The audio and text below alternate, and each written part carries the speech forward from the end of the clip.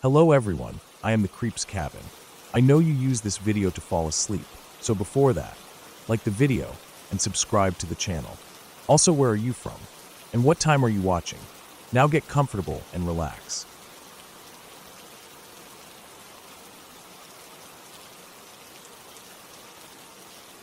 I used to work as a supervisor for a janitorial company, one of those gigs where you're out late or early, cleaning places when no one else is around. A couple of times a week, I had to go to this middle school. It was the kind of place that looked ordinary enough during the day. Kids running in and out, lockers slamming, teachers pacing halls. But after hours, it felt completely different. Empty, quiet, hollow. My job was to clean the hallway floors and the gymnasium using this big, clunky machine that looked a lot like a Zamboni.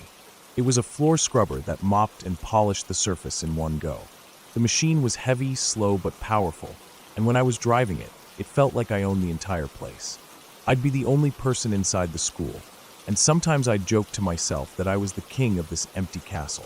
Most nights, I'd get in, fire up the machine, and go through the halls slowly, methodically scrubbing every inch. The sound of the machine moving was almost hypnotic. The grinding of the scrubber pads, the splash of the water tanks, and the soft hum of the motor. It filled the silence and became the only company I had. The gym was the hardest part. It was huge, with a shiny wooden floor that demanded attention. I had to make sure it was spotless for the kids the next day. It took time, but I was fast enough that I'd finish my cleaning duties well before my shift ended. After that, I'd head to the library. The library was a quiet, cozy little room filled with old shelves and dusty books. I always brought my dinner with me and ate at one of the tables, flipping through whatever book I had on hand. It was my way to wind down before heading out. One morning started off just like any other. I pulled into the parking lot early before dawn, the sky still dark and the streetlights flickering off. The school looked even more deserted than usual. The front doors were locked, but I had a key, so I let myself in quietly. The air inside was cold and smelled faintly of cleaning chemicals and old paper from the library. I turned on the lights in the hallways, the sound echoing in the empty space. Then I started the machine and began cleaning. The floors were grimy from a week of foot traffic and spills, but the scrubber did its job well. I moved up and down the corridors, the machine slowly gliding over the tiles, scrubbing, washing, and drying. I didn't hear a sound other than the machine, and occasionally, my own footsteps when I got off it to check the tanks or adjust the settings. I was mostly focused on my work, with my headphones on, playing some music to keep me company. It's easy to lose track of time when you're alone in a place like that. The hallways looked endless. The lockers, the classroom doors, the bulletin boards filled with faded posters about history or math or upcoming school events. It all blurred together after a while. After finishing the floors, I moved to the gym, hooking the machine up to a water supply to rinse and polish the wood surface. It took about an hour. The place was dead silent except for the machine and the occasional creak of the old gym roof settling. When I finished, I shut everything down and cleaned the machine. My job was done. I headed to the library, just like usual. The lights were dim but enough to read. I sat at my usual spot, pulled out my sandwich and some chips, and started eating while flipping through the pages of a book I'd brought. I don't remember the title, just that it was something easy, a mystery novel maybe, nothing too heavy. The quiet of the library was comforting, and I could relax for a few minutes before leaving. Then, out of the blue, my phone rang. It was a number I didn't recognize, but it was from the school's security office. I answered. They told me to come back to the school immediately. The tone of their voice was serious. Something was wrong. I locked up my stuff and left, driving back quickly. When I arrived, there was a police car parked near the front entrance.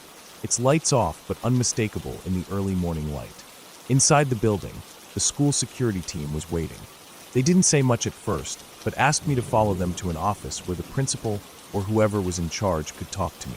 I sat down, trying to stay calm, but inside I was uneasy. The police officer there asked if I noticed anything strange the night before, anything out of the ordinary. I shook my head, explaining I usually had my headphones in while working and hadn't seen or heard anything unusual. The school was empty except for me. Then they showed me the footage. It was from the security cameras in one of the classrooms. The timestamp was right when I was cleaning nearby, riding the Zamboni down the hall.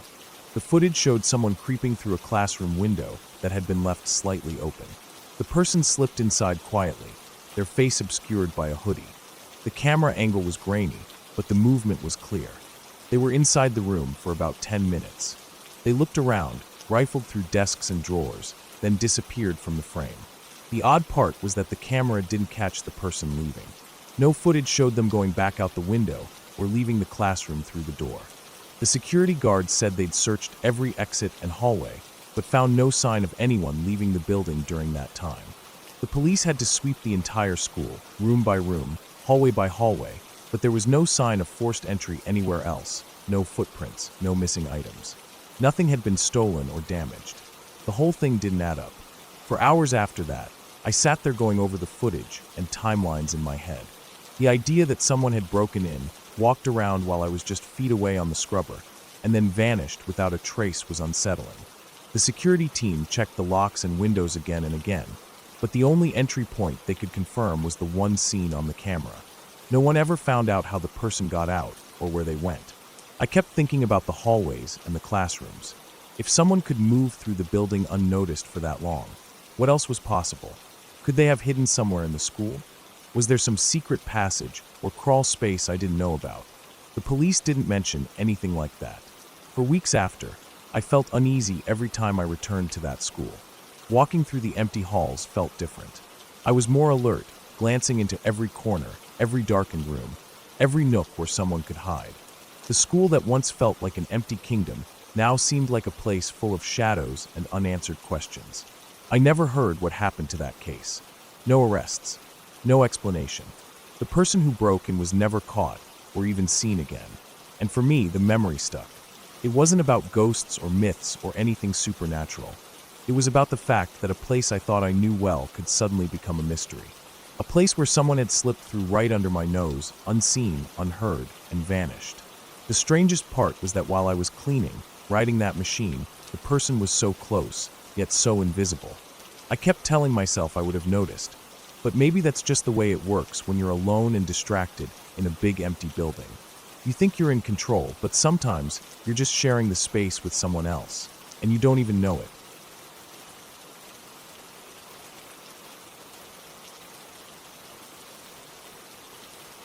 I spend a lot of time working outside, mostly doing stream surveys and walking along rivers in rural areas. It's the kind of job where you spend hours on your feet, trudging through mud, balancing on slippery rocks, and getting scratched up by brush. Most days it's quiet, too quiet sometimes, with only the sound of water running over stones and the wind shifting through the trees. I'm used to it, and honestly, I like the peace. But other days, it's a little more unsettling than peaceful. One time, my coworker and I were working in a more urban environment, somewhere that was less wild but still had some patches of green and water. It was late afternoon, the sun already beginning to dip behind the buildings. We were following the edge of a slow-moving creek that cut through an overgrown park area. The ground was littered with trash and old bottles, and the air smelled faintly of rotting leaves and wet earth. As we rounded a bend, something lying still by the water caught my eye. At first glance, it looked like a body. I froze, the blood draining from my face. My coworker let out an instinctive, "Oh shit," like I did. We stood there, hearts pounding, not sure if we should move closer or call for help. But as we got closer, the shape shifted in the light. It wasn't a person. It was a firefighter's dummy. One of those training mannequins, dressed in full gear, all scuffed up and grimy, with a helmet that had slid down over the face. How it got there was a mystery. The dummy had obviously fallen down a steep embankment, probably tossed or lost during some kind of drill nearby. We stood there, feeling a little stupid, laughing quietly at ourselves for the scare. It was a weird kind of relief. What struck me most was how easy it was to mistake it for something real, especially when you're tired, your mind on the edge after hours of scanning water and mud for any signs of erosion or pollution. We took a few pictures, partly as a joke, then moved on, but the moment stuck with me. It was a reminder of how unpredictable the work could be, how even familiar places could hold surprises. That wasn't the only odd thing I've come across in my job.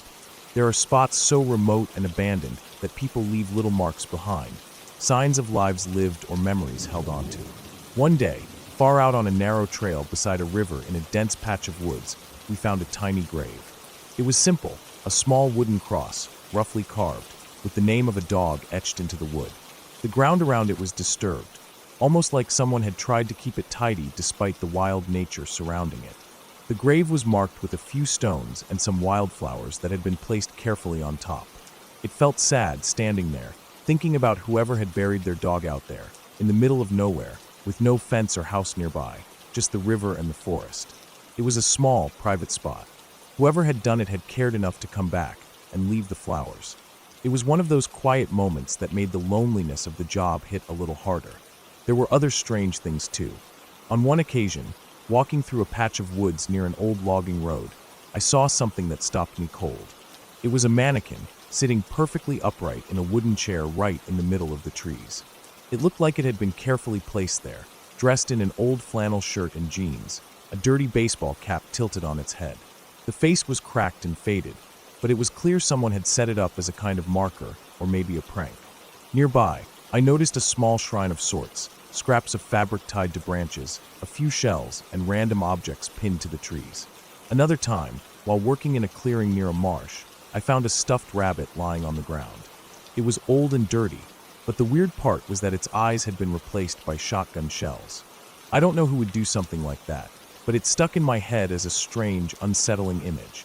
This innocent toy turned into something almost sinister by those sharp, metal eyes staring back at me. Working in Myrtle Beach was a whole different experience. The area was chaotic, crowded in spots, but when you left the tourist-heavy streets and walked into some of the less cared-for neighborhoods, it felt like stepping into a different world. One day, we were surveying near a large stormwater drainage system, a concrete grate leading into a huge underground pipe. I was kneeling by the edge, peering inside, trying to see if there was any blockage or debris, when I looked up and saw a figure standing just a few feet away, hidden in the shadows of a makeshift shelter. It was a homeless man, and he was staring at me. He said nothing, just looked with tired eyes, like he was waiting for us to leave. I felt a sudden rush of unease. We weren't trespassing, not exactly, but I could tell from his expression and the way his eyes followed us that we weren't welcome. My coworker and I exchanged a glance and silently agreed to back away slowly. The last thing we wanted was trouble. We turned and left the area quietly, not looking back. There's a strange tension in moments like those, when you realize you're walking through someone else's world, a place where the rules don't quite match up with what you're used to. You feel exposed, like an outsider, and you don't want to make a wrong move. Despite all that, I kept going back to the work. The streams needed checking, the rivers needed surveying, and the occasional odd discovery was just part of the job. It made the long days and hard hikes worth it, in a way. It wasn't just about the work, it was about understanding these places, the stories they held, even if those stories weren't always spoken aloud. One evening, after a long day of walking a muddy creek that cut through a mix of farmland and abandoned houses, we were packing up. The sun was low, the sky turning pink and orange, and the air cooling fast. I was gathering my gear when my coworker pointed to the hill above us. At the top, partly hidden in the tall grass, was a figure, just standing there, not moving. It wasn't a person, though. Closer inspection showed it was another mannequin. This one was dressed in an old jacket, its head tilted at an odd angle, almost as if it were watching the valley below. For a moment, I felt that old chill of uncertainty. Who put it there? Why? Was it a marker, a warning, or just a strange joke? The answer didn't come, and we didn't stay long to find out. Walking back to the truck in the fading light, I realized that out here, these strange objects, the dummy, the grave, the mannequin, the rabbit with shell eyes, were all reminders that even in the quietest, most forgotten places, people leave traces. Some are innocent, some sad, some unsettling, but they all tell a story. And in the end, that's what I'm after. Not ghosts or legends, but the real, raw pieces of the world that slip by unnoticed every day. The job isn't glamorous, and it's often lonely, but it's honest work. It's walking through a landscape that doesn't always welcome you, finding things you weren't supposed to see, and leaving with a little more understanding than you came with.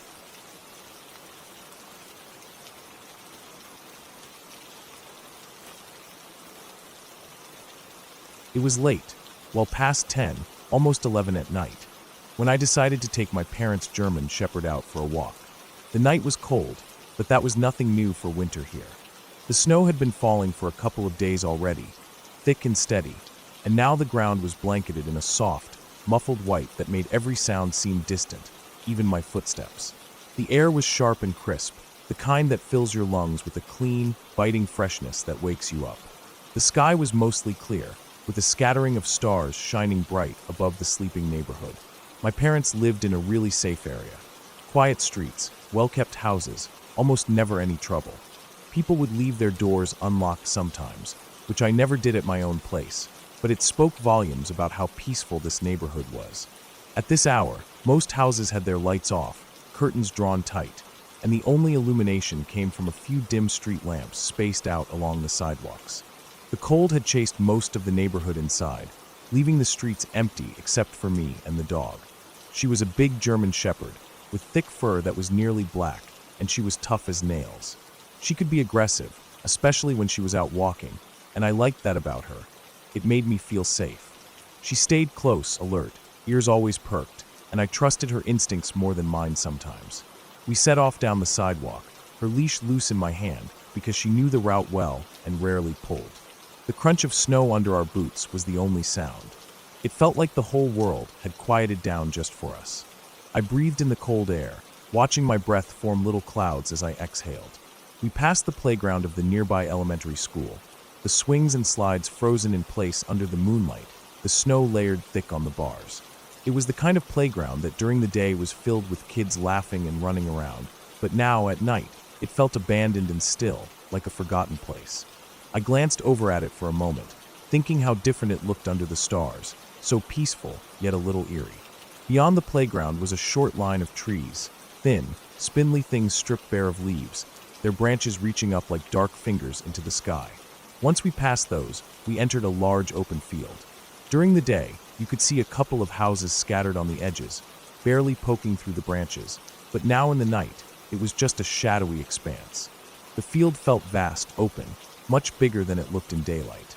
The snow smoothed everything out, and the field stretched on under the stars, blank and silent except for the faint glow of distant lights rising softly beyond the trees. Along one side of the path we were walking was a pond, or more accurately, a marshy area that froze solid in the deep winter cold. The ice was thick enough to hold the snow, but I could see the uneven surface where water might still lurk beneath. I liked to look up at the sky while walking here, trying to pick out constellations. That night, I found Orion's belt clearly, 3 bright stars lined up in a row, easy to spot against the deep blue-black sky. The dog was happy. She sniffed the ground and twitched her ears now and then, enjoying the open space with no other dogs around to bother her or make her anxious. We moved slowly, me enjoying the quiet and the cold, the way the snow pressed softly underfoot. The world felt distant and slowed down. That's when I noticed it. A tiny red light, flickering on the frozen marsh. I didn't see it out of the corner of my eye at first. It was subtle, small, but once I caught it, it didn't disappear. It was like a laser pointer dot, a sharp, bright red spot sitting right in the middle of the ice. I stood still, heart skipping a little.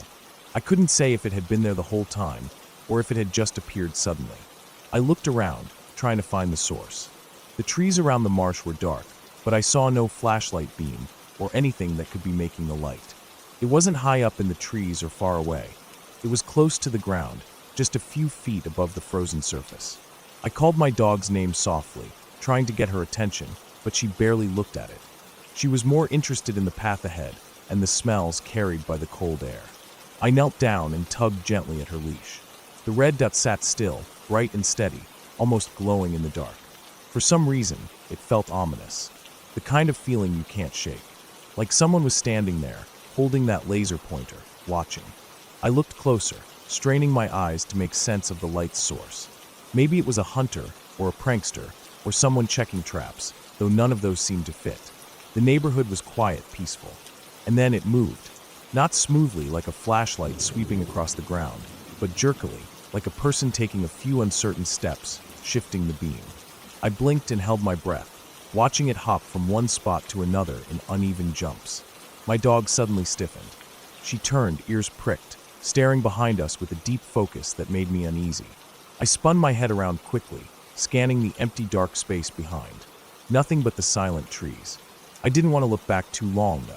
It felt like if I took my eyes off the light for too long, it would creep closer without me noticing. I whipped my gaze back to the marsh. The light was still there, but I could swear it shifted slightly again. The dog's entire body was tense now. She didn't pull toward anything, which was unusual. Usually, if she saw or smelled a small animal, she'd resist coming with me. This time, whatever she sensed was something she didn't want to face either.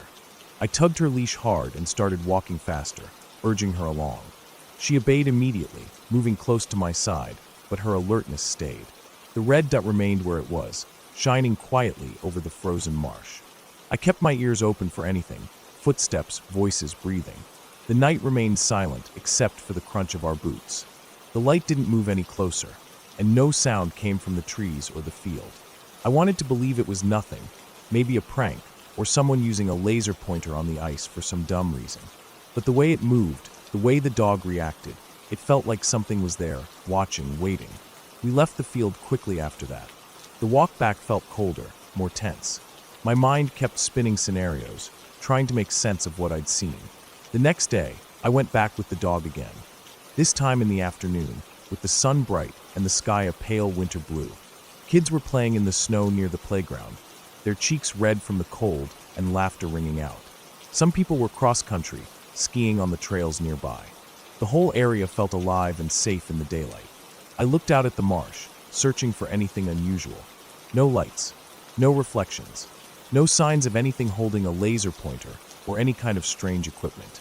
The frozen pond was clear and calm, just ice and snow. The field felt much smaller in the daytime. The houses that had seemed distant in the dark were close and familiar, windows reflecting the sun. The trees that had felt like a barrier the night before now framed the field like a cozy border. I walked around the edge of the marsh carefully, looking for footprints or anything that might explain the red dot. The snow was soft in places, but showed no fresh tracks near the pond. The ground was still frozen hard from the night before. I realized the fear I felt last night probably came from the way the darkness plays tricks on you. Maybe the laser pointer was left behind by kids playing earlier, or some passerby out for a late walk. Or maybe it was just my mind filling in details in the silence. My dog seemed calm now, relaxed as she sniffed the fresh air, completely at ease. Still, I haven't forgotten that night. The way the red light jerked across the ice, the silence that seemed to press on my skin, the way my dog's body tensed, as if warning me about something I couldn't see. I think it was just some guy messing around, or maybe an errant laser pointer someone had dropped. But even now, I wonder if it was something else, someone standing out there, watching us, waiting. And that feeling doesn't go away. It sits in the back of my mind every time I walk that field at night. The safe neighborhood doesn't feel so safe then. The cold air feels sharper. The quiet, heavier. That night, the stars were bright, the snow was deep, and the world was silent, except for a red light shining alone in the darkness, moving like a heartbeat across the frozen marsh.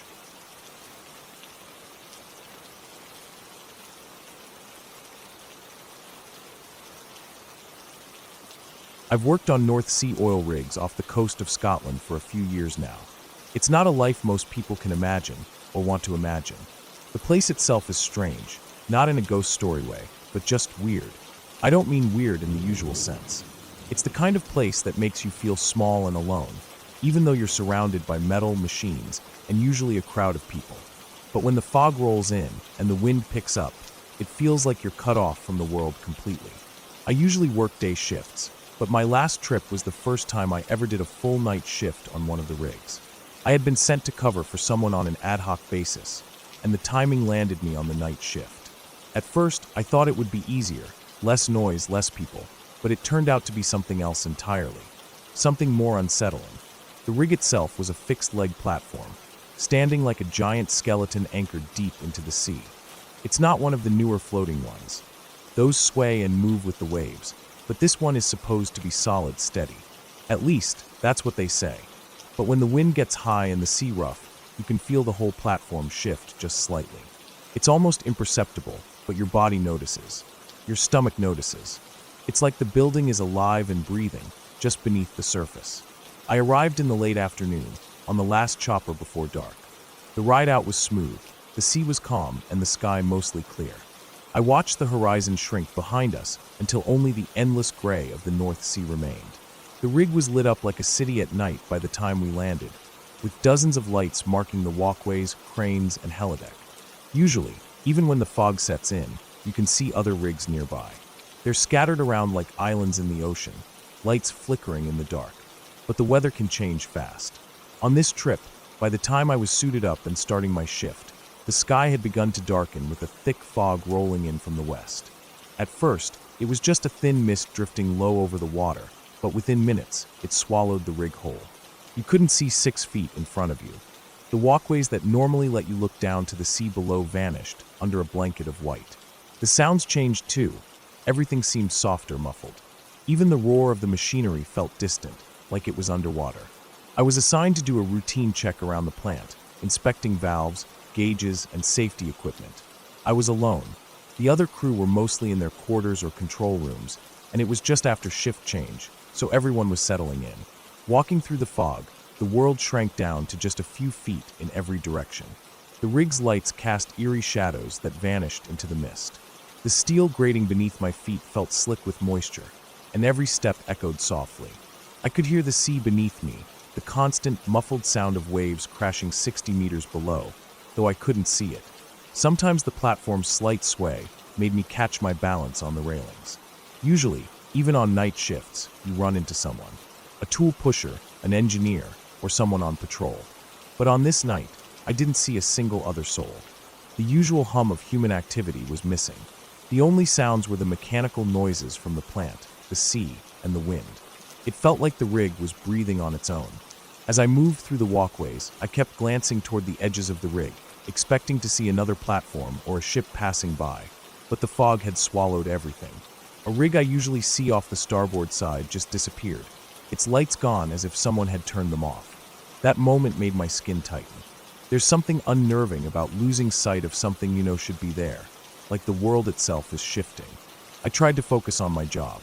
I checked the gauges, jotted notes, inspected joints. But the fog kept closing in, and the swaying grew more noticeable.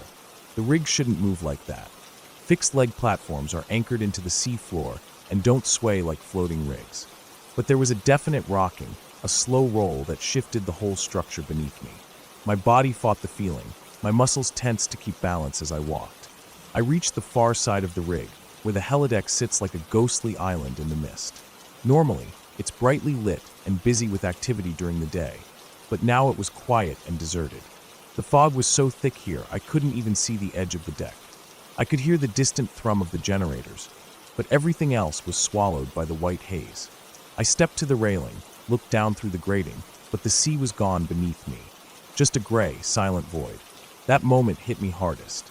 The realization that beneath my feet was nothing but empty space, and I couldn't see it. Just sound. The muffled, endless crash of water 60 meters down, but no land, no ship, no sign of anything solid. It made me dizzy, like I was floating in the middle of nowhere, suspended above an endless abyss. I took a deep breath, forced my eyes away, and started my walk back toward the living quarters. The rig still swayed beneath me, like it had a heartbeat I couldn't hear but could feel deep in my bones. I passed the control room, but the lights inside were dim and no one was at the consoles. Usually, there's at least a handful of people monitoring the plant, especially at night. The silence was total. Even the radios were quiet, no chatter, no background noise. The isolation hit me then. Not just being far out at sea, but being completely alone on a massive machine floating in the fog. A tiny speck in the vastness of the ocean, with no one around for miles, no way off but the helicopter which wouldn't be coming until morning. I made my rounds through the crew quarters. Doors were closed, lights out. Not a single light on or sound inside. The usual hum of life was gone. It felt like everyone had vanished. I checked the muster station, empty. The mess hall was dark, chairs upturned on tables, no sign anyone had been there recently. I started to feel a creeping unease. The rig, normally noisy and alive with workers, was silent. Even the machines seemed quieter. The usual steady vibration through the floor was almost absent. It was like the rig was holding its breath, waiting for something. The fog didn't let up. It thickened, smothering everything. I pulled my jacket tighter around me as the damp settled in. The wind picked up again, and I could hear it whistling through the vents and around the walkways, sometimes almost like a distant scream. I told myself it was just the wind, but it didn't help. I kept moving. I had to finish my rounds, check the emergency equipment, make sure the systems were functioning, but it was hard to focus. Every step sounded loud and sharp, echoing in the silence.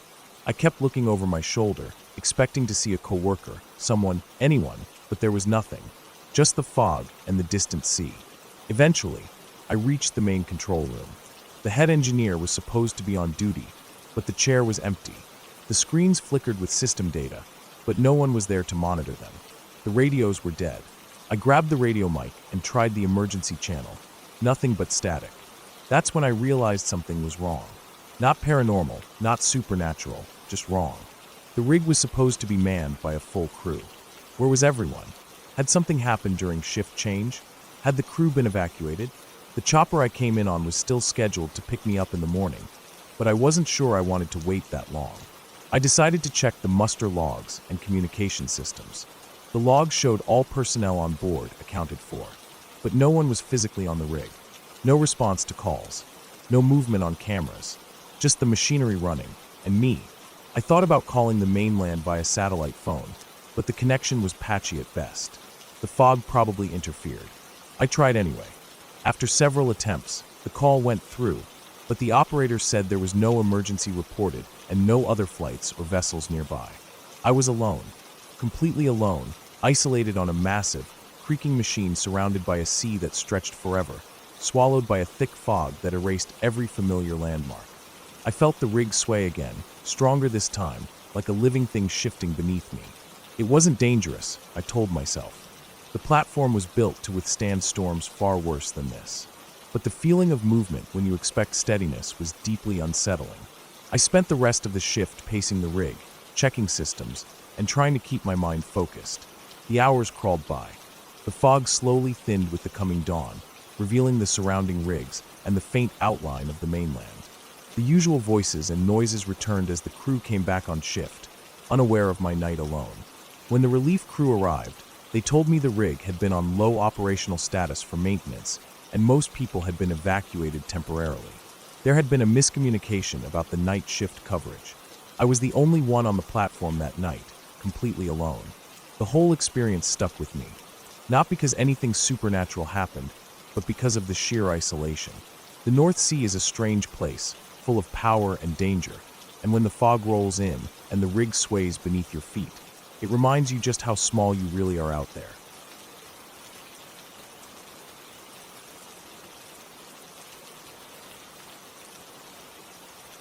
The college I went to was far from any big city, surrounded on all sides by woods that stretched out like a vast, dark sea of trees. It was the kind of place where you really felt alone if you wanted to, or safe, depending on how you saw it. The campus itself was small, with buildings scattered and a few main roads winding through. But past those roads, it was forest in every direction. Growing up as an Eagle Scout, I had spent a lot of time in woods, camps, hikes, backpacking trips, and college didn't change that.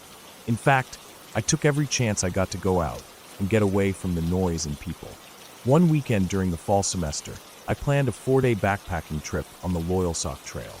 It's a well-known trail in Pennsylvania, about 50 miles long, and it takes you through some beautiful, wild spots. My friend Mike had never been on a real backpacking trip, just short hikes, so I invited him along to show him what it was like. He was excited, but also a little nervous. I think that was part of the appeal for him, the chance to get out of his comfort zone.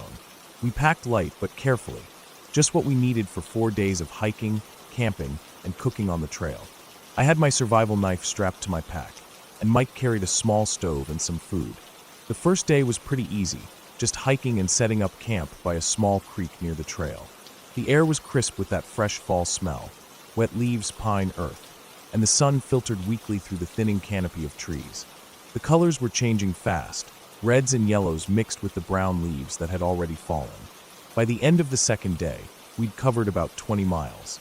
That afternoon, we found a spot that looked perfect for camping. It was on a small peninsula where a creek met a river, surrounded on 3 sides by water, and the only way in or out was from the trail. The underbrush was thick, like much of Pennsylvania's forest, and I always preferred to camp a bit off the trail, at least 100 meters away, to avoid any chance of running into other hikers and to have some privacy. I didn't mind the extra walk, and Mike thought it was cool. It felt like our own secret place. We set up camp, gathering dry wood for a fire. Mike was still learning how to start one properly, so I helped him out, and soon enough we had a good fire crackling. We cooked our dinner, freeze-dried meals we'd brought, and ate while watching the firelight flicker on the water. The creek and river moved quietly, the water's soft rush a soothing background noise. As night fell, the temperature dropped quickly. We put out the fire around midnight. We didn't want to attract any unwanted attention or wildlife. I zipped myself into my tent, hearing Mike do the same nearby. The moon was nearly full, its cold light shining through the bare branches above, casting long, thin shadows across the forest floor littered with dry leaves. The quiet was peaceful, just the occasional rustle of leaves or distant coyote howls, noises I was used to. At first, I tried to sleep, but the cool air and the subtle noises outside kept me awake. I listened to Mike shift in his tent now and then, the soft sound of him turning over, trying to get comfortable. Then, well past the witching hour, I heard something that didn't belong. Voices. They were low and close, too close. I froze for a moment, straining to listen.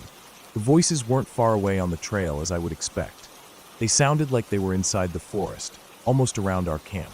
My watch said it was 3 a.m. Who the hell was hiking at this hour? We were 20 miles in, and the only people you usually saw on the trail were daytime hikers or campers setting up before dark. No one would be out wandering in the middle of the night. Slowly, carefully, I slipped out of my sleeping bag and unzipped the tent just enough to peek outside. Mike was right next to me, doing the same thing. He quickly put a finger to his lips, signaling for silence, then pointed frantically toward the trail entrance to our campsite. I held my breath and looked. Through the dim moonlight filtering between the trees, I saw 4 figures walking steadily down the narrow dirt trail. 3 men and 1 woman, walking side by side without a single word. They carried no flashlights or lanterns. No gear except for one of the men, who had a backpack slung low on his back. The rest had nothing. It didn't make sense. Anyone planning a long hike on the Loyalsock Trail, especially in the dark, would carry at least a light source. The trail was rough, with rocks, roots, and sudden drops near the river. You wouldn't walk that far without being able to see where you were stepping. And those 4 weren't just passing by. They stopped at the edge of our camp, sitting down around the cold, extinguished fire pit without saying a word. I grabbed my knife from the ground next to my tent, holding it tightly. It was small but sharp, a survival knife I'd used for years. I wasn't expecting to have to defend myself with it, but at the moment, it was my only weapon. I tried to keep calm, telling myself that maybe they were just tired hikers looking for some rest. Mike finally whispered, breaking the silence, and asked what they were doing here. They didn't answer. Instead, one of the men asked if we had any food. I felt a quick rush of unease. We'd only packed a few extra meals, just in case. I grabbed one and tossed it to them. They caught it without a word and started eating quietly. Trying to sound normal, I asked why they weren't using any lights, if they needed help finding the trail, or why they were out so late. They gave strange answers. We don't use lights. We know where the trail is. It's better to hike late at night. Those words hung in the air, chilling in their calm, almost rehearsed tone. It didn't feel right. My instincts told me to be careful, to watch them closely. Mike finally told them to leave. The reply was an invitation to light the fire and hang out. We both shook our heads quickly, making it clear we didn't want that. Without another word, they got up, collected their things, and started back the way they came. We stayed awake the rest of the night, taking turns watching the camp to make sure they didn't come back. Every shadow, every crackle of a twig set us on edge. It was a long, restless night. When the sun finally rose, we both felt exhausted, but safer. The strange encounter still weighed on us. In the light, the woods looked friendly again. Warm sun filtering through the trees, birds calling, the peaceful flow of the creek. It felt almost like a dream, except for the evidence left behind. A fuzzy cap, dark green and worn, lying near the fire pit where they'd sat. I packed up, and we continued the hike, but neither of us spoke much about that night. The rest of the trip went smoothly, but I couldn't shake the feeling of being watched. Even years later, the memory stayed vivid. The silence of those strangers, their strange behavior, and how easily they'd slipped into our camp. I haven't been back to the Loyalsock Trail since, and I don't plan to. The woods are beautiful and full of life, but that trip reminded me that sometimes the scariest thing isn't the animals or the dark, but people. People who show up where you don't expect, who don't follow the rules, who don't seem to care about anyone else. And when you find them in the woods, it's hard not to feel like you're in danger. That night taught me something important. Trust your gut, always. The woods can be peaceful, but they're also a place where you need to stay alert, because you never know who might be out there with you. Even in a place as familiar as a trail you've walked a dozen times, something can feel off, and it pays to listen. I still have that cap. It sits on a shelf in my apartment, a reminder that some stories from the woods aren't about animals or nature, but the strange, unsettling encounters you don't forget. Even now, I get a little uneasy thinking about those 4 people, walking silently through the night, showing up where no one should be, carrying nothing but the weight of their silence. That's the real fear out there. Not shadows or howls, but the unknown people walking quietly just beyond your sight.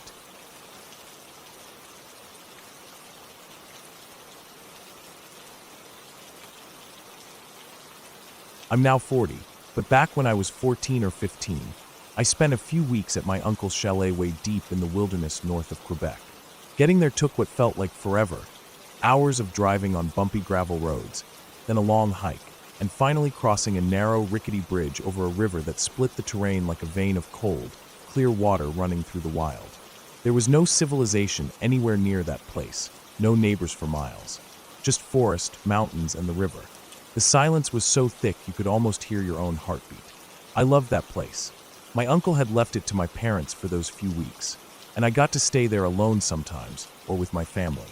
The terrain was huge, acres of dense trees, moss-covered rocks, and open clearings where sunlight streamed down in patches. But the best part was the river. It was cold, pure mountain water, crystal clear and fast. The current was so strong in some places that I couldn't stand against it. The water around my torso, maybe 4 feet deep, would pull me downstream if I tried. One afternoon, I grabbed my floating board, a cheap inflatable thing, nothing fancy, and decided I was going to hike along the riverbank for a long stretch, maybe a few hours, and then jump on the board and let the current carry me back to the chalet. It sounded like a fun adventure, a way to explore more of that wilderness without having to hike back through the thick forest. I wasn't thinking much about what might be lurking in the woods. Up to that point, I had seen plenty of wildlife, deer mostly, and a couple of brown bears at a safe distance. Bears can be scary if you get too close, but they usually keep to themselves. None of that worried me that day. I started walking along the river, following the shoreline as it curved in and out around rocky ledges and fallen trees. The air was crisp and smelled of pine and wet earth. Birds sang in the canopy above, squirrels darted up tree trunks, and somewhere in the distance a woodpecker hammered rhythmically. I moved slow enough to take it all in, stepping carefully over roots and mossy rocks to avoid twisting an ankle. The river rushed beside me, white water churning over submerged stones, the cold spray refreshing on my face. After a while, I spotted something that made me stop. Across the river, near the opposite shore, a tiny brown shape was lapping at the water. It was a baby bear, just a little cub, probably not more than a few months old. It looked so small and innocent, hunched over the bank, drinking quietly. My heart softened. The sight was almost cute. But then I remembered what I'd heard about mother bears always being close to their cubs and how fiercely protective they are. I scanned the trees nearby, and sure enough, a larger bear, the mother, stepped out from the bushes, her dark eyes locking onto me for a moment. I froze. The mother bear was massive, easily twice the size of the cub. Her fur was thick and ragged in places, and her breath came in slow, heavy puffs. For a moment, she looked right at me. I could see the muscles in her shoulders tense, the glint of claws that could tear through wood like paper. But then she seemed to decide I wasn't a threat. Maybe my small, wet figure at the edge of the river was no competition. And she turned away, disappearing back into the forest with her cub trailing behind. Relief washed over me, but a little unease settled in my chest too. I kept walking for hours, following the riverbank as it twisted through the wilderness. The sun climbed higher, and then started its slow descent by the time I reached a part of the shore where the trees and underbrush grew thick, tangled branches making the path nearly impossible to pass without pushing through. The river here was wider and deeper, the water darkened by shadows, swirling fast with no safe place to jump in and float back. I wanted to stay close to the river to keep my bearings, but the brush was so dense I had to step away from the shore and walk a few meters into the forest. I could still see the river through the gaps in the branches on my left, just glimpses of the water's dark sheen reflecting the fading light. The forest floor was soft underfoot, covered in fallen leaves and broken twigs. The air smelled of damp wood and decaying plants. Then I heard it, something on my right. At first, I didn't even turn. The forest is full of sounds. The rustle of small animals, the creak of branches swaying in the wind, birds calling to each other. I was used to all of it, but then everything stopped. No birdsong, no wind, no rustling in the bushes, just silence. It wasn't a peaceful silence, though. It felt heavy, like the air had thickened and squeezed tight around me. My skin prickled, and my heart thudded so loudly I thought it might burst out of my chest. I froze where I stood. The feeling of dread crept over me like cold water seeping into my bones. Slowly, I turned my head toward the right. About 15 feet away, I saw a huge black shape standing perfectly still. Two glowing yellow eyes stared right at me, unblinking. The thing didn't move, and neither did I. I could barely breathe. It was a wolf. A massive wolf, larger than any I'd ever seen, bigger than even the mother bear from earlier. Its fur was pitch black, blending into the shadows around it, making it look like a living shadow. Its eyes burned like tiny fireflies in the dark. It just stood there, watching me with an intensity that froze me to the spot. The only thing I could think of was something strange I had seen once when one of my cats was outside hunting.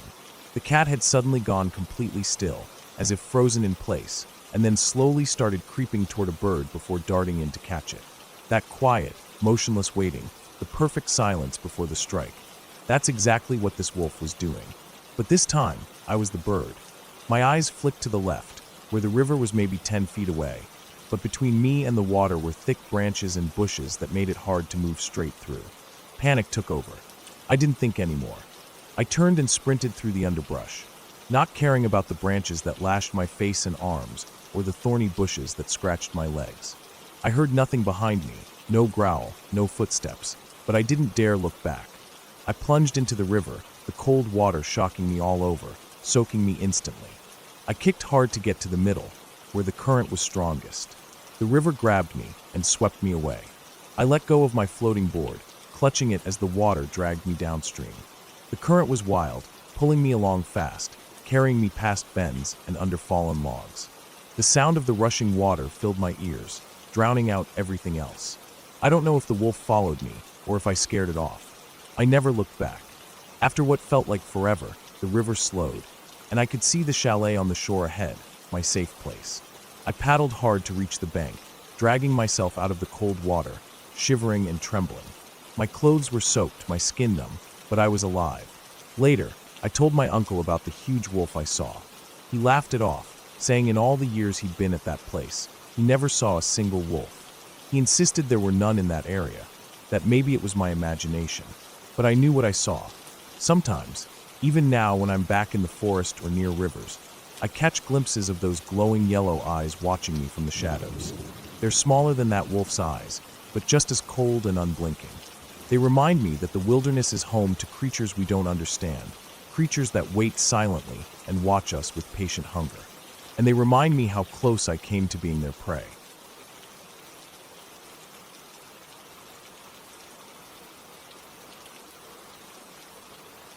I was out in the woods behind our farm with my dad, fixing fences. It was the middle of a bright afternoon in late spring, the kind of day where the sun filters down through the leaves and the air feels warm but not heavy. The ground was soft from a couple of recent rains, and everything smelled fresh, the kind of smell you get when the earth is still damp and the trees are green and full. We'd been at it for a while, walking along the fence line, pulling old wire tight and replacing broken posts. The woods stretched out on both sides, thick with oak and hickory trees, some maples too, their leaves fluttering gently in a light breeze.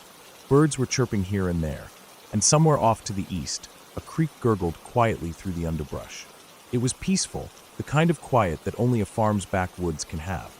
Not dead silent, but alive with small sounds that you barely notice unless you pay attention. We were about halfway down the fence line when I noticed it.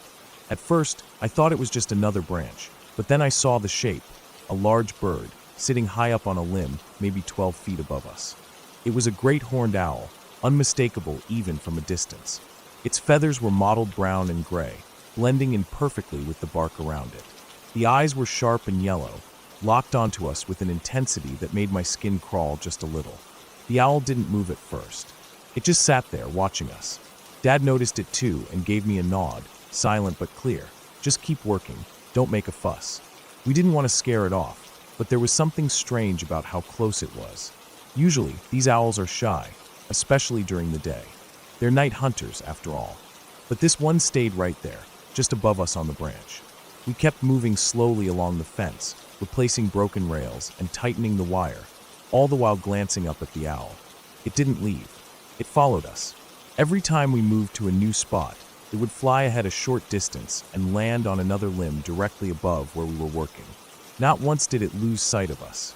Sometimes it would cock its head slightly, as if studying us, or shift its wings to balance on the branch. The feathers around its face were fluffed out, giving it an almost regal look. The weird thing was how patient it was. We must have spent close to half an hour under that owl's watchful eyes. I tried to stay calm and focused on my work, but every now and then I felt that chill run down my back, like being watched by something ancient, something that belonged deep in these woods. Dad worked quietly too, but I could tell he was feeling it as well. There was a tension in the air that you don't usually notice on a day like this. The sunlight filtered through the branches in dappled patterns, casting shadows that shifted with the breeze. The owl's presence seemed to slow time down a bit. Each of its movements was deliberate and quiet, a sharp contrast to the occasional creak of the fence or the rustle of leaves underfoot.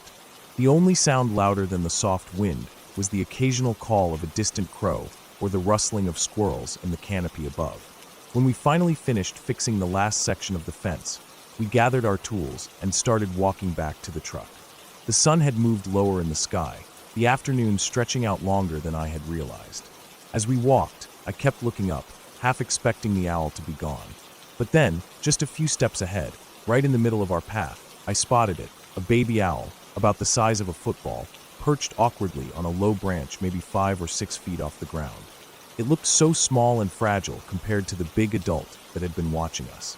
Its feathers were fluffy and soft, more mottled than the adult's, and its eyes were wide and innocent, blinking slowly as it took in the world around it.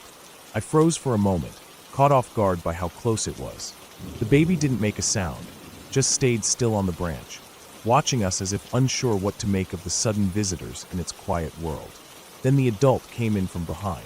It flew silently down to the same branch as the baby, landing with a soft rustle of feathers. The way it moved was so smooth and purposeful, like it was gliding on air. Once it settled next to the chick, it turned slightly and leaned in, as if nuzzling or shielding the baby with its large body. The feathers around the adult's neck fluffed up a bit, and it spread its wings slightly, creating a barrier between us and the chick. It was a clear message. Don't come any closer. Stay back. I felt a sudden respect for the bird's protective instinct. It wasn't aggressive, but it was firm and clear. We weren't welcome near the baby owl's space. Dad and I exchanged a glance, unspoken agreement passing between us to back off. We turned slowly and quietly, not wanting to disturb them more than we already had. Instead of going back the way we came, we chose a different path, winding carefully through the woods, keeping low and quiet. The sun was starting to dip behind the trees, making the shadows longer and the woods darker, but the soft light still filtered through, giving everything a gentle glow. The sounds of the forest seemed to grow louder as the day ended. The chirping of crickets, the rustling of leaves, and the distant call of birds settling in for the night. As we walked back to the truck, I couldn't shake the feeling of being watched again, but this time it was different. It wasn't uncomfortable or threatening. It was almost like the owl was still there, keeping an eye on us from somewhere high above, making sure we left its family alone. When we reached the truck and loaded up our tools, I took one last look back toward the woods. The great horned owl was nowhere to be seen now. The forest was quiet again, the kind of quiet that feels deep and full of life all at once. I felt lucky to have been that close to something so wild and so protective. It was one of the craziest but coolest experiences I've ever had, and something I'll never forget. The woods had shown me a small part of their secret life that day. Not many people get to see a great horned owl up close, especially one watching over its baby with such quiet strength. It reminded me how wild and alive this place really is, and how careful you have to be when you step into its world. That afternoon stayed with me for a long time, not just the work we did fixing the fence, but the way the owl moved, the way it watched, and the silent warning it gave us. It was a moment of respect between two different kinds of creatures sharing the same land. I left the woods feeling like I understood a little more about the life that goes on just beyond the edge of the farm, where nature still rules quietly and fiercely. And that's how I learned to always watch the sky when I'm out in those woods, because you never know who or what might be watching you back.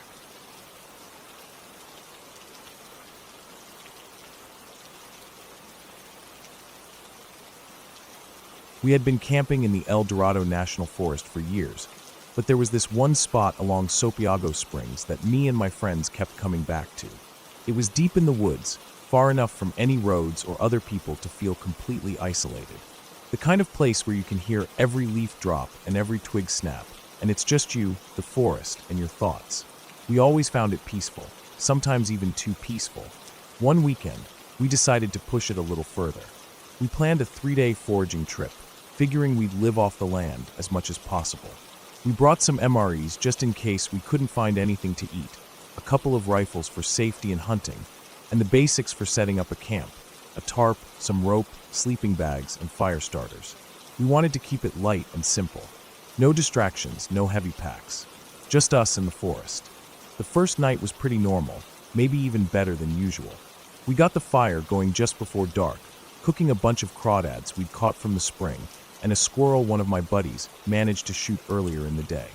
The crackle of the fire mixed with the sounds of the night, the distant hoot of an owl, the rustle of leaves in the gentle breeze. We drank some beers we'd brought along, laughing quietly, swapping stories. Everything felt easy and right. We were tired but satisfied. When we finally crawled into our sleeping bags, the fire still smoldering beside us, I felt that deep peace you get when you're miles from everything and everyone. The forest was alive but friendly. But the next day was different.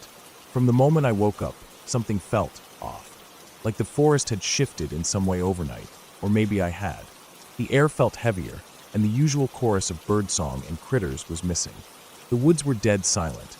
No squirrels chittering in the trees, no woodpeckers knocking on bark, no buzzing insects. Just silence. You could almost hear the forest holding its breath. One of my friends who was with me and I had had some bad experiences in this area before. Nothing we ever talked about much, but enough that when I felt this sudden silence, I immediately thought back to those times. It wasn't the normal quiet you expect when the forest is asleep or the wind dies down. This was different. This silence had a weight to it. It felt like the forest was watching, waiting. And whatever was out there wasn't a bear or a mountain lion. I grew up in the woods, and I know how to read the signs of a predator. But this was something else.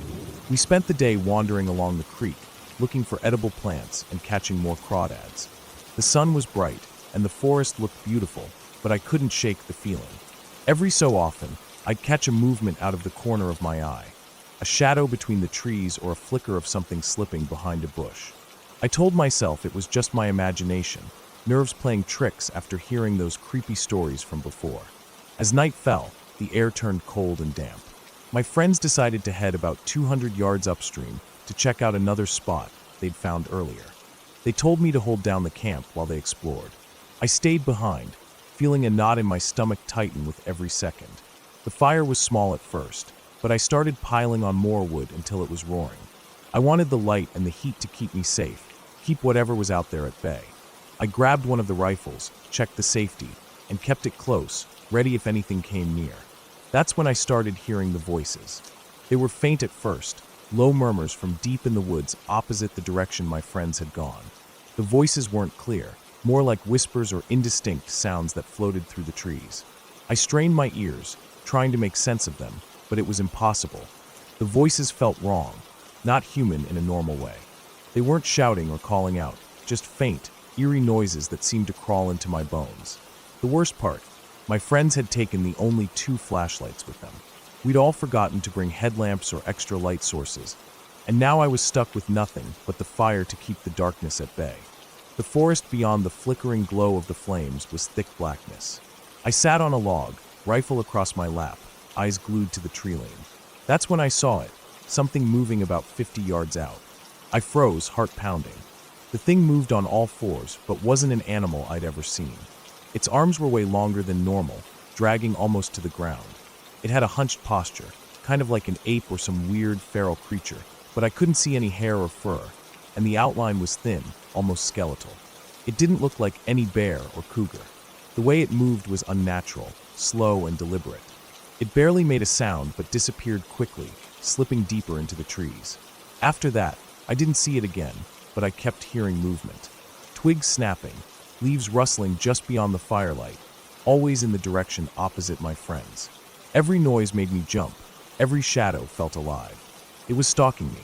I was sure of it. I kept the fire blazing, scanning the dark, waiting, every muscle tense.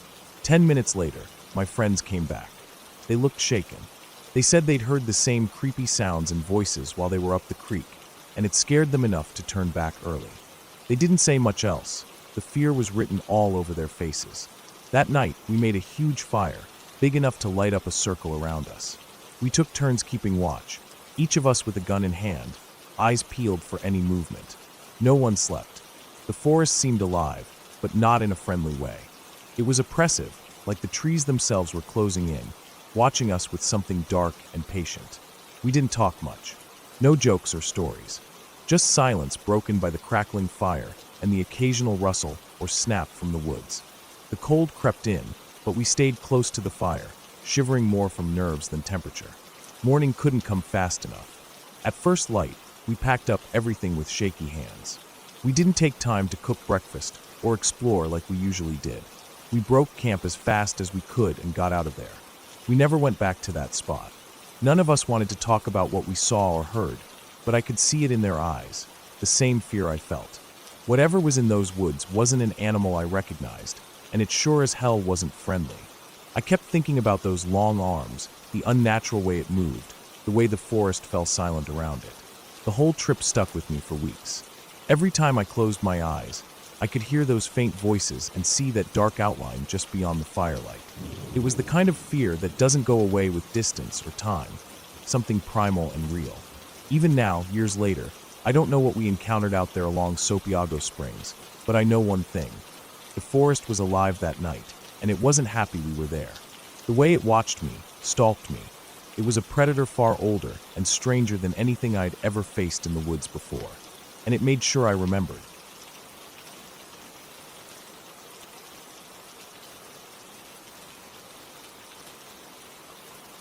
When I was a teenager, I spent a week visiting my aunt and cousins who lived out in the middle of nowhere, in a tiny town called Eager, Arizona. It's this quiet little place nestled up near the border of New Mexico, not far from the spot where the movie Fire in the Sky was based on. The kind of town where the nearest neighbor is miles away, and the sky stretches out wide and endless, lit up by stars you don't get to see in the city. I was always fascinated by stories about alien abductions. I would read everything I could find, watch documentaries, and watch movies late into the night, my mind spinning with possibilities about what could be out there beyond our world. It was a weird obsession, but it felt like a secret part of me, something I kept close but didn't really share with many people. Along with that, I suffered from sleep paralysis. It was terrifying sometimes, waking up unable to move or open my eyes, trapped inside my own body, the silence broken only by the pounding of my heart and the slow creeping feeling of panic. I had never told anyone, mostly because I was embarrassed and afraid they'd think I was crazy. The house where my aunt lived was an old wooden cabin, nestled on a dirt road that was barely marked on any map. The property was surrounded by pine trees, and at night, the woods seemed to close in, making the little house feel even smaller and lonelier. Inside, it was cozy but creaky, the kind of place that made noises that you couldn't quite explain, like the wind sneaking through the cracks or the house settling after the heat of the day faded away. My cousins were younger than me, so after they went to bed, I usually had the run of the place. I loved that quiet. It gave me time to think and watch my favorite shows. One night, after everyone was asleep, I stayed up late in the living room. The house was dark except for the flickering light of the TV screen. I had found this alien abduction movie, something like the Blair Witch Project, but about aliens. The film was grainy and shaky, the kind of found footage style that made it feel eerily real. I was hooked. I sat in this big, worn recliner that sagged just enough to feel like I was sinking into it, the fabric rough against my skin, the armrests creaky when I moved. I was completely absorbed, my eyes glued to the screen as strange shadows and static flickered over the images. The silence of the house was thick, broken only by the soft hum of the TV and the occasional creak from the floorboards. Every now and then, I'd catch the faint sound of a pine branch scraping against the window, or the low whistle of the wind outside. The smell of the cabin was familiar, a mix of old wood, pine needles, and the faint scent of leftover food from dinner. I felt completely alone, wrapped in the kind of quiet that made every small noise feel amplified. I remember the feeling creeping over me as the movie went on, this mix of excitement and unease. The way the footage jumped from night vision to shaky handheld camera angles made my pulse quicken. I knew it was all made up, but it still sent a chill down my spine. I was so deep into the story, imagining what it would be like if something like that happened out here, in a place so far removed from everything. Then suddenly I heard it. A sound behind me, soft but distinct. At first, I thought maybe it was just the wind again or a branch scraping the window, but something about it was different this time. It was closer. Something shifted in the room. The hairs on the back of my neck stood up, and I froze. My heart hammered loudly in my chest, loud enough I was sure it would echo through the silence. Slowly, ever so slowly, I turned my head around. My eyes adjusted to the dark, and what I saw made my breath catch in my throat. There, just a few feet away, was a figure. A goddamn alien, staring at me. Big, black eyes that seemed to glisten in the low light, an elongated head, skinny body. Everything from the movies and my nightmares rolled into one terrifying shape.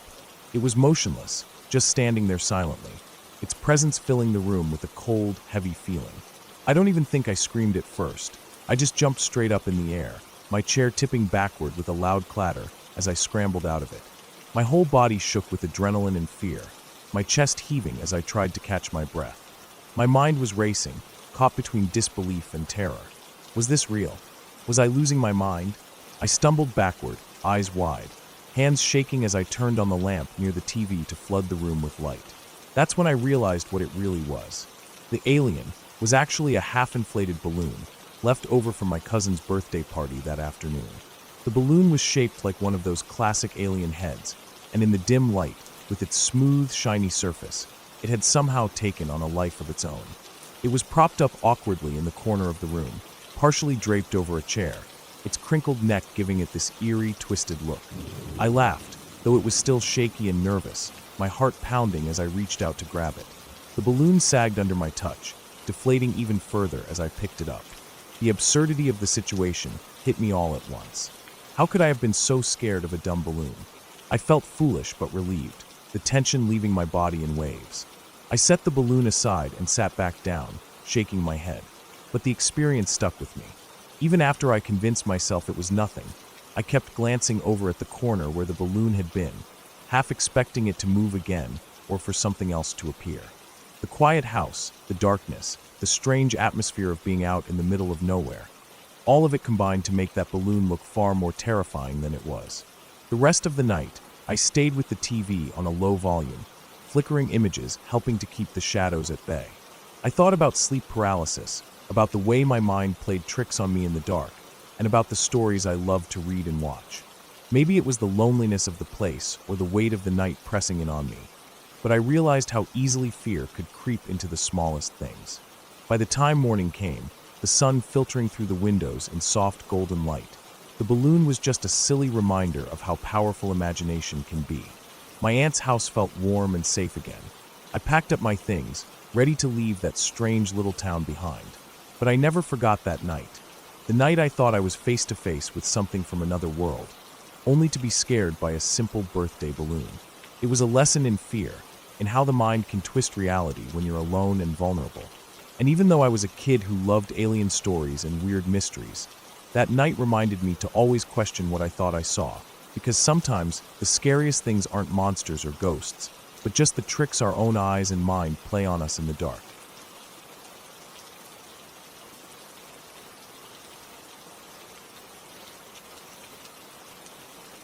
Wednesday, August 3rd, 2016, 1:40 p.m. The Siege of Vicksburg battlefield. After arriving in Vicksburg, Mississippi, I checked in at my hotel, a modest place not far from the river. The town had a quiet, heavy feel, like it was carrying the weight of history on its shoulders. I was here for a long weekend, hoping to soak in some history and maybe get a few good photographs for a project I was working on. The hotel clerk was friendly enough, but there was something in the way he glanced toward the window that made me feel like the town was watching me back, a subtle kind of awareness. Once I settled into my room, I grabbed my camera bag and decided to head out for a tour of the Vicksburg National Military Park. I'd read about the Siege of Vicksburg, the pivotal Civil War battle that had split the Confederacy and given control of the Mississippi River to the Union. I wanted to see the battlefield for myself, to walk the same ground, to feel if I could somehow grasp the reality beneath the layers of earth and time. The park entrance was just a few miles from the hotel. I pulled up slowly through the gates, the price of admission already paid, $12, which felt fair for the size and historical importance of the place. The road was lined on both sides by monuments, towering statues of soldiers frozen in mid-action, plaques embedded in stone, and markers that bore the names of the dead, generals, privates, officers, etched with dates and ranks, telling stories of courage and loss. It was solemn. The weight of all those lives hung in the air. I drove carefully, eyes scanning the markers, the low rolling hills, and the deep lines in the earth where trenches and fortifications once cut through. The afternoon sun was warm but not overpowering, casting long shadows as it moved westward. The air smelled faintly of pine and earth, mixed with something harder to place, the metallic tang of old gunpowder or something like it. After a while, I reached a spot where a large Civil War cannon stood just off the road. It was made of dark metal, pitted and scarred from decades of weather, yet still imposing. The barrel pointed outward, past a thick cluster of trees, and brush toward the direction where enemy lines would have been during the siege. I stopped the car, stepped out, and walked over to it. I took a moment to absorb the view. The trees there were dense, thick with leaves rustling softly in the slight breeze. Underneath, the underbrush was tangled and shadowed, an almost impenetrable wall of green. I raised my camera and began snapping photos of the cannon from different angles, trying to capture the contrast of the old war machine against the vibrant life of the forest. Then, as I focused on the trees just beyond the cannon, something caught my eye. I froze.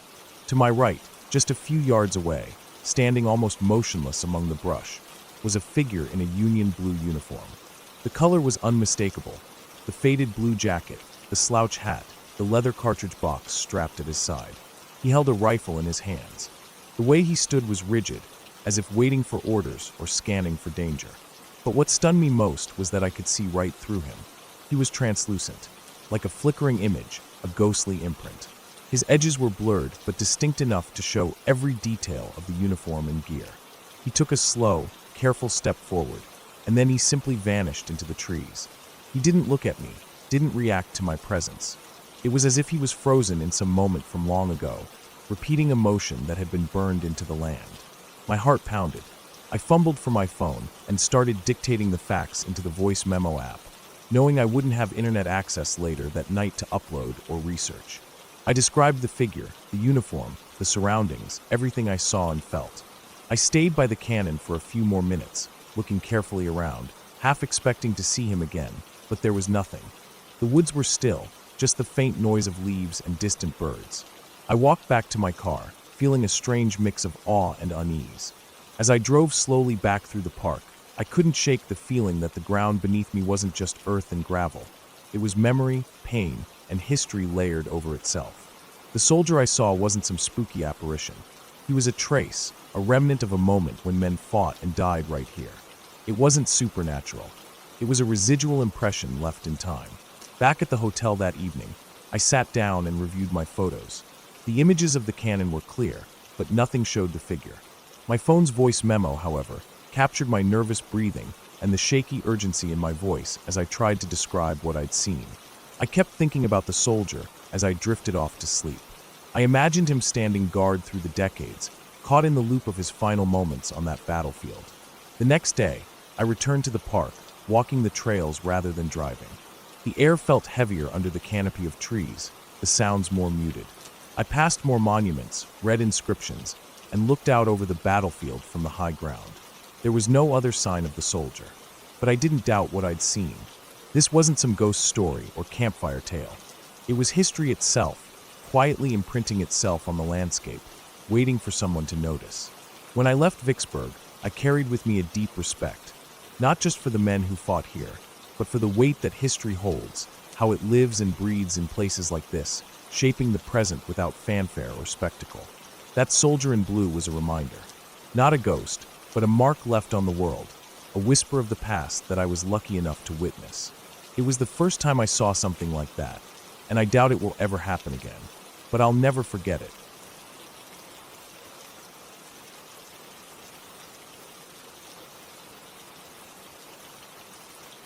Sitting on the worn-out couch, the scratchy fabric sticking a little to my jeans. I was 8 years old and bundled up in a thick sweater that my mom had knitted. It was deep winter in the middle of nowhere, really nowhere. We were on top of a mountain in Appalachia, the nearest town miles and miles away, and I knew this was no place for anyone who wanted company or quick help. The snow outside was fresh, soft and silent, blanketing everything in a dull, muffled white. The wind was mostly still that night, only the occasional whisper through the trees, making the world outside seem even more still and vast. My dad and I were watching a show called Sightings, some old TV series from the 90s about alien encounters. I remember how the eerie music and strange stories made me nervous. The faces on the screen were pale, eyes wide, telling stories about things that didn't belong here, things no one could explain. I tried to keep my eyes on the screen, but my heart was pounding. I was small and scared, and the night outside felt heavy and full of shadows. The house was quiet except for the low hum of the TV and the soft crackle of the wood stove, somewhere else in the room, warming the air. Then, out of nowhere, a sound shattered the stillness. Knock, knock, knock. 3 sharp taps on the window right beside the couch. I froze, my breath catching in my throat. It was pitch black outside, so black that I couldn't see anything beyond the frosted glass, but something was definitely there. Something was knocking. My dad must have heard it too because he tensed up immediately. He looked at me, eyes serious and calm in a way that told me I wasn't supposed to panic, but I was terrified. "Sit right there," he said quietly, nodding towards the couch. He pointed to the telephone on the small wooden table next to me, the old-fashioned kind with a long, curly cord that stretched across the room. "Don't move. If I'm not back in 5 minutes, you call the police." His voice was steady, but I could see the tightness in his jaw. He grabbed the big mag light from the shelf near the door, the kind with a heavy handle and a bright beam, and slipped on his boots. I watched him open the door, the cold rushing in and making the inside air bite at my skin. He shut the door carefully behind him, locking it with a loud click that echoed in the silence. Then he was gone, stepping out into the dark. The house suddenly felt huge and empty without him. I sat perfectly still, my fingers gripping the armrest so tightly they went numb. I could hear the wind brushing against the walls, the occasional creak of the old wood settling, and my own heartbeat pounding in my ears. Outside, I imagined whatever it was, standing just beyond the window, waiting or watching. The snow lay thick and untouched, and I thought about how long it had been since anything or anyone had been here. Minutes ticked by slowly. I stared at the telephone. The cord was long, but it stretched all the way across the room to the phone jack in the wall. I knew I had to be ready. My fingers hovered over the receiver. 5 minutes felt like an hour. Finally, I heard the crunch of snow and boots on the porch. The door unlocked and swung open quietly. Dad came back inside, his mag light off now, the beam swallowed by the room. He looked calm but tired, like he hadn't slept all night. He sat down in his favorite chair and rubbed his hands together, trying to warm them. His breath made tiny clouds in the cold air. "It was probably just an animal," he said, brushing off the tension with a small smile. But I could tell he wasn't sure. Maybe a raccoon or something. But I had seen the window. I knew it wasn't a raccoon knocking. And raccoons don't knock like a person. After a few minutes, he stood and walked over to the phone. He picked up the receiver and went into the next room, the cord stretching behind him. I could hear his low voice through the wall as he called his best friend, someone who lived a bit down the mountain. I sat quietly, pretending to watch the TV, but every word from his side of the phone made me listen harder. "I'm telling you," he said, voice low and urgent. There was a knock like someone was knocking to be let in, but there were no footprints in the snow. Nothing, just the knock. That sentence hung in the air long after the call ended. No footprints. That meant whoever, or whatever, was outside hadn't come across the snow. They hadn't walked up to the window. That made the knocking even more impossible. How could something knock on the window without footprints in the snow? The snow had fallen hours before, and there wasn't a single mark. It was like the knocking came from nowhere. I tried to think of all the animals or people I knew who could have done that. No one lived close enough to walk there without leaving tracks. No one would come here in the middle of a cold winter night just to knock. The woods around us were thick and deep, full of deer trails, but no clear paths for people. The nearest neighbor was 45 miles away, and the only way in or out was a narrow, winding mountain road that even the trucks sometimes avoided in bad weather. Dad stayed up with me that night. He kept the mag light close, and checked the doors and windows again. He was quiet, alert, not saying much, but I knew he was thinking hard. The whole night, I kept looking out the window, trying to see something, anything. But it was still dark and empty. No shapes, no shadows, just the snow, perfect and untouched. The next day, we walked outside together, just after sunrise. The world had changed under the morning light. The snow glistened, covering everything like a thick blanket. I scanned every inch of the ground near the house, but there were no footprints. None at all. No marks near the window. No broken branches, or signs someone had moved through the snow. Dad shook his head. It's like whoever it was, they didn't walk here. He looked tired but serious. He said he'd keep his friend close by for a few days, just in case. We didn't talk much about it after that. But I never forgot the way the knocking sounded, like someone waiting patiently to be let inside. And the silence outside, so deep and complete, with no sign of who had been there. Years later, even now in my late 30s, I still think about that night. It doesn't feel like a dream or a story from a movie.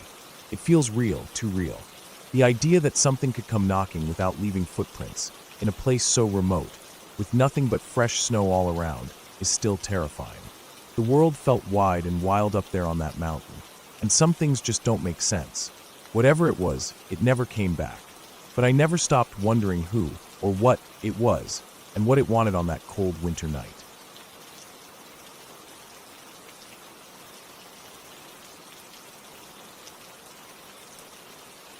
It was a quiet summer when I stayed at my grandparents' house. They lived way out in the countryside, miles away from any town or neighborhood. The house sat at the end of a narrow, dirt road that twisted through thick woods on both sides.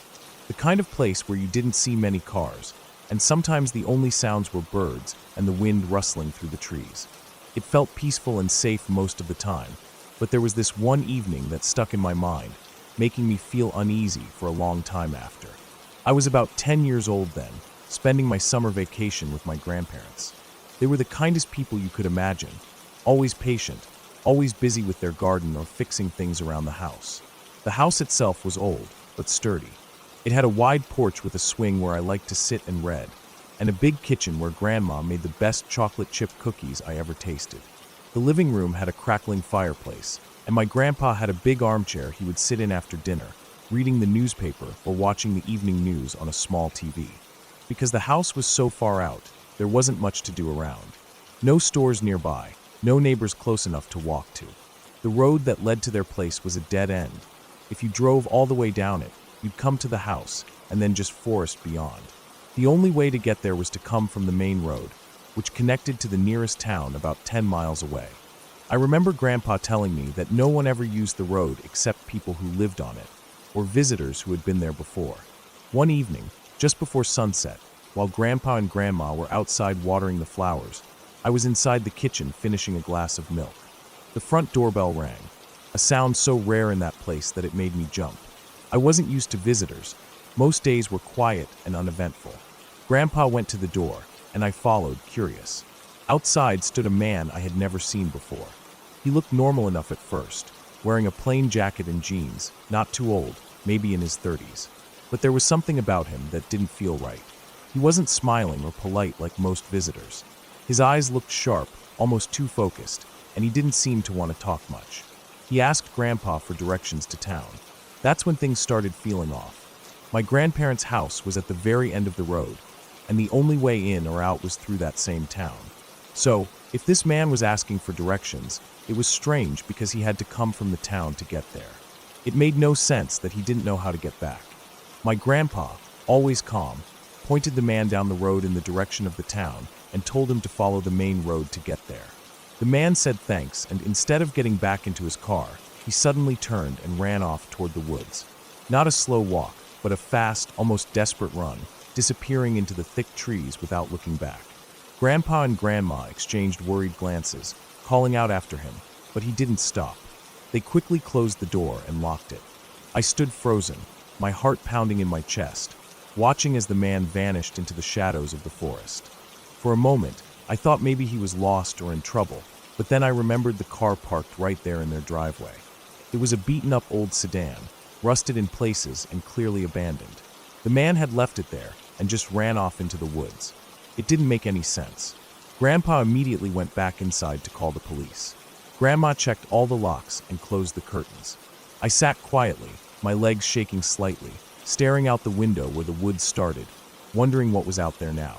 The cops came out that night. They looked around, checking the driveway and the surrounding area, but there was no sign of the man. No footprints leading away from the driveway, except where he ran into the woods. They told my grandparents they'd send patrols to search the area, but it was dense forest and hard to search thoroughly. The officers said sometimes people who wanted to disappear into the woods could do it easily, especially if they knew the area well. The car stayed in the driveway for days. My grandparents didn't want to touch it, worried about what might be inside or if it was involved in something bad. The police eventually towed it away for inspection, but it came back with no evidence of anything illegal. No stolen goods, no weapons, no signs of a struggle. The whole situation was baffling. In the days that followed, nothing else happened. No more strange people, no noises in the woods, nothing. But that night left a shadow over the house. I found myself looking over my shoulder whenever I went outside after dark, and I stopped sitting on the porch swing alone. I tried to tell myself it was just a weird coincidence, or that the man had some kind of emergency, but the way he ran off without his car, without saying anything, it didn't feel normal. My grandparents talked about it too, but they were more worried than they let on. Grandpa said it was probably someone running from trouble, hiding out until they figured out what to do next. Grandma said they should have called the sheriff sooner. They said they would be more careful from then on, always keeping the doors locked and not opening the door to strangers. I remember lying awake that night in my old bedroom, listening to the creaks of the house and the sounds of the forest outside. The moonlight came through the window, casting shadows across the floor. I imagined the man running deeper into the woods, hiding behind trees, maybe watching the house from far away. I wondered if he was scared or angry or lost. Most of all, I wondered why he never came back for his car. Weeks went by, and life slowly returned to normal. The woods remained quiet, and the house felt safe again. The police never found any clues. No one ever saw the man again. The car was gone, and the dead-end road was once again just a quiet stretch of dirt and trees. But even now, years later, I still think about that night. About the man who appeared out of nowhere, asking for directions to a place he already knew, then running into the woods without his car. It wasn't a ghost story or a scary myth, just a strange, real moment that reminded me that sometimes people do things we can't explain. And sometimes, even in the middle of nowhere, the world can still hold its secrets. My grandparents never felt unsafe again after that, but I learned something important from that summer. That sometimes, danger isn't loud or obvious. Sometimes, it's quiet and confusing, slipping through the trees just out of sight. And sometimes, the scariest things are the mysteries that never get solved.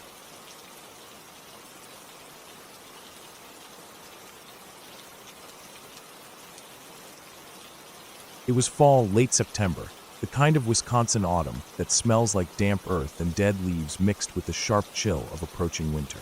The trees were mostly bare by then, their branches reaching out like brittle fingers against a sky that had lost its warmth. I was at Boy Scout camp, somewhere deep in the northern part of the state, at a site called IMR, Indian Mound Reservation. The name stuck with me then, and it's stayed with me ever since, though for all the wrong reasons. IMR wasn't just any campground. It was on land that had been sacred to Native American tribes for centuries, maybe longer.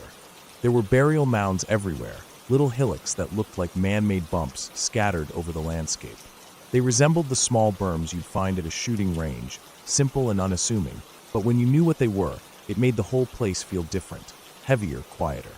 Even the air seemed thick with history, and not the kind you read about in books, but something you could almost touch if you stopped moving. I'd been there with my troop, about 15 of us, plus 2 adult leaders.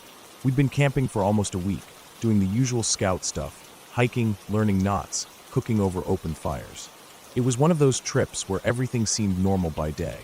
But the moment darkness fell, the forest took on a completely different shape. Sounds changed, shadows stretched longer, and the cool night air seemed to carry whispers of things better left alone. The first few nights I slept well, mostly because I was tired, and because we were all together in a group, close enough to hear each other if something happened. Our tents were set up in a clearing surrounded by tall pines and oaks, their trunks coated with rough bark and moss. The floor beneath us was soft dirt mixed with fallen leaves. the ground uneven and a little damp from an afternoon rain shower that had passed through earlier. I remember that night vividly. I was in a small tent with 2 other scouts. The tent was your typical green nylon, pitched tightly with stakes hammered deep into the soil. Inside, it was cool but not cold, and the faint smell of wet leaves mixed with the scent of campfire smoke lingered in the air. I had my sleeping bag zipped up to my chin, trying to ignore the occasional chill that seeped through the fabric. I think it was close to midnight when it happened. I woke up suddenly. It wasn't a loud noise or a scream. It was something quieter, but still enough to pull me out of sleep, the sound of footsteps outside the tent. At first, I thought maybe one of the adults or another scout was walking back from the latrine or a late-night fire pit visit. But the footsteps didn't sound normal. They were slow, deliberate. There was a kind of dragging quality to them. The leaves outside were damp from the evening's earlier rain, so instead of the dry, crisp crunch you'd expect, the sound was muted, heavier, like someone's boots were scraping through wet leaves, barely lifting their feet. The pattern was slow, almost methodical. 2 steps, then a pause, then 2 steps again. I kept my breathing shallow, lying perfectly still.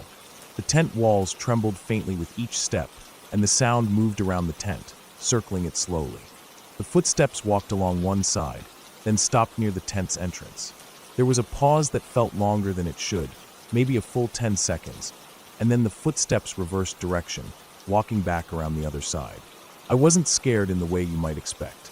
It wasn't like hearing a stranger outside your house in the middle of the night. This was different.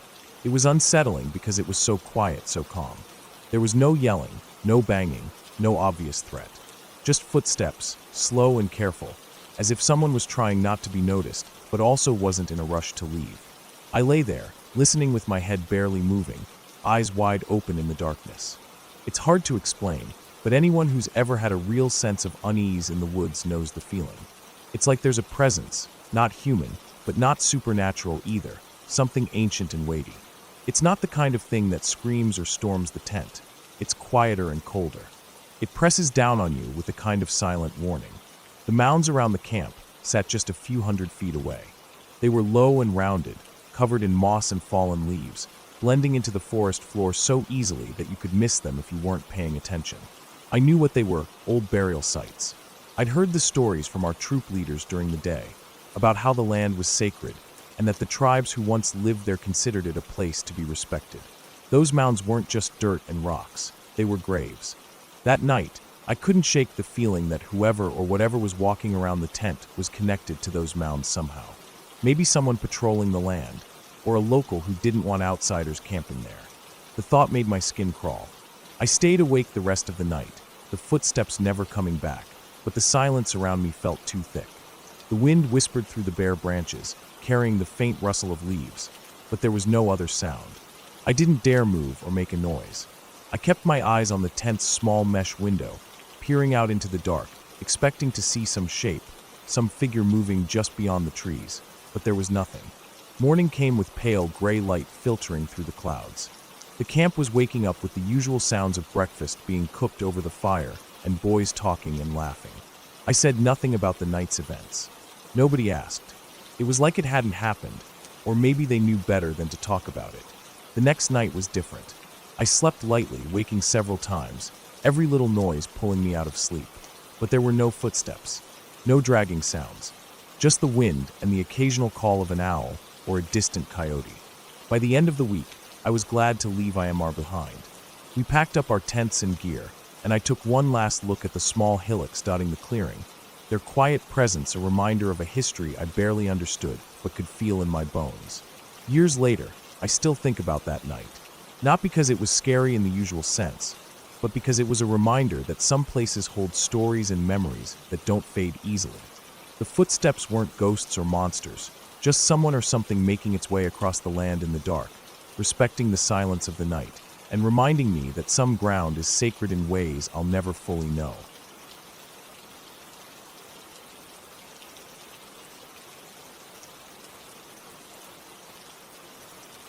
That night started out pretty normal. We'd been camping out in a spot deep enough in the woods that you could forget the world outside was there. The fire was dying down, and the stars overhead were pinpricks in the pitch-black sky. The smell of pine and damp earth mixed with the smoke from the fire. Everyone was winding down, chatting softly or just staring into the flames. I was feeling fine, maybe a little buzzed from the beer, but nothing wild. Then around 10 p.m., the urge hit me. I needed to take a shit, and I couldn't hold it any longer. The restrooms were about a quarter mile away from our campsite, past a trail that led through the thick part of the forest. I didn't want to wait until morning, so I grabbed my flashlight and told one of the guys I was heading out. He said something like, "All right, be quick." The path was narrow and twisting, trees pressing close on either side. The flashlight beam barely cut through the blackness. The rest of the world, just a void beyond the reach of the light. It was quiet except for the sound of my boots on the dirt trail and the occasional snap of a twig underfoot. The air was cool and smelled of moss and decaying leaves. Every few steps, I thought I heard something, a rustle in the bushes or a distant animal cry, but it was probably just the woods doing what woods do. About halfway there, I noticed someone ahead on the main path. It was a figure stepping out from a side path leading to an old, unused campsite about 50 yards away from our own site's path. I instantly recognized it was my friend. He had a very distinct and strange way of walking. His gait was easy to spot, almost like a limp, but not quite, a kind of rhythm you didn't see on many people. He walked a bit ahead of me, and at a few points, he stopped and turned around. From 40 feet behind, he called out, "Why are you following me?" in that same weird voice he had when he was teasing. I replied, "I literally told you guys I was going to the bathroom," hoping to keep it simple and clear. I asked him why he was coming from the abandoned campsite instead of our own. The weirdness was growing, but I figured maybe he was just messing with me. He didn't answer right away, just glanced back one more time before picking up his pace. I kept following, but after a few minutes, I lost sight of him in the dark. The woods were thick there, and shadows swallowed him up as he moved out of the light's reach. I shook my head and kept going to the restrooms, wondering what the hell was going on. When I finally got to the restrooms, I was glad they were there. The small, metal building had a faint light inside, enough to keep the shadows from creeping in. The smell of pine cleaner and old plumbing hit me as I pushed open the door. I locked myself in, took care of business, and washed my hands under the cold faucet. The quiet hum of the fluorescent light buzzed overhead. On my way back, I scanned the path but didn't see my friend anywhere. When I got close to our campsite, I saw him there, standing casually by one of the tents. The fire was just about out, the embers glowing faintly. The others were either asleep or drifting off. I asked why he had been messing with me, why he'd been walking that weird path, and then acting like he was surprised to see me behind him. Everyone denied he had left the campsite at all. They said he'd been there the whole time, sitting near the fire or inside his tent. I looked at him, confused and annoyed. His face was blank, like he was hiding something or just pretending to play dumb. I didn't push it much. I figured maybe they were messing with me together. It wasn't a big deal, just some harmless pranking. But the odd feeling didn't go away. Something about it was off. My friend's gait, the way he appeared and disappeared in the dark, the strange paths he took, it all felt like more than just a joke. Hours passed. The night grew colder. The moon was hidden behind thick clouds, and the woods around us settled into a deep silence. The only sound was the distant call of an owl and the rustling of leaves in the wind. Then it was 3 a.m. I woke up suddenly, feeling the familiar pressure in my bladder. I didn't want to get up and make a big trip to the restrooms again, so I decided to slip quietly into the woods and relieve myself behind some trees near our campsite. I grabbed my flashlight again and stepped carefully over roots and rocks, trying not to wake anyone. The forest was darker now. The trees cast long, eerie shadows that danced in the beam of my flashlight. My footsteps were soft, but every sound seemed louder in the stillness. The smell of pine and earth was sharper in the cold night air. After I finished and was heading back, I heard something that made my skin crawl, the distinct sound of a tent zipper opening somewhere close. It was slow and deliberate, the kind of sound you notice when everything else is so quiet. I froze, shining my light toward the tents. I could barely make out my friend's figure moving, the flashlight catching the outline of his familiar shape as he stepped out. The zipper slid shut again behind him. He moved a few steps and pulled out a lighter, flicking it open. Each strike lit up his face briefly, the orange glow showing his features with sharp shadows. I saw the cigarette come to his lips, the smoke curling up into the cold air. He spoke quietly, but the voice cut through the still night. "Can you hear me?" I replied, "Yeah, I can hear you." He said it again, louder this time. "Can you hear me?" I chuckled softly and said, "Yeah, you trying to wake everyone up." He shook his head slowly, not smiling, and then turned toward the cars parked about 30 feet away. I started to follow him, figuring it was another prank or some late-night wandering. I lost him quickly behind one of the cars. I rounded the corner, expecting to see him, but there was no one there. The darkness swallowed him whole. Annoyed and feeling a little spooked, I went back to his tent. The zipper was still closed, and I could hear faint snoring inside. He was definitely in there. I checked around, scanning the shadows and bushes. There was no sign of him anywhere else. I stood there, flashlight beam shaking a little in my hand, feeling more unsettled than I wanted to admit. My mind kept racing through explanations. Maybe I was tired. Maybe I was imagining things. Maybe my brain was playing tricks because I'd been drinking. But the way he moved, the way he looked, the sounds he made, it was him. Or something that perfectly mimicked him. The next morning, I asked again. He denied leaving the tent or walking off into the woods. The others sided with him, laughing it off or saying I was just tired and seeing things. But I knew what I saw. I still don't have an answer for it. My friend's gait, his voice, the way he disappeared and reappeared in the dark, it didn't add up. No ghosts, no monsters, just something strange happening that night. And it stuck with me ever since.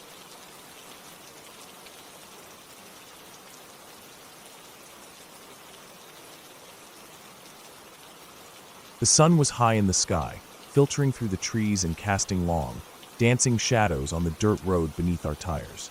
I was driving, my girlfriend sat beside me, and my brother was in the back seat. We were on our way to a dog shelter tucked somewhere in the middle of nowhere, or so we thought. The plan was simple: drop off some donations and spend a few hours playing with the rescue dogs. We'd been looking forward to it all week, especially my girlfriend, who has always had a soft spot for animals. The shelter was supposed to be in a rural area, but none of us knew the exact location, just rough directions. The kind of directions you get from someone who says, just follow the dirt road till you see the big old barn, then turn left. The road we found ourselves on was nothing more than a thin dirt path that twisted through dense woods. There was no cell phone signal, no other cars, no houses, just the crunch of gravel beneath the tires and the occasional bird call. The trees loomed high and thick on either side, their leaves whispering in the breeze. Despite being a little lost, we were still in good spirits. We joked about the off-the-beaten path, nature of the trip, and made fun of how lost we already were. The sun warmed the car through the cracked windows, and the air smelled faintly of pine and wet earth. We laughed as we rounded a bend, my girlfriend pointing out the wildflowers blooming on the roadside. The dirt path stretched ahead, empty except for the occasional rustle of small animals darting through the underbrush. Then suddenly, the road opened up into a clearing, and there, just ahead, stood an old house. It looked like something out of a horror movie, paint peeling off its wooden walls, windows either shattered or covered with grime, and a lawn that had long been left to the wild.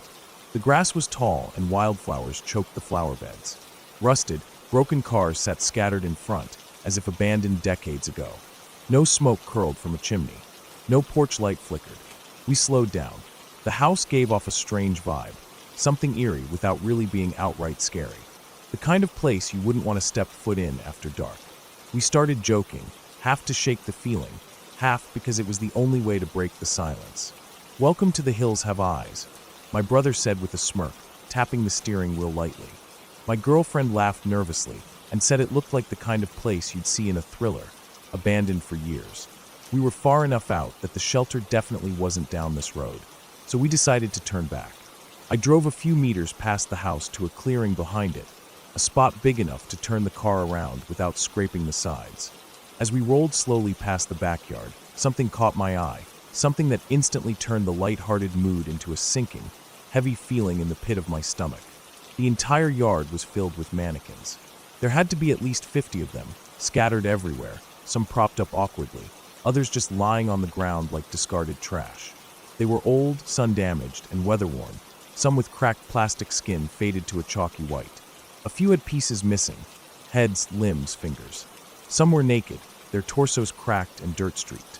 Others wore tattered bits of clothing, remnants of dresses or shirts clinging loosely in the wind. They weren't just thrown there either. Some mannequins were arranged in strange, specific positions.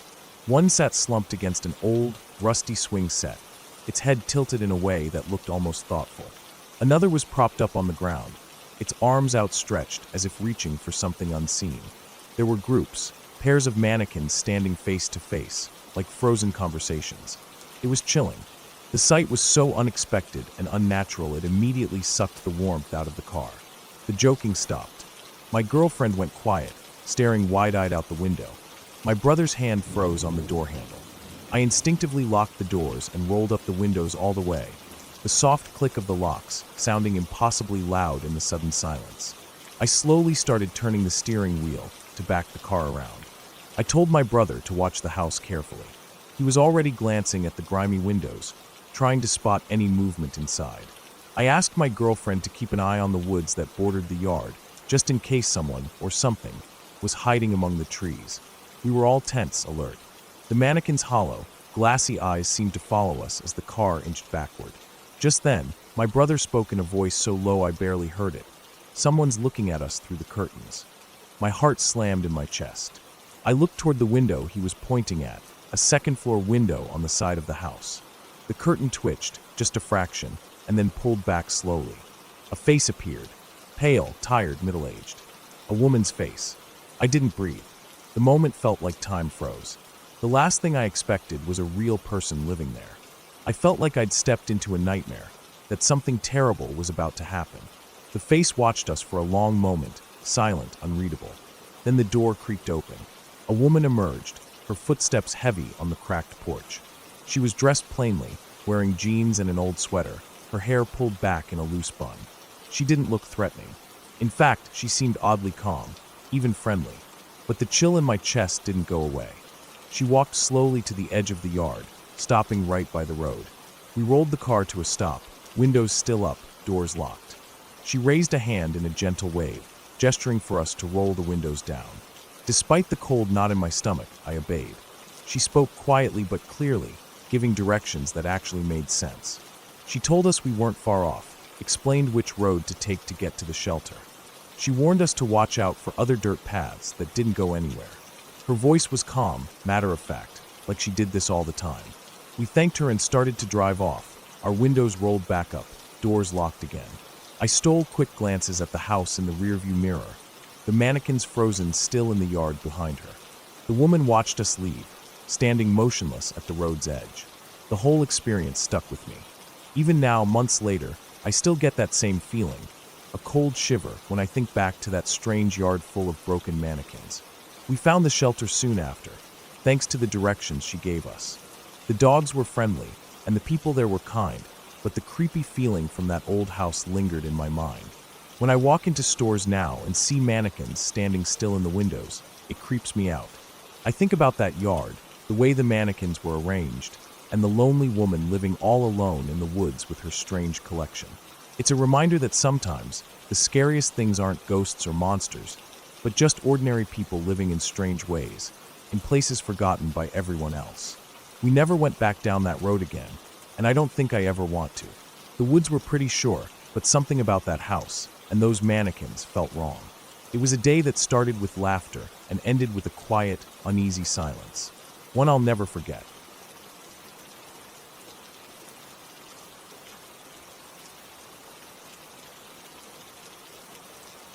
I grew up on a ranch, in an old California house that had seen better days. It was the kind of place where the windows were big and opened wide to catch the breeze during those hot summer months, and the walls were thin enough that every creak of the old floorboards felt like a shout. Most of the rooms opened into the central living room, where there was a worn sofa, a wood stove that my mom kept burning on chilly nights, and a big old rug that was faded from years of footsteps and sunshine. The house was cozy but exposed. There was nowhere to hide, and almost every movement inside was visible through those windows. I was about 14 at the time, and my younger brother, maybe 11, was there with me. Mom had gone out running an errand, probably picking up something from the store or visiting a neighbor. It wasn't unusual for her to leave us alone for a while. We were used to it on the ranch. The summer air was thick and still, and the lights were on inside, casting a soft yellow glow over the walls and furniture.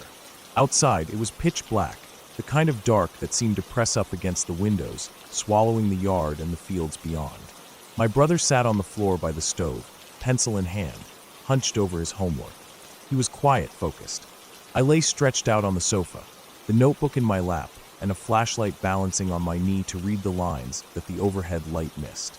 We were both doing the kind of homework that didn't need talking, so the room was filled only with the scratch of pencil on paper and the occasional creak of the house settling.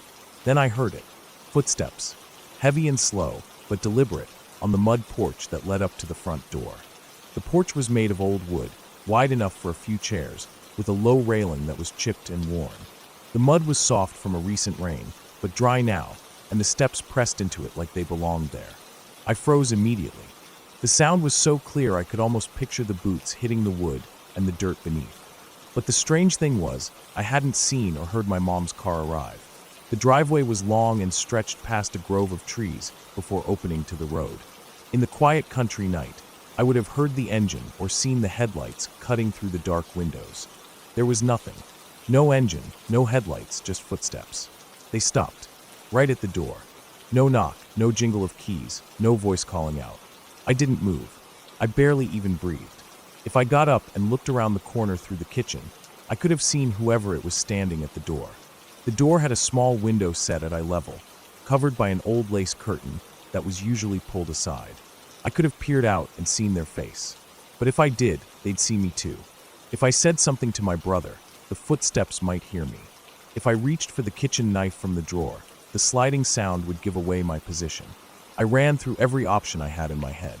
The person was at the only door in or out of the house. The door was always unlocked, because we were used to being safe here. But what if that night, safety was just an illusion?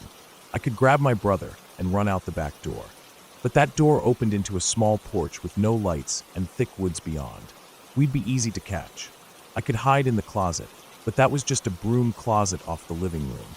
It wasn't soundproof or dark enough, and the person outside would probably know we were inside. My heart was pounding so hard I was sure it would echo louder than any whisper. The room felt like it was shrinking around me. I was trapped between the porch and the kitchen, with the blackness outside and the warm yellow light inside. I decided the best thing to do was nothing. To act like I hadn't heard anything at all. Like nothing was wrong. Minutes passed. No more footsteps. No voice. No knock. No sound but the slow ticking of the old wall clock and the steady breathing of my brother nearby. I started to calm down, telling myself I must have imagined it. Maybe the wind had shifted and brushed against the porch boards. Maybe a stray animal had passed by. Then, 20 minutes later, I saw the headlights sweep across the windows. Mom was home. I jumped up and ran outside, barefoot on the cold porch, my heart still racing but with relief flooding through me. I wanted to tell her everything, to make sure she knew how scared I had been. But the moment I reached the driveway and saw her getting out of the car, my relief started to fade. She didn't even ask how the night went. Instead, she looked at the front yard and said something that made the blood drain from my face. Who left the water on? I followed her gaze and saw it. The spigot in the front yard, the weird old one mounted on a metal pole about waist high, with the handle turned up instead of down. It was shooting water straight up into the air, a tall fountain of cold, clear water arching several feet before splashing back down, drenching the grass and the edge of the porch. My brother and I had always played with that spigot in the summer, turning it on full blast and running through the spray like it was a fountain in a city park. But it hadn't been on at all when we went to do our homework. No one had touched it. That night, someone had been on our porch. They had stood there listening. They had watched us, alone and vulnerable, with no car in the driveway. They didn't come in, but they wanted us to know they could have. We never saw who it was. But after that night, we never felt the same in that house. The next days were full of small changes. Mom making sure the doors were locked tight, installing new locks, even calling a locksmith to put a deadbolt on the front door. The ranch felt different, less like a home and more like a trap. We checked the porch for footprints, but found nothing except the muddy prints of our own shoes. Whoever it was had covered their tracks, slipping away into the darkness without a sound once they turned on the spigot. The nights after that were long and quiet, but I could never stop thinking about those footsteps on the porch and the heavy silence that followed. The house, with all its windows and open rooms, had no hiding places. We were visible from every angle, but the dark outside hid everything. That summer, I learned that some dangers don't announce themselves. They wait, they watch, and they don't need to break in to scare you. They just need to be there, right outside your door.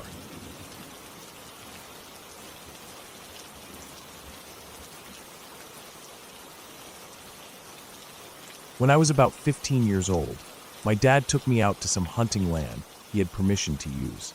The land wasn't ours, exactly. It belonged to a friend of his, who let him hunt there whenever he wanted. It was a big chunk of land that hadn't been touched in years, thick woods, some open fields, and a swampy area in the back that made parts of the ground soft and squishy. We were going out to scout for the upcoming deer season, to find the best spots to set up trail cameras, and to see where the deer were moving. The day started out like any other. We loaded up the truck early, just after dawn, packing snacks, water, and the gear we'd need. My dad drove, and I rode shotgun, looking out the window at the trees flying by. The air smelled crisp and fresh, mixed with that earthy smell of damp soil and pine needles. When we got there, the land looked wild, untouched for a while. The grass was tall in some spots, and the woods thick with branches and vines. The swampy area was at the back, filled with tangled bushes and trees with roots that looked like they were fighting for space in the mud. My dad had a plan. He wanted to set up a few trail cameras in places he thought deer might pass through. He was busy picking spots and getting the cameras ready while I was sent off to mark trails and find the back property line. I had a GPS device and some flagging tape to tie to trees, so we'd remember where the trails were when it came time to hunt. I headed toward the back, into the woods. The sun was higher now, shining through the branches and casting shadows on the ground. The forest floor was soft, covered in leaves and twigs. As I walked, I kept a close eye on the GPS, tying my markers at regular intervals. But after a while, something started to feel off. It wasn't loud, like a noise or anything obvious. It was a feeling, like someone was watching me. I stopped and looked around, scanning the woods in every direction. Nothing. No movement.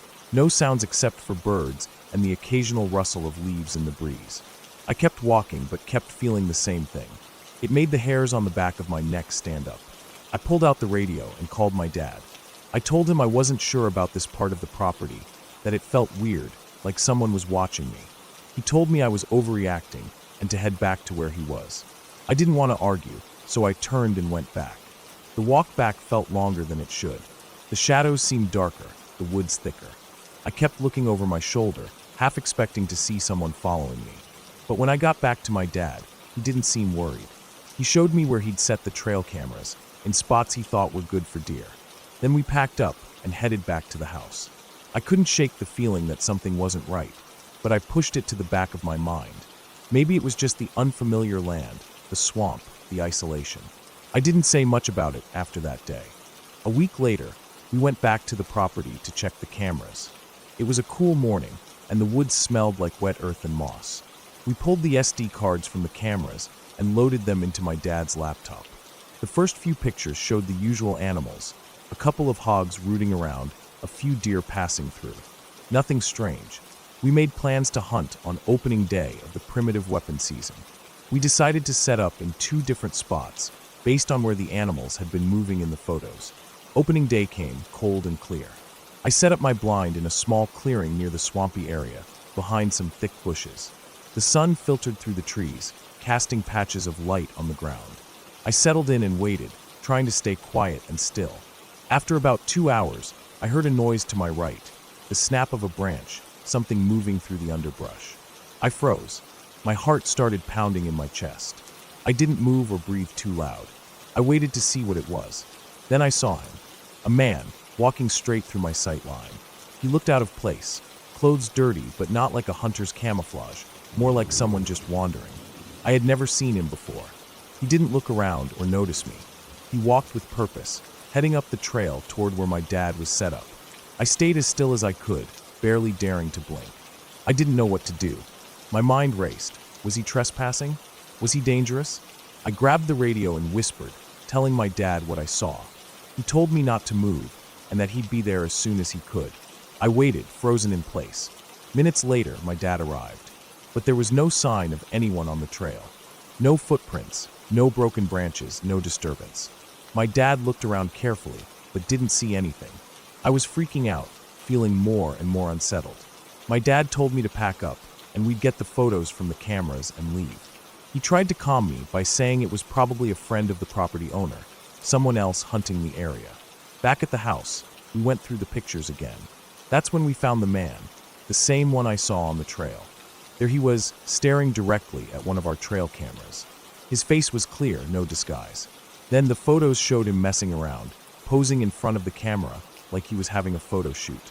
He was toying with us, clearly aware the cameras were there. We showed the pictures to the property owner.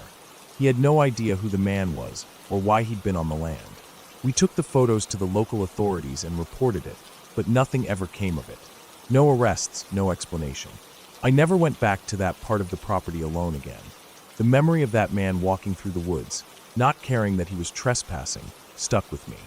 It was one of those moments that make you realize how little control you really have out there in the wild. How someone can just show up and disappear without a trace. Looking back now, years later, I still get chills thinking about that day. Not because of ghosts or anything supernatural, but because of how real it all was, the land, the quiet, and that strange man who walked through like he owned the place, leaving nothing but pictures behind.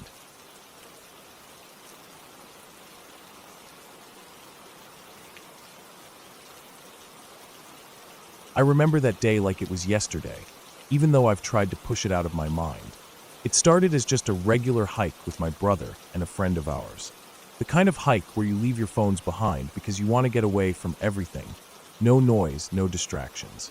Just the woods and the three of us. We picked a spot pretty deep in the forest, somewhere we'd never been before, and definitely nowhere near any roads or buildings.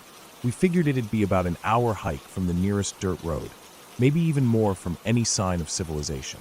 The trail was rough. We weren't following an official path, more like a worn-down line in the brush where maybe animals passed through, or old hunters had wandered.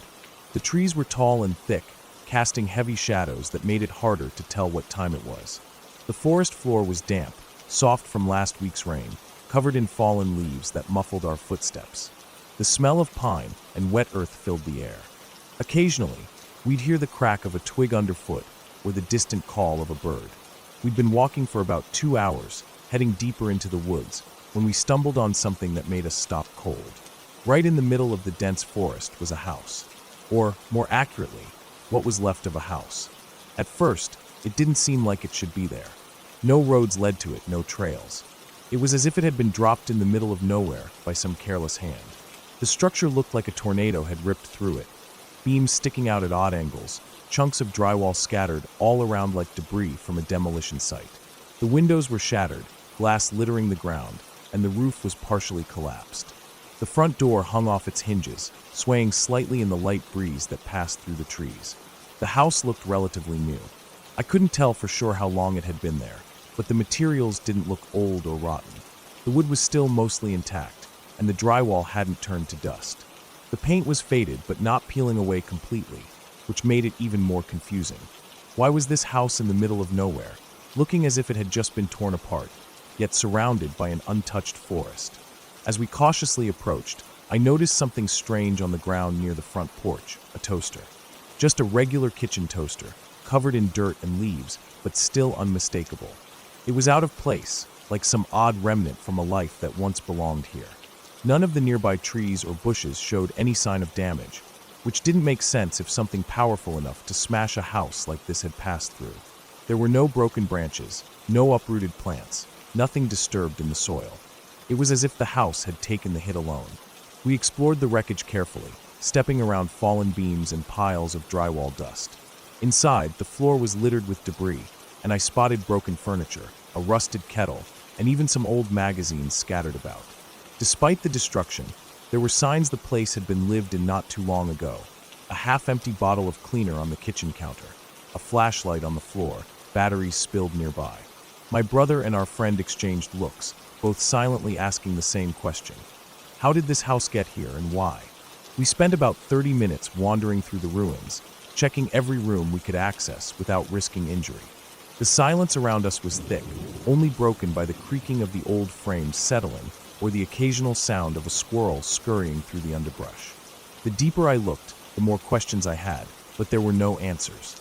Eventually, we decided to head back, figuring we'd come back another day to explore more thoroughly. The hike back was uneventful, the same thick forest, the same damp earth beneath our feet. We were confident we'd find the house again with no trouble. After all, it was the only structure for miles, and we had a pretty clear idea of where we'd found it. But the strange part started right after that. Over the next few weeks, we searched. Not just a quick walk around, but serious searching. We retraced our steps, tried to mark the path, even brought maps and compasses. We scanned the area for any sign of the house, but it was gone. Not damaged or hidden, it wasn't there at all. The thick forest stretched as far as we could see in every direction, with no trace of a building or debris. We searched the area where we were sure we'd found it, covering every inch, pushing through brambles and crawling under low branches. We even climbed trees to get a better view, but the house never appeared. The ground was undisturbed, no patches of cleared land, no signs of construction, no ruined wood or drywall piles. Nothing. We started to wonder if we had somehow made a mistake. Maybe it wasn't as deep as we thought. Maybe the house was on private land and had been torn down. But the house was clearly there when we first found it. The memories of the broken beams, the shattered windows, the kitchen debris, the toaster, all of it was vivid and real. We talked about it a lot. I thought maybe it was some kind of illegal dumping site. Someone had built or brought a house into the woods, then destroyed it, and the forest quickly swallowed it up. But no matter how quickly nature reclaims places, it couldn't have happened that fast. Trees don't grow back overnight, and beams don't disappear without a trace. Plus, the ground was undisturbed around where the house was. Another theory was that maybe it was a movie set or a prank. But there was no sign of any equipment or roads for vehicles to bring that much material into the woods. And the house looked real, not like a fake facade built just for filming. One of the creepiest things was how only the house showed damage. If a tornado or storm had hit, the trees around would have been torn up, leaves scattered, branches broken. But the forest was completely normal.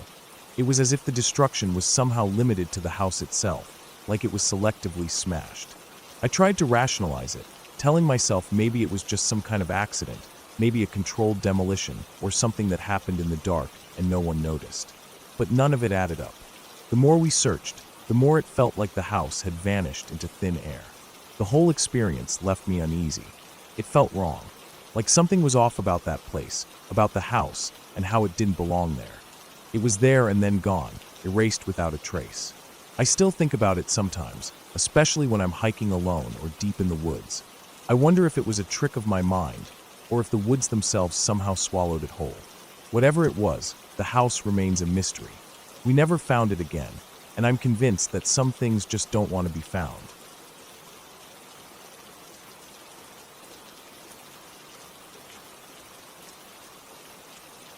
I arrived at the Mogollon Rim late in the afternoon, after hours of hiking through thick forest and steep ridges.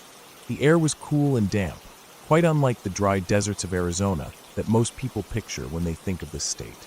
At 7,500 feet, this place was a different world. Towering ponderosa pines and Douglas firs crowded the slopes, their dark green needles dripping with moisture from an earlier rain. Ferns and wild strawberries grew thick underfoot, and the ground was soft with fallen pine needles and decaying leaves. It felt like a corner of the Pacific Northwest had somehow been dropped into Arizona. I had come here alone, wanting to get away from everything and anyone. The area was remote enough that I hadn't seen another person since I left the last trailhead. The silence was so thick it was almost painful. No birds sang, no frogs croaked, no insects buzzed or chirped. Nothing moved but the faint trickle of a creek below where I planned to camp. I found the bench just as the sun started to fade behind the ridge. It was a flat patch of ground, maybe 20 by 30 feet, perched above a small creek. Behind me, the cliff rose sharply, covered in thick brush and tangled branches, impossible to climb without making noise. In front of me, the cliff dropped off sharply to the creek far below, the rocks worn smooth from years of floods. It felt isolated, cut off from the world by a wall of trees and steep slopes. I set up my tent near the edge, but far enough back to avoid any danger. The ground was soft but firm, carpeted with moss and fallen pine needles. I arranged my gear carefully, making sure my backpack was close, my water bottle was filled, and my satellite communicator had some signal, though barely. The canopy overhead was thick, branches and leaves blocked almost all the sky. When I tried to message my family, my signal flickered and died more than once. As the last light faded, I sat quietly and listened. The only sound was the faint splash of water over stones below, the creek flowing gently through the dark. The silence pressed in on me like a weight. I could hear my own heartbeat thumping in my ears. I started a small fire from some dry twigs I'd gathered earlier, but even the crackle of the flames felt loud in the stillness. I ate a simple meal, feeling eyes on me even though no one was there. The darkness swallowed the forest around me, turning the familiar shapes of trees and bushes into strange, shifting shadows. After I cleaned up, I crawled into my tent and zipped it closed. The nylon walls muffled the outside sounds, but the silence outside was so complete that it almost felt louder. I lay awake, eyes wide, waiting for some sign of life. Then, just after midnight, a bright white light suddenly shone through the thin fabric of my tent, blinding me for a moment. It was like someone was holding a powerful flashlight directly in my face. The light stayed steady for maybe 2 minutes, then vanished. My heart jumped into my throat. I grabbed my flashlight and unzipped the tent flap as quickly and quietly as I could.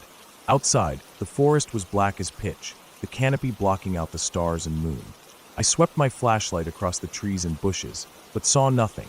No figure, no movement, no sign of anyone. Then, far off through the thick trees, I spotted a faint flickering white light. It wasn't like a flashlight beam, which would be sharper and more focused. This light glowed softly, almost like a distant lantern or a patch of moonlight shining through a thin gap in the leaves. It hovered there for about a minute, then faded away. I listened hard. No footsteps, no voices, no rustling of leaves or snapping of branches. Nothing. I felt a cold shiver run down my spine, but I forced myself to stay calm. It was just light. Maybe a hiker lost or a hunter. Or maybe it was something else entirely. I stayed awake for the rest of the night, my ears straining for any sound. The silence stayed absolute. No animals, no bugs, not even the usual dawn chorus of birds. It was as if the forest itself was holding its breath. When the first weak light of dawn broke through the canopy, I stepped out of the tent carefully, scanning the ground for footprints or other signs of visitors. There was nothing. The dirt was soft in places, but showed no marks. No broken twigs. No crushed leaves. No evidence anyone else had been there. I packed up slowly, still feeling uneasy. The memory of that sudden bright light stayed with me, a strange and unsettling mystery in the middle of nowhere. I climbed down the narrow, steep game trail carefully, knowing every step would make noise as loose rocks slid down and branches cracked underfoot. The forest was still eerily quiet as I moved through it. Even the creek below seemed to whisper less than usual. Back on the main trail, the sounds of nature slowly returned. A few birds chirped in the distance. An insect buzzed past my ear. The normal noises of the forest were coming back. But the silence on that bench, that terrible silence, stayed with me. I don't know what caused that light in the night. I don't know if anyone else was there. The pot grows I saw scattered around were old, long abandoned, but the area is known for dangerous people protecting their crops. I don't know if someone was watching me, or if it was something else entirely. I'm just glad I didn't run into anyone. Since that night, I've avoided that bench. I go to other places in the rim when I backpack, but never back there. That spot is too quiet, too dark, too empty. It feels like the forest is waiting for something, and I don't want to find out what. I'm not the kind of person who scares easily. I've been out alone plenty of times before. But that night, in that strange silence, with that sudden light in the dark, I felt something I've never felt before, a real and deep unease. The forest was watching, and maybe so was someone else.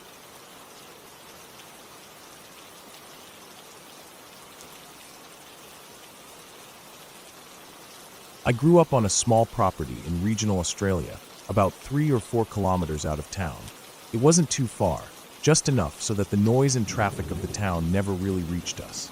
Our place sat at the very end of a dead-end street, which itself branched off from another quiet street leading from the main road. Because of this setup, there wasn't ever any foot traffic near the house. I never saw anyone walking by, and even cars were rare enough to be noticed. This made the place feel pretty safe most of the time, and I liked it that way. The property itself was surrounded on 3 sides by thick bushland. Native trees and dense shrubs grew close to the house, their shadows stretching out and sometimes brushing against the windows when the wind was strong. At night, the bush sounded alive, animals rustling through the leaves, the distant calls of birds settling in for the evening, and sometimes the sharp crack of a twig snapping underfoot. The bush was wild and dark, and though it was beautiful, It could also feel a little intimidating when the sun went down. One night, when I was about 12, I was sitting in the living room watching TV by myself. It was just after dinner, a typical weeknight. The house was quiet except for the low hum of the television. I was half watching an old movie, something with a lot of tension and drama, when my two older brothers, both around 20 at the time, came downstairs from their rooms. They looked serious, a little tense. Without saying much, they asked if I'd heard anything outside. I shook my head. I hadn't noticed a thing. They explained they'd been sitting upstairs when they heard footsteps outside, slow, heavy steps, and a couple of hushed voices. It wasn't loud, but clear enough for them to catch it over the usual background noise of the house and the bush outside. My brothers were both big rugby players, tall, broad-shouldered guys with thick arms and strong legs. They weren't the type to get scared easily, so the fact they were uneasy made me pay attention. Their plan was simple. They told me to stay inside, keep the doors locked and windows shut, and not to come outside no matter what I heard or saw. They would go outside to find whoever was out there. Their idea was to catch the intruders quickly, each taking a different side of the house to search, and then meet up on the other side, hopefully with someone caught in a headlock or pinned down. I remember thinking how like the movie Signs, it seemed, the way Mel Gibson and Joaquin Phoenix's characters ran around their farmhouse, trying to outmaneuver whatever was lurking in the dark. My brothers were ready to do the same, but I stayed put, glued to the TV, trying to appear calm, even though my heart was racing. I watched nervously as they both sprinted out the front door at the same time, splitting left and right around the house. The porch light flickered slightly in the evening breeze, casting long shadows that disappeared quickly behind the thick bushes. For a few minutes, there was silence except for the distant call of a kookaburra somewhere deep in the bush. Then the sound of footsteps, their heavier thuds moving quickly along the gravel driveway and around the corners of the house. I could hear their voices, low and urgent, calling out to each other as they tried to coordinate. But they never found anyone. No matter how hard they searched, there was no one there. No shadows moved beyond the thick trees. No shapes emerged from the darkness. It was as if the voices and footsteps had vanished into thin air. The whole time, I sat by the window, watching for any sign of movement, but all I saw was the flickering street lamp at the end of the dead-end road and the waving branches in the breeze. My brothers came back inside after about 10 minutes, both breathing hard and looking frustrated. They were sure they heard someone, but there was nothing to be found. We checked the doors and windows again, double-locked everything, and they went outside once more, shining their flashlights into the dense bush. The beams cut through the shadows, revealing nothing but thick undergrowth and the dark shapes of trees. They circled the house and the property line, calling out and listening, but still, no sign of anyone. We were left with the feeling that whoever was out there had melted into the bush, waiting silently until my brothers ran off, then disappearing into the darkness. That night was the first time I really felt afraid in that house. It wasn't like hearing about break-ins or crimes on the news or from friends at school. It was the idea that someone had come close enough to be just outside my window and yet had vanished completely before they were caught. The bush around our property was supposed to protect us, keep strangers away, but now it felt like a hiding place for something unknown. For days afterward, I kept checking the doors and windows before going to bed. I'd listen carefully for any strange sounds outside, jumping at every rustle or crack. My brothers stayed on alert, walking around with flashlights even after dark, keeping watch. My parents didn't say much about it. They probably thought it was just kids imagining things or someone playing a prank, but I knew it was real. The next morning, the sun came up like usual, spreading warm light across the paddocks and the bush. Everything looked normal. The birds chirping in the trees, the cows grazing quietly, the soft rustling of leaves in the breeze. But the memory of those footsteps and whispered voices stayed with me. It was the way the bush seemed too quiet, like it was holding its breath. Weeks later, nothing happened again. No more strange sounds or visitors. The neighborhood stayed peaceful, and the dead-end street remained empty. Life went back to normal on the surface, but I never forgot how close we had been to something unknown and possibly dangerous. Looking back now, I understand how lucky we were. The bush probably helped hide whoever was out there, giving them enough cover to disappear before my brothers could catch them. Maybe it was just some kids messing around, or someone looking for trouble. Whatever the reason, the experience taught me to be more aware of the quiet places around me, the ones where shadows can move unseen, and voices can carry just enough to be heard but not seen. The house on that dead-end street felt safe again, but deep down, I knew the bush was always watching, waiting, ready to swallow up anyone who got too close. That night changed how I looked at the place I called home. It wasn't just a quiet spot far from town anymore. It was a place where silence could hide something, and where the unknown was only a few steps beyond the door.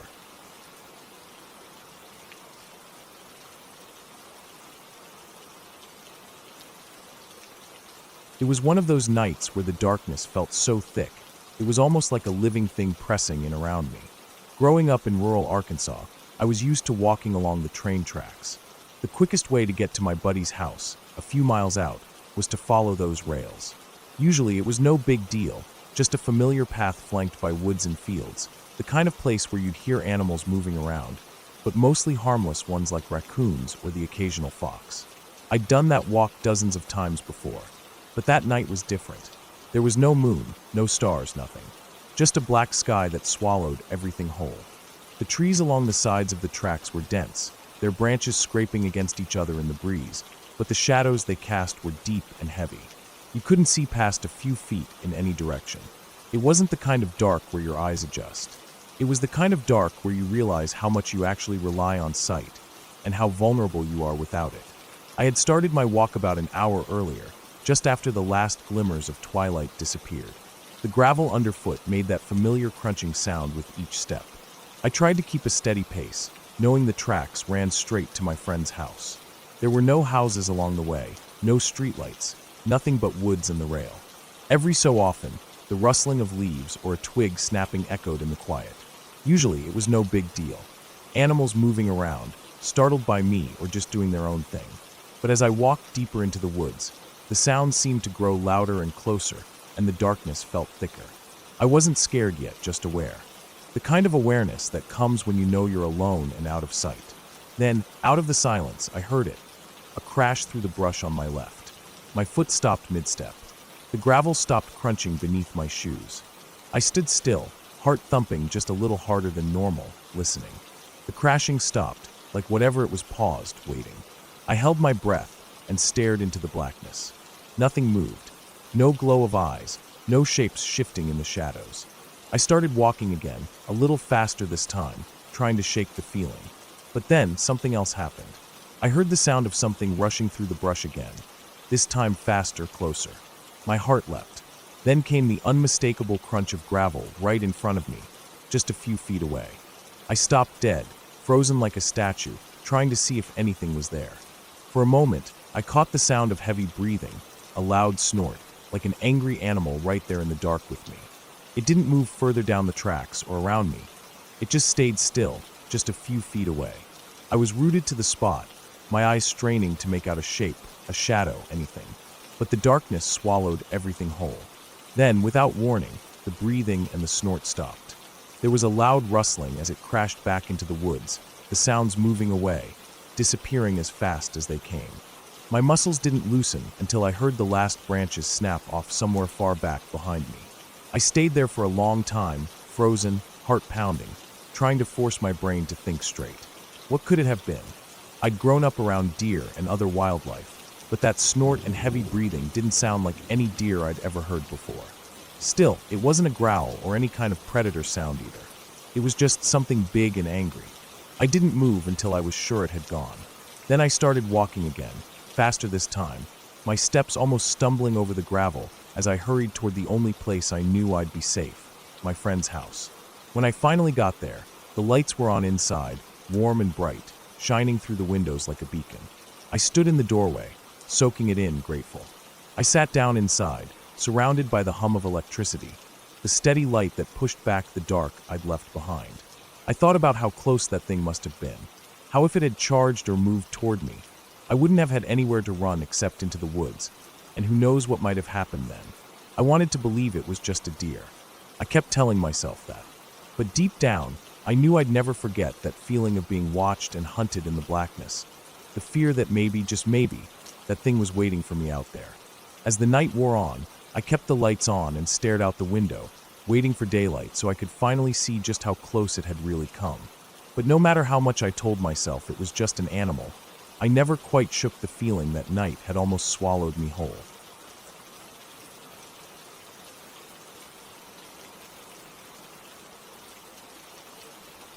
In August of 2019, I set off on a journey I had dreamed about for years. I loaded my bicycle with camping gear, my tent, sleeping bag, cooking stove, clothes, and enough food to last me a few days at a time. The bike was heavily packed, but I didn't mind. The weight reminded me that I was carrying everything I needed to live on the road, and that gave me a strange kind of comfort. I planned to ride across the United States, covering as much ground as I could in the next several months. I wanted to escape the noise of everyday life and the weight of responsibilities, and to find something quieter, something simpler. The early weeks were a blur of small towns, long stretches of highway, and nights spent in cheap motels or on the floor of a friend's living room. But it wasn't long before I grew restless for something more natural. I began to prefer camping out in the wild, pitching my tent under trees and near creeks, away from the highways and busy towns. There, the world felt slower, the air cooler, and the night sounds became my lullaby. I got used to the nighttime chorus of crickets and toads, the constant droning that filled the spaces between the trees. Sometimes, from far off in the distance, I would hear the sharp yips and eerie howls of coyotes, echoing across the empty fields or through the woods. Their calls were wild and lonely, but strangely beautiful. It never felt scary, just a reminder I was in a place where nature ruled. I particularly loved the night I camped between two owls, who hooted back and forth all night like some strange duet, sending me off into sleep with a kind of music I had never heard before. For the first month of my trip, the sounds of the wild became my companions. I didn't mind being alone. I had learned to find peace in silence and to listen carefully to the world around me. But that peace was broken one night in early September, somewhere in Montana, deep in a forest where I decided to camp. I had been riding for days along winding backroads and quiet trails. The trees were tall and thick there, old pines and firs stretching high into the sky. The ground was covered with a carpet of dry needles and leaves, and the air smelled faintly of earth and pine sap. The sun had set behind the hills when I stopped to set up camp. I chose a small clearing about 50 yards from a narrow dirt path that led deeper into the woods. It was the kind of spot where you could disappear and no one would bother you. I unloaded my gear quietly and pitched my tent. The night was clear, the stars just starting to peek out above the treetops. Usually, at this hour, the forest would already be alive with the sounds of insects and animals waking up for the night. But this time there was nothing. No crickets chirping, no frogs croaking in a nearby pond, no distant calls from owls or coyotes. Not even a gentle breeze stirred the leaves. The silence felt strange at first, almost unnatural. It was the kind of quiet that made your own breathing sound too loud. I remember pausing to listen and realizing that even my heartbeats felt exposed in that stillness. I told myself it was just one of those nights when everything is calm before a storm or when animals settle down, but deep inside, I knew this was different. As I lay in my tent, ready to fall asleep, the silence stayed. And then it began to feel heavier, like the entire forest was holding its breath. The absence of noise was so complete it felt like a weight pressing down on my chest. Suddenly, I heard a twig snap somewhere nearby. It was a small sound, but on that night, it exploded in the quiet like a gunshot. My muscles tensed and my breath caught. I sat still, waiting for something else, anything else. The snap was followed by the faint rustle of leaves, and then another snap, closer this time. In any other forest night, these sounds would have blended into the background. But here, they were sharp and clear, like footsteps creeping closer through the underbrush. My mind raced, imagining whatever might be out there. An animal? A person? Something else? I tried to calm myself. It could be a deer, or a raccoon, or some other small animal. But the sound didn't stop. It seemed to circle the clearing, moving with quiet purpose, almost like it was stalking. I reached for my flashlight, keeping it off but ready in my hand.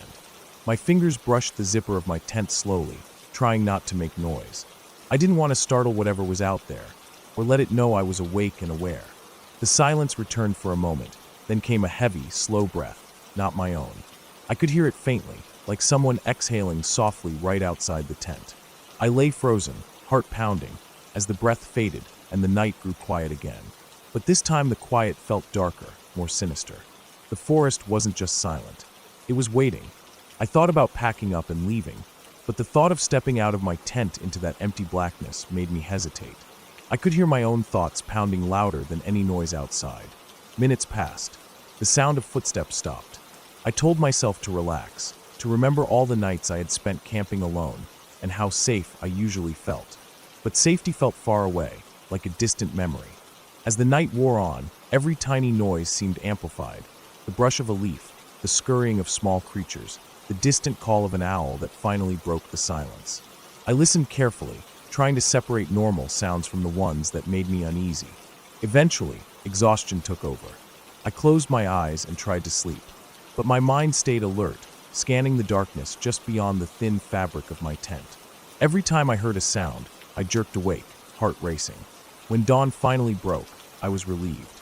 The light felt like a shield, pushing back the darkness and the fear that had settled over me. I packed up quickly, eager to leave that silent forest behind. As I rode away, I couldn't shake the feeling that whatever had been out there with me that night was still watching, waiting in the shadows. I didn't look back. That night in Montana was the worst night's sleep I had in the entire 7 months and 179 nights I spent on the road. It was the loudest silence I ever heard, the kind of silence that makes you feel completely alone, even when you're surrounded by trees. I never did figure out what was out there that night. Maybe it was just an animal, maybe someone passing through. But whatever it was, it taught me that sometimes the scariest thing isn't what you see or hear, it's what the silence hides.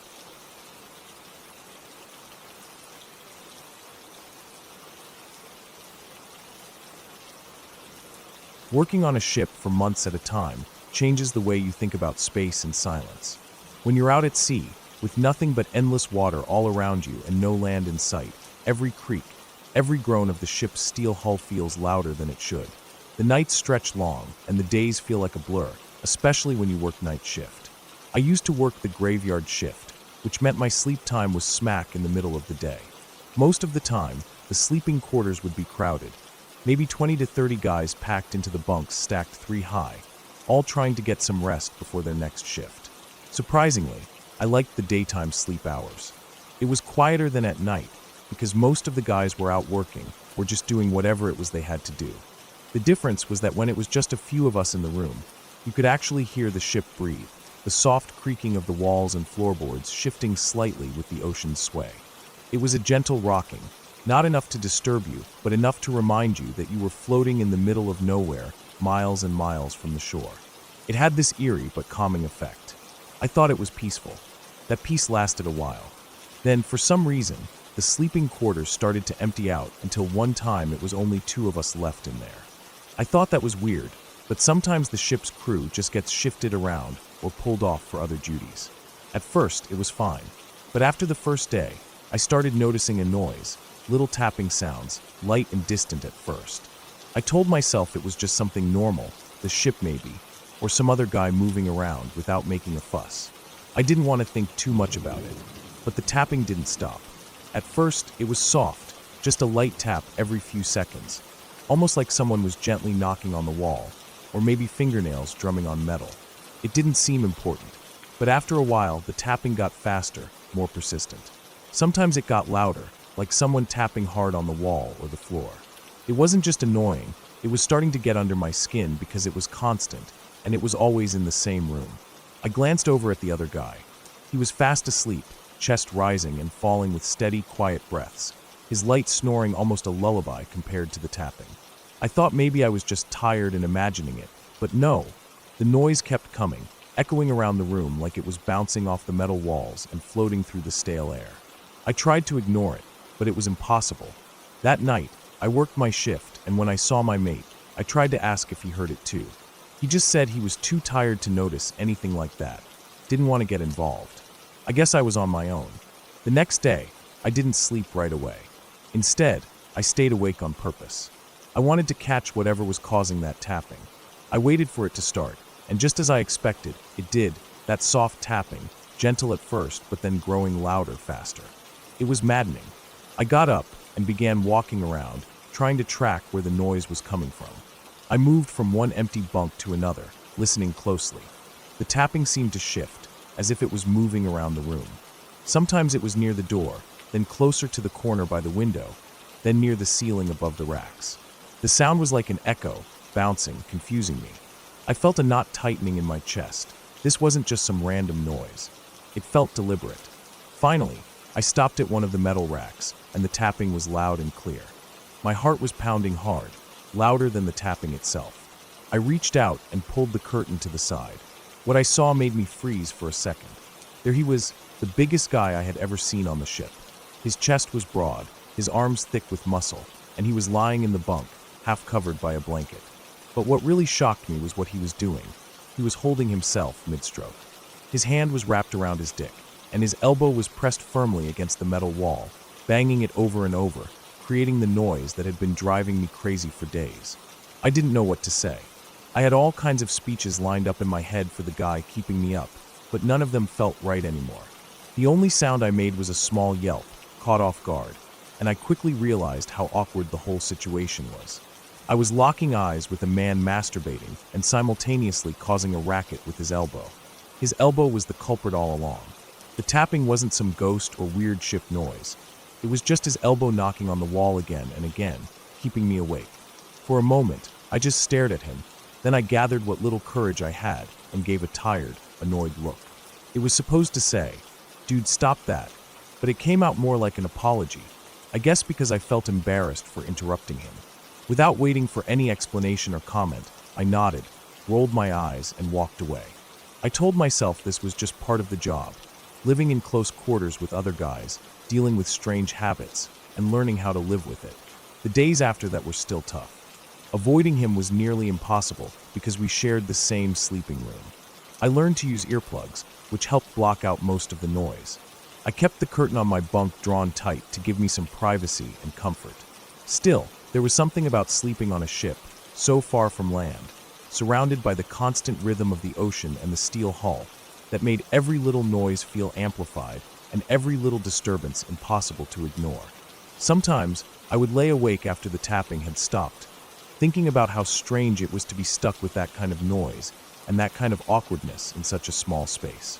I'd listen to the creaking and groaning of the ship again, the soft sway beneath me, and try to remind myself that this was normal life on a ship. No ghosts, no creepy shadows, just the reality of sharing your sleeping space with other people, each with their own quirks and habits. And sometimes, those habits could drive you mad, but you learned to deal with it. You had to, because out here on the ocean, the ship is your home. Strange noises, awkward moments, and all.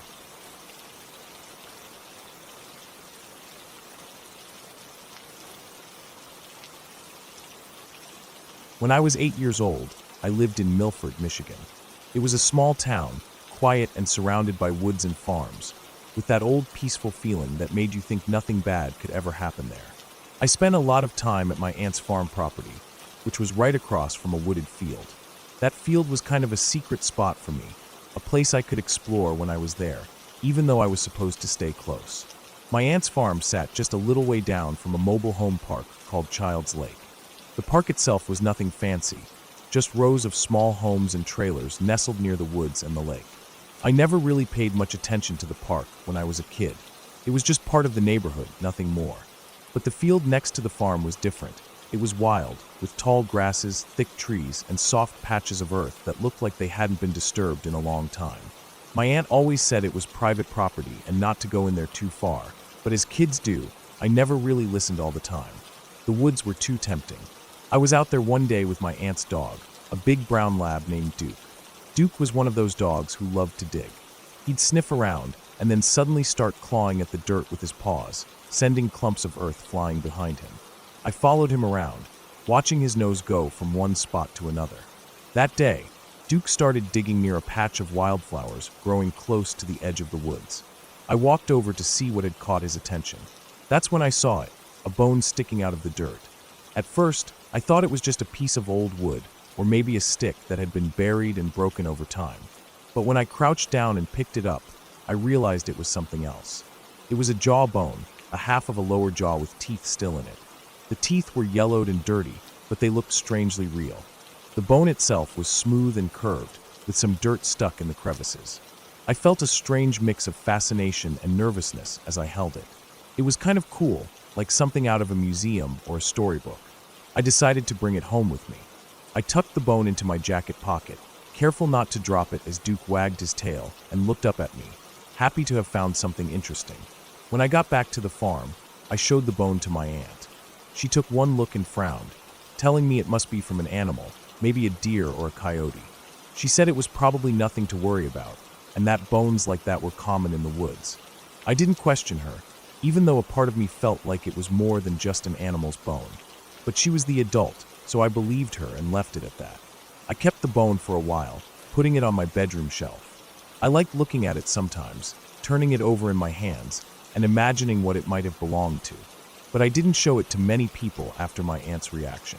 It felt private, like a secret treasure from the woods. Later, I heard something on the news that made me think differently about that bone.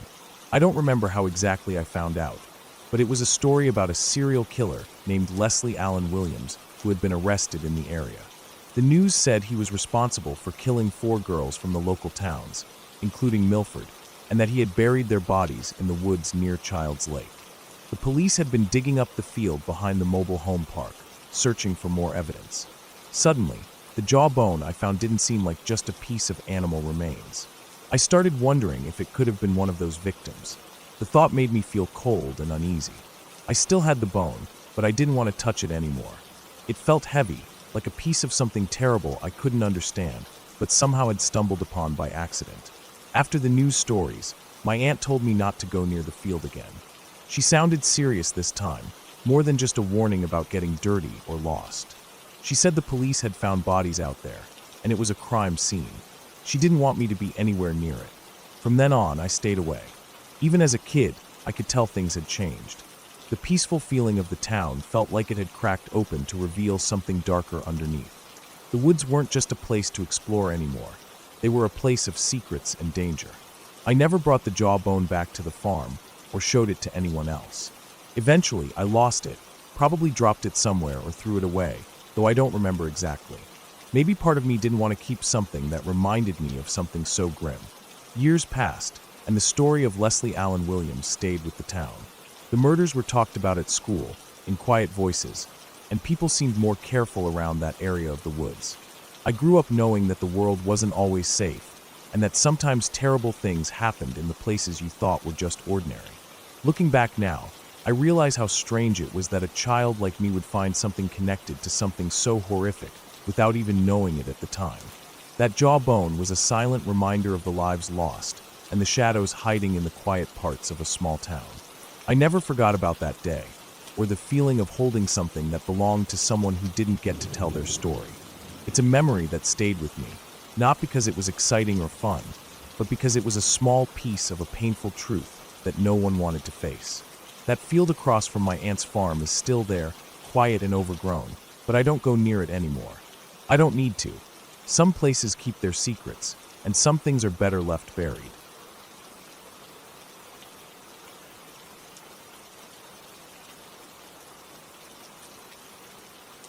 It was near Halloween, a time when stories about real things that happened sometimes feel closer, sharper, like the dark outside pressing in a little harder.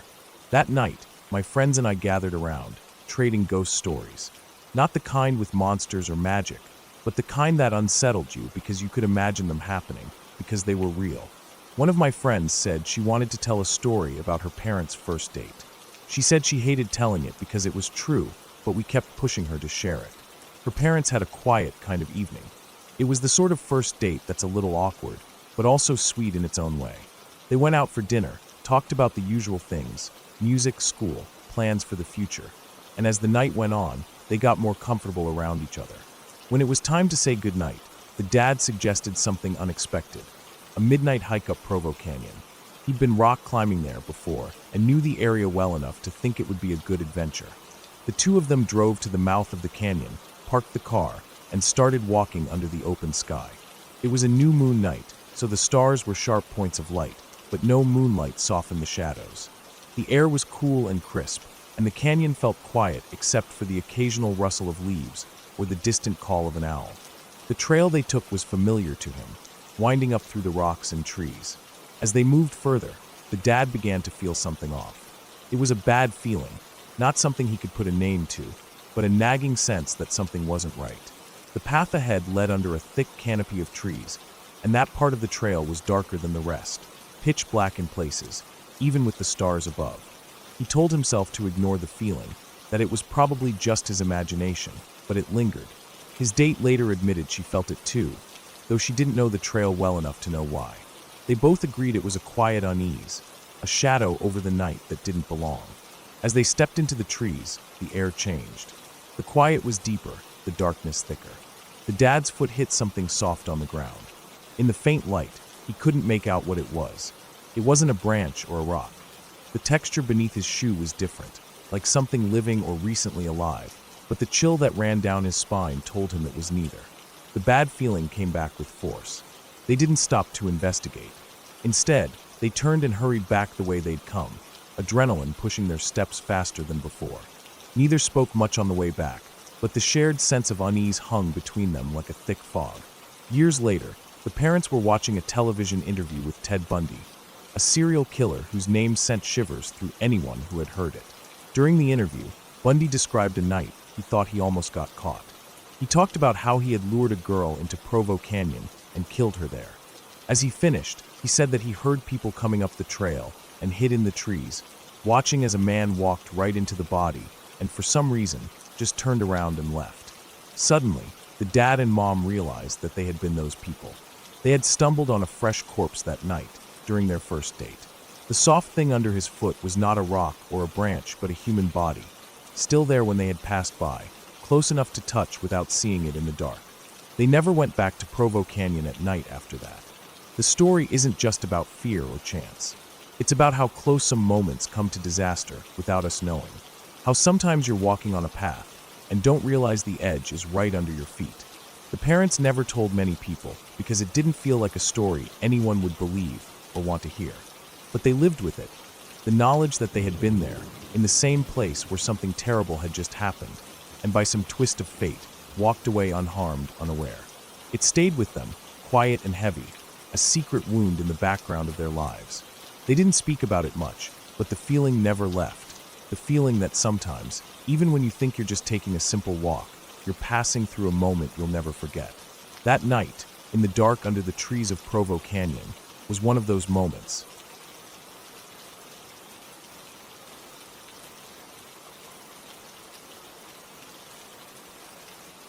Last November, I found myself back out in the woods where I've spent countless hours hunting and watching. That year, the weather was rough, gray skies heavy with moisture, and the cold had settled deep into the ground. The forecast promised freezing rain turning to snow, and by mid-morning the rain did just that, switching from icy droplets to soft, thick flakes drifting down through the naked branches.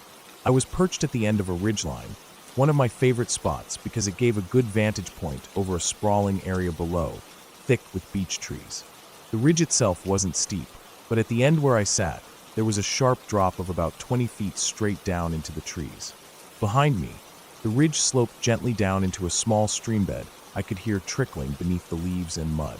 The top of the ridge was scattered with trees, old stumps, fallen logs, and large rocks, perfect natural cover to stay hidden and move quietly. I had been on watch for about 4 hours. The air was cold and damp, the kind of chill that seeps through clothing and makes your fingers stiff. My boots rested firmly on the frozen ground, and my breath came out in little clouds I could see against the gray sky. The wind was steady, blowing from my left, carrying with it the scent of wet earth, rotting leaves, and distant pine. I was sitting low, trying to stay still, eyes scanning the woods below, looking for any sign of movement, any hint of game. Hunting in these conditions was tough. The snow was starting to settle lightly, muffling sounds. The beech trees below stood like a silent crowd, their branches bare and gray. Suddenly, something caught the corner of my eye, movement just to my immediate left. It was subtle at first, like a flicker of shadow, but my instincts kicked in immediately. I snapped my head around, my heart jumping. Just 6 feet away, less than the length of my outstretched arm, a coyote stood frozen, looking right at me. It had come out from behind a boulder that sat about 8 feet to my left, stepping up onto the ridgeline, right above where I was seated. For a moment, time seemed to stretch. The coyote's eyes locked with mine, wild but wary. It was a lean animal, for mottled gray and brown, wet from the freezing rain and snow. Its nose twitched, nostrils flaring as it tried to figure out what I was. I realized then I was downwind from it, the wind blowing my scent away from the coyote, so it hadn't caught me before. I could feel the tension in my chest rise sharply. My rifle lay beside me, but since I was left-handed, it was angled the opposite way from where the coyote had appeared. My hands went on automatic, trying to swing the rifle around fast enough to take aim. But before I could, the coyote jumped back, retreating swiftly over the boulder and disappearing into the brush. I jumped up, heart pounding in my ears, eyes scanning frantically for any sign of it. But it was gone, melted into the woods like a shadow. I took a few hurried steps after it, but the dense brush and snow slowed me down. I knew chasing it wouldn't do much good, so I stopped, catching my breath, feeling the adrenaline ebb away slowly. That close call raised my senses, putting me on edge for the rest of the day. Every rustle of leaves, every snap of twig, even the whisper of the wind seemed louder and more threatening. I stayed alert, shifting my position carefully, always watching. The cold seeped deeper into my bones as the hours passed. The snow thickened, softening the ground and coating the trees in white. I kept my rifle close, hands numb but steady. I kept telling myself the woods were quiet now, that the coyote had moved on, but something about that encounter stayed with me, a reminder of just how close the wild was and how quickly things could change out here. Eventually, I made my way back along the ridge as the sun dipped low behind the hills. The snow was falling harder now, muffling everything beneath its blanket. My boots crunched softly on the frozen ground, and the cold air filled my lungs. I thought back to the coyote and the sudden rush of fear and surprise. It wasn't the first time I'd seen a wild animal close up like that, but the way it had appeared, so suddenly, so close, felt different. It was a reminder of the unpredictable nature of the woods. You can prepare all you want, but sometimes you just have to respect that you're a guest in their territory.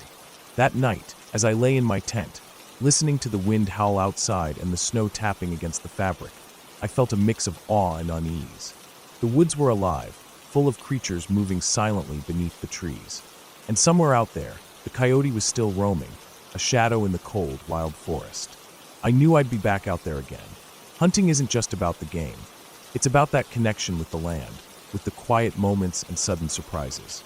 And that day, on that ridgeline, I'd been reminded just how close to the wild I really was.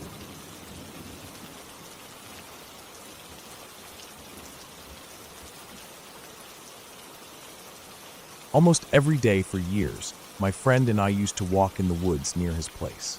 It was the kind of woods that stretched wide and deep, with tall pines and thick underbrush, little trails that twisted through the trees and sometimes opened up onto small clearings where the sunlight broke through in patches.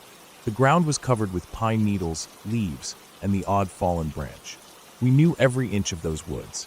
It was quiet most days, except for the usual sounds: birds, the wind rustling leaves, squirrels skittering up trees. Nothing too unusual. But there was one thing that always felt strange.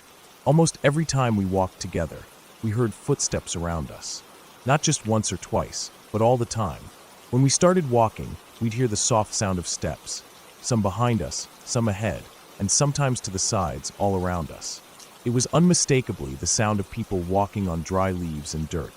It wasn't the usual animals scurrying or the wind blowing through branches. It sounded like human footsteps, slow and steady. At first, we thought maybe other hikers or hunters were around. But whenever we stopped walking, the footsteps stopped too. They only happened when we both walked. If one of us stopped and the other kept moving, the footsteps disappeared. It was as if the sound needed two people moving at the same time to exist. Sometimes we'd try walking apart from each other, but the footsteps only appeared when we moved side by side or close enough to hear that rhythm. Over the first few weeks, we tried to pinpoint where the footsteps were coming from. We'd stand still, turn around, and look all around us. We saw nothing. No other people, no animals large enough to make such sounds. Just the woods and silence. But the footsteps kept following us, always matching our pace and speed. If we sped up, the footsteps sped up. If we slowed, they slowed too. If we stopped, they stopped. It felt like the woods themselves were alive with these invisible walkers. Sometimes the footsteps sounded like a group of people, sometimes just one or two. We even checked for hidden hunters or campers who might be sneaking around, but the woods looked empty. No tents, no campfires, no signs of anyone else. It was a puzzle we couldn't solve. This carried on for years. Every walk was the same. The footsteps haunted us, always just outside our sight. We'd look around, searching for shadows or signs, but only trees, bushes, and empty paths greeted us. I remember feeling uneasy, but also curious. Why did this happen only when we walked together? Why did the footsteps stop when one of us paused? We never spoke much about it. Sometimes it felt silly to mention it, like maybe our minds were playing tricks on us, or the woods had some weird echo effect we couldn't explain. But deep down, it bothered me.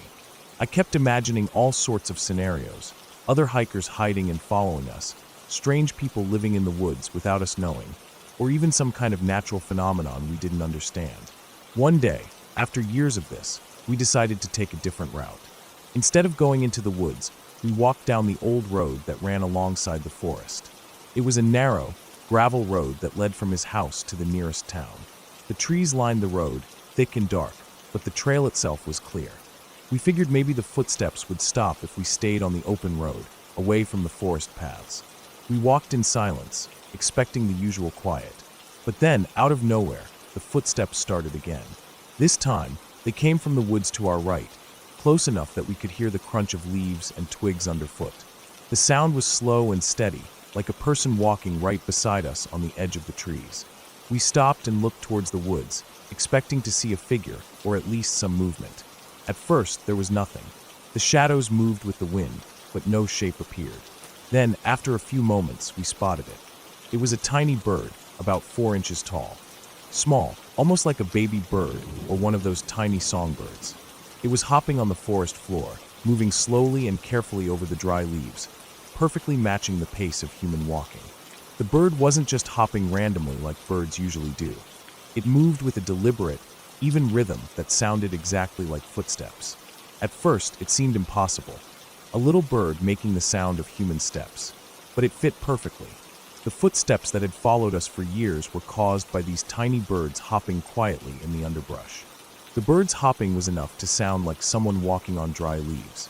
It wasn't just one bird. Once we noticed, we started to see them everywhere in the woods.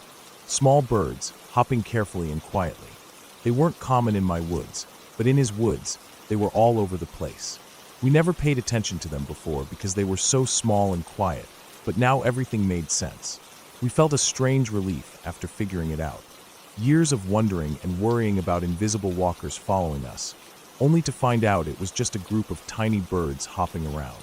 No ghosts, no mysterious people, no threats. Just birds. After that, the footsteps stopped feeling creepy. We still heard the little hopping sounds sometimes, but now we knew what they were. We weren't alone, but we weren't being followed either. It was a simple, real thing we could explain. The woods felt different after that. Less eerie, more alive in a peaceful way. And for the first time in a long time, our walks were calm, without the strange feeling of being watched by unseen footsteps. The walking things that followed us turned out to be just birds, living their quiet lives in the forest undergrowth. It wasn't a spooky story or a scary mystery anymore. It was just nature doing what nature does, small creatures moving quietly through the woods. And that was enough.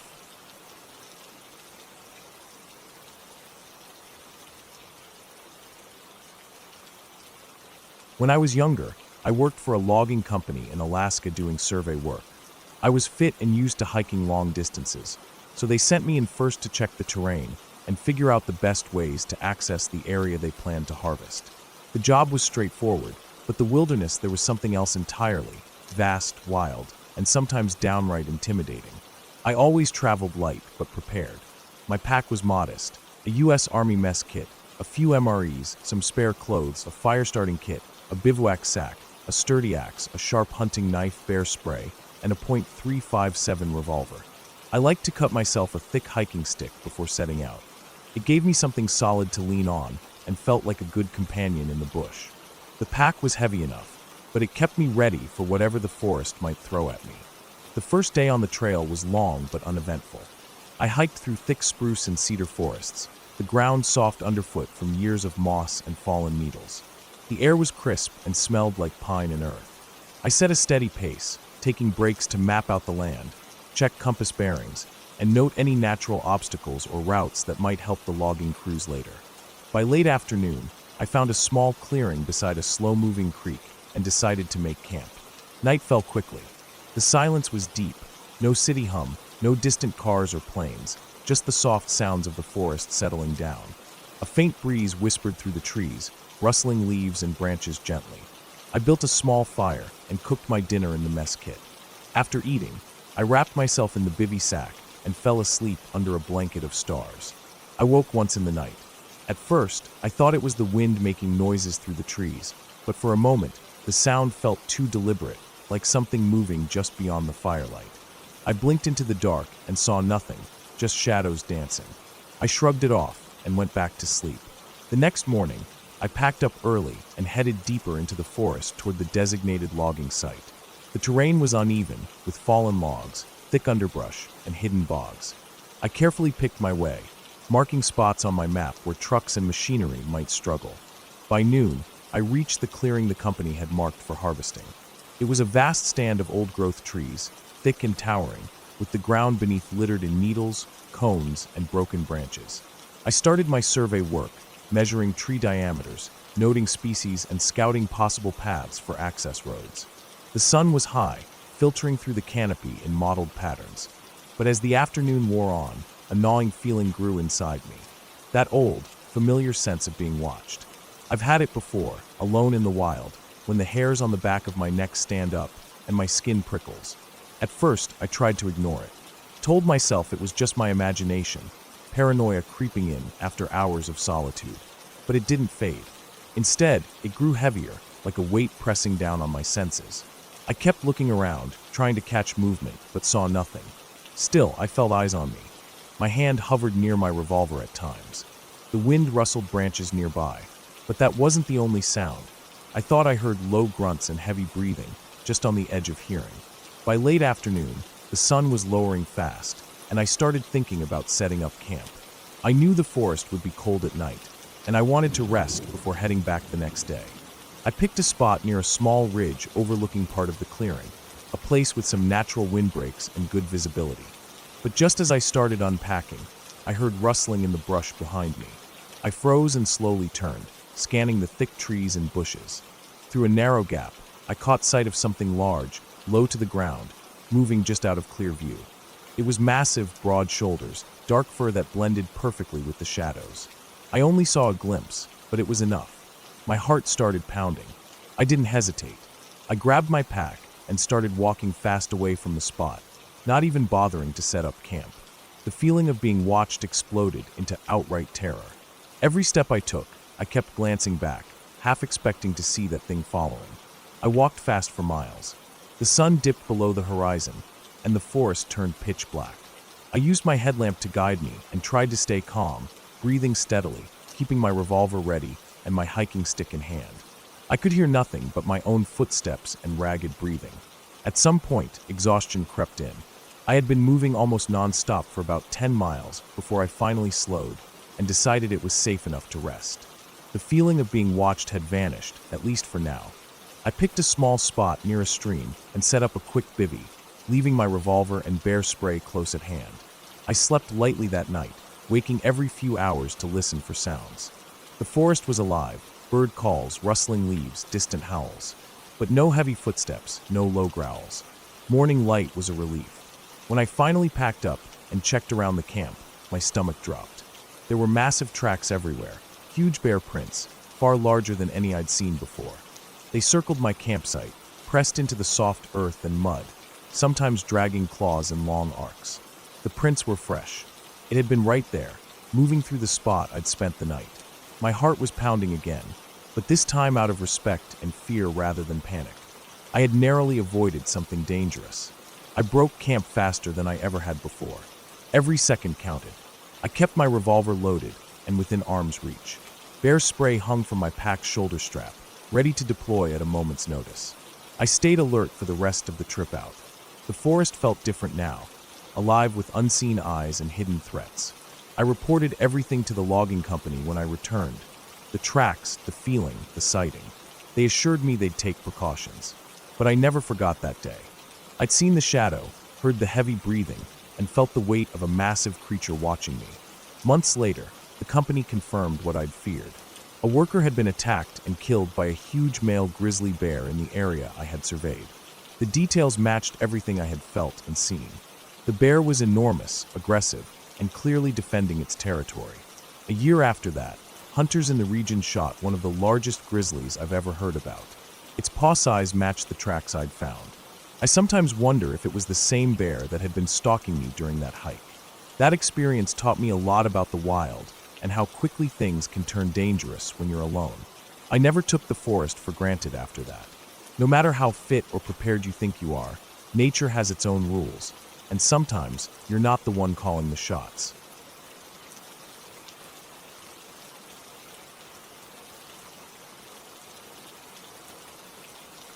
Living on a ranch isn't what most people imagine when they think about scary stories.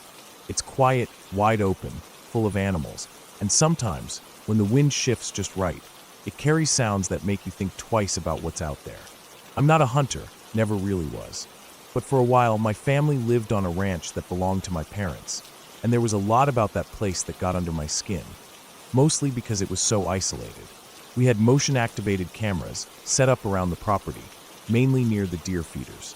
These cameras weren't high-tech, just regular ones that snapped a photo when something moved in front of them. The idea was to check if javelinas were around, or to see where the cattle liked to hang out the most. Nothing fancy, just practical. One day, my uncle came to the house after spending a night camping out near one of the feeders. He was an outdoorsy guy, used to sleeping in places like that, but he looked shaken. He told us that late into the night, he heard something big rustling around near the deer blind he was using. He said it wasn't an animal, or at least it didn't sound like the usual critters. It was heavier, slower, and more deliberate. The kind of noise that makes you stop and hold your breath, waiting for the next sound to come. My uncle had brought one of the motion camera memory cards with him, hoping we'd find some clue about what was making those noises. My dad and I went with him to the local photo shop to get the pictures developed. The anticipation was weird, like waiting to see something that you didn't want to see, but had to. When we got the prints back, there were about 20 pictures in total. The first few showed a man wandering around the feeder, looking down at the ground. His clothes were dark, blending into the background, but you could tell he was definitely a man. The shape of his head, his build. He seemed cautious, like he was checking the area for something specific. After a few shots, he moved closer to a tree nearby and appeared to be doing something there. The pictures weren't clear enough to show exactly what he was doing, maybe tying something or scratching at the bark, but the way he moved his hands made it clear he was focused on that tree. Then, about 15 pictures in, another man appears. This one was smaller, but you could see him clearly in the middle of the frame. He came up behind the first man and looked up at the tree. Both of them stayed just long enough to look around before they left the scene together. The whole time, neither of them glanced at the camera, so it was clear they didn't know it was there. The thing that really set us on edge was that this was on our land. No one in our family knew them. The ranch is massive, a good few hundred acres of open fields and patches of woods, so it's not uncommon for animals to roam. But people? That was different, especially people sneaking around in the dead of night. A few days later, my uncle and my dad decided to check the spot in person. They wanted to see if they could find any signs of what those men were doing near the tree. When they got there, they found a thin string tied around the tree's trunk. The string led to the other side, where a deflated helium balloon was stuck, hanging limp and gray against the bark. It looked like one of those balloons you get at birthday parties. Plain, no designs or writing on it, just an empty balloon that had been used for something. The whole setup made no sense, but it made the hairs on the back of my neck stand up. Naturally, this freaked us out. It's one thing to know strangers were on the ranch. It's another to have them leave something behind like that, like a message or a marker. We never found out what it was for. The balloon didn't match anything we knew about hunting or ranching. It wasn't a signal we recognized, and we couldn't figure out why anyone would put a balloon tied to a tree on a remote piece of land. After that, my uncle and dad took turns staying out in the deer blind every night, hoping to catch whoever it was if they came back. They camped out for nearly a week, but no one ever showed up again. The cameras stayed put, but they didn't catch any more visitors. The photos were grainy and the cameras were old, so identifying the men wasn't possible. No faces, no names, just shadows and shapes in the night. Even now, I can't help but wonder who they were. What were they doing out there, so far from anywhere else? And why didn't they come back? Living on a ranch, you get used to strange things. You hear noises at night, animals moving through the brush, sometimes something that feels a little off. But this was different.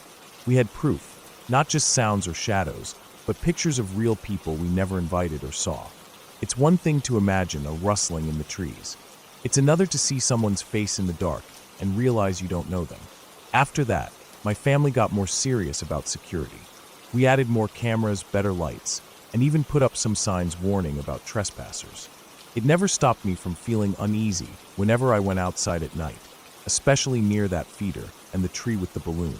The ranch is still the same place it was, quiet, full of animals, wide open spaces. But every time I pass that spot, I think about those two men.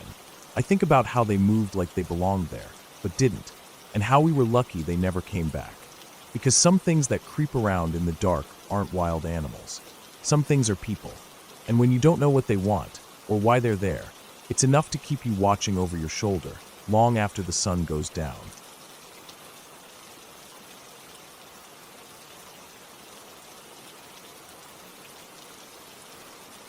I had been planning the mushroom hunt for a few days, thinking about the patch of woods about a mile from my house where the ground stayed moist and shady enough for the mushrooms I liked. The area was familiar. I had been there before, usually finding morels and some chanterelles if the season was right. It was the kind of place I liked to go alone sometimes, because the quiet helped me think, and the walk itself was peaceful. The fields and woods around here weren't wild in the sense of being totally untouched, but they held a lot of life. Deer, coyotes, sometimes the distant howl of wolves, and in the right season, the tracks of bears. There were bobcats too, but I had never run into any trouble with any of them. That morning, I set out with my small backpack, a knife in a sheath at my belt, and a small basket. The sun was already climbing, bright but not too hot, the air crisp from the early spring thaw. The grass was still wet from the morning dew as I stepped out into the goldenrod field near the edge of the woods. The stalks stood tall, brushing against my shoulders, their yellow flowers bright against the blue sky. The field stretched for a good 50 yards, a sea of goldenrod bending slightly in the breeze. I took my time, stepping carefully, looking out for mushrooms or anything interesting. The smell was sharp and sweet, the kind of smell that made you think of late summer, even though it was just early spring. Bees buzzed lazily around the flowers, and a few small birds flitted in the bushes at the edge of the field. I was halfway through the field when the familiar crunch of dry grass and leaves underfoot was suddenly swallowed by an odd silence. The birds stopped singing. The breeze died down. I noticed the usual hum of insects seemed to vanish. It was as if the field and the woods were holding their breath. That's when I felt it, a shift in the air, an odd heaviness pressing down, something that didn't make sense at first. It wasn't a sound or a shape, but more a sudden awareness in the back of my mind that something was wrong. My skin prickled with goosebumps, and a cold sweat broke out along my neck. My heart picked up a little, not in panic but in sharp alertness. I stopped moving and scanned the edge of the woods where I planned to step in. The trees stood tall, their dark trunks casting long shadows in the bright sunlight. Normally, this was a place I loved, the smell of damp earth, the moss growing thick on the rocks, the way the sunlight filtered through the leaves in golden shafts. Today, it looked different, somehow darker, almost like it was waiting. I stood still for several minutes, trying to shake off the feeling. I told myself it was just my imagination, maybe nerves from being alone. The air was warm, the sun was out, and nothing looked out of place. No footprints, no broken branches, no unusual scents. Nothing that should have made me feel this way. But the feeling stayed, a tight knot of anxiety in my chest that wouldn't loosen. I debated stepping into the woods or turning back. My fingers clenched and unclenched at my sides, my breathing shallow. Normally, I would have gone in without a second thought, but something inside me screamed that I shouldn't. It wasn't a sudden panic, but a clear warning, like a red flag waving in my mind. Finally, I made my choice. I turned away from the woods and back towards the open field. The goldenrod swayed softly in the breeze again, and the birds started up their songs once more, but I didn't look back. I walked briskly away, my eyes scanning the field, my senses on high alert. When I reached a different patch of woods farther down the road, I started looking for mushrooms again, but my heart wasn't in it. The peace I usually felt out here was gone, replaced by a lingering unease. I kept my pace faster than usual and didn't stray far from the edge of the clearing. That day stayed with me for a long time. I couldn't explain what had set off the feeling. Maybe an animal, maybe a person, maybe just the woods themselves. But I never ignored that instinct. I've learned to trust it because it has saved me before. On other occasions when I brushed it aside, I ended up hurt or in uncomfortable situations. It's that quiet voice inside, the one you don't always hear, but when you do, it's better to listen. I went back to that spot a few times after that day. Each time I approached, the feeling didn't come back.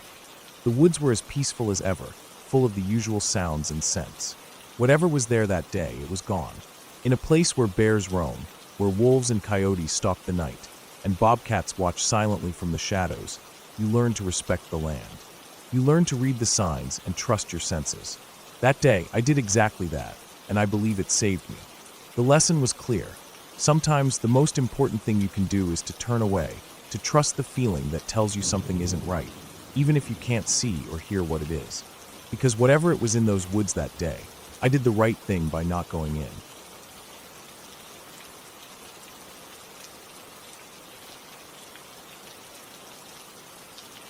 I still remember that night clearly, even though I was only about 5 or 6 years old at the time. It's strange how some memories, especially the scary ones, seem to cling to you forever, almost like they're glued in place with a kind of sticky fear. It wasn't a real horror story, not like the ones you hear about in movies or books with monsters and ghosts. It was something much more ordinary, much more real, and somehow, that made it even more frightening at the time. Our families had this tradition when we went camping together, something the grown-ups called a scary hike. It was supposed to be fun, a way to make the older kids a little nervous, maybe give them a little thrill. The adults planned it carefully. One of the dads would sneak off into the woods and pretend to be some kind of monster or wild animal. The older kids would be told to stick together and try to run away from the monster. And the adults watching from the campsite would cheer and laugh when the kids finally made it back, safe but shaken. I wasn't old enough to fully understand what was happening, but I knew the whole thing made me scared deep in my belly. That night was chilly. The air smelled like pine needles and damp earth, mixed with the smoky scent of the campfire that still smoldered near our tents. The stars were out, twinkling quietly above, but the dark forest around us felt thick and heavy, like it was closing in. The adults kept telling us to stay close and not to be scared, but their smiles looked a little strained. Maybe because it was late and they were tired from the long day of packing, driving, and setting up tents. When the scary hike started, the group of older kids, my older brother among them, got ready at the edge of the woods. I remember clutching my dad's hand tightly because everything felt strange and a little too dark. The monster, one of the dads in a hooded jacket, had disappeared into the trees, and we heard strange noises, rustling leaves, soft footsteps, low groans, and sudden snaps of twigs. My heart was pounding fast, and I wanted to run, but I was scared to let go of my dad's hand. Then the chase began. The monster came out from behind the trees with a low growl, stumbling toward us on purpose, trying to look scary. The older kids started screaming and running, their feet pounding against the soft ground covered with leaves and pine needles. I ran too, though I wasn't really sure why or where I was going. I just wanted to get away from the noise, from the shadow that seemed too close, too real. My small legs worked hard to keep up with the others. Suddenly, I heard a loud thud behind me. I looked back and saw my dad had fallen face first onto the dirt. His hand hit the ground hard, and his hood slipped back, revealing his worried face. He stayed there for a moment. Then he said, loud enough for us to hear, even over the pounding of our feet, "Oh no, go on without me." I froze for a second, confused. The others kept running, some looking back, some yelling things I couldn't understand.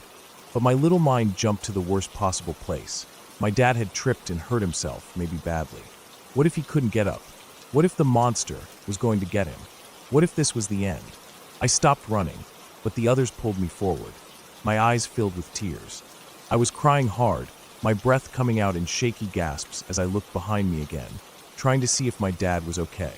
The trees swallowed his figure, and all I could think was that I'd lost him.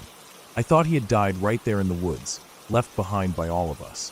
I remember feeling so small and helpless, tears blurring my vision, my chest tightening with a sadness that felt way too big for a little kid. The dark around me didn't seem like fun anymore. It felt cold and empty, like the forest was swallowing all the hope I had left. When we finally made it back to the campsite, my heart was still racing. But then, through the shadows near the tents, I saw my dad walking back toward us. His clothes were dirty, his hands scraped, but he was smiling, a tired, relieved smile that didn't quite reach his eyes. I felt a flood of relief crash over me, washing away the fear in an instant. But at the same time, I felt confused. How was he okay? Why did he let us run away and leave him behind? Then I looked over and saw my mom's face, and I realized the whole night was different from how I thought it was. My mom wasn't smiling or laughing like the other adults. Her face was tight and pale, and there was a kind of quiet sadness in her eyes. She was still wearing the same clothes from earlier that day. The day they had gone to a funeral for a father in our church who had died suddenly that morning. I didn't understand the full weight of that at the time, but later I found out that the mood of the whole weekend was heavier because of it. The adults had tried to keep everything normal for us kids, but some of them were carrying this quiet sorrow with them, and it made the night feel more serious than it should have been. My mom was worried, not just about the funeral or the sadness in the church, but about me and my dad and the scare we had that night. For days afterward, I kept thinking about that hike, and I kept thinking about how close I had felt to losing my dad, even if it was just pretend. I could still see the look on his face when he fell, hear the fake groan he made to make the game more real. But I also knew that for me, it wasn't just a game. It was the scariest thing I'd ever felt, even if I didn't have the words to say it then. And that's what stuck with me years later. The way something meant to be fun and silly can turn real in an instant. How fear doesn't care if it's pretend or not. How your mind can take something small and make it feel like the biggest, darkest thing in the world. That night taught me something I didn't fully understand until much later. Sometimes, the scariest moments aren't monsters or ghosts. They're the moments when you realize that the people you love aren't invincible, that they can fall, get hurt, or be left behind. And that even when everything around you is supposed to be safe and familiar, your heart can still feel like it's breaking.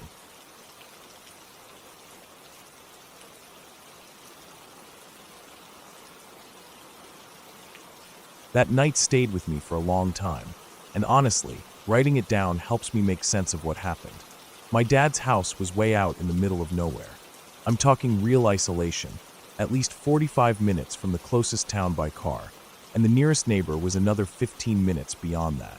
The kind of place where the road narrows down to a dirt track and you're surrounded on all sides by fields and thick forest. It was quiet, peaceful in a way, but also a place that felt empty, like something was missing.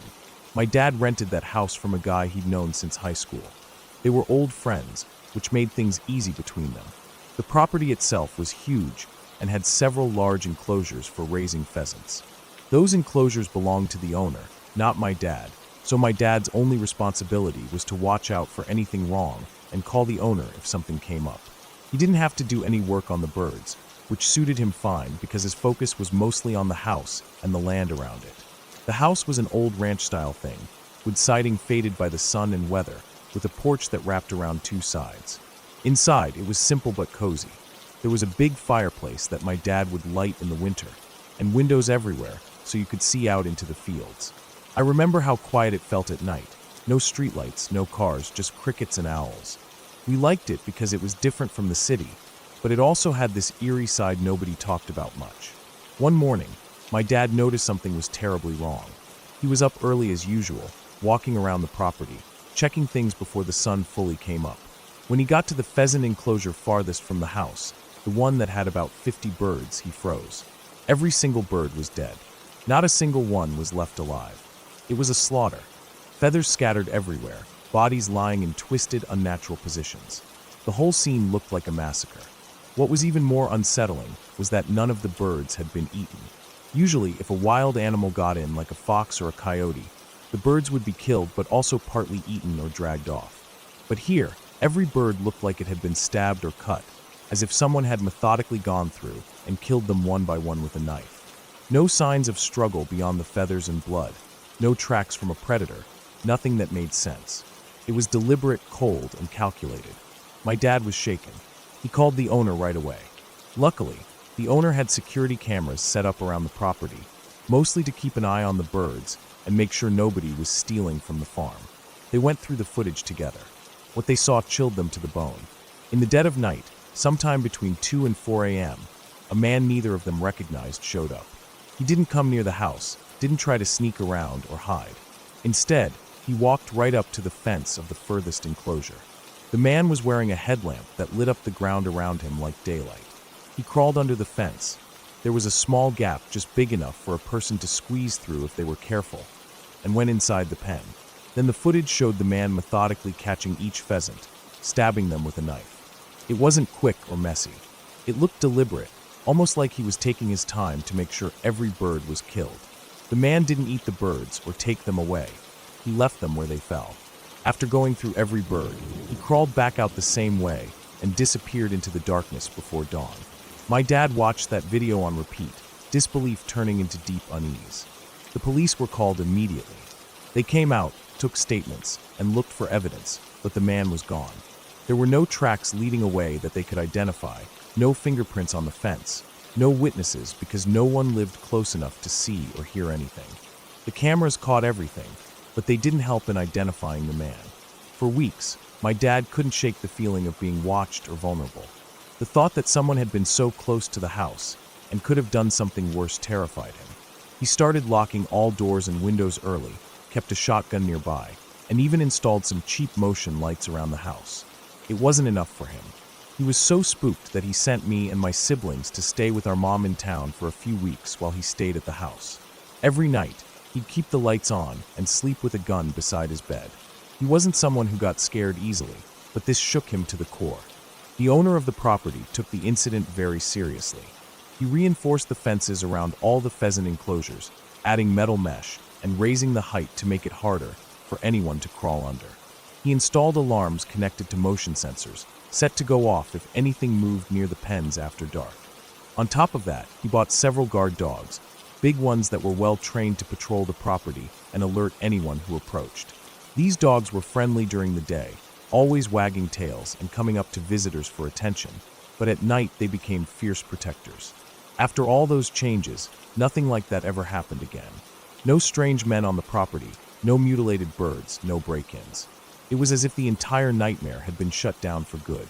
Still, the image of that man under the fence, methodically killing those birds with no reason or explanation, stayed burned into my dad's memory. The police never caught the man. They didn't even get a clear idea of who he was or why he did it. The whole thing became a cold case, filed away with other strange but unsolved incidents. Sometimes my dad would look out over the fields at night and wonder what that man was thinking or why he picked that property, that night, those birds. The silence out there grew heavier after that, like the place itself remembered what happened and stayed watchful. My dad never felt truly safe again, even with all the alarms and dogs. But life moved on. The birds were replaced, the fences stayed strong, and the house kept standing against the dark. In the end, it was just a terrible act. No ghosts, no fantasies. Just a man's cruel and senseless violence on a quiet farm far from anywhere. That's what made it so terrifying, because it wasn't the unknown or supernatural that threatened us. It was the real world, the dangerous and unpredictable people who can slip quietly into your life and disappear without a trace.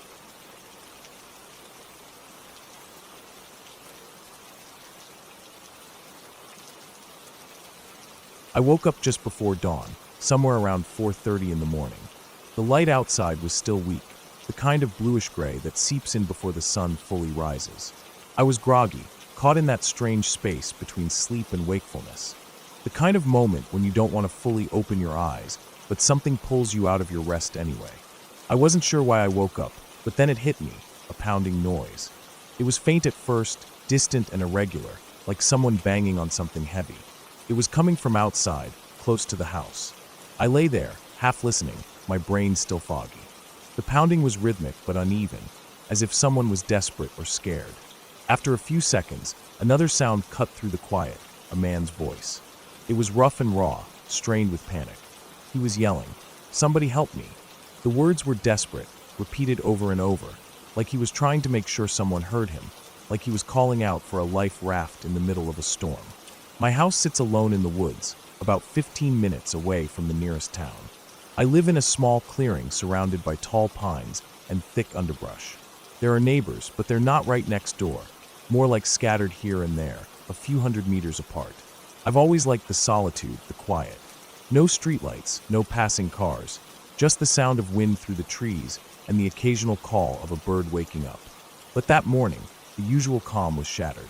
I sat up slowly in bed and looked out the windows, but it was too dark and too far away to see much from upstairs. The windows don't have curtains or blinds.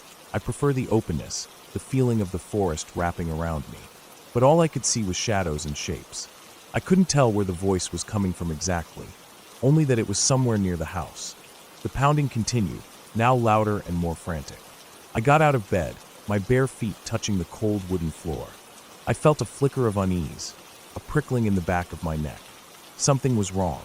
I moved to the stairs and carefully made my way down, each step creaking softly in the stillness. At the bottom, I turned toward the front door but paused, listening again. The pounding wasn't just on the door anymore. It was all around the house. The man was moving, running from side to side, banging on windows and doors, trying to get in. I walked slowly to the window, facing the driveway, and peered out. What I saw made my stomach tighten. There was a man, no more than mid-30s, thin and scruffy. He wore nothing but a thin, soaked t-shirt that clung to his body. No pants, no shoes. His hair was wet and matted, his eyes wide and wild with fear. He was running around the house, hitting the windows with his fists and trying the doorknobs. He kept screaming for help, his voice breaking at times, but his movements were frantic and unpredictable. Normally, I would want to help. I'm the kind of person who believes in lending a hand if someone's in trouble. But this felt different. Something about the way he was acting, so erratic, desperate, unsteady, made me hesitate. I live alone, and the thought of letting a stranger in who might be dangerous was terrifying. I had to protect myself. I backed away from the window and pulled the door handle to make sure it was locked. Then I grabbed my phone, my hands shaking slightly as I unlocked it, and quickly sent a message to my closest neighbors. I told them what was happening, that there was a man trying to get into my house, and that I needed help right away. The network here isn't always great, but I was lucky this time. The message went through. Minutes later, I heard the distant sound of a truck starting up. It was my neighbors coming over to check on me. I moved to the window again to see if the man was still there, but he was gone. The pounding had stopped. The desperate screams faded into the quiet morning. I scanned the edge of the woods surrounding my property and caught a glimpse of a shadow slipping between the trees, moving fast, away from the house. My neighbors arrived, their faces concerned but calm. They took in the scene quickly, looking around for signs of the man, but finding nothing. We waited for the RCMP to arrive, which took longer than I wanted, but the police were thorough when they did show up. They told me the man was picked up a few hundred meters into the forest by a patrol. I never found out what exactly had happened to him, or why he was running around my house in such a state. The police said he was likely in some kind of trouble, maybe mentally unstable or on drugs. I wasn't sure what to think. That morning stayed with me for a long time. I kept replaying the sounds, the pounding, the screams, and the image of that man, lost and desperate, trying to find safety in a place that wasn't safe for either of us. Living alone means trusting your instincts, being ready for the unexpected. That day, my instincts kept me safe, but it was a close call. After that, I made a few changes. I installed better locks, added motion-activated lights around the house, and made sure my phone was always charged and nearby. I started keeping a small emergency kit by the door, just in case. The woods can be peaceful, but they can also be unpredictable. I still don't know what exactly happened to that man. The police never shared details, and my neighbors said they hadn't seen him before. I sometimes wonder where he came from, what made him so desperate to break into a stranger's home.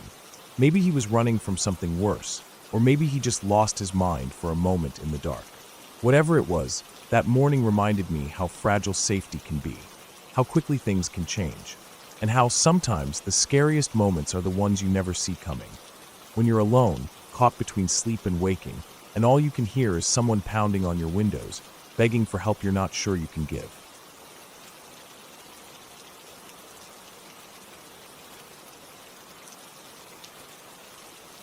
I've never told this story to anyone except my husband. I've been too afraid people would think I'm crazy or that I made it up. But it's something that happened to me when I was 16 on Halloween night, and it still haunts me to this day. I guess finally putting it into words might help me make some sense of it. It was Halloween, but not the kind where you go door to door with a bag of candy. We were a group of 5 friends, all about my age, and honestly, none of us were really into the whole Halloween thing. We were bored, restless, and itching for something to do. The town was small, and there wasn't much going on. just a few houses decorated here and there, but nothing exciting. So, we decided to go for a walk in the woods nearby, just to mess around and kill some time. The road we chose was a dirt path that ran deep into the woods. It wasn't a proper road, more like a rough trail worn down by logging trucks and the occasional hunter. There were no houses anywhere near it, just thick trees lining both sides of the path, stretching out in every direction.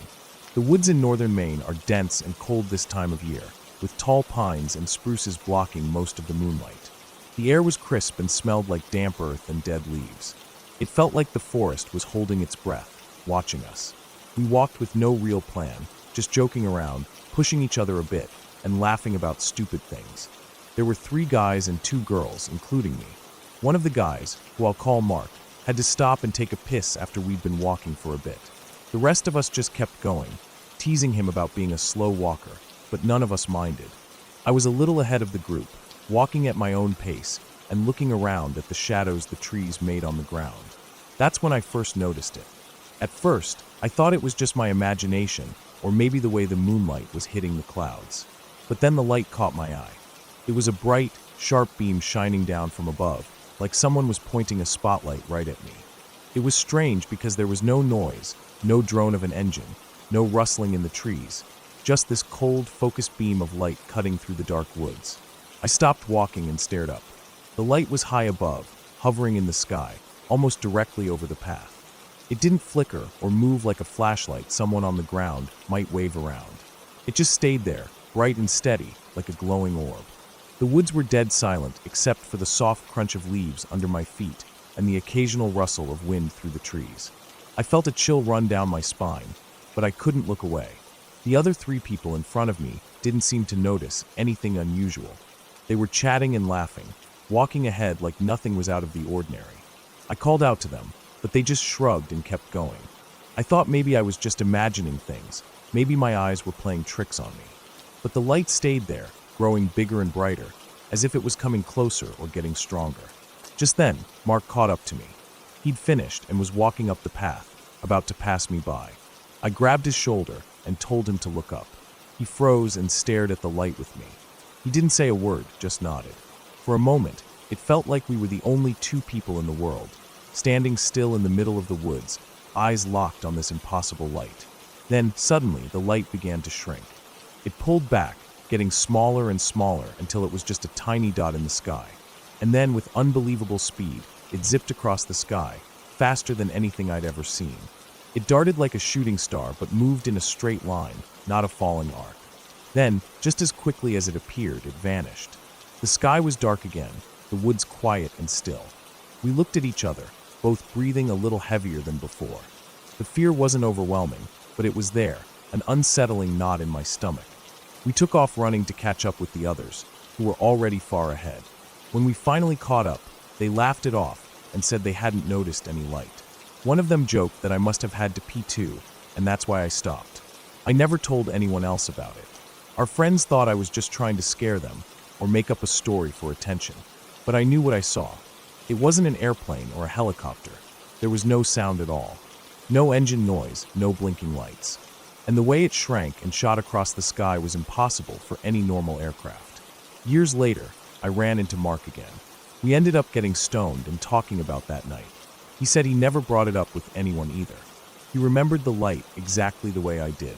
That moment has stuck with both of us all this time, something we quietly carry. I grew up in these woods. I know how to handle the dark, the animals, the strange noises that come with the forest. Nothing about that light felt natural or explainable by anything I knew. It wasn't a trick of the eye or a normal occurrence. Whatever it was, it still scares the shit out of me. I think what haunts me most isn't just the light itself, but the silence that came with it. The woods were quiet in a way that made me feel small and exposed. It was like the forest was holding its breath, waiting. I've walked that road many times since, but I've never seen anything like that again. Sometimes late at night, I find myself wondering what it was, why it was there, and if it's still out there somewhere watching. I don't have answers.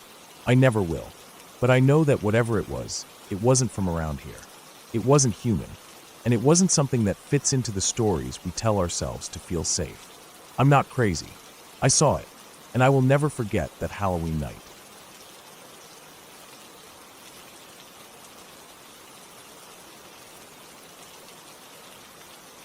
My little brother and I were tossing a baseball around near dusk at the bottom of our property.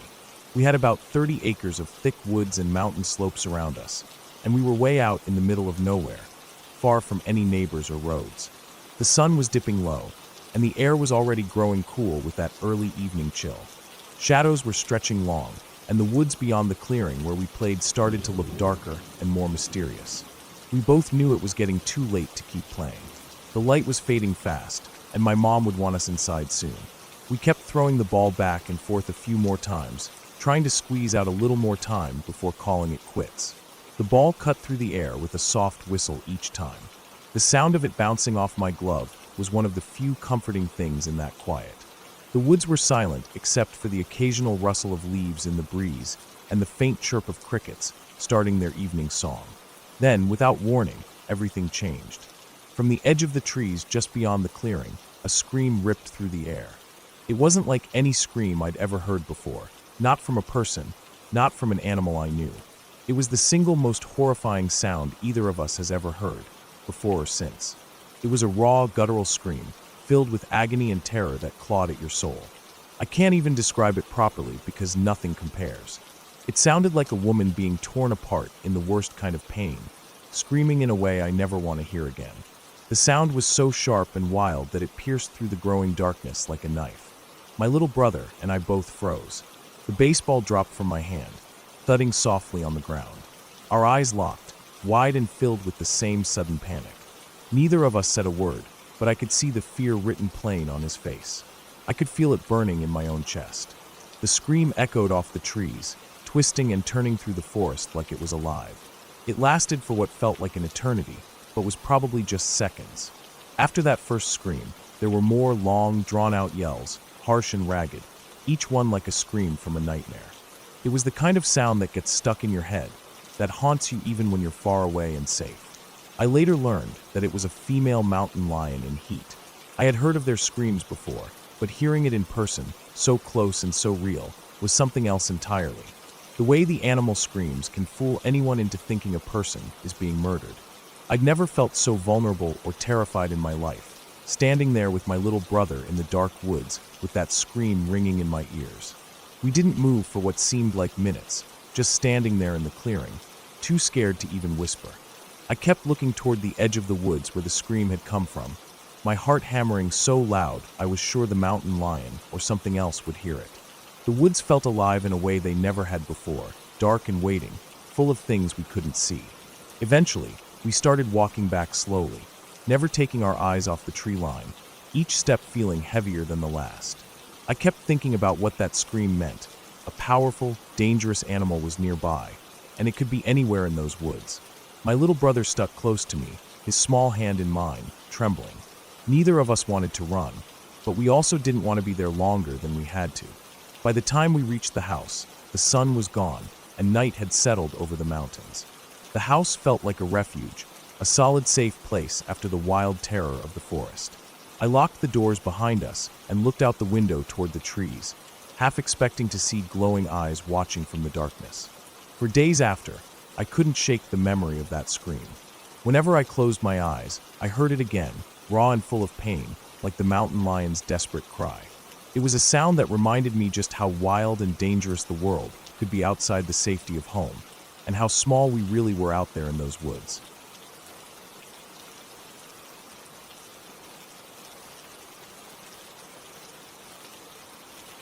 When I was 15, I had a paper route that started at 4 in the morning.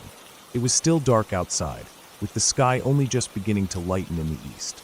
The air was cold and fresh, the kind of quiet that feels like the whole world is holding its breath. I liked that part of the job, the peace and stillness before the day really started. I'd get on my old bicycle, the one with the rusty chain and squeaky brakes, and pedal through the empty streets, delivering newspapers to people's doorsteps. It wasn't a big route, but it was mine, and I took pride in it. That morning was no different at first. I had my papers stacked neatly in my bike's basket, and the only sounds were the hum of the tires rolling over the pavement and the distant chirping of birds waking up. I'd been doing this for months, so I knew the route well, the houses, the gardens, the dogs that barked even at that early hour. There was one house on my route that always stood out to me, though. It was an older place, with tall windows and a garden full of thick bushes and trees. The kind of house that looked like it had stories to tell, but didn't want to share them. That morning, as I turned into the garden path leading to the front door, I saw something I wasn't expecting. Two men, standing close together with flashlights, were peering into the windows of the house. Their faces were tense, focused on whatever was inside. The light from their flashlights flickered over the curtains and the glass, making the shadows dance. For a moment, I froze, unsure of what to do. I was just a kid, and seeing strangers looking through someone's windows felt wrong and dangerous. My heart started to beat faster, but I forced myself to speak, hoping to break the silence and maybe avoid trouble. I said, "Good morning, guys." My voice sounded shakier than I wanted. They both jumped slightly, their heads snapping toward me. For a moment, none of us said anything. It was awkward and tense, like none of us knew what to do next. Their faces were a mix of surprise and something harder to read. Fear, maybe, or anger. I could feel their eyes watching me closely, their bodies stiff. I didn't want to cause any trouble or make them angry, so I tried to keep things calm. I asked if I could get past them to deliver the paper. One of the men spoke, but I didn't hear exactly what he said. What I did understand was that the person living in that house had done something to his family, something serious, and these two men had taken the chance to get away from him. They said their car was still running nearby. They moved off quickly after that, disappearing into the shadows beyond the garden. I waited a few moments, my heart still racing, then rang the doorbell of the house. I stood back a little and waited, thinking whoever lived there might want to know what had happened, or at least be cautious. After a while, someone came to the door, and I told them about the men I saw and the story I overheard. The person thanked me and said they'd be careful. I left soon after, the whole experience sticking with me for the rest of my ride. It was one of those mornings that felt different, heavier somehow, like the calm before something bad. The next days, I kept thinking about those two men in the house. I noticed a little more around that street, the locked doors, the quiet neighbors who didn't say much. I wondered what had happened to make those men so desperate to hide and escape, and if the person inside the house was dangerous. I never saw those two men again, but every time I passed that garden, I felt a little uneasy. The early morning quiet wasn't the same after that. It taught me a lot about the real world, how people carry secrets, and how sometimes danger hides behind familiar walls. It wasn't a ghost story or a fairy tale, it was something raw and real. And sometimes, all you can do is be aware and hope for the best.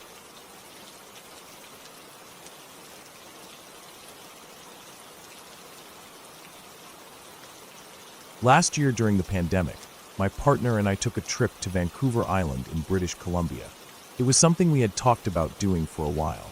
You know, that typical kind of thing a lot of younger couples do when they want to disconnect for a bit. Just get in a van with a mattress in the back and drive. No big plans, just camp out in random forest pull-offs, cook simple meals over a fire, and live like we didn't have anything to get back to for a while. With everything going on in the world, it felt like the only thing that made sense. Nature, quiet, and space. We didn't really book any official campsites. Most people who've camped out there know how it goes. Vancouver Island has tons of logging roads, old forestry access roads that run deep into the woods. Along them are all these little pull-offs, some obvious and flattened from regular use, others barely visible until you're almost past them. That weekend was particularly busy though. I guess everyone else had the same idea we did. Every official campground we came across was full. Signs were posted or handwritten with Sharpie on cardboard, nailed to the entry posts, full. So we kept moving. We were somewhere between two old-growth forests, late in the afternoon, when we started thinking about where we'd sleep that night. The sun was starting to dip. Golden light filtered through the trees, and mist hung low across the road from rain earlier in the day. We weren't stressed yet, but we were both getting a little anxious about finding a spot. We'd passed a few turnoffs that looked okay, but they were either already taken or didn't feel right. Eventually, we found one. It wasn't marked, but the gate was there, old and rusted with the hinge bolts ripped off the post. That wasn't uncommon at all. A lot of people just pulled the gates open or removed them altogether. This one had been like that for a while. We drove in slowly, tires crunching over gravel and old pine needles. The trail led down a slight hill, weaving through dense trees until it opened up to a clearing right on the edge of a lake. It was beautiful, quiet still. There was a light breeze, but the surface of the lake was smooth, just the occasional ripple where something disturbed the water. Dragonflies buzzed near the shore. We saw another van parked off to the right, and further across the clearing was a tent set up next to a small fire pit. There was a fire going already, and a couple sitting beside it. They looked up when we pulled in. We parked a little ways off and got out, stretched our legs, waved to them. They seemed nice. We chatted a bit, just the usual stuff. How long they'd been there, where they were from, how beautiful the island was. They mentioned they had gotten there the night before, and pointed to the tent across from them, the one closer to the lake. They told us it had already been set up when they arrived, but no one had come back to it. They had checked it out a little, just out of curiosity, and said it looked like someone had just stepped away for a few minutes, but never came back. There was a brand new paddleboard leaned against a tree, books lying near the fire pit, a hammock strung between two trees. The gear looked untouched. Nothing looked old or abandoned. We looked over at the tent. It was newer, in good shape. Nothing looked messy or like animals had gotten into it. It just looked paused. I remember feeling weird about it. Not scared or anything, just off. But the couple didn't seem bothered.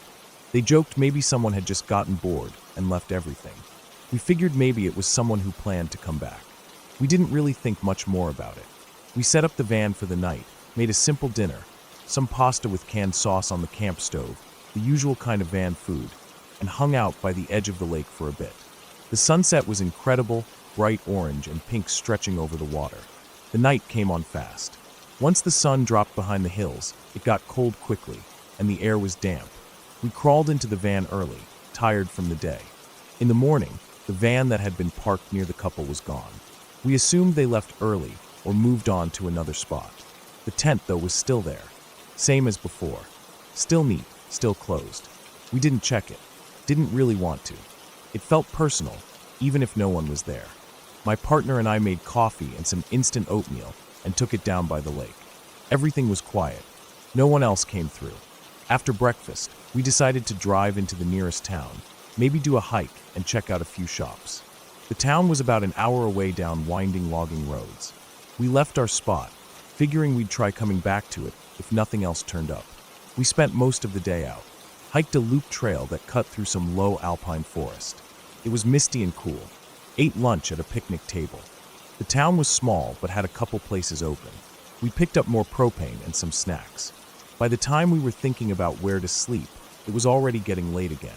We debated trying to find a new spot, but neither of us felt like searching for hours in the dark, so we decided to just go back to the lakeside pull-off. When we got there, the spot was still empty. The tent, still exactly the same. That's when it started to get under my skin. It had now been 3 days since the other couple had arrived and noticed it, which meant at the very least, it had been sitting there untouched for 4 days, maybe longer, and still no sign of whoever it belonged to. There was something about how perfectly set up it was that made it worse, like someone had planned to stay a while. The paddleboard, the books, the hammock, even the firewood stacked under a small tarp. Someone had put care into the setup. I kept thinking, why leave it all behind? Especially out here.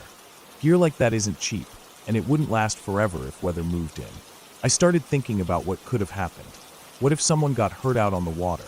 Maybe they drowned, and no one ever came back to find them. What if they went off hiking and never came back?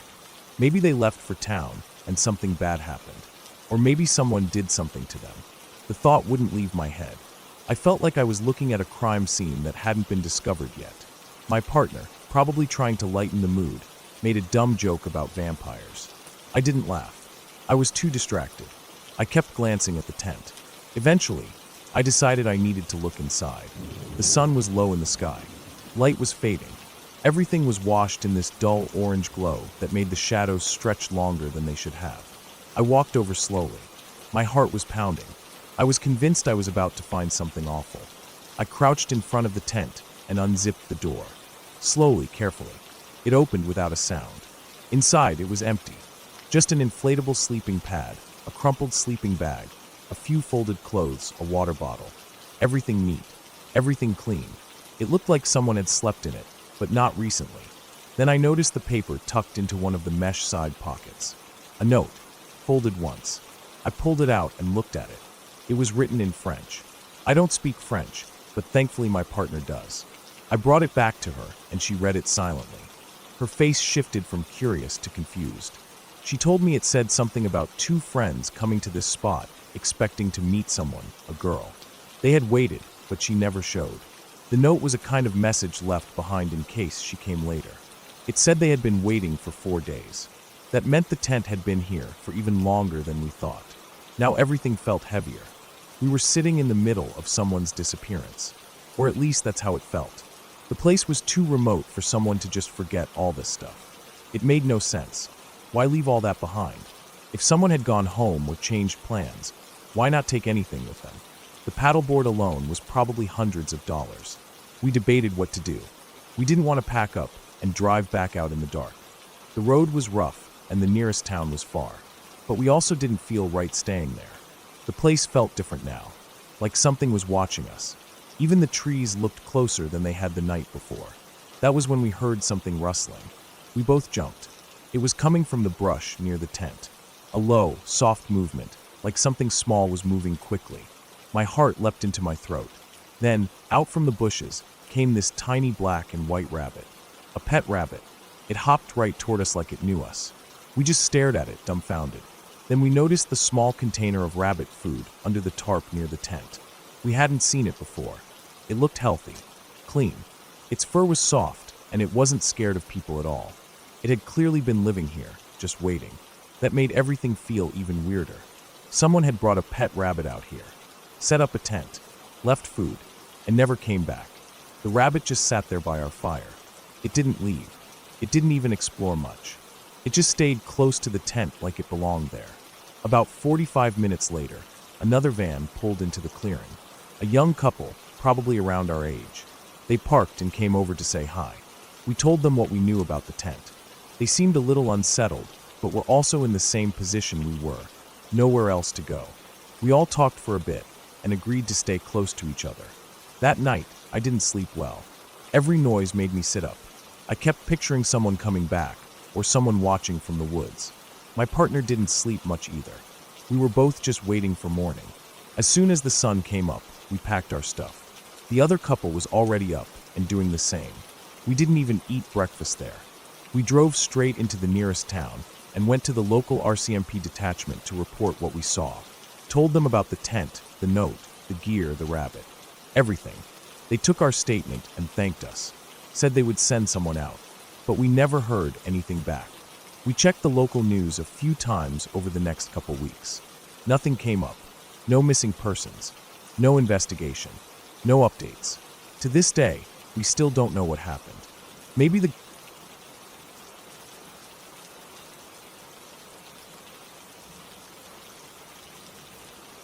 When I was growing up, Halloween wasn't just a day to dress up and get candy. For my family, especially my dad, it was an event, something big and elaborate that he spent weeks planning. We lived on about 7 acres of land, 5 of which were thick woods with tall trees, fallen leaves crunching underfoot, and enough shadows and hidden corners to make any Halloween perfect. Dad loved Halloween so much that every year in mid-October, he would invite a bunch of people over for a huge costume party. But the party wasn't the main event. The real highlight was the scavenger hunt he created. The scavenger hunt wasn't just a simple find this, then find that game. No, Dad made it into a serious challenge, something that involved teamwork, puzzles, and a bit of fear. He would spend the 2 weeks leading up to the party clearing paths, setting up clues, and building scary traps and scenes all over the property. The woods, the fields, even the old barn on the edge of the land. He transformed the whole place. There were always 2 teams for the hunt, sometimes kids as young as 8 mixed with teenagers, and a few adults to keep things from getting out of hand. Usually, about 10 to 12 people on each team, spread across the woods on 2 different paths. Both paths led to the same events and clues, but they happened at different times, so it felt like 2 separate stories unfolding.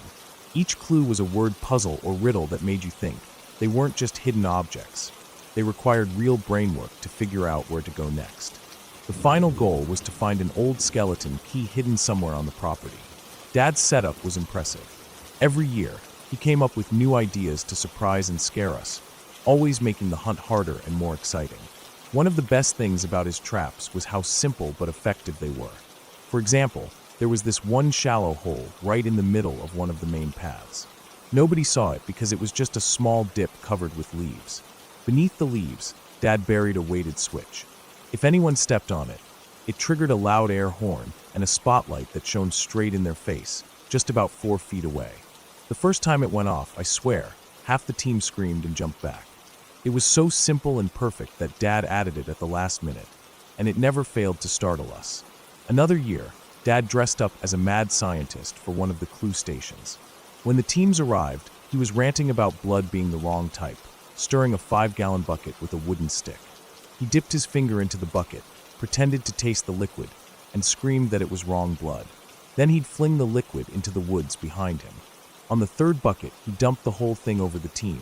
But it wasn't real blood, just dyed hay mixed with water. The smell was earthy, and it felt slimy when it hit your skin, but it freaked out everyone. The kids would shriek and jump around, wiping the sticky stuff off their clothes, laughing nervously as Dad kept up the act. One of the scarier setups involved a guy dressed as Jason from the horror movies. He stood behind a big table with a chainsaw. The chainsaw didn't have a chain. It was a prop, but it looked real enough to make anyone hesitate. The clue for the next step in the hunt was right there on the table, in plain sight. The teams had to step carefully, approach the table, and grab the clue. Just when someone reached for it, a person hiding behind a wall would jump out and knock the Jason figure down, acting like a hero saving the team. Everyone would relax for a moment, but then, just as someone went back to grab the clue again, another person would suddenly reach up from behind the table, swinging the chainsaw prop down and catching the person's wrist. The chainsaw wasn't real or sharp, but it was heavy and clumsy enough to knock the person down with a loud bang and a good scare. It was tense, nerve-wracking, and always got the heart racing. But the best part, the absolute favorite of everyone who went through the hunt, was a short play Dad set up on a small path deep in the woods. It was like a mini theatrical scene, perfectly scary and clever. My brother and his girlfriend were the actors in this one. The scene was set so well it looked real. My brother was the executioner, dressed in black leather and a rough medieval-style tunic. His girlfriend had long, dark curly hair and wore a beautiful medieval dress that reached the ground. She was lying on a big wooden block that looked like a chopping block, and the area was lit by spotlights that would only turn on when someone stepped on a pedal hidden nearby.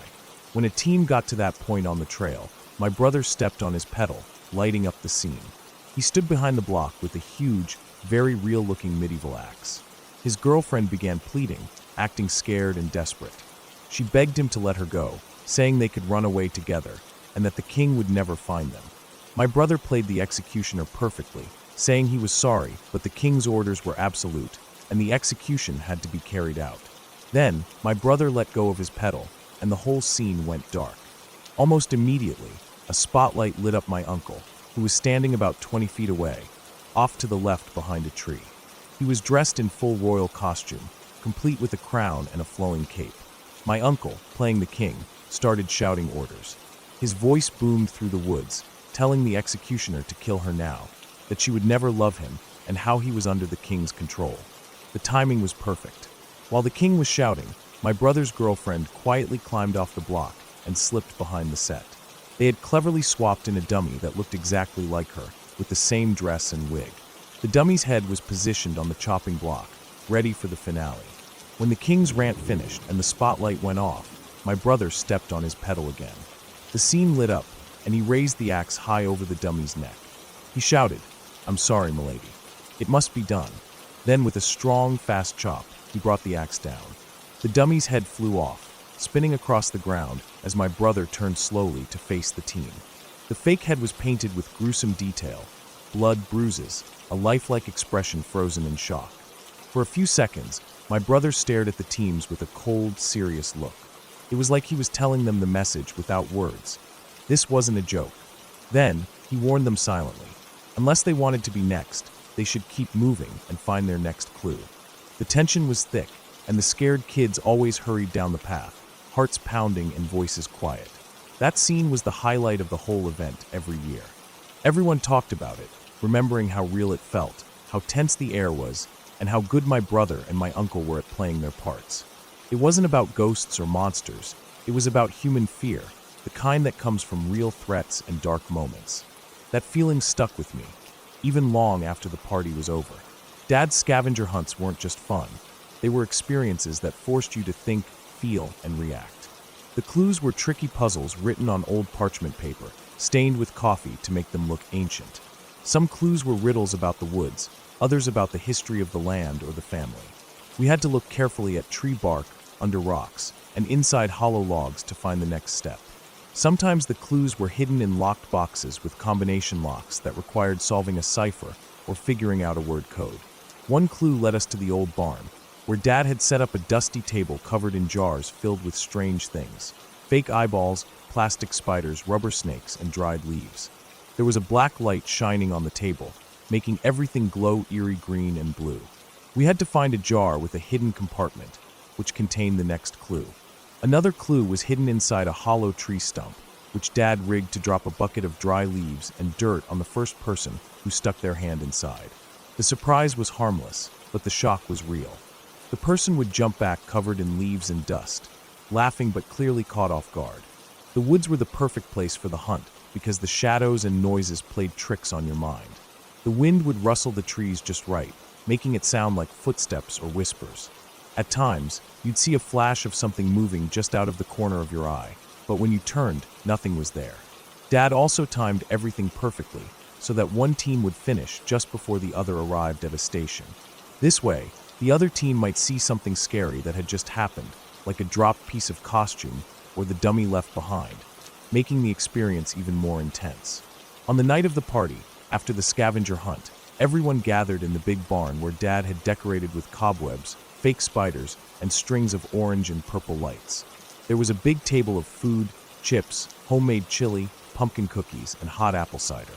The adults would laugh and talk about the night while the kids compared their stories, still catching their breath from the scares. Then came the trophy ceremony. Dad had an old beat-up trophy he'd won at some Halloween event long ago, and every year it was polished and given to the winning team. The trophy was scratched and dented but shining proudly. The winners always felt like champions, and Dad made sure to take pictures of every team with their trophy, some of which were framed and hung in the barn.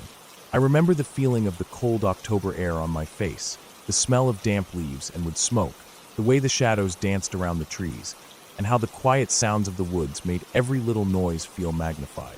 The night was full of excitement and fear, but also the warmth of family and friends gathered together. Those scavenger hunts were more than just games.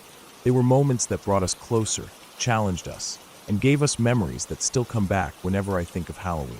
Dad's dedication, his creativity, and his ability to turn our land into a place of mystery and adventure made every year special. Even now, years later, when I walk through a forest or hear the faint sound of an air horn in the distance, I remember those nights. The way the spotlight suddenly shone in my face, the axe chopping down in the darkness.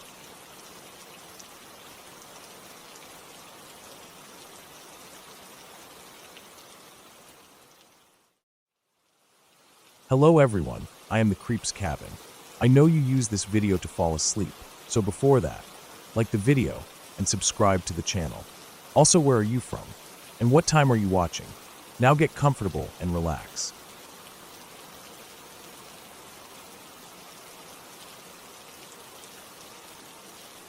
I was alone that night. I hadn't planned to be, but sometimes plans change and you just go with your gut. I'd driven up into the mountains to watch the Perseid meteor shower, something I'd done every August for the last 5 years. But this time I decided to push a little further out, away from the usual campsites and fire pits, away from where people light up the darkness with lanterns and Bluetooth speakers. I wanted to be where it was quiet, where the sky still looked like it did 100 years ago. I picked a spot off an old fire road, about a mile past the last trail marker. I parked my truck in a small turnout and hiked about 15 minutes further up, onto a ridge that overlooked the western valley. From there, the sky was endless. I laid back on my sleeping pad, pulled my jacket tighter around my chest, and just watched. At first, nothing. But then, one by one, the meteors started streaking across the sky, fast and bright. I counted over 100 in the first hour. Some flared like they were going to crash into the trees. Others just blinked out before they were halfway down the sky. The silence up there was total, except for the wind in the pines and the occasional sound of gravel shifting under my body as I adjusted. I lost track of time, just lying there staring. At some point I sat up to have some water and checked the time, just past 2 a.m. That's when I saw something strange over the ridge to the south. Two lights. Not stars, not meteors. Just two steady, low, bluish lights moving together, not blinking, not arcing like falling debris. At first, I thought maybe helicopters, but there was no sound. Then maybe drones. But they weren't flickering or changing direction the way drones usually do. They moved with this weird kind of smoothness, like they were on a rail or in a vacuum.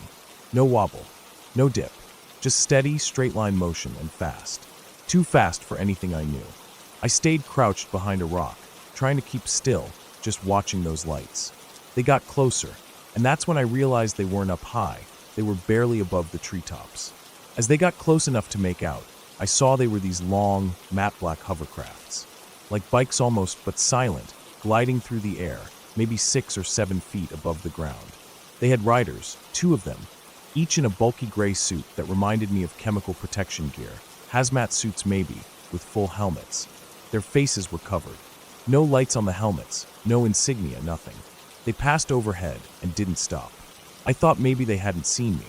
I stayed frozen behind the rock until I couldn't see the lights anymore. Maybe they were just weird military equipment, I thought. Experimental stuff. Still, it didn't explain why they were out here in the middle of nowhere, flying low through the woods in the middle of the night. I started packing up. Just the basics. My flashlight, phone, a water bottle, and my small bag. I left the sleeping pad and food behind. I didn't want to be here anymore. I started heading down the trail as quietly and quickly as I could. 10 minutes down, I heard them again. The same low hum. Not even a hum really, more like the absence of sound being broken in the tiniest way. Then I saw the lights again, back behind me, cresting the ridge. They'd turned around. I dropped my bag and ran. Full sprint. My flashlight bounced around in my hand as I tried not to trip on the loose rocks. The trail here was narrow and followed the side of the slope, with a steep drop on one side. I didn't even care. I just needed to put distance between me and them. I could hear them now, closer than before. Not just the hovercraft, but their suits made this soft rustling sound, like thick plastic shifting with each movement. I looked back once. Mistake. They were maybe 30 feet behind me now, keeping pace easily, even uphill. No shouting, no weapons that I could see. Just those gray suits, faceless, emotionless, chasing me through the dark. I must have been running blind at that point. The trail curved left. I didn't. I went straight. My foot caught the edge of a root, and I flew forward into open air. Everything after that happened in flashes. I saw stars again, bright, spinning ones, as I fell. Then tree branches, sharp, fast, cracking past my arms and face. One thick branch clipped me hard across my back, slowing me just enough. Then I hit the ground. It wasn't flat ground either. I slammed down onto a slope made of old mine tailings, loose rock and dirt from some long-abandoned digging operation.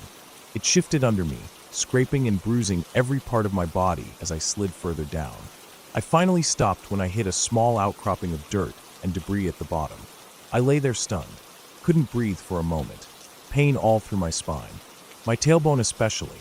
I couldn't even move my legs at first. I honestly thought I was paralyzed. But then I saw the bikes again. They hovered over the edge of the cliff, scanning below. I held my breath. One passed right overhead, close enough that I could hear the wind of its movement stir the branches. But they didn't see me, or at least they didn't stop. They kept going east, lights fading through the trees. I didn't move for a long time. I mean hours. I couldn't. Every time I shifted even a little, the pain in my lower back lit up like fire. And I was terrified, because after the first 2 passed, more came. Not fast this time. Slow, deliberate. 3 more of those silent bikes drifted through the woods, and this time they stopped. The riders dismounted. One by one, they began moving around the area with tools, long, thin devices that lit up at the tips like scanning wands. They dug shallow holes in the dirt, collected samples in small silver containers. They cut bark off trees, scraped moss off rocks. They took their time. No talking. Just the sound of their suits brushing against themselves, and the faint crunch of boots in the brush. I didn't blink. I barely breathed.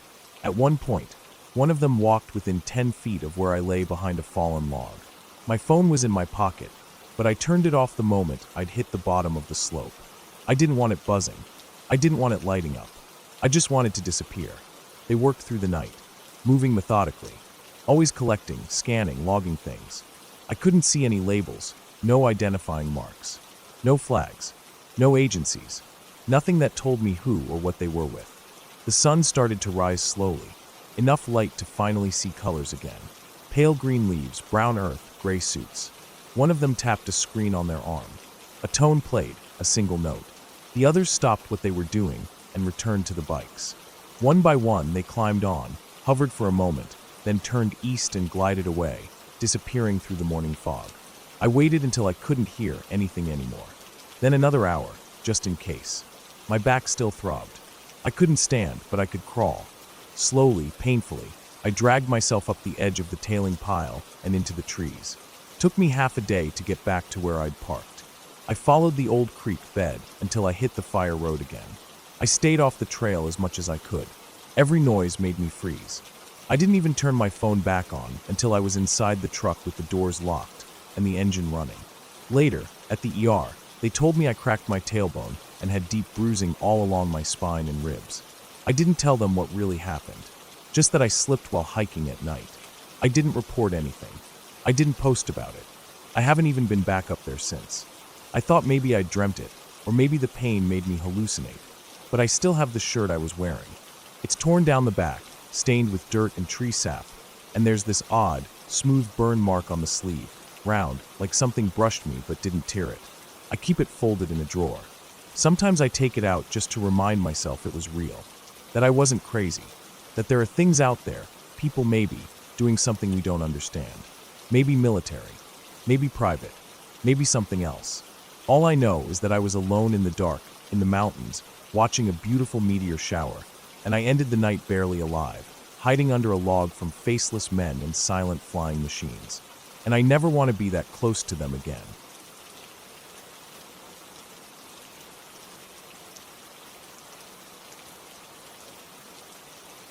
During my senior year of high school, I had the chance to spend a year as a foreign exchange student in southern Japan.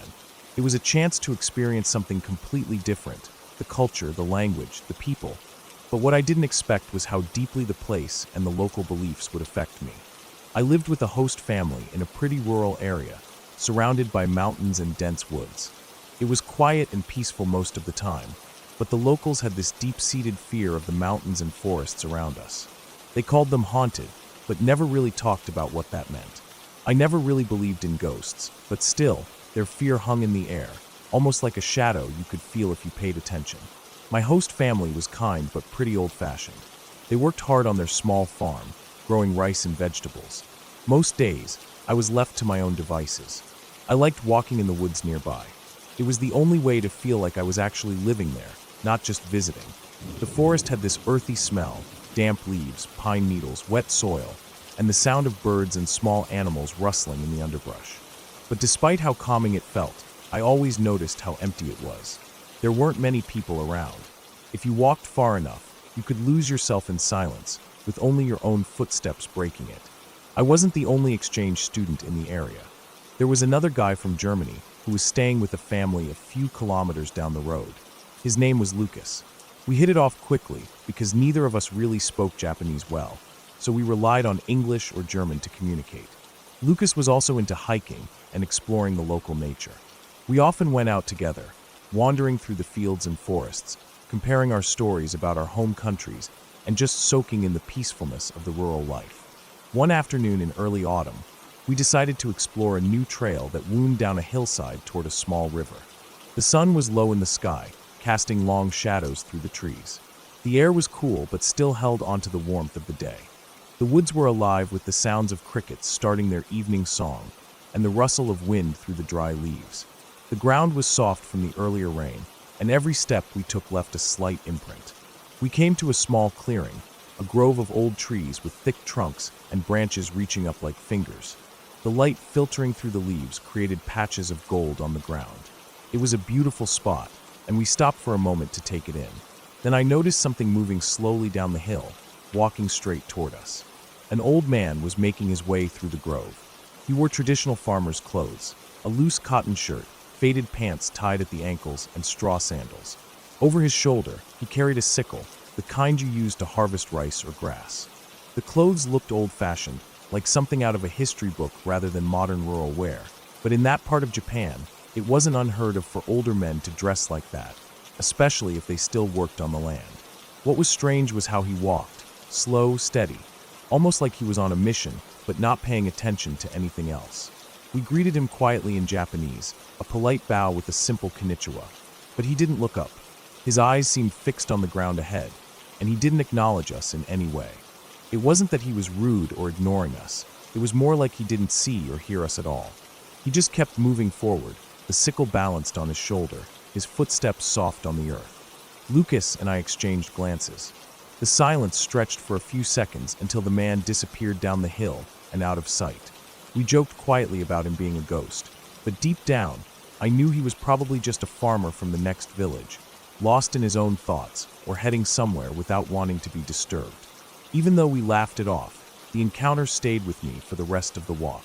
Something about the way he moved, so purposeful yet so disconnected, gave me a strange feeling.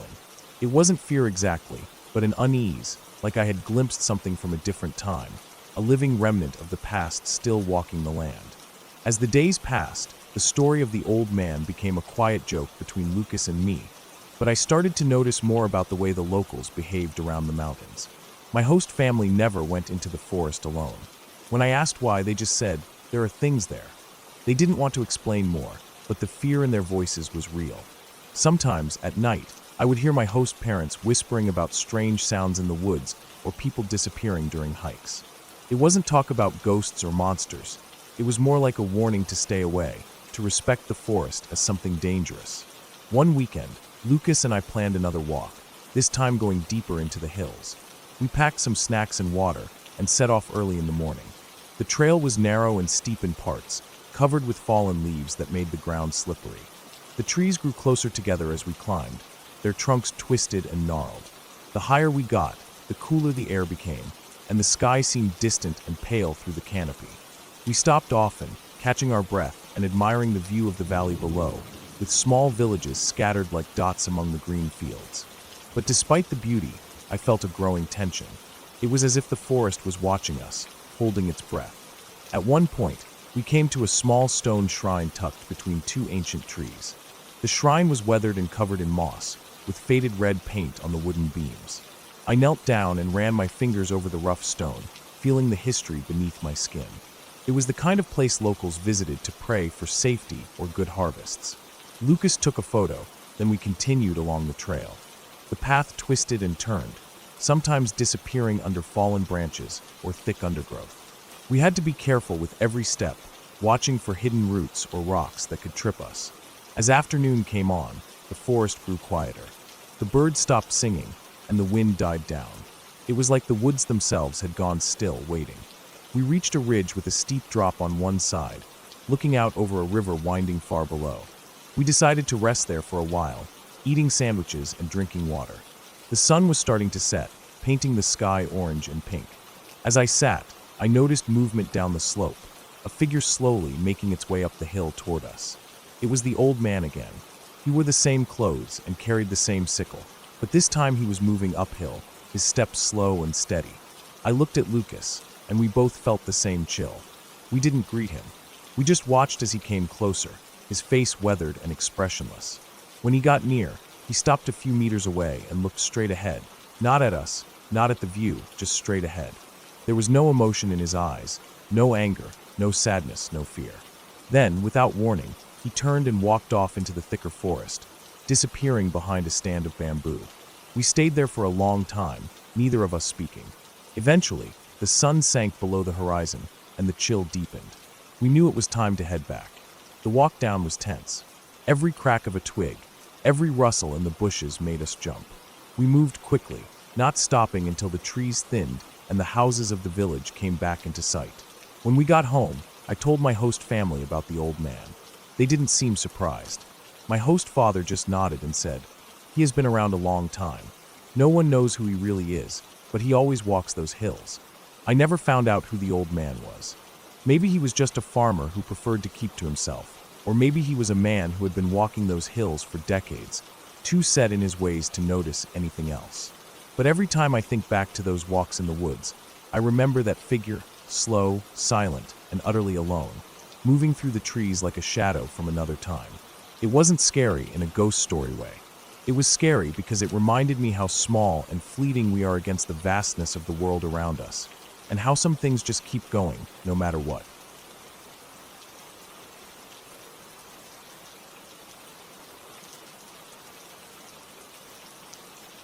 The sun was already dipping low when we arrived at the camp. It was a Christian band camp set way out in the middle of nowhere in Alberta, surrounded by dense woods that stretched as far as the eye could see. The whole place felt vast and a bit isolated. Even though I'd never been to this camp before, I'd heard stories about it. How it was a great place for music, new friends, and a good time. I was excited but a little uneasy, the kind of feeling you get when you walk into a place you don't know, not sure what to expect. We piled out of the vans, our bags slung over our shoulders, eyes wide as we took in the cabins arranged in a circle around a clearing, the thick trees looming behind them. The air smelled like pine and damp earth, the kind of smell that sticks in your clothes and hair long after you leave. Birds chirped quietly, and somewhere far off, a river babbled. It should have been peaceful, but something felt off right away. As we started walking to our cabin, I was carrying a few bags and my flute case, struggling to keep my footing on the uneven path covered in pine needles and twigs. I was one of the last in our group, and just ahead, a few of the girls moved faster, talking and laughing like they owned the place. But as soon as we got close to the cabin, those same girls suddenly darted inside and slammed the door, locking it tight behind them. I knocked, calling out, but no one answered at first. Then one of the girls peeked through a crack and told me, with a half smile that didn't quite reach her eyes, that they had seen someone chasing them earlier. It was probably a prank. These girls weren't exactly the kind to tell the truth if it gave them a chance to mess with someone. Still, a chill ran down my spine. Inside, the cabin was small but cozy, wooden bunks lining the walls, a tiny kitchenette in the corner, and a large table covered with old music sheets and mismatched mugs. The lights were dim, and the sound of footsteps echoed in the hall outside. It was hard to shake the feeling that we weren't alone. That night, as we settled in, the woods around the camp became alive with sounds. Crickets chirped non-stop, and the wind whispered through the trees, but beneath it all was another noise, the constant, distant sound of a chainsaw. It wasn't steady like someone cutting wood, more like a low growl, rising and falling, as if it was moving closer and then retreating.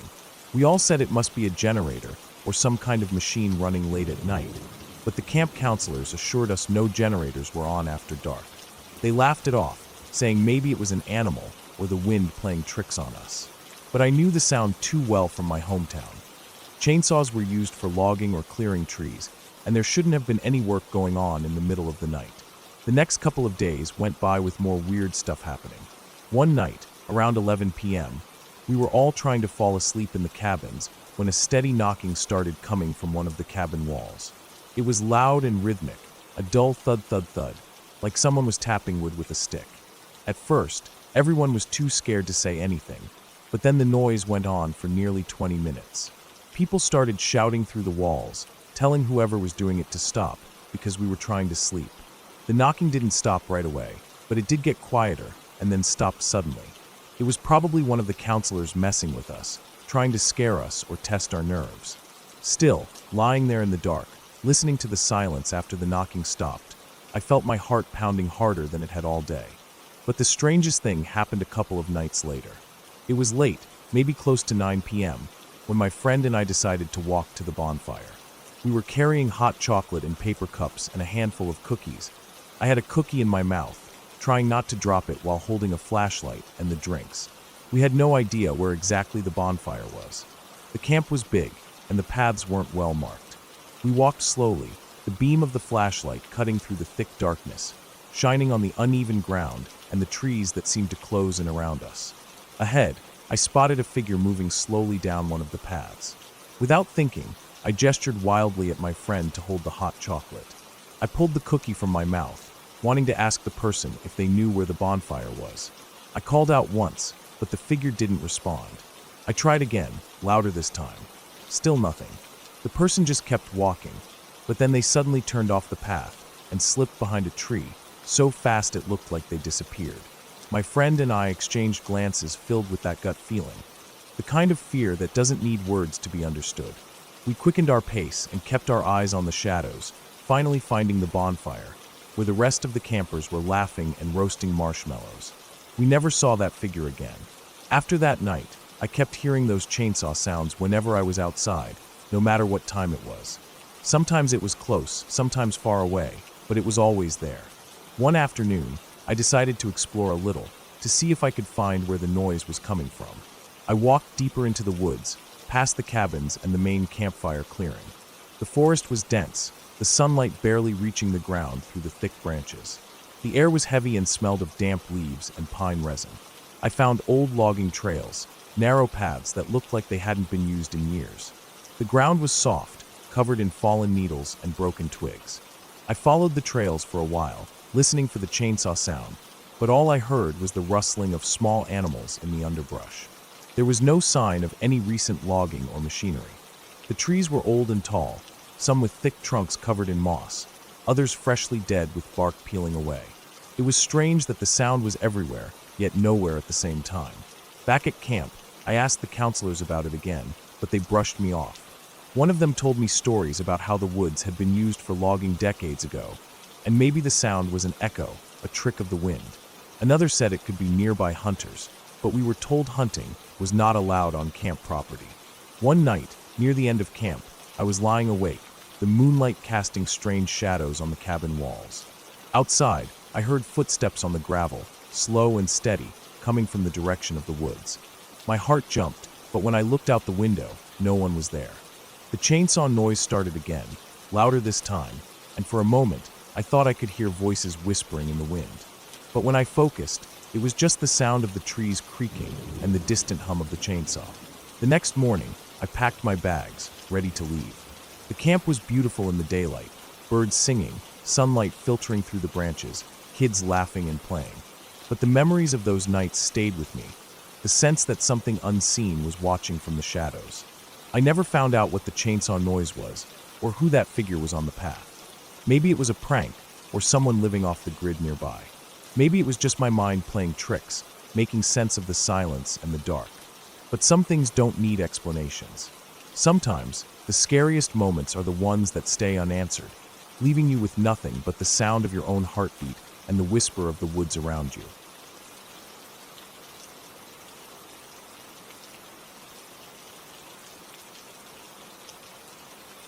It was a few years ago when we decided to head up to the old abandoned zoo in Los Angeles.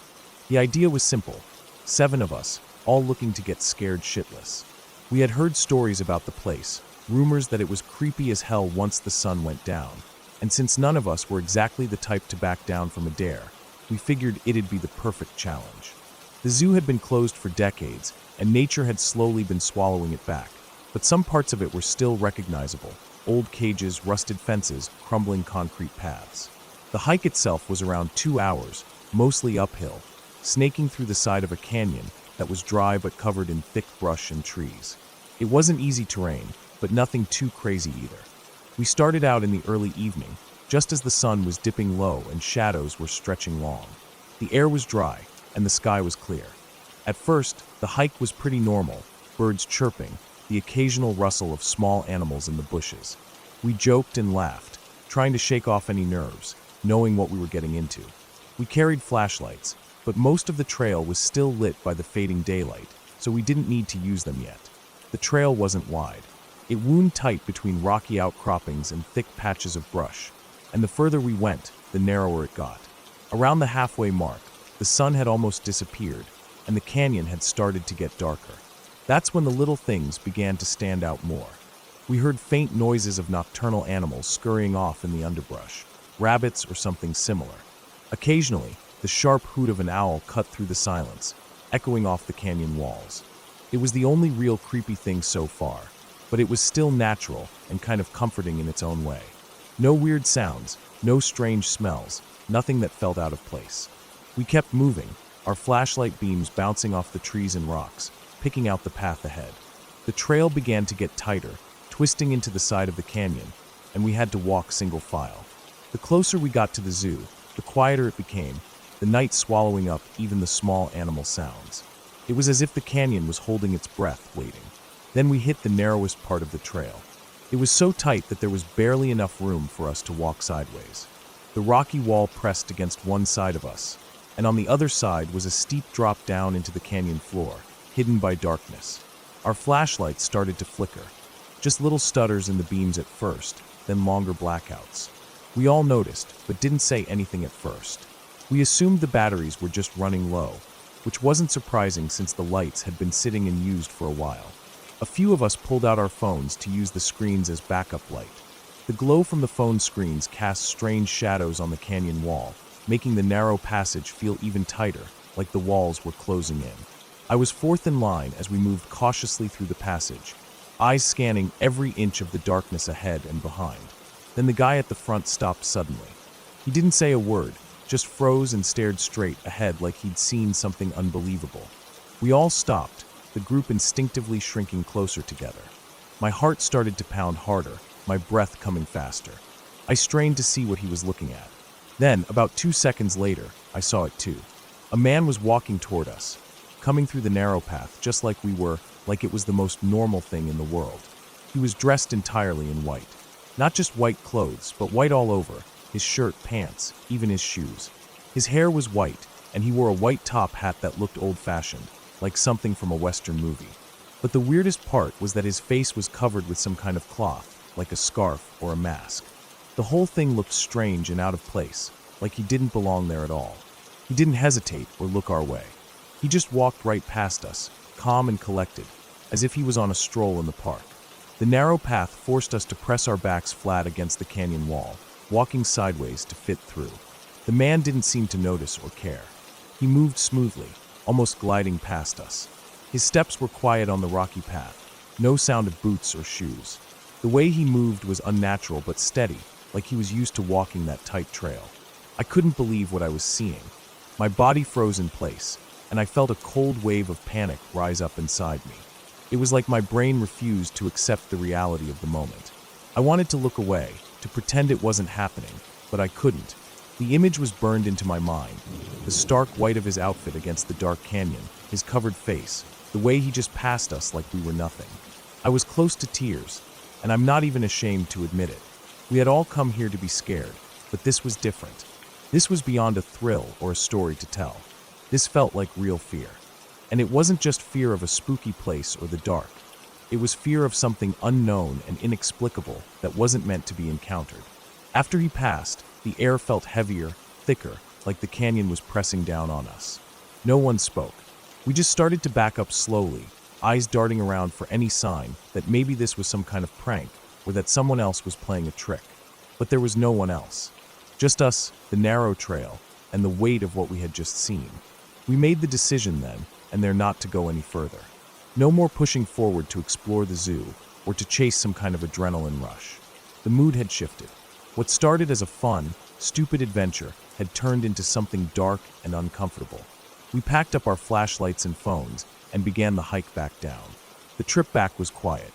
Everyone was lost in their own thoughts, looking over their shoulders every so often, expecting to see that man in white again, or something else equally strange. The narrow trail that felt claustrophobic going up felt even worse going down, shadows and darkness pressing close, making every sound seem amplified. The crunch of our boots on gravel, the distant hoot of the owl, even the soft scrape of a branch brushing against a jacket. By the time we reached the parking lot where we left our cars, the night was fully dark. The city lights of Los Angeles twinkled far below, but up here, it felt like a different world altogether. We spotted something strange as we approached the car, small orbs of light, moving fast, circling the vehicle in a pattern that made no sense. They looked like floating balls of light, darting around like fireflies, but brighter and colder. We pointed at them, tried to get closer or catch one with our hands, but the moment we focused on them, they vanished into the night like they were never there. No one said much about it, but we all felt it, the unshakable feeling that we had just touched something beyond ordinary reality. No ghosts, no monsters, just something deeply unsettling and out of place. We packed up and left quickly, no one even wanting to stick around to talk about what happened. On the drive home, the silence in the car was heavy. Nobody made jokes or tried to act brave anymore. The whole night had changed something in us. That place, the abandoned zoo, the narrow trail, and the man in white, they left a mark that wouldn't fade. I don't know what we saw that night, and I don't want to know. Whatever it was, It wasn't part of the natural world, but it wasn't supernatural either. It was real enough to scare us and to remind us that some places carry secrets better left alone. I never went back, and I don't plan to. Sometimes, there are things you don't need to understand, and places you don't need to revisit. The zoo was one of them.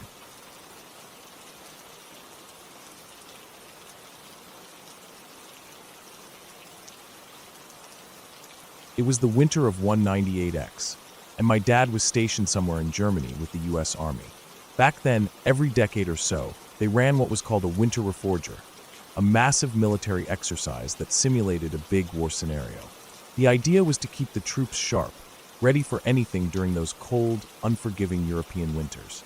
Dad always said it was like a huge game of chess, only with real tanks, soldiers, and bullets flying in the distance.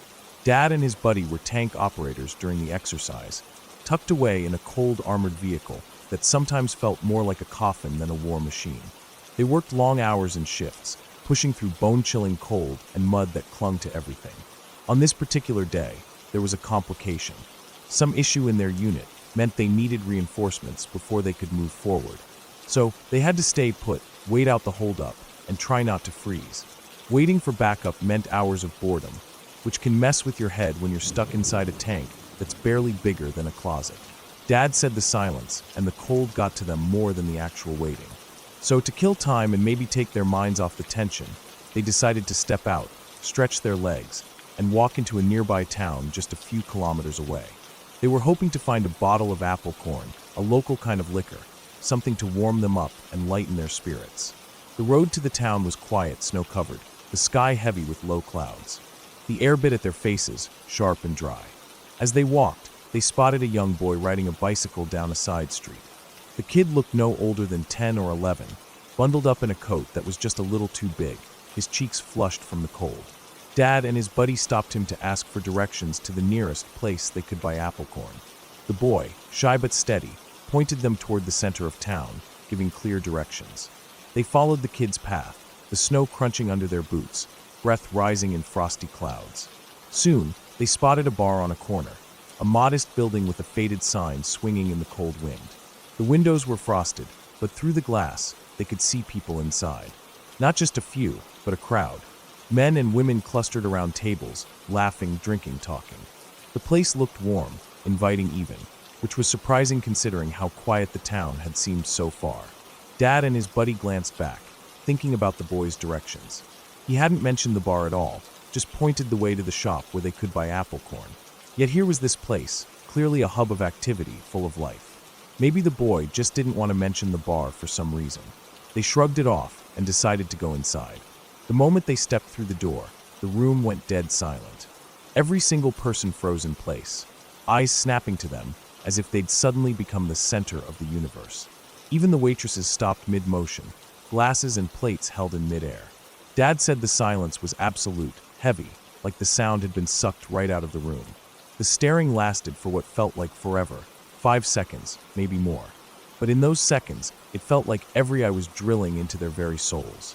Then, just as suddenly as it had started, everything returned to normal. The crowd resumed their chatter and laughter. Waitresses resumed their service, and the normal noise of the bar filled the air again, as if nothing had happened. Dad couldn't explain the odd timing of it all, or why everyone had stopped just to stare at them. Still, trying to shake off the creeping feeling in the pit of his stomach, Dad and his buddy made their way to the bar to order. They asked for a bottle of apple corn. The bartender, a stocky man with a face that looked like it had been chiseled from stone, didn't hesitate to refuse. No explanation, no reasoning, just a flat refusal to sell them the bottle. Instead, the bartender and the waitresses insisted on giving them shots of apple corn, no charge. Dad said the liquor was strong and bitter, but carried a warm burn that seemed to spread through their bodies quickly, a sudden contrast to the chill outside. After the shots, the bar staff kept pushing for them to stay and eat. Bowls of food appeared, large, communal bowls passed from person to person, everyone taking a handful before handing them along. It was strange, the way everyone shared, how it felt less like a meal and more like a ritual they were trying to include the two soldiers in. Dad didn't want to eat. They didn't want to stay. All they wanted was to buy the bottle and head back. But the staff kept insisting, their smiles fixed and eyes unblinking. The food was plain but filling, potatoes, some kind of stew-thick bread. It wasn't unpleasant, but it wasn't comforting either. More like a performance they had to play along with. Eventually, the two got tired of the endless hospitality, the strange atmosphere, and the refusal to sell them what they came for. They politely declined more shots, politely refused the food, and made their excuses to leave. The whole time, they couldn't shake the feeling of being watched, of being part of something they didn't understand. As they stepped outside into the cold air again, the silence of the town was heavier somehow, more profound than before. While wandering, they bumped into the young boy on his bicycle again. Dad asked him about the bar, why no one there would sell them apple corn, why the place had acted so strangely. The boy's face went pale, and his usual steady voice broke into a stammer. He whispered something like, "You went to that place." Then, without another word, he pedaled away as fast as his legs could push. Dad and his buddy exchanged looks, a mix of confusion and unease. They decided to go back to the bar, to check if maybe they had been mistaken, if the place had changed, or if something else was going on. When they arrived, the bar was completely different from before. The door was locked, the windows dark and frosted. Peering inside through the glass, the room looked abandoned. Chairs were flipped upside down on tables, dust and cobwebs thick in the corners. The shelves behind the bar, once stocked and gleaming, were now bare. No bottles, no glasses, nothing. They checked the surrounding area to confirm it was the same building. The architecture matched, the signs were the same, and the street corner was identical. It was impossible to mistake. Yet only minutes before, it had been packed with people, full of noise and light. Now it was empty and lifeless, like a building left untouched for years. They tried to rationalize it. Maybe they had wandered into some kind of reenactment, or a bar that opened only for special events. But nothing made sense. The boys' terrified reaction stuck in their minds. It wasn't just the emptiness of the place. It was the feeling of being unwelcome, of having crossed a line they shouldn't have. Shaken, they found another bar farther down the street. This one was smaller, quieter, and much more ordinary. Here, they bought a bottle of apple corn without a problem, and after that, they wasted no time getting out of town. They never forgot that day. Dad said it was the strangest thing he ever witnessed. The whole experience was unsettling in a way that no ghost story or urban legend ever could be. There was nothing supernatural, just something deeply wrong with that bar, the people inside, and the town itself. It left a lasting mark, a reminder that sometimes the weirdest, scariest moments aren't about monsters or ghosts, but about the small, unexplained cracks in reality that make you question everything you thought you knew.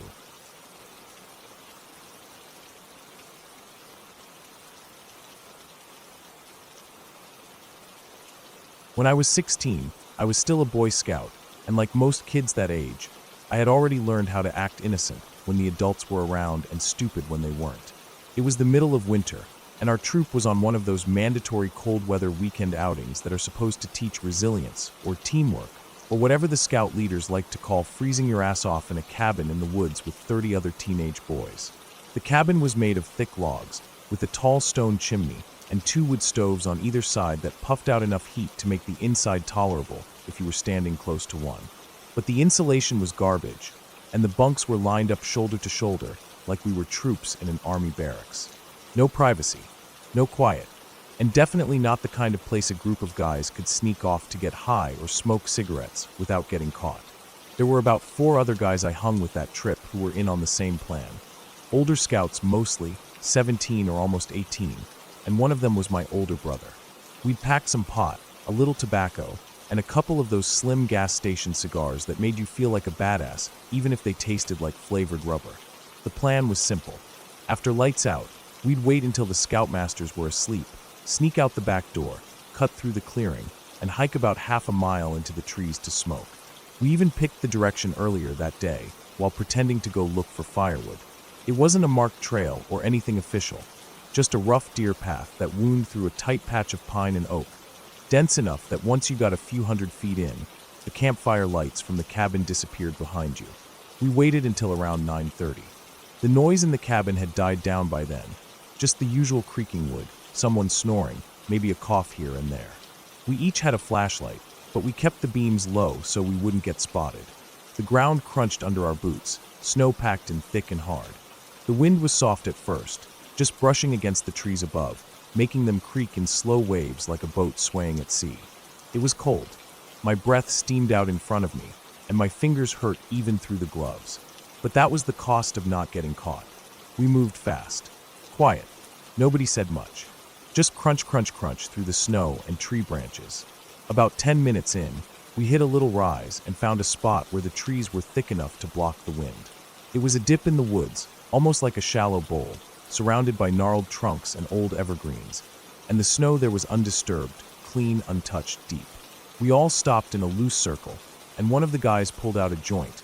Another had a pack of cigs. No one really made a big deal of it. That was the kind of group we were. We'd done it before.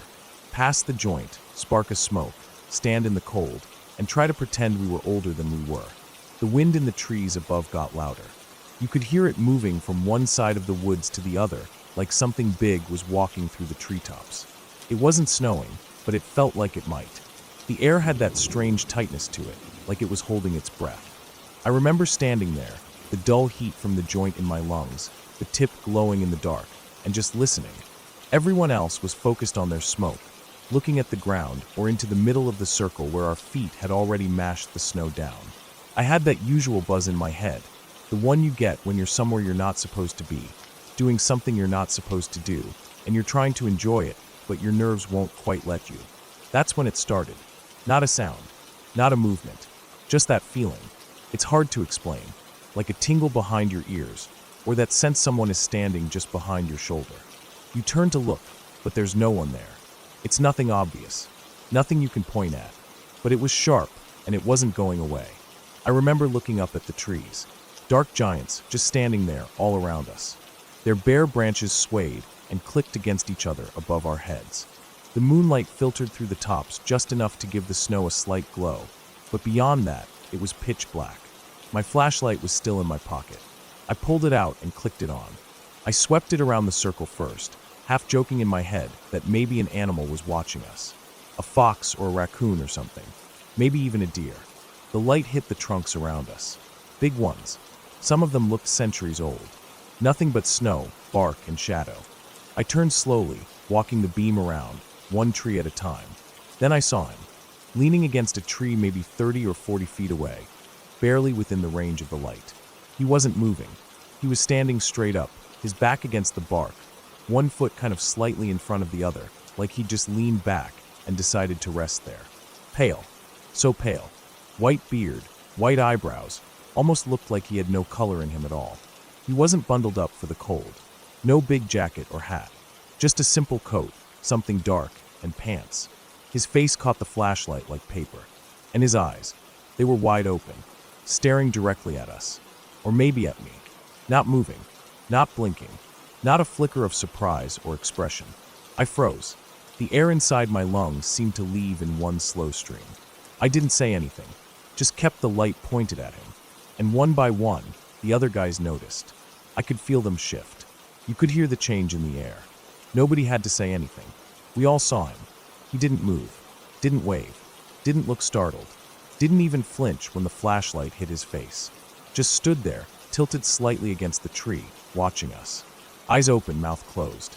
I remember thinking, this doesn't make sense. We were in the middle of nowhere. No roads nearby. No houses. And we had hiked out deliberately to avoid being seen. The cold was brutal.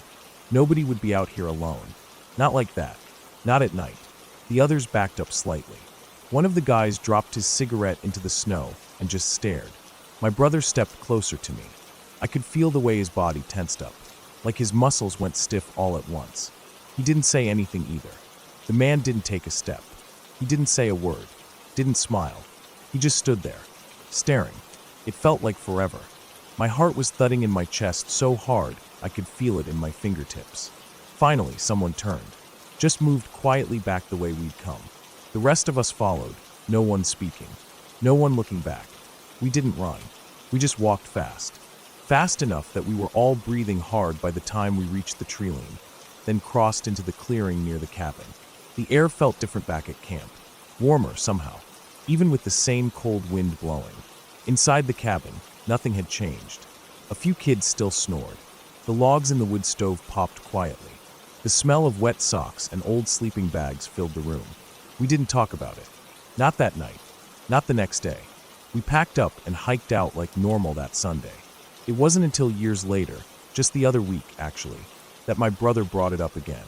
We were talking on the phone, reminiscing about old scout trips, and he said, "Remember that guy in the woods?" And just like that, all of it came flooding back. The way he said it told me he hadn't forgotten either. None of us had. We never found out who he was. There were no reports in the news about a lost hiker or someone going missing in the area. No arrests, no warnings, no sightings. And when I think about it now, I keep circling back to the same questions. What was he doing there? Why didn't he react? Was he just a hiker who got turned around and froze in place when he saw us? Was he homeless?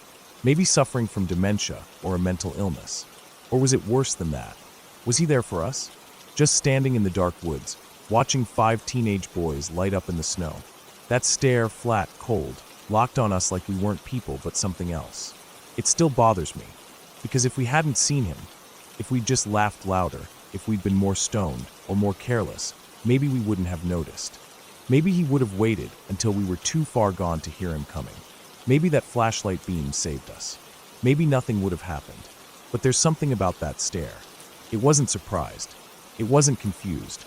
It was patient, like he'd been waiting, and I still don't know for what.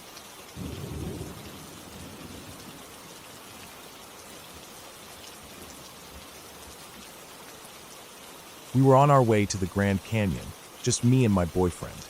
It had been a long day of driving, and by the time we turned off the main highway and started winding our way through Coconino National Forest, it was already deep into the night, somewhere between midnight and 1 in the morning. The sky was so black it felt like we were driving through a tunnel, the only thing ahead of us the gray band of road lit by our headlights. The forest on either side was thick and dark and silent, that kind of silence that feels full, like it's pressing against the windows, listening. I had the Switch in my lap and was just playing some random game, legs folded under me. My head leaned a little against the window, the hum of the tires and the soft glow from the console screen keeping me in this cozy bubble while my boyfriend focused on the road. He was being careful. There's a kind of respect you have to give to roads like that at night, especially when you're so deep in a forest where there's no sign of civilization for miles. No street lights, no cabins, no ranger stations. Just pine trees, dark sky, and the occasional rustling that could have been anything from a squirrel to something much bigger. We hadn't seen another car in a long time. I couldn't even tell you how long. Maybe an hour? Maybe more. It felt like we were the only people out there, and in a lot of ways, I think we were. I don't know how long I'd been playing when it happened. We were just rolling along steadily, not too fast, just cruising through the forest. Out of nowhere, my boyfriend jerked in his seat and slammed his hand against the steering wheel. "What the fuck?" he shouted. His whole body stiffened, and the sound of his voice shocked me enough that I dropped the Switch into my lap. My eyes jumped from the screen to his face, and I could see his eyes were wide and locked on the road ahead, like he was trying to process something he couldn't explain. I sat up straight, my heart starting to race from how suddenly the vibe had shifted. "What?" I asked. "What's wrong?" He didn't look at me. His knuckles were white on the steering wheel. "I just saw a woman," he said, still staring forward. "On the side of the road." I felt the breath catch in my chest. "A woman?" He nodded, quickly, like he didn't want to lose sight of something in his head. "Standing just off the shoulder." She was pointing, like directly across the road. Her arm was out, straight, like she wanted us to look. I turned my head, instinctively looking to the direction he'd motioned at, half expecting to see something, or someone still there. I didn't. Just darkness. Trees. More trees.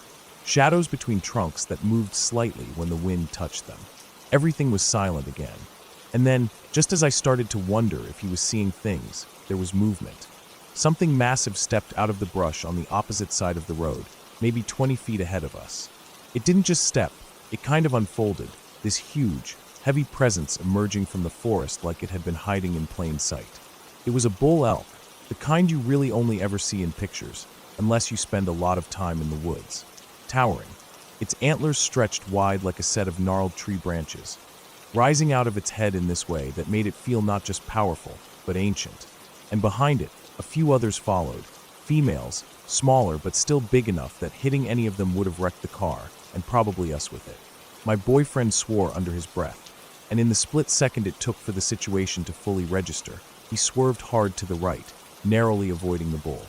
The tires screamed against the pavement, and the car tilted a little before he regained control and slowed us down to a stop just beyond the herd. We both sat there in stunned silence, hearts hammering, the car idling low as the elk slowly made their way across the road behind us, disappearing again into the forest like ghosts. Not ghosts like spooky or supernatural, just the way wild things move when they're undisturbed, like they belong in the dark and you were never supposed to see them. The switch was still in my lap, my fingers resting on it, but completely frozen. My boyfriend let out a long breath and leaned back in his seat, hands still tight on the wheel. "If I hadn't seen her," he said quietly. I nodded, still staring out the window at where the elk had gone. "We would have hit them," I said. "No doubt, and it would have been bad. You don't hit an animal that size and walk away from it, especially not out here where there's no reception and no help for who knows how far." But then the reality started to creep in. I looked back at the spot where he said the woman had been. There was nothing there now, and honestly, it wasn't like I saw her myself. I only saw what she'd apparently pointed at. But the more I thought about it, the more something didn't sit right. This was Coconino National Forest. Not one of those touristy areas with cabins and campsites and people walking around at all hours. This was deep, unmarked forest. No lights, no homes, no pull-offs, nothing. The last building we'd seen had been maybe 30 miles back, probably more. It was the kind of place that felt untouched. And while I guess it's not impossible for someone to be hiking or camping out here, who stands silently in the dark by the side of a road and points like that, no flashlight, no tent visible in the trees, no dog, not even a headlamp, and she didn't move, didn't try to flag us down, didn't wave, just pointed. And somehow my boyfriend saw her in time, and we swerved, and we missed the elk. I kept trying to make sense of it. Maybe she was a camper who heard the elk moving and wanted to warn us. Maybe, but even that seemed off. What camper just waits by the road at that hour with no gear visible? Why not wave? Or call out? Why just point and vanish? We sat there a while longer, waiting for our breathing to return to normal. Eventually, we started moving again, slowly at first, both of us glancing toward the sides of the road like we expected something else to step out. After a few more miles, we came to a sign that marked the edge of a recreational zone, and after that, the trees started to thin out. Eventually, we pulled over at a rest area with a single light buzzing over the bathroom structure. The building looked like it hadn't been cleaned in a while, but at that point, we both needed to stretch and collect ourselves. He got out first and lit a cigarette, walking a few steps away into the open clearing while I just leaned against the car, arms crossed. He didn't say much. Neither of us did. The adrenaline had worn off, but something about the encounter lingered, just beneath the surface. That weird, unsettled feeling you get when you know something happened that doesn't quite fit into a box. We kept driving afterward, still on edge. The rest of the trip went mostly fine, nothing weird after that. We made it to the Grand Canyon. It was stunning, but even days later, I'd find myself staring at the tree line while we hiked, watching for movement that didn't belong. Listening, thinking about that moment. It wasn't about the elk anymore. It was about the woman he saw, or said he saw. I trust him.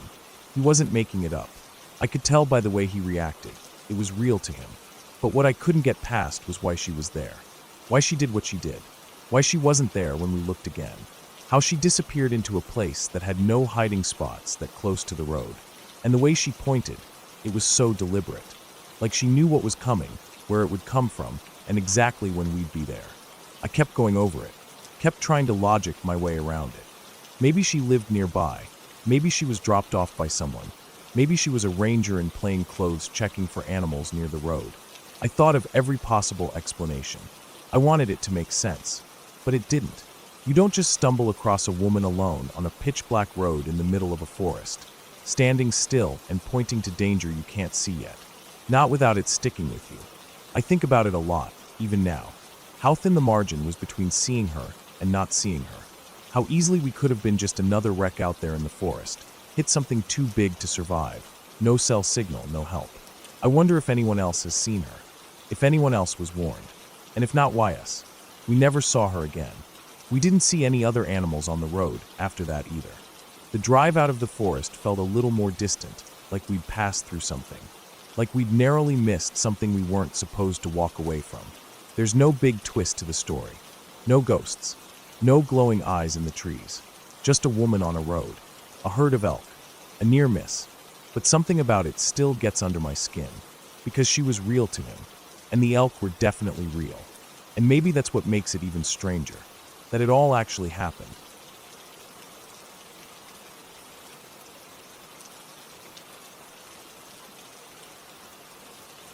I often go up to Alaska to visit my grandparents, and one of my favorite things to do while I'm there is fly fishing. It's probably my favorite hobby besides music. The quiet of the rivers, the fresh mountain air, the way the fish tug at the line, it all feels perfect to me. But one summer when I was about 14, something happened that stuck with me.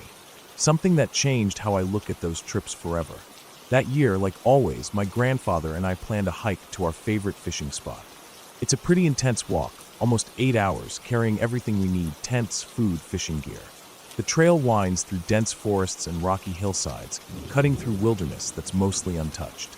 The air smells like pine and damp earth, and the sound of the wind through the trees is always with you. We start early in the morning, the sky just beginning to lighten. About halfway along the trail, something caught my eye. Right in the middle of the path was this strange formation. 2 medium-sized pine trees, broken at the base and leaning against each other at the top, forming a giant letter A. The trees were the kind you see everywhere on the mountainsides, thick, bushy pine with lots of needles. They weren't cut neatly or anything, just snapped off, the broken stumps sticking out like jagged teeth on either side of the trail. My grandfather and I just stared at it for a minute.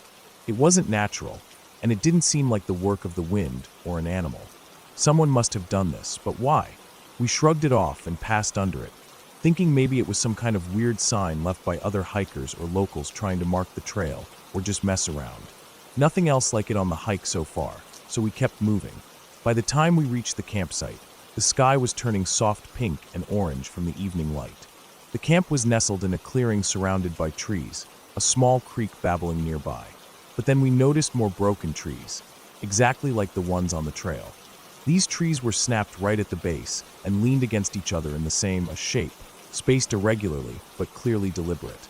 Not 1 or 2, but maybe 6 or 7 of them around the clearing. Both me and my grandfather were confused. He spent more summers up here than I can count, and he said he had never seen anything like this before. It wasn't like usual logging damage or storm damage. These were deliberate, but why? The thought crossed both our minds that maybe some idiots had come up here and were trying to scare people or claim the spot somehow. But it felt off. Too neat, too precise. We tried to ignore it and get set up. We pitched our tents a few feet apart, my single-person tent and his a little bigger one nearby. The evening was quiet after that, the only sounds the crackling fire and the occasional splash from the creek.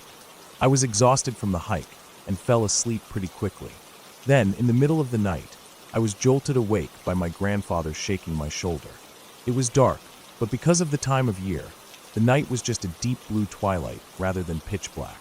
I crawled out of my tent, rubbing the sleep from my eyes, and looked around. Then I heard it, a high-pitched scream, sharp and piercing. It sounded like a lynx, which I've heard before up here. But there was something different about this scream, something unnatural. It had a weird echo, almost like it was stretched out and twisted, not the normal cry of an animal. We stayed quiet, listening, hoping it was just a stray animal passing by. But the scream came again and again, echoing through the trees, closer and then fading off. I couldn't shake the feeling that it was watching us. Morning finally came. We got up early, packed our fishing gear, and headed down to the river. The water was cold and clear, the kind that comes from melting snow up in the mountains. The riverbank was steep on one side, covered with thick brush and a berm of dirt with large rocks sitting on top. We found a good spot there and started fishing. The morning was going well. Both of us caught a lot of grayling. The sun was warm on my back, and the water sparkled like liquid glass. But after about 30 minutes, something broke the calm. From the direction of our camp, we heard a loud racket, like someone was throwing things around, stomping and yelling. And then that scream again, the same high-pitched cry from the night before, rising and falling through the trees. Then a second scream answered it, coming from just behind the berm near us. My grandfather and I froze, turning our heads towards the brush, trying to see what was there. Movement caught my eye, something dark, strange-shaped, popping up and down just over the other side of the berm. It wasn't an animal I recognized. The shape of its head was weird, like a blunt, rounded triangle, almost like Patrick Star from SpongeBob, but darker grayish. We only got glimpses of it, just the upper part of what looked like a forehead and eyes. Before we could process any of it, a huge rock, no joke, bigger than I was at the time, flew over the berm and landed right in front of us with a thunderous crash. It was like someone had thrown it with full force. We didn't wait around to figure out who or what. It was time to run. We bolted, scrambling back towards the camp. When we got there, the scene was chaotic. Our gear was everywhere. Coolers smashed, fishing rods snapped, packs torn open and contents spilled out. The tents were shredded in places. Fabric ripped like some wild animal had clawed at them. There was no doubt something had been there, wrecking our camp while we were away. Then we heard the scream again, that same sharp cry, echoing through the clearing and into the trees beyond. We didn't hesitate. We ran. We ran hard and fast, the cold air burning in my lungs. The sounds followed us, whoops and screams bouncing through the forest behind us, getting closer and then fading out again. My legs burned, my throat was dry, and at one point I puked from the exertion. But there was no stopping. We kept running, the trail twisting and turning beneath our feet, until we came back to that strange shape. The broken trees snapped in half and pushed aside like some angry force had tossed them. That's when it really hit me. This wasn't just some prank or weird natural occurrence. Something had been out there, something big and angry and dangerous. We finally made it back to my grandfather's truck at the trailhead, breathless and shaking. Neither of us said a word for a long time, just sat there staring at the dark forest behind us. Then he started the engine, and we drove away as fast as we could. I've never gone back to that spot. I never want to know what it was that tore through our camp or made those screams in the night. Whatever it wasn't human. It wasn't any animal I know of. It was something wild and terrifying, and I'm just grateful we got out when we did. Now, whenever I think about that trip, the memory sends a cold shiver down my spine. The wilderness up there is beautiful, sure, but it's also full of things you don't want to run into. And that summer, I learned that the mountains can hide dark secrets. Things you don't want to see, things that want to be left alone. I keep fishing, keep coming back to Alaska, but I steer clear of that trail, that camp, and those broken trees. Some places just aren't meant for people like me.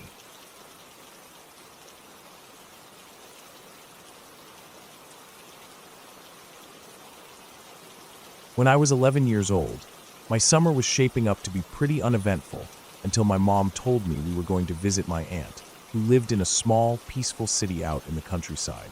It wasn't really what I wanted to do, especially since I liked spending my days playing video games and riding my bike around the neighborhood. But she said we were going for my cousin's birthday party, so I didn't argue too much. I guess I was excited to see my cousins again, especially John and Sarah. We always had a good time together, even though they sometimes annoyed me like all cousins do. The city wasn't exactly in the middle of nowhere, but it had that quiet, sleepy feel to it. The houses were small but well kept, the streets were narrow and lined with trees, and there were no big buildings or malls, just a few small shops and cafes. There was a calmness to it that made everything feel slow, like time moved differently there.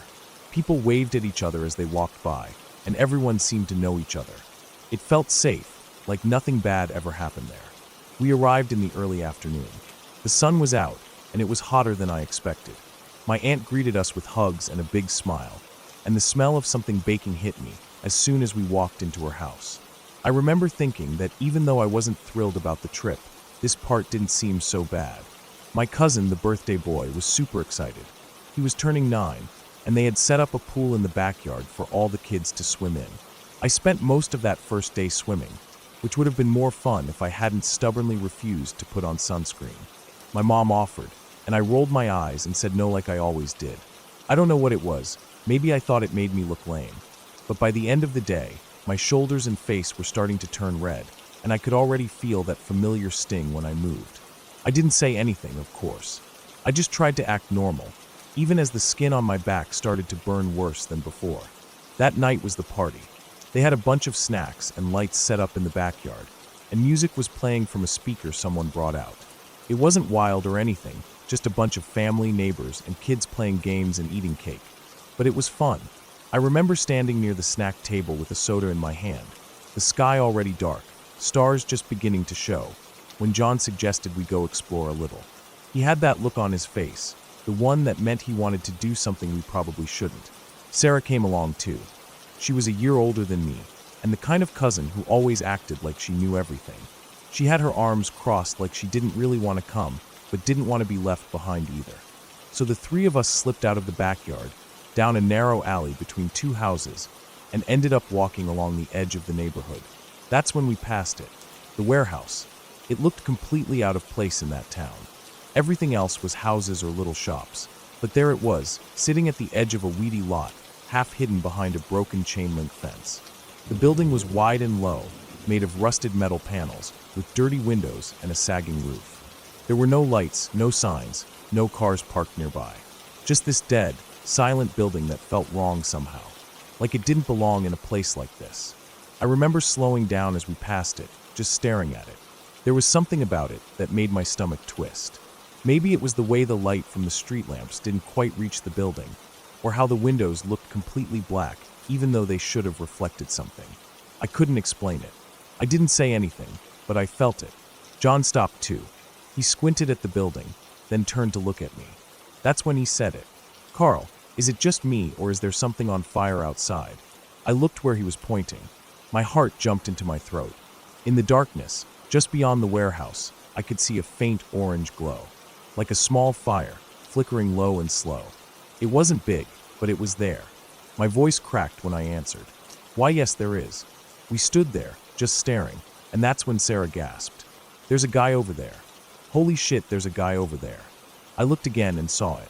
A figure, standing near the fire. Just standing there, not moving. I couldn't make out his face, or what he was doing. He wasn't looking at us. At least, I don't think he was. But something about the way he stood, it was like he knew we were there. Like he was waiting.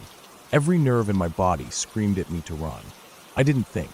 I just said, "We better start running or we finna become missinda." And then I turned and sprinted. We ran back the way we came, through the alley, past the houses, back into the backyard where the music was still playing and people were laughing and eating cake like nothing had happened.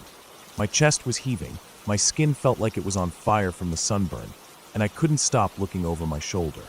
When we finally stopped, catching our breath near the pool, I looked at Sarah and said, "Holy crap, that was scary." She nodded. "Yeah, we should just relax now. After the party, we'll just sleep and go back to our houses the next day." I tried to calm down. I really did. We got some soda, sat by the edge of the pool, and pretended everything was fine. The rest of the night went on like normal. People laughed, the birthday boy opened his presents, and eventually we all went to bed, squeezed into sleeping bags on the floor of my aunt's living room.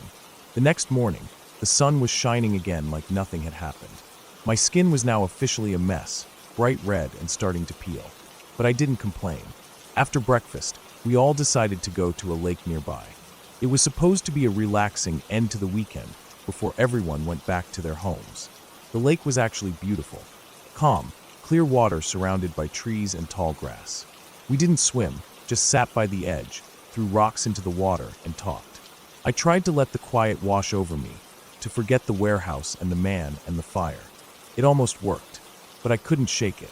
Even as we drove back home that evening, even as I unpacked my bag and lay in my own bed for the first time in a few days, the image of that warehouse stayed with me. The dark windows, the fire, that still, silent figure standing there. A couple of weeks passed. I was back into my regular routine. School hadn't started yet, so I spent most of my time inside, playing games, reading, just killing time. One night, I was scrolling on my phone before bed when I saw the headline. It was local news from the area near my aunt's city. Abandoned warehouse housed fugitive child predator. My heart stopped. I clicked the article. My palms started sweating as I read. Apparently, a man in his 40s had been arrested after police raided an old warehouse on the edge of town. He had been living there secretly for months. The article said he had a history of abuse charges and was suspected in the disappearance of 2 kids from a neighboring county. Inside the warehouse, they found signs that he had been keeping people there: ropes, dirty blankets, chains. The article didn't go into all the details, but it said he was being held without bail, and the investigation was ongoing. I just sat there, staring at my screen. My mouth was dry. I couldn't move. My whole body felt cold, even though it was the middle of summer. I didn't sleep that night. I lay in bed, eyes wide open, going over every second of that night. What if we had gone closer? What if he had seen us? What if we hadn't run?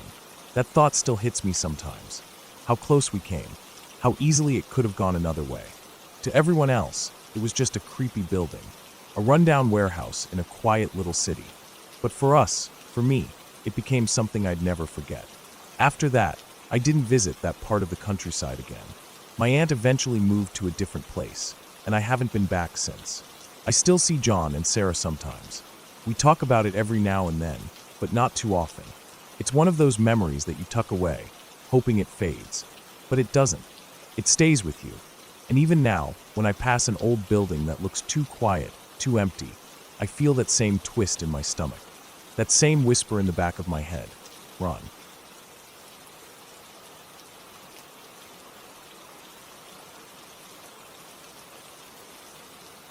I was around 11 or 12 when it happened, but the memory still feels like something that just happened last week.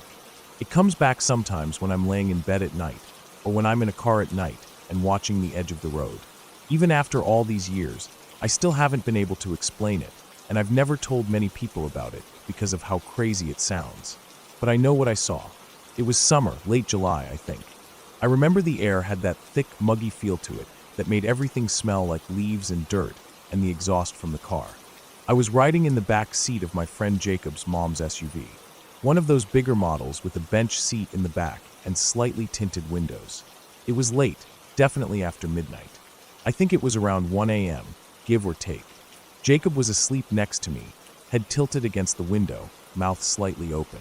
His mom was up front, driving, and some friend of hers, an older lady I didn't know well, was in the passenger seat. I was the only one still awake in the back. We were deep in the woods somewhere in northern New Jersey. I don't remember the exact town. I don't even think I knew at the time. We'd driven for what felt like forever after leaving the highway. The road we were on now was narrow and full of curves, with tall trees lining both sides. There were no streetlights, no houses, no signs of anything really. Just trees and shadows, and the sound of the tires on the road. The high beams were on, cutting through the darkness in front of us, and they were bright enough that I could see the edges of the trees and brush that hugged both shoulders of the road. Every now and then, the light would catch on the pale underbelly of a leaf or a stretch of bark, making the shadows seem even deeper. I was tired but not sleepy. That kind of wired feeling you get when you've stayed up too long and your body's running on fumes, but your brain won't shut off. I remember resting my chin on my folded arms on the back of the front seat, looking straight ahead, trying to keep myself entertained. I didn't have a phone back then, and I didn't bring a book. I think I was just watching the road, letting my mind wander, half listening to the low hum of the front seat conversation that had gone quiet after a while. The only other sound was the crickets and the occasional rustle of leaves when we passed a bend. It must have been around then that I saw something on the right side of the road. At first, it was just a shape, a blur in my peripheral vision, something moving just outside the range of the high beams, coming out of the tree line. I remember leaning forward a bit, squinting through the windshield and the side window, trying to get a better look. The car was going about 45 miles per hour. I know because I looked at the speedometer out of boredom. That's when I noticed how weird it was that whatever I was seeing was keeping up with us. It was running, no moving, alongside the car, just beyond the edge of the road. I thought it was a deer at first, but it didn't move like a deer. It didn't move like any animal I knew. It wasn't bounding or galloping. It wasn't loping like a bear or darting like a coyote. It was running on all fours, but the way it did it was off, unnatural. The arms or front legs, whatever they were longer than they should have been, and the back moved in this unsettling rhythm, like it was forcing itself forward, not fluid like an animal built to run. It looked awkward, like someone crawling really fast.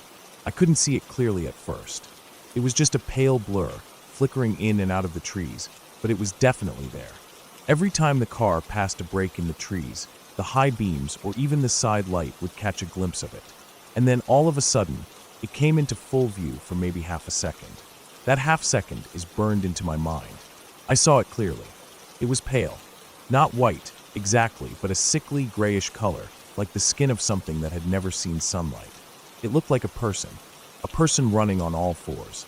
Its back was arched and its head was low, and the limbs were way too long, especially the arms. The skin looked almost stretched, like there wasn't enough muscle underneath to fill it out. And the way it moved, it didn't look like it was supposed to move that way. It looked like someone trying to imitate the way a dog or a big cat runs, but not getting it right. I remember the way its spine curved unnaturally and how its hands, or whatever they were, touched the ground with this horrible, knuckled gait, like it was dragging its fingers for traction. There was no fur, no clothes, just pale, almost bluish-gray skin that caught the light for a moment before it slipped back into the dark. I blinked, and it was gone.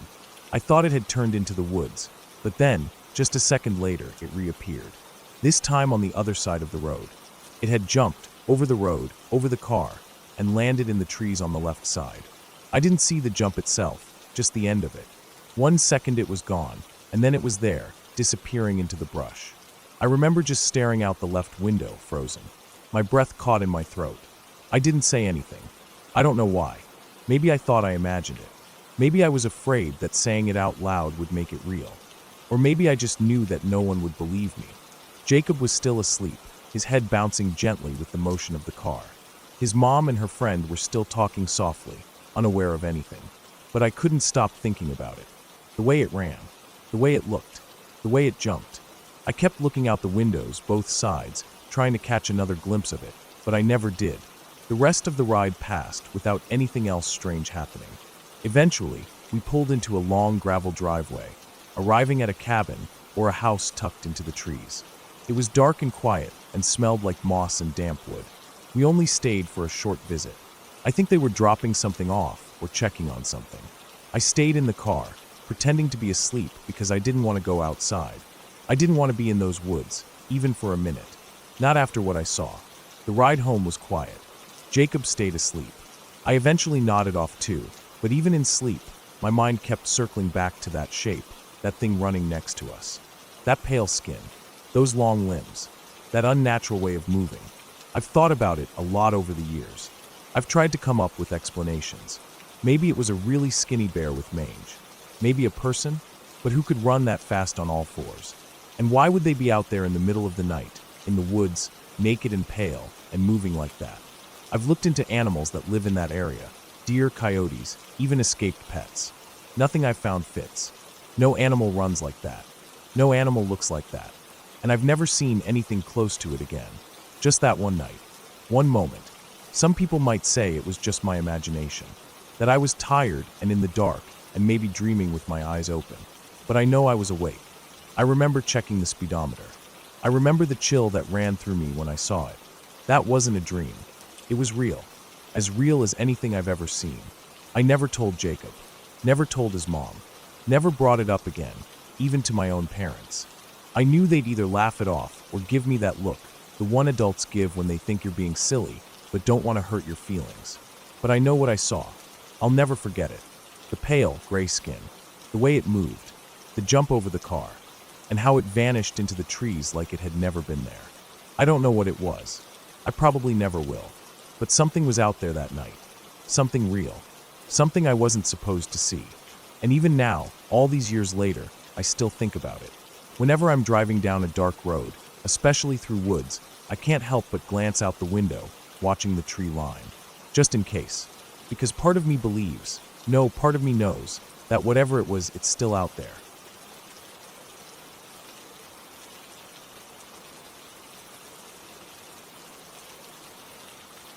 I was 16 when it happened. Old enough to think I knew better than everyone else, but still young enough to act like I didn't have a clue what the world could really be like. That summer, I was staying with some extended family in a quiet, wooded part of the state, somewhere that didn't even have a gas station for 15 miles in any direction. My cousin's place sat just a few hundred feet from the edge of thick forest that stretched for what felt like forever. It was meant to be a simple few weeks of hiking, swimming in cold lakes, and late nights around a fire. I didn't expect anything weird to happen. It was the second week there when I met two seasonal workers who were around my age. They had come in for summer work, helping out at a small campground nearby. They weren't exactly friends, but we hung out a few times, just enough for them to feel familiar. One of them was taller, lanky, with a mop of dark hair and that restless energy that made you feel like he was always ready to move. The other was quieter, more solid, with a blank expression that gave away nothing. I remember their names, but I won't write them here. Doesn't seem right for a story like this. One evening, after the sun had started to dip and the air took on that cooler, deeper smell of pine and dirt, they asked if I wanted to take a walk through the woods. Said they knew a path that looped back behind the camp and cut through some older parts of the forest. I said sure. I didn't think anything of it. I was 16. I had no fear of woods, especially with 2 other people there. We walked for a while, maybe half an hour, talking here and there, but mostly just taking in the quiet. It was that kind of silence you get only in deep woods, not dead silence, but living quiet. You could hear the trees shifting in the wind, some birds further away, the occasional crack of a twig. The trail we were on was barely a trail at all, more like the ghost of a path people had used in the past. But the 2 seasonals seemed to know it well. They said they walked it every summer when they came back for work. I remember the way they looked around, almost like they were checking landmarks, not wanting to miss something. We passed an old wooden post that looked like it had once held a sign, though it was long gone now. There was a fallen log across the path that had been there so long. People just stepped over it instead of moving it. Then we hit this small rise, a gentle hill, and just over it was where everything changed. There, tucked between a small clearing and some crooked pine trees, was a house. It looked old, really old. The kind of old that didn't come from style or design, but from years of neglect. The stairs up to the porch were rotted and broken in spots. The front door leaned in its frame, not fully closed. One of the windows on the side was shattered, glass still hanging from the frame like jagged teeth. The wood on the walls was weathered gray, and a few boards were missing entirely. We all stopped walking at the same time. The taller guy whispered something I didn't catch, just a soft noise under his breath, and then the quieter one took a step back. I remember how he looked at it, his eyes wide, like he couldn't believe what he was seeing. The taller one's face got tight, his jaw clenched, and then he shook his head and said something about how that house shouldn't be there. They both started talking over each other then, not loud, but fast and clipped. One of them said he'd walked this path every summer, and that house had never been there. Not once. They kept repeating that. Every year, this trail was the same. The trees, the rocks, even the broken log. But never that house. Then one of them, I think it was the quiet one, started to tear up. Just a little bit, but it was real. His voice broke when he said he didn't understand. How the hell does a house just show up in a place like this? No fresh tracks, no signs of construction, nothing. I remember standing there and just not feeling it. Not fear, not curiosity. Nothing. I didn't believe them. I figured they were messing with me. Maybe trying to freak me out because I was the new kid. Or maybe it was some abandoned place they knew about and were using it as a prank. So I said, screw it, let's check it out. They looked at me like I was insane. The taller one shook his head immediately.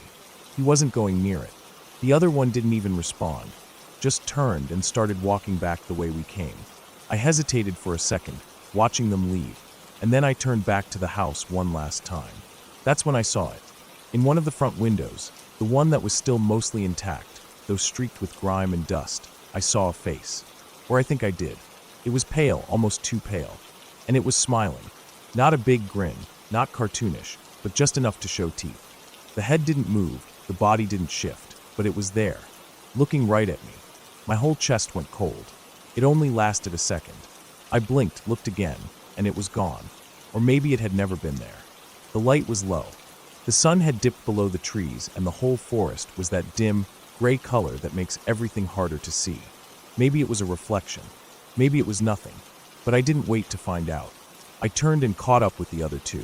We didn't talk much on the way back. No one said anything about the house. They were both walking fast, heads down, like they just wanted to put distance between themselves and whatever we'd seen. When we got back to camp, they split off without a word. I sat by the fire that night, thinking about it. At the time, I still didn't believe it. Not fully. I thought maybe they were playing a long con prank. Maybe I imagined the face because they got in my head. I didn't talk about it to anyone. I figured if I brought it up, they'd say I was crazy, or worse, laugh like it was all a joke, and I fell for it. Years went by. I didn't forget about it, but it turned into more of a weird memory than anything else. One of those things you file away under strange, but probably explainable. Then, 5 years later, I went back. I was 21 by then, back in the same area visiting family. I had a couple cousins who were teenagers at the time, and we decided to go for a hike. I remembered the path mostly. Enough of it. The broken post was still there. The log over the trail had rotted more, but you could still step over it. The trees hadn't changed much. Everything looked almost exactly the same. I didn't tell them about the house. I just wanted to see if it was still there. We walked up the same rise, and when we got to the top, I stopped. There was nothing there. No house. Not even a foundation. Just dirt, moss, and pine needles. A couple of rocks, and a fallen tree off to the side. Nothing that said anything had ever been built there. The clearing was the same size, the same shape, but it was empty. I walked around, looked for anything that might explain it. Maybe the house had collapsed. Maybe it had been moved. But there were no signs. No scattered boards. No nails. No old bricks or concrete footings. Just forest. I didn't say much on the way back.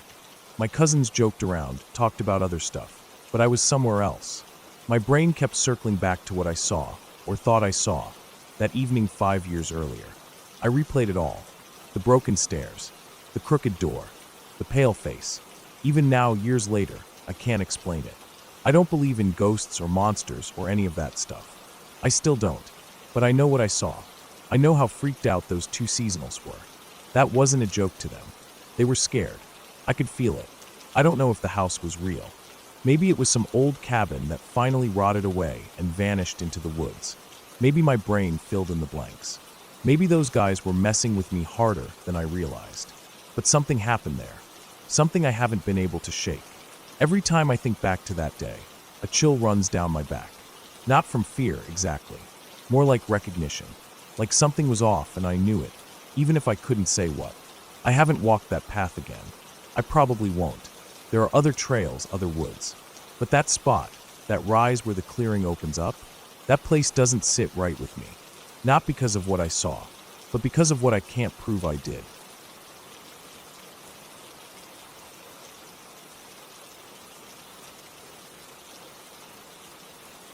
I was in 5th grade when we went on the annual field trip to the Redwoods. Every year, our school took the entire 5th grade class to a campsite somewhere deep in the forest.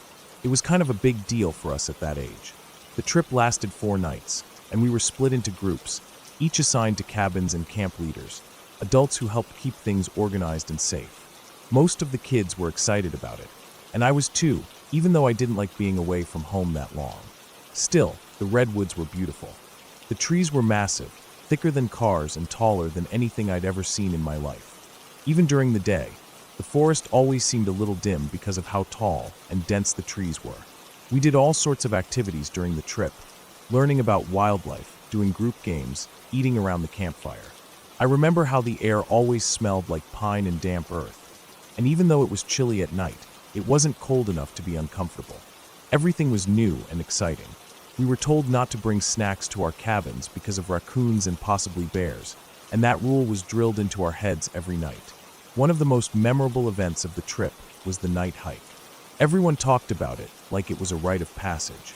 The night hike happened on the 3rd night, and it always started late, around 11 p.m. That's when the woods would be pitch black, and the hike would feel like something out of a survival show. They gave us these flashlights that barely worked. The light they gave off was so faint that it reminded me of a glow-in-the-dark sticker after it's been in the light for too long. Just a soft greenish glow you could barely see anything with. We were told this was on purpose. It was supposed to help our eyes adjust to the dark, so we could experience the forest as the animals did. Before we set out that night, something happened. I'm still not sure what. All I know is that our group was supposed to start our hike at 11 sharp, but we didn't leave until around 11:15. We were all gathered near the trailhead, just waiting around, and the camp leaders were talking among themselves in hushed voices. They didn't tell us anything, just that there was a delay. Nobody seemed too worried at the time. A few of the kids whispered that someone had gotten hurt or that there was a bear, but nobody knew anything for sure. Eventually, we were told to line up and prepare to start the hike, same as always. We started walking in a single file line, sticking close together, flashlights in hand, but barely using them. The rule was to stay quiet, so we wouldn't disturb any animals. The forest at night was a completely different world. The darkness was thick. The faint beam of my flashlight didn't go far, maybe a couple of feet, and the shadows made everything feel closer than it really was. I could hear my own breathing, the crunch of dried leaves and twigs under boots, and sometimes the sound of an owl in the distance. Occasionally, we'd hear branches snap in the distance, but that was normal. We were told there were deer, raccoons, foxes, maybe even a bobcat or two, but they stayed away from people. We kept walking for a long time. Time felt strange in the woods. 5 minutes felt like 30. I kept glancing behind me to make sure I wasn't falling behind. There were at least 20 of us, maybe more, all moving together, and the camp leaders were at the front and back of the line. We stopped every now and then so the line could catch up. It was so quiet that I could hear someone clearing their throat from 10 people away. About halfway through the hike, something happened that none of us were prepared for. It started with a noise. I don't really know how to describe it even now. It wasn't an animal sound I recognized.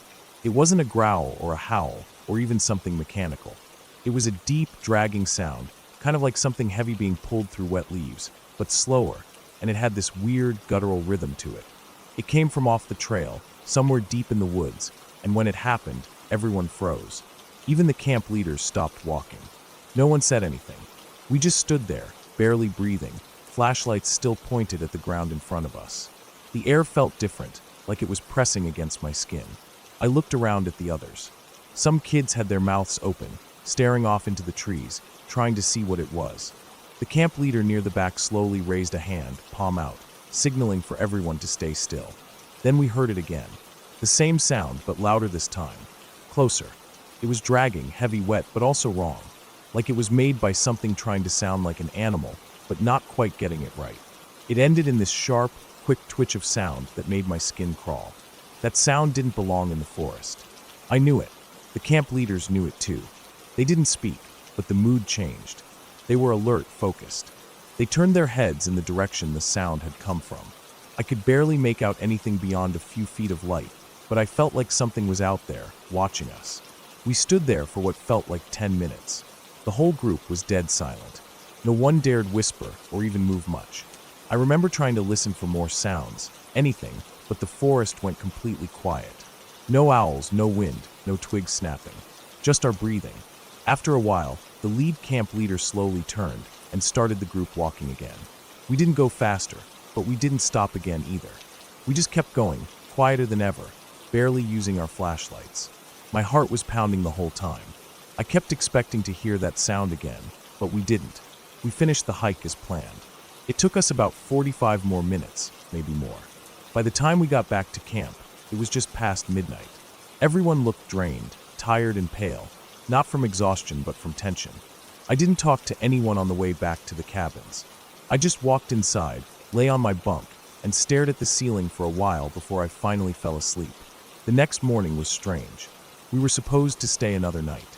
That had always been the plan. But after breakfast, we were told to pack our bags. No reason was given, just that we were leaving early. The camp leaders and teachers didn't explain much. Some of them looked tense, others just tired, but none of them gave any clear answers. Some kids asked questions, but were told to focus on packing. We loaded into the buses by early afternoon and were on our way home by 2 p.m. That was it. The trip was over. At school, no one talked about it much. Some kids joked about the hike. Others said they didn't hear anything weird. But I knew what I heard, and I remembered the way the camp leaders reacted. That wasn't just some raccoon making noises. It wasn't a deer stepping on a branch. It was something else. For a while, I tried to make sense of it. I thought about what animals made sounds like that. I even looked some up when I got home. Bear growls, cougar screams, elk calls. Nothing came close to that dragging, distorted sound. It felt too slow, too wet, like something was crawling and breathing at the same time. Sometimes I wondered if it was an injured animal, but even that didn't explain why the forest had gone completely silent after. It didn't explain the reaction of the camp leaders either. I kept thinking about the incident they mentioned before the hike. Maybe someone else had heard or seen something earlier that night. Maybe whatever made that sound had been around for longer than we realized. And that's why we left early. That's the only explanation that makes sense to me. It's been years since that trip, and I still think about it sometimes. The redwoods are supposed to be peaceful, quiet, full of life. And they were most of the time. But that night, they felt different. I've gone camping since then, in other places, but I've never done a night hike again. Not like that. I still don't know what it was. I don't have any answers. I just know that it wasn't human. And whatever it was close. Too close.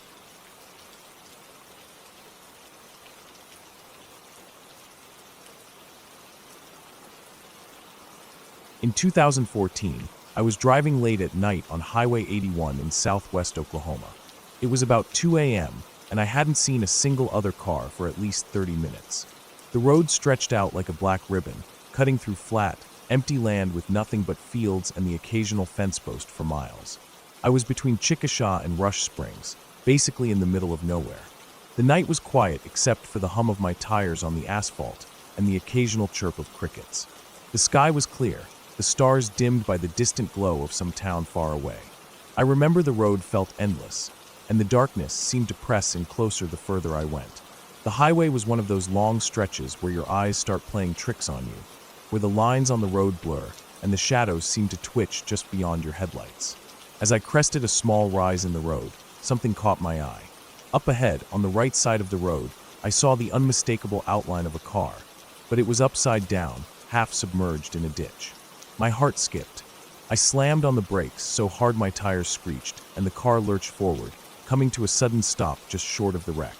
I grabbed my phone out of the cup holder, but before I even got a chance to call, I noticed a figure lying just outside the car. At first glance, it looked like a man was sleeping on his side in the grass and dirt by the edge of the ditch. But something was wrong. Something about the way he was there, completely still limp, didn't look right. I jumped out and ran over to him. The cool night air hit me hard, and the silence was thick, broken only by the sound of my own footsteps crunching on the gravel.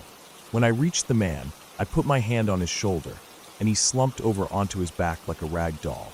That's when I saw it. His head was smashed flat on the left side, blood caked and dried, soaking into the dirt. His abdomen was open, the insides exposed, and the smell hit me before I fully realized what I was looking at. It was the sick, sharp stench of whiskey mixed with something far worse. The man was dead, completely dead. No pulse, no movement. I took a shaky breath and fumbled for my phone again, dialing 911.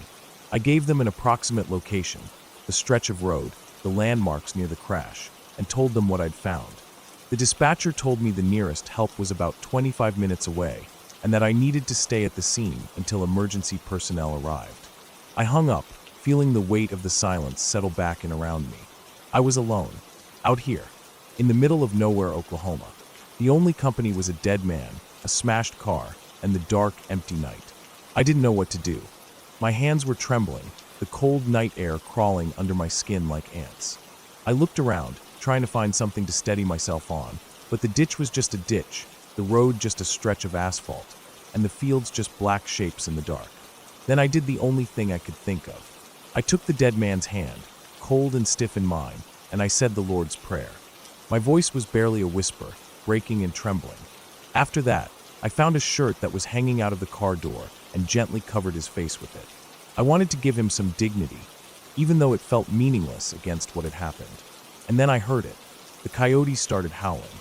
At first, it was just a low, distant noise, a far-off chorus of eerie yips and yowls. But then it grew louder, closer, more urgent. It was a sound I'd never heard before, or at least never really paid attention to, a mix of shrill screeches and haunting cries, like children hurt and scared in the dark. The noises seemed to circle around me, weaving through the empty fields and trees like invisible predators. For the next 15 minutes, I sat in the car, gripping the steering wheel so tightly my knuckles went white. The coyotes moved just outside my headlights, slipping between shadows and making the night feel alive with menace. I could hear them crossing the road, their howls echoing off the empty fields, the sound like 1,000 little claws scratching at the edges of my mind. I was faced with a decision. Do I stay in the car and let whatever was out there come up and tear at the body? Or do I get out and try to protect it somehow? I didn't know if I was braver or just more foolish, but I chose to get out. I went to the trunk, fumbled around in the dark until I found the tire iron. It was heavy and cold in my hands. I walked back over to where the man lay, every step making my heart beat faster, every rustle of grass sounding like an alarm.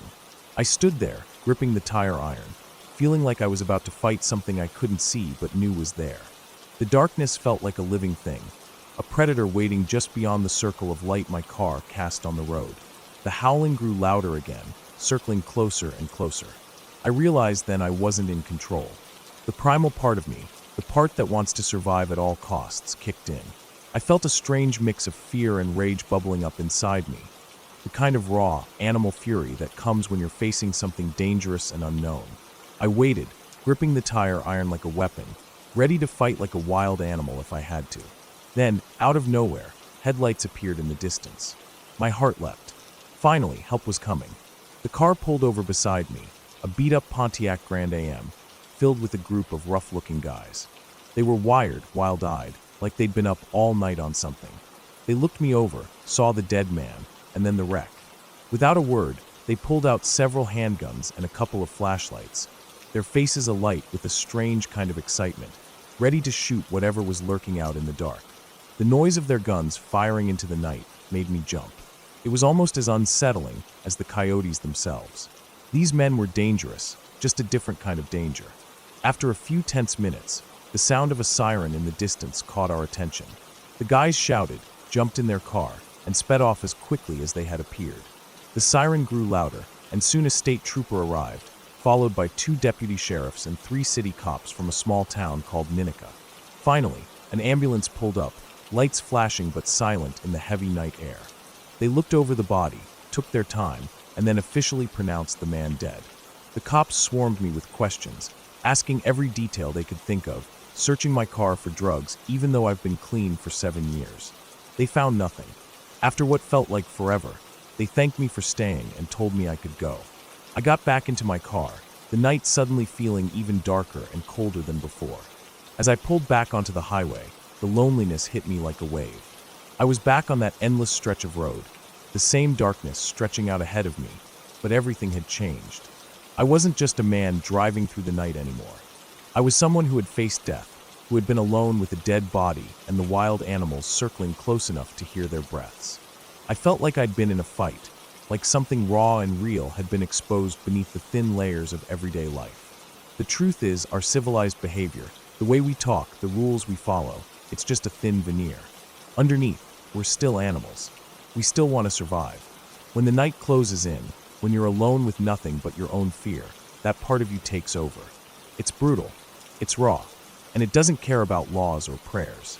Driving down that pitch-black road, with nothing but the hum of my engine and the memory of that man lying in the ditch, I knew I'd never forget what it felt like to be truly alone, and to realize just how thin the line between order and chaos really is.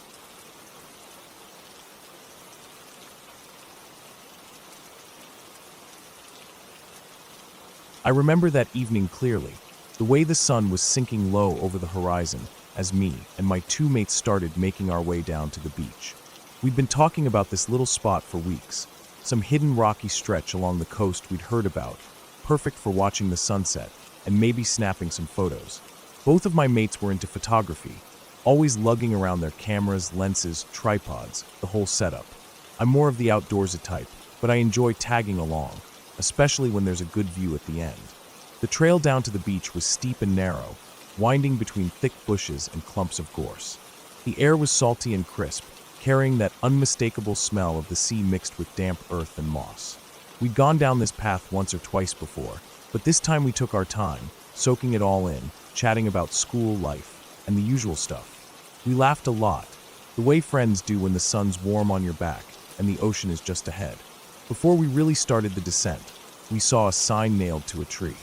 It was weather-beaten and fading, but still readable. It warned us not to proceed down onto the rocks below, said it was steep and slippery, and that the tide could come in fast, trapping anyone who didn't watch their step. It was pretty clear about how dangerous it could be if you didn't take it seriously. We read it twice, joked a little about how it was trying to keep thrill-seekers away, but the warning stuck with us. We promised to be careful. By the time we reached the small clearing at the edge of the beach, the sun was dipping just below the horizon. The sky was painted with oranges and pinks, the kind of colors that look almost unreal, but somehow make you forget everything else for a moment. The waves rolled in quietly, and a few seabirds circled lazily overhead. My mates set up their cameras on their tripods and started taking shots. They were adjusting angles, fiddling with settings, trying to capture the last golden light just right. I sat back on a rock, kicking at a bit of driftwood, watching them work. It was peaceful. The only sounds were the soft crash of the waves and the occasional call of a bird. Then, out of the corner of my eye, I noticed someone coming down the path from the opposite direction. At first, I thought it might be a ranger or someone official, the way the figure moved, wearing a bright yellow high-visibility shirt. That kind of shirt always makes me think of people working around the coast, maybe doing some maintenance or safety checks. The fact that someone was out here this late felt a bit strange, but also reassuring in a way. But as the person got closer, something felt off. The shirt wasn't just plain yellow. It was covered in strange symbols and markings, like someone had scribbled on it with a permanent marker. The lines were jagged and messy, almost like graffiti. His face was rough, unshaven, and his eyes had this wild, unfocused look. It was the kind of look that makes you want to keep your distance. The way he moved didn't feel natural, slow, deliberate, like he was pacing himself, but also watching us with too much attention. He stopped about a few feet away, and I could see him clearly now. His hair was greasy and tangled, his hands were dirt-streaked, and he had this nervous energy that made the hairs on my neck stand up. Neither me nor my mate said anything. We weren't sure what to do. The last thing we wanted was to make him angry or upset. Without asking or announcing himself, he sat down nearby, right on the rocks. It was weird, like he just appeared and decided to join us. For a long time, none of us spoke. We just sat there, the waves rolling in behind us, the fading light making everything feel slower and more quiet. The air between us felt heavy, tense in a way I hadn't expected. He finally broke the silence, his voice low and a little shaky. He asked if we had seen any caves around here. We hadn't. None of us had. But we didn't say that out loud. We just kept quiet, waiting to see what he'd do next. He didn't say much after that, just sat there, staring out at the ocean. Sometimes he'd glance back at us, eyes wild and restless. The minutes crawled by, and I could feel my heart pounding louder in my chest. I kept wondering if we should get up and leave, but none of us wanted to be the first to move. After what felt like half an hour, he suddenly spoke again. This time, he asked how we were doing. We answered, keeping our voices steady, saying we were good. He said he was feeling better now. Then, without another word, he stood up and walked back the way he had come. No goodbye, no explanation, just gone. We stayed there for a moment, still watching the spot where he disappeared into the bushes. The sunset was gone now, the sky shifting to a deep blue with a few stars beginning to show. We gathered our things quietly and headed back up the trail, the warning sign about the tide echoing in my mind. As we climbed higher, the path grew darker, the bushes pressing in closer. The air felt colder now, and the strange encounter left a weight in my stomach I couldn't shake. When we finally reached the car, we didn't say much. None of us knew what to make of it, but the feeling of relief was almost overwhelming. That night, I kept thinking about that man, his shirt covered in those weird symbols, the look in his eyes, and the way he just appeared and vanished without a trace. I still wonder what he was doing out there, why he asked about caves, and what might have happened if we hadn't stayed quiet and calm. The beach was beautiful, but that night it also felt like a place where something could go very wrong, very fast. The hike down wasn't the kind you could just rush. The path was narrow and rocky, with loose stones scattered underfoot. We had to watch each step carefully. One wrong move, and you could easily twist an ankle or slip. The bushes on either side were thick and tangled, branches scraping our arms as we brushed past. There were patches of damp moss, and the ground smelled strongly of salt and seaweed, even though the beach was still out of sight. I remember my mates joking as they unpacked their gear, the sound of camera clicks mixing with the rhythm of the waves. One of them was trying to get a shot of the sun as it disappeared behind the cliffs, moving quickly from one angle to another, crouching low, standing tall. The other was adjusting the tripod legs on uneven rocks, cursing softly as the legs wouldn't lock in place. We'd brought some snacks and a couple of bottles of water, but the cool ocean breeze had worked up our appetite, so we shared a few chips while sitting on the rocks. We talked about the usual stuff, school, girls, upcoming holidays, but something about that place made everything feel a little more serious. Maybe it was the quiet, or the way the light was fading, but none of us could quite shake the feeling that we were far away from everything that felt safe and familiar. That's when we saw him. At first, the bright yellow shirt caught my eye against the dark green of the bushes. Someone should not be wandering here at this hour, I thought. The area wasn't exactly a popular evening spot, especially with the warning sign still fresh in my mind. The closer he got, the more uncomfortable I felt. His eyes were the worst part, glassy and darting, like he was seeing something no one else could. His face had an uneven twitch, a little grimace that made me want to look away. I noticed the markings on his shirt as he passed. Some sort of crude symbols, circles, lines, jagged shapes, all drawn in thick black marker. He didn't say anything at first, just stopped near us and looked around like he was lost. I could feel the tension building, like the air between us was tightening. My mates were quiet too. Neither of us knew what to say or do. Then he asked about caves. It was a strange question, the kind you don't expect from a stranger in the middle of nowhere. None of us had seen any caves, but something about the way he asked made me hesitate. There was a desperation in his voice that didn't sound normal. It was like he was searching for something, or maybe running from something. He sat down right there on the rocks, not waiting for an invitation. For a while, we just watched the waves crash and broke the silence with nothing but the soft rush of water. I tried to tell myself he wasn't dangerous. Maybe he was just a lost hiker or someone having a hard time. But every so often, he'd look at us with that wild gaze, and I felt a cold knot in my stomach. Time passed slowly. The light grew dimmer, and the temperature dropped. My mates huddled closer, whispering quietly, their fingers tightening on their camera straps. I tried to keep calm, telling myself to stay steady, to not give him any reason to lash out. When he finally stood and walked away, it felt like a release. I watched him disappear into the trees, feeling the weight on my chest lift just a little. We didn't talk much on the way back up. The night was silent except for the crunch of our boots on the trail and the distant murmur of the ocean. Back in the car, the windows fogged from our breath, and I caught my mates glancing at each other, eyes wide with the same unspoken question. Who was that guy? What was he doing out there? I've thought about that night a lot since then. The way someone can seem normal at first, but hide something broken inside. The way a place can look peaceful and beautiful, but still hold danger just beneath the surface. And the sign, the warning, made more sense the closer I thought about it. Sometimes, it's not just the tide or the rocks you have to worry about. Sometimes, it's the people you don't expect to meet.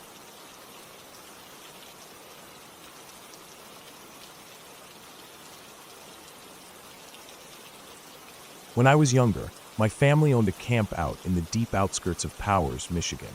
It was nothing fancy, just a hand-built log cabin, rough and rustic, sitting far away from any town or neighborhood. There was no indoor plumbing, no electricity, nothing modern inside. The cabin was mainly used for hunting trips. My dad loved the solitude and the quietness out there, surrounded by trees and wildlife. One year, he decided we should spend our spring break there instead of going anywhere else. I remember feeling excited and nervous at the same time because I wasn't used to being that far away from everything. The drive out to the cabin was long and bumpy, winding through thick forests and dirt roads that sometimes felt like they'd never end. When we finally got there, the air smelled sharp and fresh, pine needles, damp earth, and something wild I couldn't quite name. The cabin itself was bigger than I expected, with thick logs stacked carefully to form the walls, a stone chimney on one side, and a small porch that creaked underfoot. The windows were old and smudged, and the roof had a few patches from past winters. Inside, the cabin was dim, lit only by what little sunlight sneaked through the cracks in the walls and windows. There was a wood stove for heating and cooking, but no lights or outlets. The upstairs loft was what I remember most vividly. It was an open space that stretched over the main living area, with a low slanted ceiling and rough wooden beams. Scattered around the loft were 4 or 5 beds, old metal frames with worn-out mattresses and scratchy blankets. It felt cramped, like a big wooden attic made for sleeping and not much else. My dad claimed it was perfect for a family to stay close during cold nights. My sister and he took the beds on one side of the loft, and I was set up on the other side alone. I remember the smell of musty blankets and pine wood filling the room, mixed with the faint scent of burning wood from the stove downstairs. The first couple of nights were tough to get used to. There was no background noise like city traffic or street lights, only the sounds of the forest.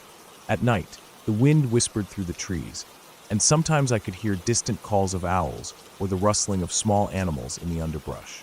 The silence felt heavy and thick, almost like it was pressing down on you. My sister and dad both snored loudly, which made it hard to fall asleep. They both have loud, deep snores that shook the floorboards a little, and it was impossible for me to block it out, no matter how tired I was. I pulled out my old iPod Nano. Yeah, this was back in 2008, and started playing games to pass the time. The glow of the tiny screen was comforting in the dark, and it helped me focus on something other than the quiet and the strange feeling of being so isolated. Then, on the second night, Just as I was starting to feel sleepy, something happened that I still can't explain. I was lying on my bed, staring up at the ceiling, the faint sound of my dad and sister snoring somewhere behind me. The loft was dark except for the faint light coming through the skylight window built into the slant of the roof. Suddenly, I heard this loud buzzing sound. It wasn't like any insect or electrical hum I'd ever heard. It was low and deep, but also vibrating in a way that made the whole cabin seem to shake. The sound was so loud and intense that it made my skin crawl. I looked up, expecting to see something like a plane or a helicopter passing over the cabin. But instead, what I saw was something completely different. Through the skylight, the glass was covered in a weird, shimmering display of colors. It looked like a rainbow, but it wasn't soft or gentle. It was harsh, flashing, like the kind of explosion of light you might see in a transformer or electrical device breaking down. The colors shifted rapidly, flashing bright purples, greens, yellows, and blues, blending together in a chaotic swirl. The entire pane was covered, and the colors seemed to pulse, moving closer, almost like the light was pressing against the glass from the outside. My heart started pounding hard. The weird buzzing was getting louder, and the vibrations in the walls felt stronger. I panicked. I wasn't sure if it was some kind of strange electrical storm, or maybe a rare atmospheric event. It didn't feel natural, and I was scared that whatever it was might break through the glass or cause the cabin to catch fire. I grabbed a pillow and threw it at my dad's bed to wake him up. As soon as the pillow hit him and he stirred, the strange glowing colors vanished, and the buzzing stopped completely. The skylight was clear again, just the normal night sky with stars twinkling faintly in the distance. It was the middle of nowhere. We didn't have electricity turned on, and the generator was off for the night. There was no reason for any electrical light show outside, no neighbors or town nearby that could explain it. The only thing out there was the forest, dark and quiet again. I lay awake for hours, staring at the now silent skylight, trying to understand what I had just seen. The buzz, the colors, the way it covered the glass so completely, it didn't make sense. The next day, I kept looking up at the skylight, trying to find some clue, a crack in the glass, or a reflection from something outside, but everything looked normal. Dad and my sister laughed it off when I mentioned it. Maybe it was just my imagination, they said, or some weird trick of the light. But I knew it wasn't. I'd never seen anything like it, and it had been so vivid, so real. The nights that followed were quiet, no more buzzing or strange lights. I tried to convince myself that maybe it was some kind of electrical phenomenon caused by the atmosphere, or maybe some kind of natural event I didn't understand. But deep down, I knew something odd had happened. Over the years, I've tried to figure it out. I've asked locals, read about rare atmospheric events, and thought about everything from auroras to weird electrical discharges. Powers, Michigan, is far from the north where auroras are common, and the weather that night didn't hint at storms or anything unusual. Nothing else in that area could have caused such a vivid, buzzing light show right on my skylight. Even now, I sometimes think about that night when I'm alone, far away from city lights and noise. The way the cabin walls vibrated, the impossible colors pressing against the glass, and the sudden silence when I woke my dad, all of it stays with me. It was like the forest was trying to show me something, or maybe some strange force was passing by that no one else saw. I've never had another experience like it, and I doubt I ever will. But that night taught me something, how small and fragile we are out there, surrounded by nature and forces we don't fully understand, and how sometimes, even in the quietest places, there can be moments of pure, unexplained wonder or fear that stay with you forever.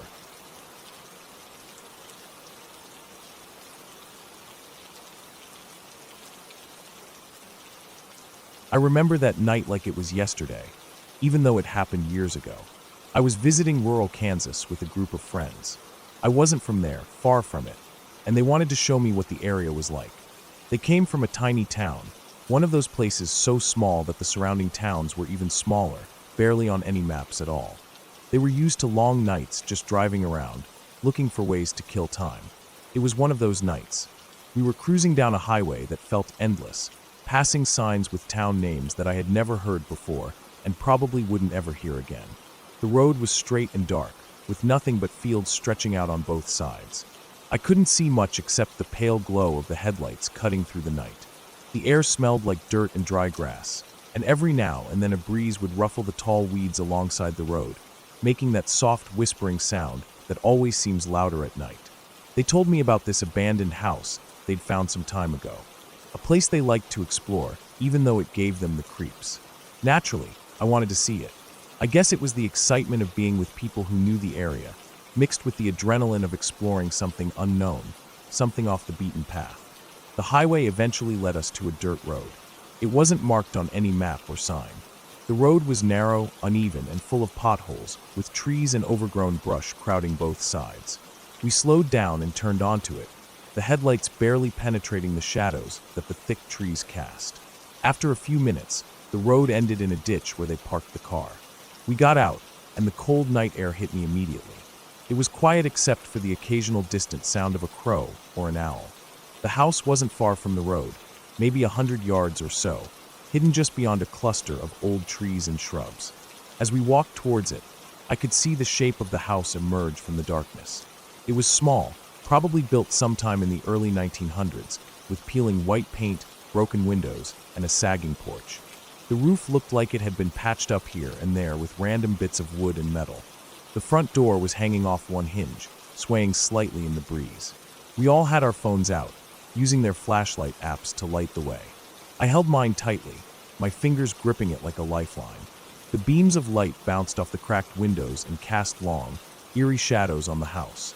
I felt a nervous energy bubbling in my chest.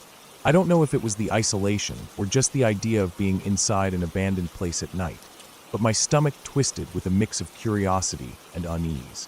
When we stepped onto the porch, the old wood creaked under our feet. I tried to ignore the noise, but every step made me jump a little. We pushed the door open, and the air inside was thick with dust and a smell that I can only describe as stale, old wood mixed with mold. It was dark, except for our phone lights cutting through the gloom. The living room was empty except for a few broken pieces of furniture covered in grime and spider webs. The wallpaper was faded and peeling, revealing the cracked plaster underneath. There were no curtains on the windows, so the glass was exposed and grimy. I took a deep breath, trying to calm my nerves, and looked around.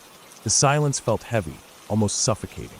One of the guys said they had gone into the basement during the day once. He described it as cold and dark, the kind of place where you wouldn't want to spend much time. He teased the group, asking if we were brave enough to go down into the basement in the dark. I immediately shook my head in my mind. Not me. The idea of a basement in an old, abandoned house was enough to make my skin crawl. The only other girl in the group seemed to feel the same because we both hung back, watching as the guys gathered at the foot of the stairs leading down. The stairwell was narrow and steep, disappearing into pitch-black darkness. They hadn't even reached the bottom when suddenly, from somewhere deep within the house, we heard it. A knocking sound. It was sharp and rhythmic, echoing off the walls and floorboards. The noise wasn't slow or random. It was deliberate, almost like someone or something was trying to get out or make itself known. At first, I thought maybe it was one of the guys messing around, trying to scare us. But the knocking didn't stop or change. It came from below, down in the basement. It was so loud and close that I swear I felt it through the soles of my shoes. Then the panic started. The guys at the bottom of the stairs froze for a second, unsure what to do, and then suddenly they all screamed. The knocking stopped as fast as it had started, but the tension was too much. Everyone sprinted back out of the house, almost tripping over themselves on the way out. I was breathless by the time I got to the porch, my heart pounding in my chest like it wanted to break free. We rushed back to the car, slamming the doors behind us. The engine roared to life, and we peeled out of the ditch, the tires throwing dirt and gravel everywhere. I looked back at the house as we drove away, the faint outline still visible under the moonlight, feeling like the house was watching us leave. The guy who had been closest to the side of the house where the knocking started said it felt like the sound had come from right under his feet. Like something was trapped down there, trying to get out or maybe trying to warn us. He wasn't joking, and I could tell by the way he looked at me that he was genuinely spooked. No one had any real explanation for what we heard. Maybe squatters living in the basement, banging on the walls to get our attention. Maybe it was some kind of animal trapped underground. Or maybe it was just the house settling. But whatever it was enough to make me never want to go back inside an abandoned building again. I think the worst part was that no one ever said a word about what the knocking might have been. It was like we all agreed silently not to talk about it. Like speaking the words aloud would somehow make it real again.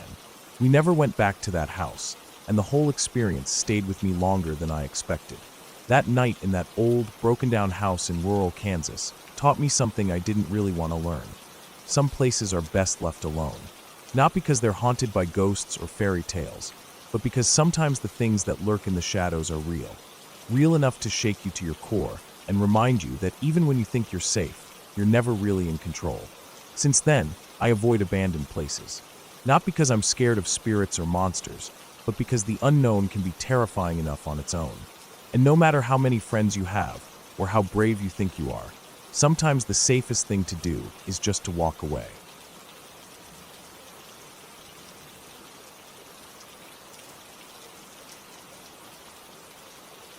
Living about 30 miles outside of town, on 100 acres, has always meant living with nature right outside the door. The house is tucked back about half a mile from the main road, surrounded by thick woods, open fields, and a lot of quiet. My wife, the kids, and I have been out here for a while now. When we first moved in, my wife insisted on having every possible security measure we could install. I'm used to rural life, hog squeals in the night, coyotes howling, the sounds of deer moving through the brush, but she wanted the works. A gate with an electric lock, a driveway doorbell sensor that alerts us when someone comes through the gate, cameras mounted at the gate and on the house, a full alarm system, and even 2 new puppies trained to alert us of anything unusual. I'm used to the sounds of the wild out here. Coyotes howl like something out of a horror movie sometimes, hogs grunt and squeal deep in the woods, and deer can be heard snorting or huffing through the cold air.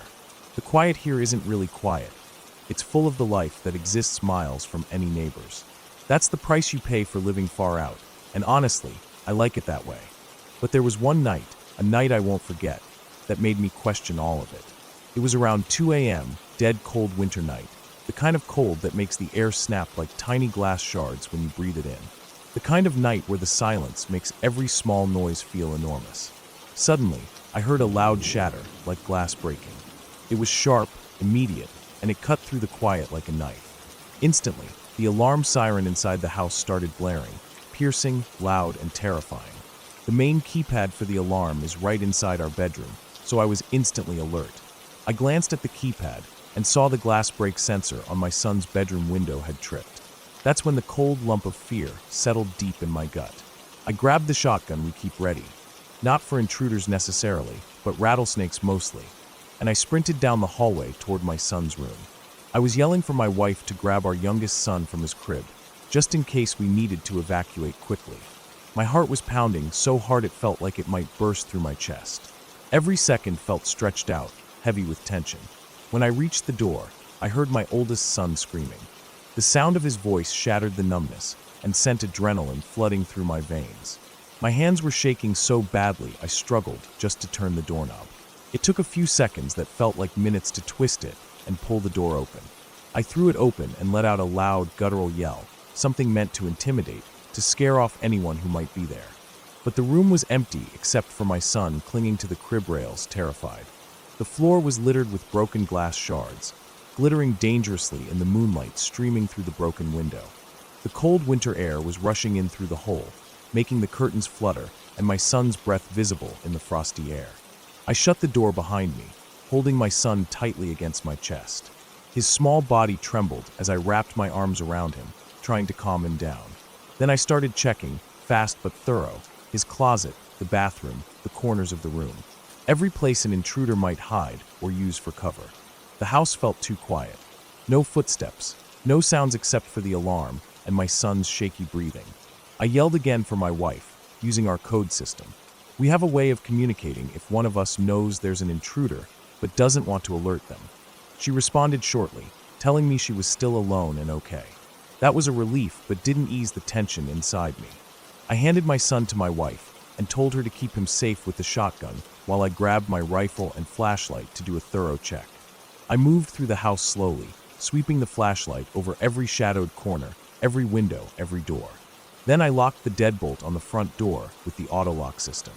I went outside to the back side of the house, where the broken window was, my heart still racing but my mind trying to reason with what happened. I told myself it had to be a deer. Maybe a reflection scared it, or it saw its own image and freaked out, slamming into the window hard enough to shatter it. That made the most sense. I walked around the entire house, shining the flashlight across the yard, through the woods at the edge of the property, checking for footprints or anything unusual. I found nothing. No sign of anyone, no tracks, no footprints, no disturbed dirt or broken branches. I checked the cameras the next day and couldn't find anything near the house at the time of the alarm. Nothing moved past the gate. Nothing approached the house. Nothing unusual except for the broken window. The cameras covered almost every angle, but there was a small blind spot right at that particular window. After that night, I couldn't sleep for a while. Every little sound made me jump. Every shadow seemed like someone watching us. It took weeks before I could let my son sleep in his own room again. We put one of the puppies to sleep beside his bed every night for company and protection. I installed more cameras, motion-sensing floodlights on every corner of the house, and double-checked every lock and sensor. Still, I never stopped wondering if it was really just a deer. What if someone had broken the window, triggered the alarm, and then ran when the siren went off? That thought was worse than any coyote howl or hog squeal in the dead of night. Living this far out means accepting the unknown, but that night showed me how close that unknown can get. Even with every safety measure, even with every precaution, the feeling of someone or something breaching your sanctuary can turn your blood cold. It reminds you that no matter how prepared you think you are, there's always a blind spot somewhere. The cold winter air still burns my lungs when I think back to that night. The shattering sound, the piercing alarm, my son's screams, it all lingers in my mind like a shadow I can't shake. But the thing I keep coming back to is the silence that followed. The silence outside, the silence of not knowing. Because the cameras showed nothing, the ground showed nothing, the house showed nothing. The only evidence was the broken glass, the cold air rushing through the window, and a family shaken but safe inside. That's the reality of living far out.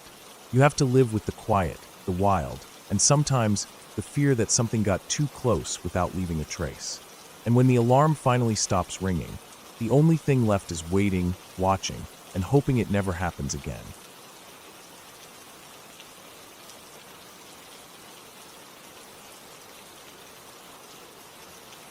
It was one of those cold autumn evenings when the air feels sharp and the woods are full of quiet tension.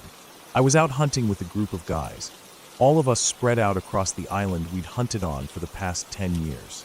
We knew these woods better than anyone else, every trail, every ridge, every clearing. The sun had just set, casting the last orange glow across the sky, and soon the darkness crept in fast. We'd been in the trees all day, waiting for deer to show, but now it was time to call it quits. The night was cold and still, and something about it made the hairs on the back of my neck stand up. I was sitting up in my tree stand, one of the old ones nailed to a big oak that overlooked a small clearing. Around 100 yards away, I could just make out the other guys in their own stands, some closer to the thicker parts of the forest, others near the edge of the open field. We kept our radios on, but mostly quiet, not wanting to scare anything. I was about to climb down when I heard it, a small snap of a twig somewhere just off to my left, near the base of the tree. I froze. The sound was so sharp in the still air it cut right through the silence like a blade. At first, I told myself it was a deer moving through the underbrush, probably stepping on a dead branch. But something didn't feel right. I didn't want to scare it off by moving or making a sound, so I stayed still, breathing slow and steady, trying to listen. A few minutes passed. The woods around me were quiet again, except for the occasional rustle of leaves in the breeze. Then suddenly, out of nowhere, I heard a howl, a sound so loud and so raw it tore through the night and made my skin crawl. It was blood-curdling, echoing through the trees like something out of a nightmare. The noise was deep and long, carrying a kind of pain and fury that didn't belong to any animal I'd ever heard before. I knew the island well. We'd been hunting there every fall for a decade, and I'd never heard a wolf here. This area wasn't known for wolves at all. Sure, there were coyotes around, but their howls were sharp and high-pitched, nothing like what I was hearing now. This howl was different, bigger, darker, more chilling. My phone buzzed violently in my pocket. I pulled it out and saw messages flooding in from the other guys. They had all heard it too. Everyone was asking if I was okay, if I'd heard it, if it was close. I typed back quickly. Yes, it was right under my tree, or at least it sounded that close. The howl was so loud I could feel it in my chest, like the sound waves were pounding inside me. After what felt like an eternity, the woods went quiet again. No more sounds, no rustling, nothing but the normal night noises of crickets and the occasional hoot of an owl. I waited, heart racing, trying to convince myself it was just some animal passing through, maybe a stray dog or something that got lost. But that howl didn't match anything I'd heard before, and it definitely didn't belong here. The night grew colder. My fingers were stiff and numb from gripping the tree, and my legs had gone to sleep from sitting so still. I thought about climbing down and making my way back to the group. I didn't want to stay up there alone any longer, not after that howl. After about 30 minutes of silence, I forced myself to move. I grabbed the small knife I always kept strapped to my belt for emergencies, just in case, and carefully began climbing down the tree. Every movement was slow and deliberate. I didn't want to make noise or attract whatever was out there. Once on the ground, I stayed low and moved quickly but quietly through the brush. The moon was barely visible through the thick canopy above, making it hard to see more than a few feet ahead. My heart was pounding, and my eyes darted everywhere, looking for any sign of movement. But the woods were still, too still. I reached the edge of the clearing and could see the other guys gathering in a small group near their trucks. Relief washed over me as I headed toward the familiar shapes. We all exchanged looks, but didn't say much. No one wanted to talk about the howl out loud. It was like acknowledging it would make it more real. We packed up and left the island quickly that night. The usual sounds of the woods, the rustling leaves, the chirping bugs, seemed dull and muted, as if the whole place was holding its breath. The drive back was silent, except for the hum of the truck engine and the occasional crunch of gravel under the tires. In the days that followed, we all tried to figure out what we had heard. Some joked it might have been a lost dog or a coyote trying to imitate a wolf. Others thought maybe it was a wild animal from a nearby island, blown over by the wind. But no one had a good answer. The island had never had wolves. No one had reported anything unusual before or since. I went back to the island a few weeks later, during the day, trying to see if I could find any tracks or signs. I walked the same area around my tree stand, looking for footprints or broken branches, anything. But the ground was dry and hard, no fresh prints, no scent. Nothing that would explain that howl. Every now and then, when the wind shifts just right and the woods get quiet, I still get goosebumps thinking about that night. The sound was too big, too angry, too raw for anything normal. I'm not a superstitious guy, but I can't shake the feeling that whatever it wasn't just a coyote or a lost dog. It's been years now, and we still haven't figured out where that howl came from or what exactly made it. I don't think I ever will. But one thing's for sure, I don't want to be alone in those woods after dark ever again.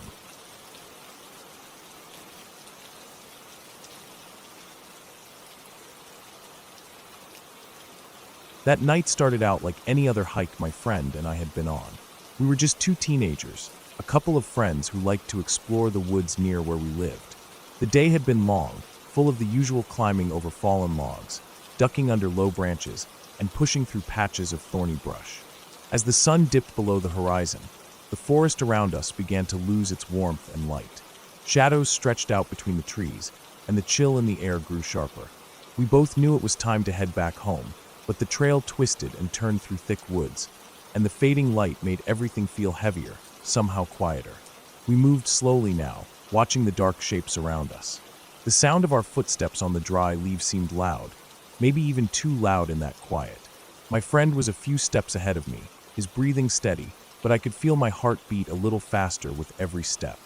The woods had a way of doing that when the light disappeared, like they were waiting for something, or maybe watching. It's hard to explain. Then, just as we rounded a bend near a big fallen tree lying across the path, I saw it. At first, I thought it was just my eyes playing tricks. There was something standing there, motionless, on the other side of the log. A figure, wearing a long, hooded cloak that hung down almost to the ground. The cloak was dark, blending with the shadows. I couldn't see a face or any part of the body clearly, just the shape. It looked human, but there was something wrong about the way it stood so still, like it was waiting or watching. I froze. My friend slowed and stopped too. We both stared, unsure what to do. The figure shifted, moving silently without a sound. It didn't run or even hurry. It simply turned and walked slowly toward a nearby tree. It stopped, then knelt down right next to it, still hidden under the hood. We couldn't see its face or figure out what it was doing, but we both felt the weight of its presence, like it was aware of us even as it stayed still. The air felt thick, heavy with something I couldn't name. We exchanged a quick glance, a silent agreement to keep moving, to pretend we hadn't seen anything strange. Our voices caught in our throats, so we didn't speak. Without looking back, we picked up our pace and moved past the fallen tree, trying not to let the figure in the cloak crawl into our heads. But the feeling stuck with us, like it was following, just watching from the dark. We kept walking, the crunch of leaves and twigs underfoot louder in the silence. The trail narrowed, lined with dense trees and bushes that blocked any view beyond a few feet. I felt my skin prickling, my senses sharpened in a way that happens when you know you're not alone. Then suddenly I saw it again. Further down the path, near another bend, the same figure was there. Same cloak, same stillness. It wasn't moving now, just standing like a statue, blocking the way forward. My friend and I both stopped dead in our tracks. We exchanged a look, half excitement, half fear. And for reasons I can't fully explain now, we decided to find out what it was. We were stupid kids, I know that. But maybe it was curiosity, or maybe the thrill of the unknown that pulled us forward. We moved quietly, trying to get closer without being seen. The figure didn't move at first, but then suddenly it started moving fast. Not running, but charging down the path straight toward us. I shouted a warning, and my friend screamed. The figure stopped just short of us, then turned sharply and disappeared into the woods. The sudden movement sent a shock through my body, adrenaline rushing like electricity.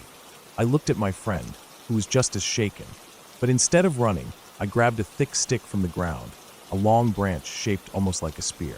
My grip tightened around it, the rough bark digging into my palms. Something inside me told me to keep going, to follow whatever this was. I ran after it, pushing through the underbrush, branches scraping my arms and face. The moon was high enough now to light up the woods in pale silver, casting long shadows between the trees. I kept moving, careful not to trip on roots or rocks hidden in the dirt. After a few minutes, I caught sight of the figure again. It was crouched low beside a tree, and just as I was about to move closer, another figure appeared beside it, another person, or something that looked like one. Then, as I watched in disbelief, a third showed up. All were cloaked, all hooded, and all just as still and quiet as the first. My breath caught in my throat. I realized then that these things weren't just in front of me, they were all around me. From the corner of my eye, I caught movement to the side, just beyond the trees. I could hear soft footsteps, the crunch of leaves, and it was clear I was being surrounded. Fear exploded inside me. My legs shook, my heart hammered like it wanted to break free from my chest. I didn't stay to find out what they wanted. I turned and ran, breaking through the bushes, my breath ragged and loud in my ears. I didn't look back. I ran back the way I'd come, back toward where I had left my friend. But when I got there, he wasn't where I expected. I called out for him, my voice cracking with worry. He answered, his voice a little distant but clear, telling me I needed to see what he had found. I followed his voice, pushing deeper into the woods until we came out into a clearing. And that's when it hit me. This place wasn't dark or shadowed like the rest of the woods. It was bright, bright in a way that didn't make sense.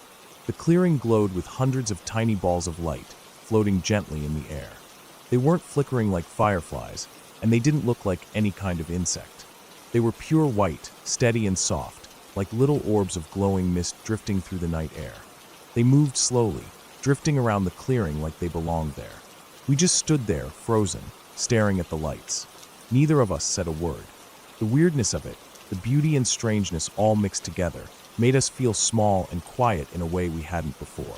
It was like something completely natural had somehow become something unexplainable. Without thinking, we turned and ran back toward the trail and then home, the strange glowing lights fading behind us as we left the clearing. That night, even after we got home, I couldn't shake the feeling that the woods were different now. That place, that glowing clearing, it wasn't just a part of the forest. It was something else, something no one I know would believe. We never talked about it much after that. Not because we didn't want to, but because we knew no one would understand. And even though the cloaked figures never came back, and the lights never appeared again, I still think about that night sometimes, wondering what exactly we saw in those woods, and whether it was watching us back. It wasn't ghosts or fairy magic. It wasn't some story from a book or a movie. It was real, just something we weren't meant to find. And maybe, some things are better left alone.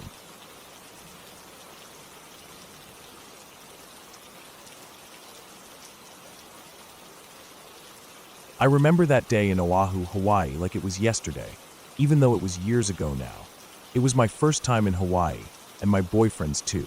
We were both excited to explore as much as we could. We had heard about the Nuanupali area. The hike there was supposed to be stunning, with lush green forests and breathtaking views of the cliffs. We'd also heard people sometimes see chameleons in the trees, which we thought was pretty cool. So we packed our day packs, grabbed some water, my GoPro, and set out in the early afternoon. The hike started off easy enough. The path was damp from recent rain, and the air was thick with humidity. The forest was alive, tall trees with broad leaves that caught the light, patches of bamboo swaying gently in the breeze, and the rich smell of wet earth and foliage all around. Birds called out, insects buzzed, and small frogs croaked somewhere unseen. I remember feeling a kind of peacefulness, like the forest was wrapping around us like a quiet, green blanket. It was beautiful, almost otherworldly. We moved slowly, stopping now and then to take pictures and admire the view. The trail wound its way deeper into the forest, the path getting steeper and narrower. There was mud beneath our boots from the earlier rains, and I had to watch each step carefully to avoid slipping. We were both careful, but the hike was still invigorating. The kind of hike where you feel alive and small at the same time, surrounded by towering trees and the sound of nature.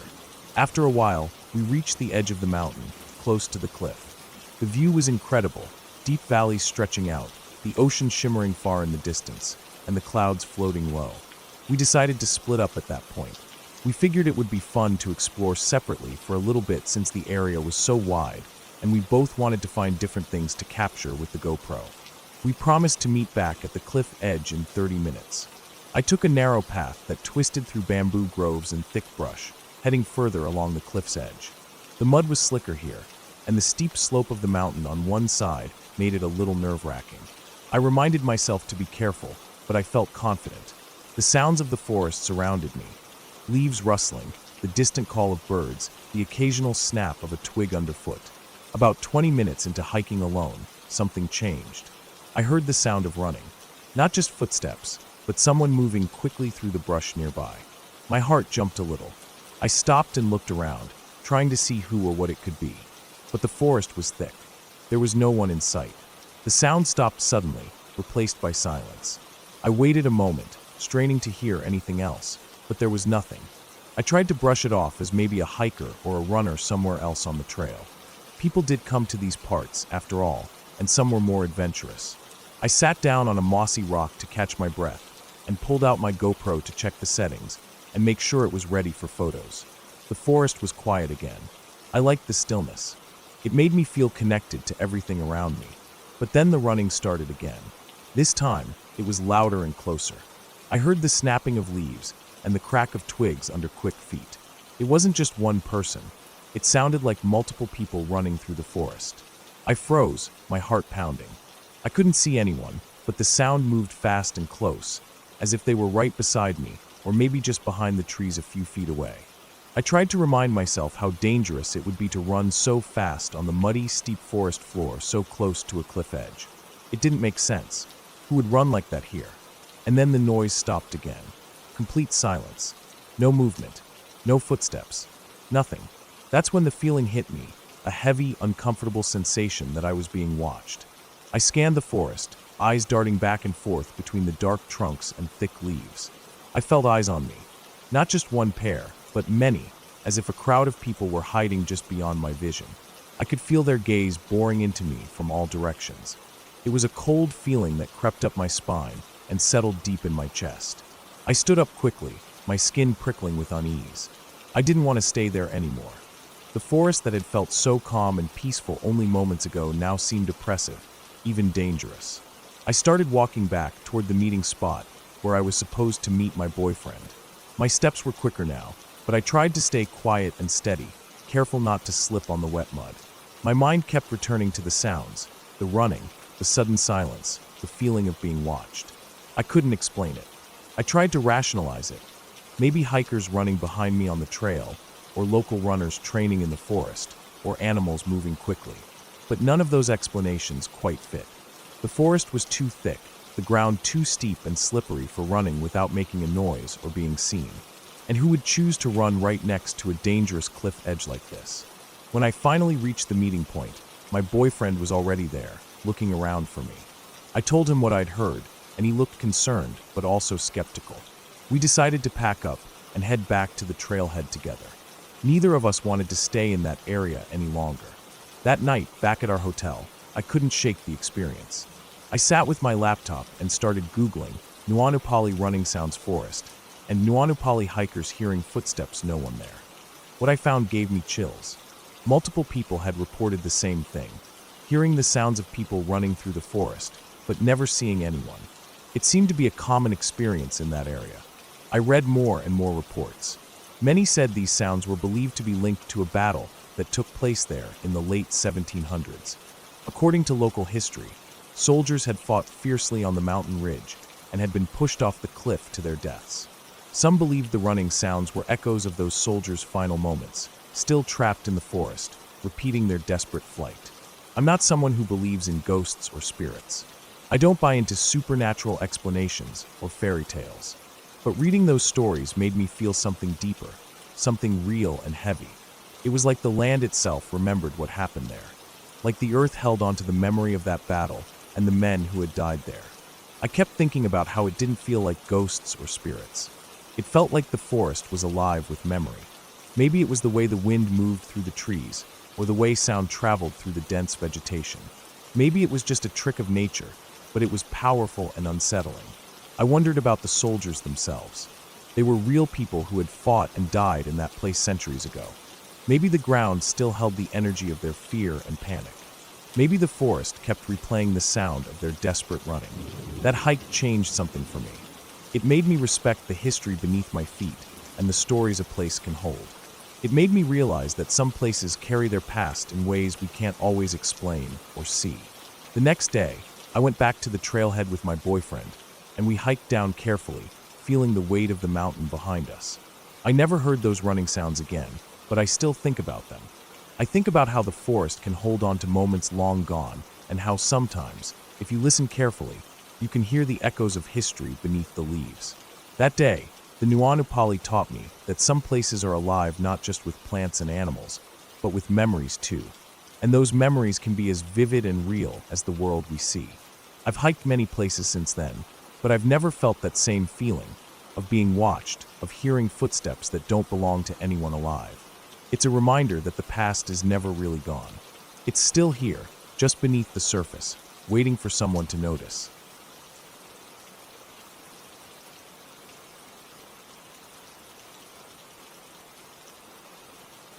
It was a warm June afternoon, the kind of day when the sun hangs high in the sky, beating down with a steady heat that makes the woods shimmer with that dry, hazy glow. The air smelled of pine and earth, mixed with the faint, lingering hint of smoke from a brush fire that had swept through this part of the forest a few years back. The fire had left behind a patch of dead and fallen trees, branches twisted and blackened in places, broken and brittle. It was the perfect spot to gather kindling, which was exactly what my dad had sent me out there for. I had my phone in one hand, using it to text back and forth as I walked, not really paying much attention to my surroundings. The forest floor was a mosaic of brown leaves, dry twigs, and patches of grass pushing through the dirt. Birds chirped somewhere far above in the canopy, their songs light and indifferent to the quiet tension I hadn't yet felt. My footsteps were soft but steady, crunching over the brittle debris. I was halfway through the area Dad told me about, scanning for branches thick enough to break, but dry enough to catch fire. I stopped for a moment, holding up my phone to send a quick message. Even though I was standing still, the forest didn't go silent. The leaves underfoot crunched again, slow and deliberate. It wasn't the usual shuffle of a squirrel or the quick scurry of a rabbit. This sound was heavier, steadier, something big. I froze, eyes wide, every muscle tensing like a coiled spring.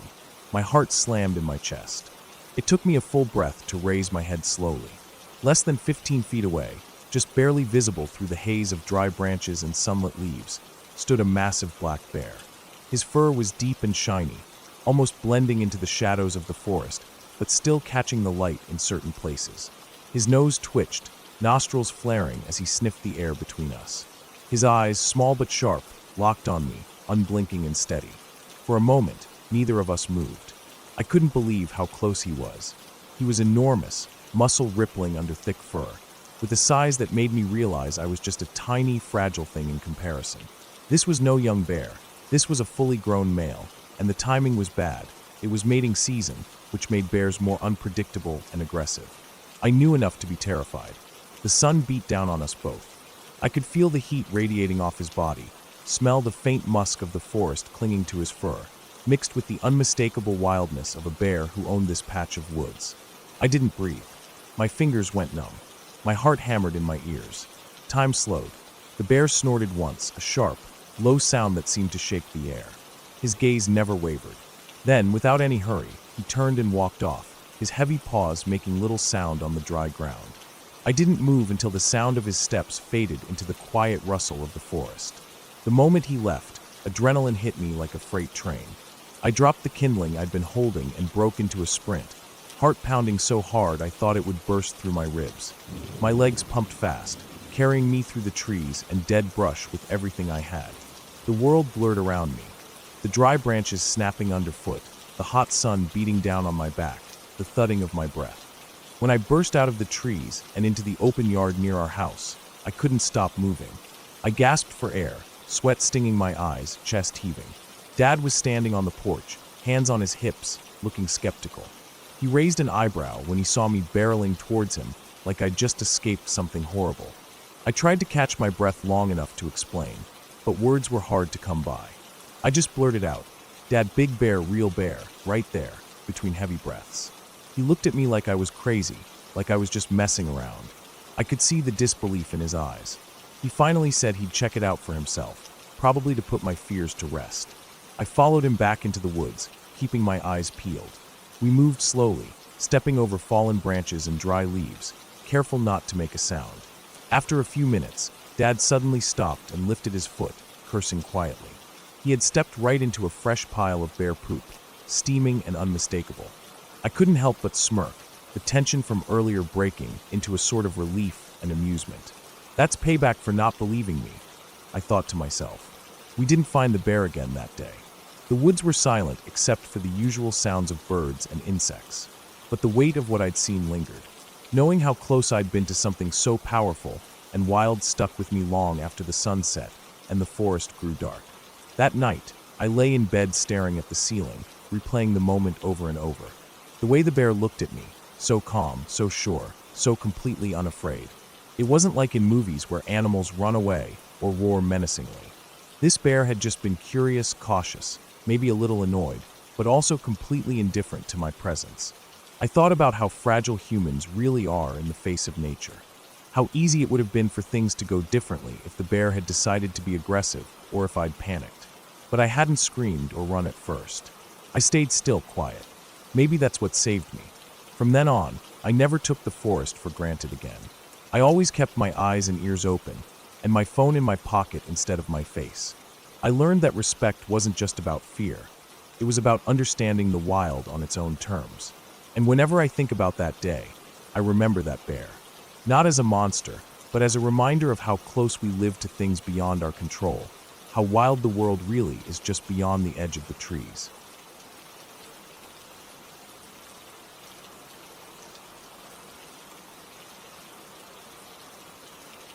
I was 13 that summer, camping with a few friends near Okanagan Falls in British Columbia. It was my birthday, and we decided to spend the weekend outside, celebrating with a small trip away from home. The area was beautiful, rolling hills, thick forests, and a clear, cold lake where we had been swimming that afternoon. I remember the sunlight shining on the water, the way it made the whole lake sparkle like glass under a flawless blue sky. We had spent hours laughing and swimming, the water cool against our skin, and when we finally got out, we wrapped ourselves in towels and started walking back toward our campground.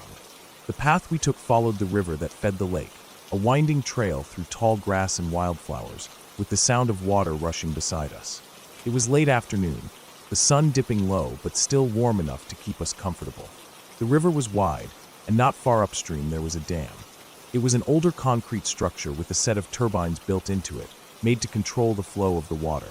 We had all heard the story about the two brothers who drowned there a few years earlier. It was on the news near our hometown, just 40 minutes away, and it had stuck with me more than I expected. The boys had been caught by the turbines, unable to break free, and the whole town had mourned their loss. The dam had been marked clearly with signs warning people to stay away. large yellow boards with skull and crossbones, bold letters spelling out danger. We didn't plan on getting close to the dam, but the path we were taking ran along the river's edge, maybe a couple hundred meters downstream from it. As we walked, the air was fresh but carried a faint chill, even though it was summer. I remember the smell of pine trees mixing with wet earth and the occasional distant bird call, making the whole place feel peaceful yet a little wild. The three of us, me and two friends, walked in a loose line, the tallest one leading and me in the middle. We were chatting quietly about the day and the plans for the evening. The sun was low now, casting long shadows across the ground, turning the grass a golden green and making the river glitter like molten silver. The water moved fast in places, rushing over rocks and swirling in calm eddies. Then suddenly I stopped. Out of the corner of my eye, I saw something strange, something that didn't make sense. It was right there on the river. I blinked, unsure at first if my eyes were playing tricks on me. But no, there it was again, clear and unmistakable. A figure, walking on the surface of the water. It wasn't a shadow or a reflection. It was bright, almost glowing white, and so sharply outlined against the dark water that it looked unreal.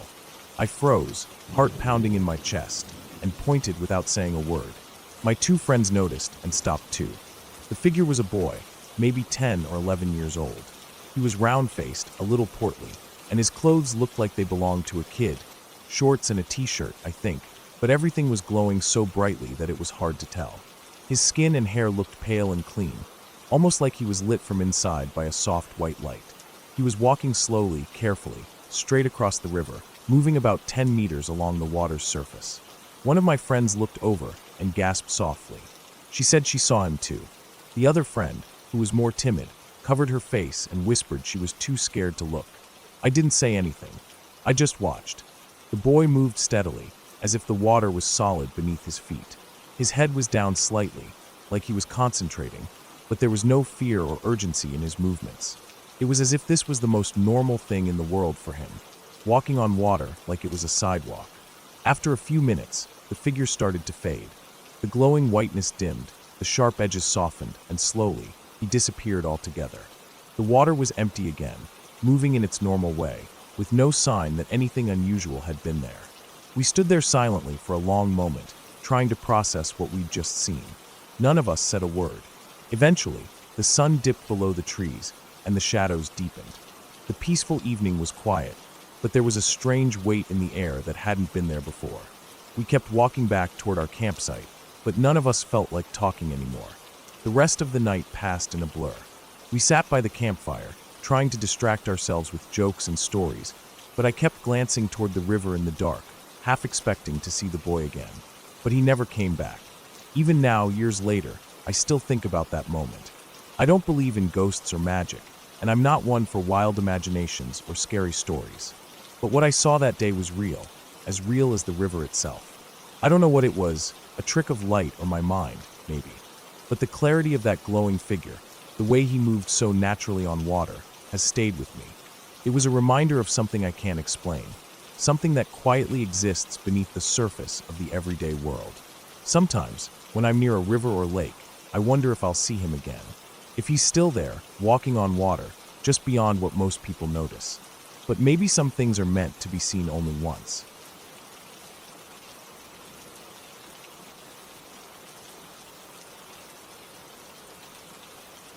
When I was 10 years old, I went on a hike with my best friend, his mom, and his little brother, who was about 5 at the time.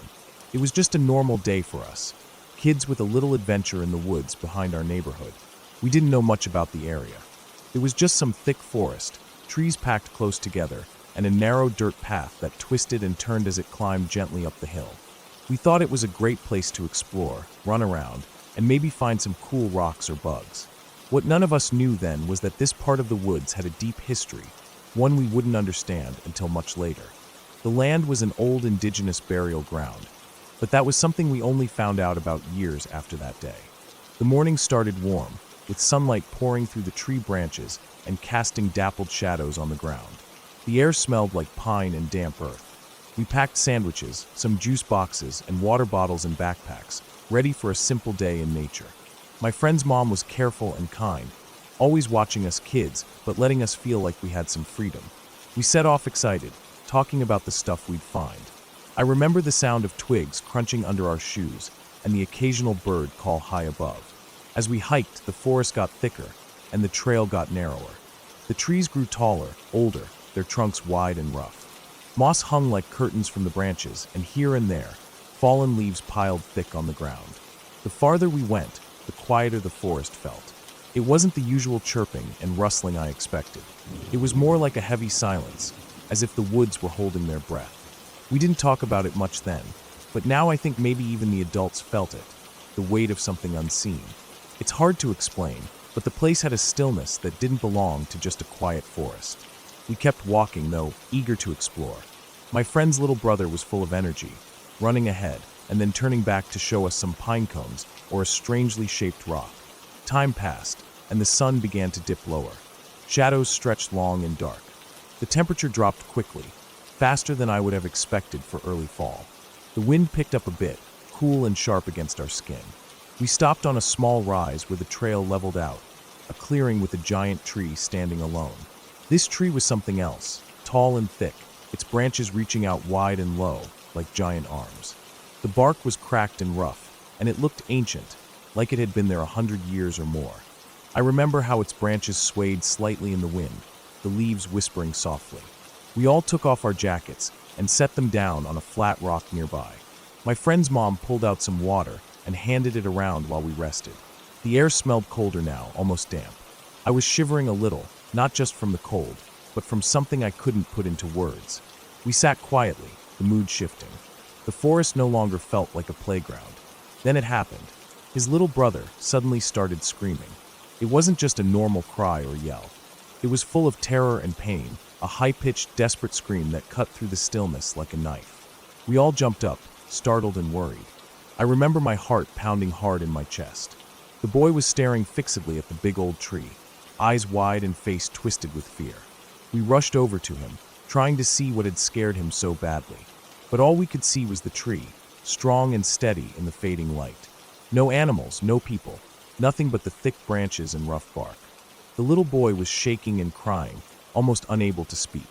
His mom pulled him close, wrapping her arms around him, trying to calm him down. After a few minutes, through tears and hiccups, he began to explain what he saw.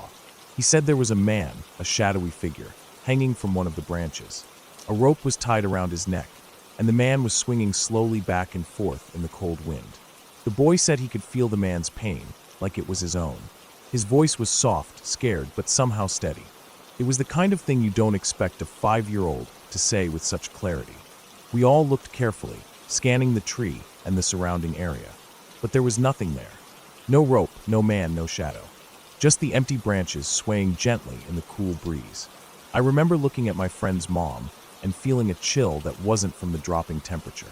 We stayed there a little longer, but the boy wouldn't look away from the tree. His fear didn't ease, and neither did mine. We decided it was time to head back before it got too dark. The sun was almost gone, and the woods were closing in with shadows that looked like they could reach out and grab you. The walk back was silent. My friend's mom held her little boy's hand tightly, and my friend and I stayed close, glancing nervously around at the dark shapes of the trees. The cold was creeping into my bones now, but it wasn't just the weather. There was a weight in the air, a heaviness that felt almost like grief. We reached the edge of the forest, just as the last light faded. When we got home, his mom told us more about the area, how long ago it had been a burial ground, a sacred place for the indigenous people who had lived there. It was never meant to be disturbed, and some believed that the spirits of those who were buried there still lingered. I don't know what the boy saw that day. I don't believe it was anything supernatural or a ghost story, but I do believe he saw something real, something tied to the history of that place, to the pain and suffering that had happened there long before we ever set foot in those woods. Kids sometimes seem to notice things adults miss, or maybe they can feel things in ways we can't explain. That day stayed with me for years. Whenever I think about it, I remember the cold, the silence, and the way the boy's face looked when he screamed. It wasn't just fear. It was something deeper, something connected to that ancient tree and the land beneath it. I never went back to that part of the woods. Neither did my friend or his family. We all felt it was better to leave that place alone, to respect what we didn't fully understand. And I still believe that some places carry their stories quietly, waiting for someone to listen.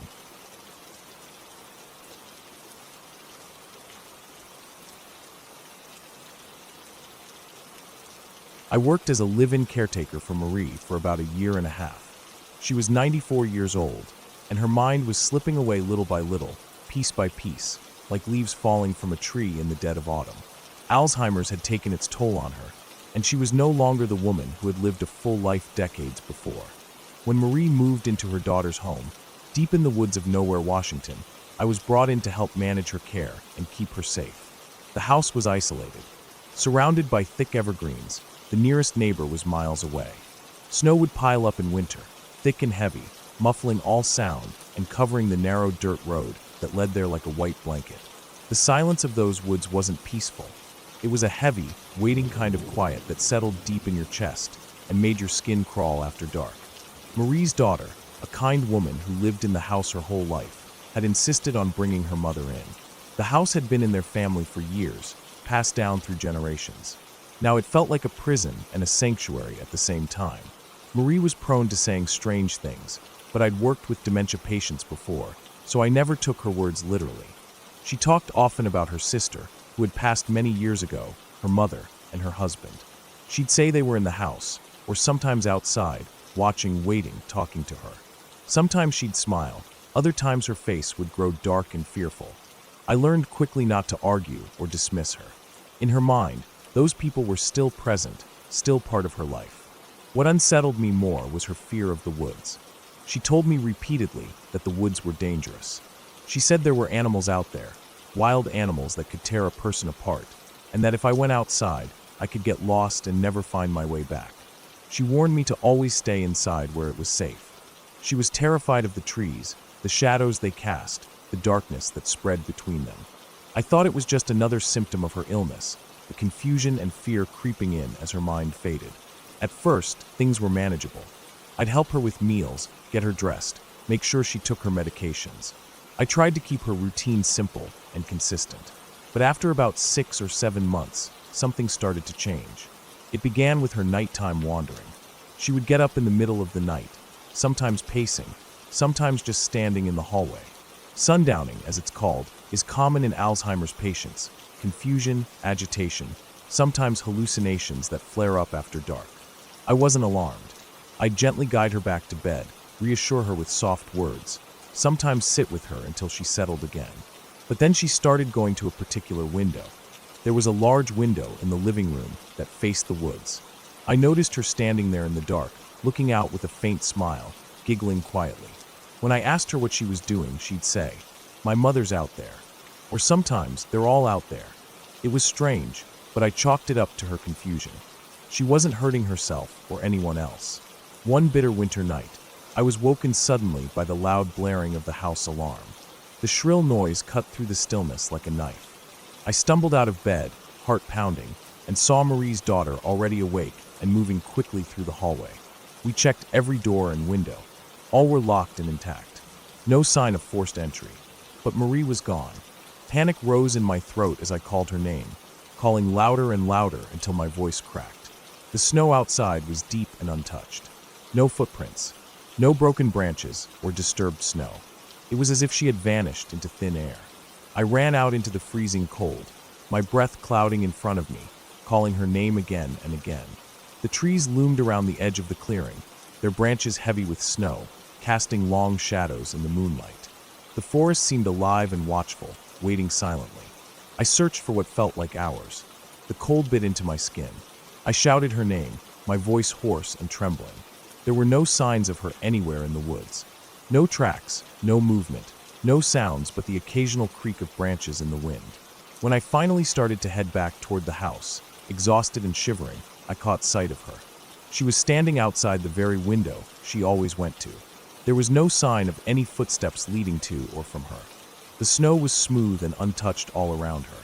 She was just standing there, giggling quietly, eyes fixed on something I couldn't see. Her face was peaceful, almost joyful, but she didn't seem to realize she was outside, in the freezing cold. I went to her and gently touched her arm, but she didn't respond. She kept giggling, the sound light and eerie in the quiet night. I took her hand and led her back inside. She seemed unaware of the cold or how far she'd been. She simply continued to giggle, as if she were with some invisible company. After that night, the visits to the window became more frequent, but the giggling faded. It turned into shouting, screaming even. She would yell at whoever was outside, calling names I didn't recognize, words that made no sense. Sometimes she'd bang on the glass, tears streaming down her face. I tried to comfort her, but it was like she was fighting with something only she could see. The daughter and I talked about calling in more help, maybe moving Marie to a memory care facility, but she wanted to keep her mother at home as long as possible. So I stayed, watching over Marie, trying to keep her safe. Then one day, just as suddenly as it started, the window visit stopped. No more giggling, no more shouting. She stayed in her room or in her chair by the fire. The restless nights were less frequent. But something had changed in her eyes, a sadness, a fear that I couldn't reach. One of the last clear things she ever said to me was a warning. Her voice was quiet but firm, trembling with a mix of fear and desperation. "Don't let them take me into those woods," she said. I didn't understand then what she meant. I wanted to ask, to know who they were. But she drifted away after that, words slipping from her like sand through fingers. She passed quietly a few months later, and the house felt empty and cold afterward. The woods around the house never felt safe to me. The darkness there wasn't just night. It was something else, something that pressed in and swallowed sound and hope. I never found out why she was so afraid of the woods, or what she thought was out there. But the way she stood at that window, giggling in the night, the way she disappeared without a trace, those things stayed with me. Sometimes, in the dead of winter, when the wind howls through the trees and the snow falls heavy and silent, I can almost hear her laughter carried on the breeze. And I wonder if the woods really were waiting for her all along.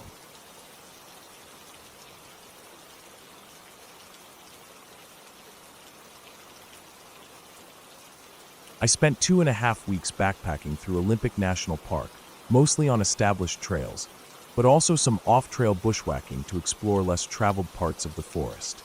I went in with the usual preparation: maps, compass, plenty of food and water, and my trusty flashlight. It was a solo trip, something I did often to clear my head and disconnect from the chaos of everyday life. The park was stunning, with dense evergreens, thick undergrowth, and the occasional clearing that opened up to views of distant mountains or rushing streams. The weirdness started about a week into the trip. I say about because the memory is blurry now, and the timetable is all messed up in my mind. But I remember the day before the strange things began well enough. I'd been bushwhacking, following a faint game trail I'd spotted from above.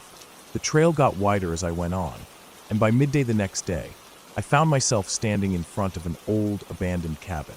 It was a peculiar find in such a remote part of the park. The cabin looked like it had been there for decades, maybe even a century. The roof was covered in thick moss and patches of lichen. The wood was dark and weather-beaten, and the windows were cracked and cloudy with grime. The entire structure leaned slightly, but it still held together. Around the cabin, the forest floor was littered with fallen branches, pine needles, and scattered bits of old, rusted metal. There was no chimney, and no obvious signs that anyone had been there in recent years. The sky had started to darken, thick clouds rolling in from the west. I could tell the weather was going to turn, and I figured the cabin might provide some shelter while I waited it out. I stepped inside carefully, feeling the crunch of broken glass and dry leaves underfoot. Inside, the cabin smelled like damp stone, rotting wood, and a mustiness that reminded me of basements or crawl spaces I'd seen in old houses. The floorboards creaked under my boots, and dust motes floated in the weak light filtering through the grimy windows. The air was cool and stale. The inside was surprisingly large. I'd expected a cramped, one-room shack, but there were 2 separate rooms divided by a rough wooden wall. The first room was empty except for some old, broken furniture, a sagging wooden chair, and a small table covered in dirt and debris. The second room was darker and had a strange door that caught my attention. It wasn't a normal door like the others. It was heavy, made of thick wood reinforced with iron bands, and it led downwards, not into another room. Behind the door was a long, gently sloping stone tunnel. The walls were rough, made of uneven rock, and the floor was damp and slick with moss. I flipped on my flashlight and started down. The beam cut through the darkness, revealing the tunnel stretching out far beyond what I would expect from a cellar. I walked slowly, the silence around me pressing in so thick it felt like a physical weight. After a while, maybe 100 yards, I stopped. The light from my flashlight faded into blackness ahead. There was no sound, no dripping water, no echoes, just an oppressive quiet that made my ears ring. I felt a sudden dizziness, like the air was too thin or stale, and the walls seemed to close in around me. The claustrophobia was overwhelming. My breath felt shallow, and my heart pounded in my chest. I didn't linger. I turned and hurried back up the tunnel, back through the cabin, and out into the forest. But here's where things get strange. I know I couldn't have been in the cabin more than an hour, maybe 45 minutes tops. But when I stepped outside, the sky was different. It was morning. I remember standing there, blinking in the cold light of dawn, confused and disoriented. I hadn't slept or lost consciousness. I didn't drink any alcohol or take any medication that could have caused hallucinations or blackouts. And I wasn't injured. My watch had stopped working earlier in the day due to the cold, so I had no way to check the time. But I'm certain it was morning now, maybe 8 or 9 a.m. I thought maybe I'd gotten turned around, but the sun's position, the direction of the trees, and the trail leading away from the cabin confirmed I was still where I started. It was like time had passed without me noticing, or maybe the tunnel had stretched out longer than physically possible, and I'd walked through some kind of time bubble. I know that sounds crazy, but it's the only explanation that makes sense to me. After gathering myself, I packed up quickly and followed the trail back the way I'd come. I was eager to put as much distance between myself and that cabin as possible. I was shaken, not terrified exactly, but deeply unsettled. Something about that tunnel felt wrong, like it wasn't meant for people. The rest of the trip was uneventful, but I never forgot that morning. I kept wondering if I'd fallen asleep in the cabin and dreamed the whole thing, but the dirt and leaves on my clothes, the scratch on my arm from a broken board, and the lingering smell of rot on my jacket told me it was real. I never went back, and I made sure to avoid that area entirely. When I finally got out of the park and back to civilization, I tried to find records of that cabin. Local ranger stations, historical maps, even old logging records, nothing matched the place I found. It was like the cabin had slipped through time, forgotten by everyone except me. Looking back, I'm grateful I got out when I did. That place had a way of messing with your sense of time and space. I don't know if it's something geological, some weird underground fault or cave system that affected my perception, or maybe something else entirely. All I know is I'll never forget those quiet moss-covered walls, the cold stone tunnel that stretched endlessly into darkness, and the strange, heavy silence that followed me out. I spent the rest of my life telling myself it was just a trick of the mind, a combination of exhaustion, low oxygen, and the isolation of the deep forest. But every time I close my eyes, I see that tunnel, and I hear the silence pressing down on me like a weight I can't shake.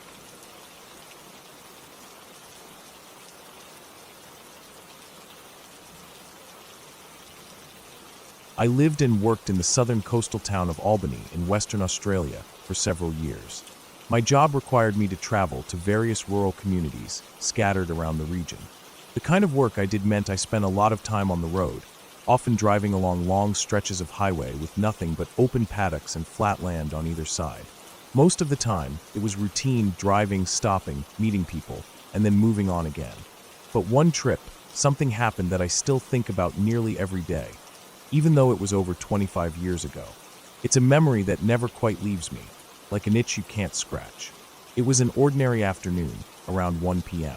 The sky was overcast. There was no sun glaring in my eyes, no deep shadows on the road, just a dull, steady light that made everything look muted. I was driving home along Albany Highway after finishing up a series of meetings and checks in some of the small rural communities. The highway stretches for miles there, a long, flat ribbon of asphalt cutting through endless paddocks and farmland. No hills, no twists, just a straight road that could get monotonous after a while. I remember the road well that day. The highway was quiet, typical for a weekday afternoon. There were a few other vehicles here and there, mostly farmers and locals driving their trucks or utes, the old pickup trucks that are so common in those parts. The fields on either side were flat and wide, full of dry grass and patches of dirt where the farmers worked their land. The fences along the side were low and old, leaning in places. You could see for miles in every direction, and the road stretched out straight ahead, straight behind. As I drove, I came up behind a farmer driving an old Uda. The Uda was a battered, rusty thing, clearly well used. The paint was faded from years of sun, and the back was loaded with tools and equipment. I remember thinking how typical it was to see that old truck out on the highway, the kind of vehicle that looked like it had been around forever and would keep going for years more.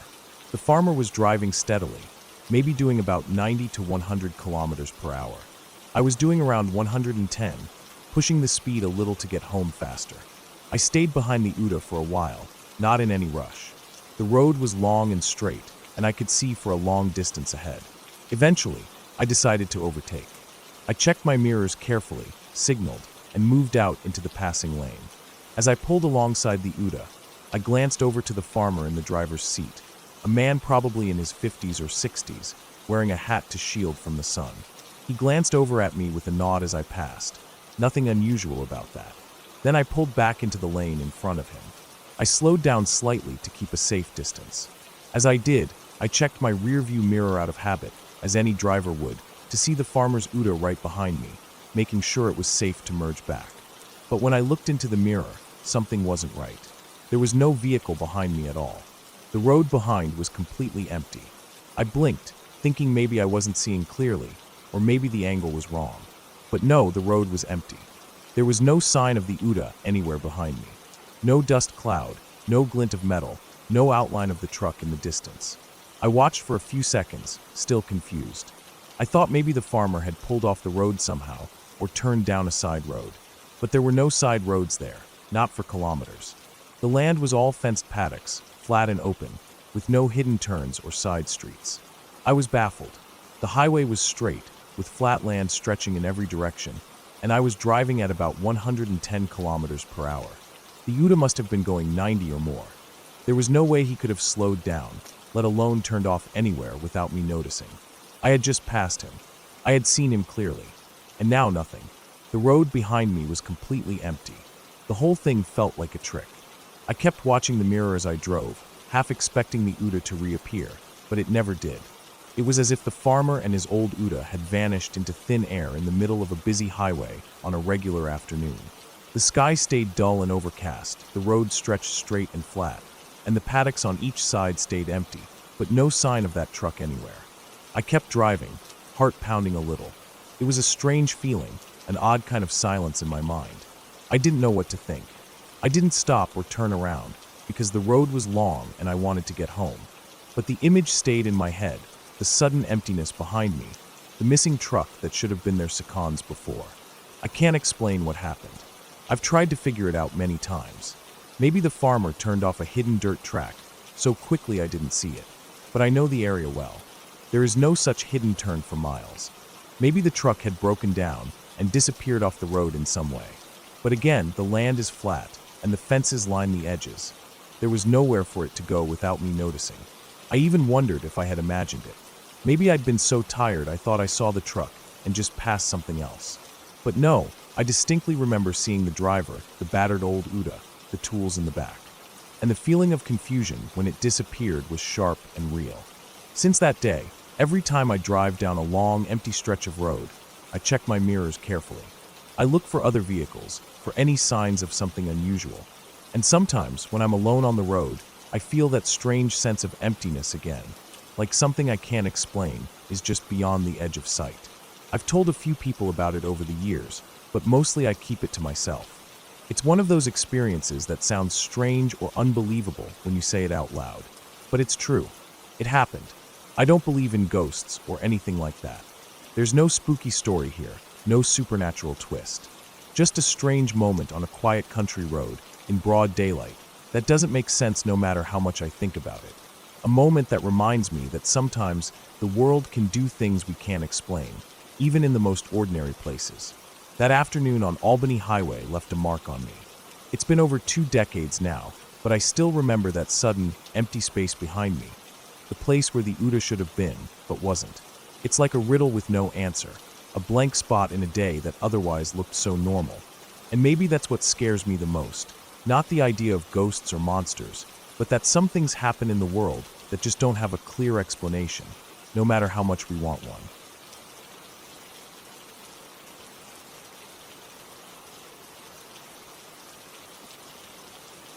When my buddy and I decided to hike the Grand Canyon right after graduating high school, we were nothing if not foolishly confident. At 18, you think you're invincible, like the whole world is just waiting for you to conquer it. We didn't pick an easy trail. No, we wanted something brutal, something that would test us. So, naturally, we went for the Tanner Trail. It had a reputation, a high difficulty rating that made us proud just for attempting it. We figured, how hard can it be? It's just a hike. We started early on a late June morning, the sun already relentless even before it rose high. The air was dry, almost dusty, and the vastness of the canyon swallowed every sound except for the crunch of our boots on loose rock and the occasional distant caw of a raven. We had our packs loaded with water, some protein bars, and camping gear, but truthfully, we underestimated how much we'd need.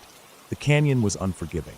Temperatures near the rim were already hot, but down at the bottom, it was a different kind of heat, like standing inside a giant oven.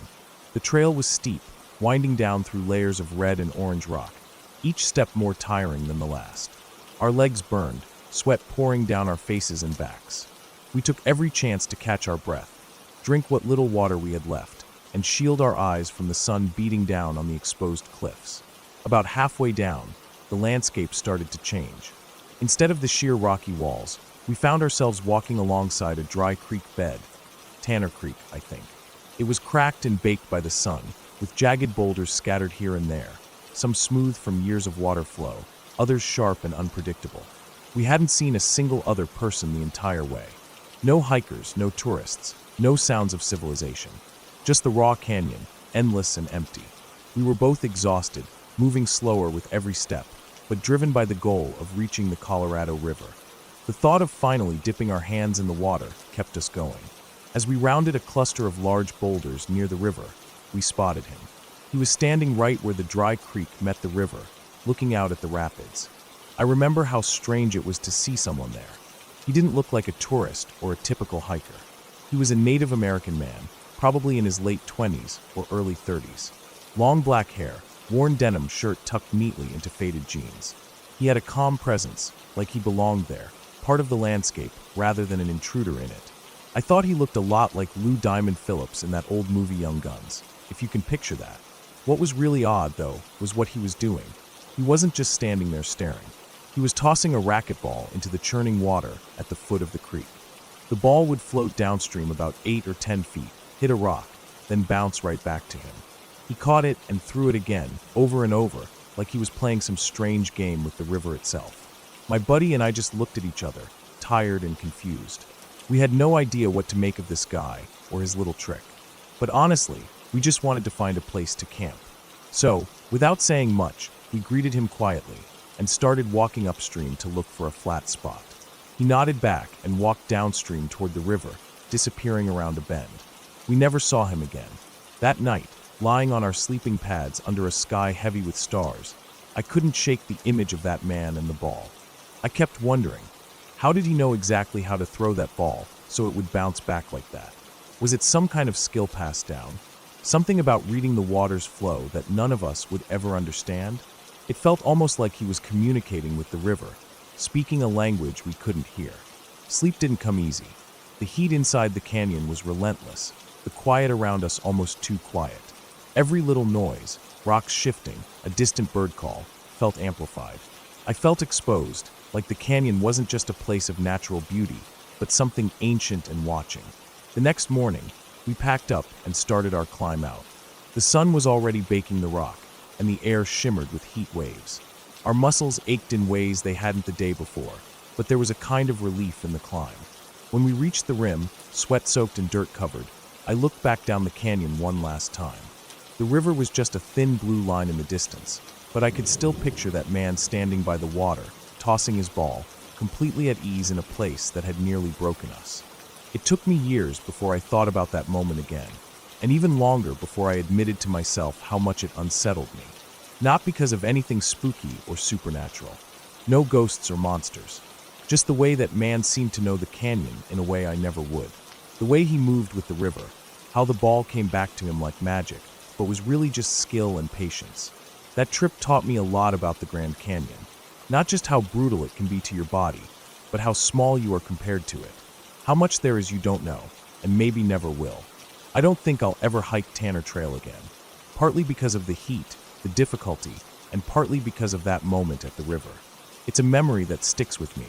Not scary because of what happened, but because of what it made me realize. Sometimes, nature doesn't need to be haunted to feel immense. Sometimes, it's enough that you're just a visitor passing through, watching someone who belongs there, doing something you'll never understand.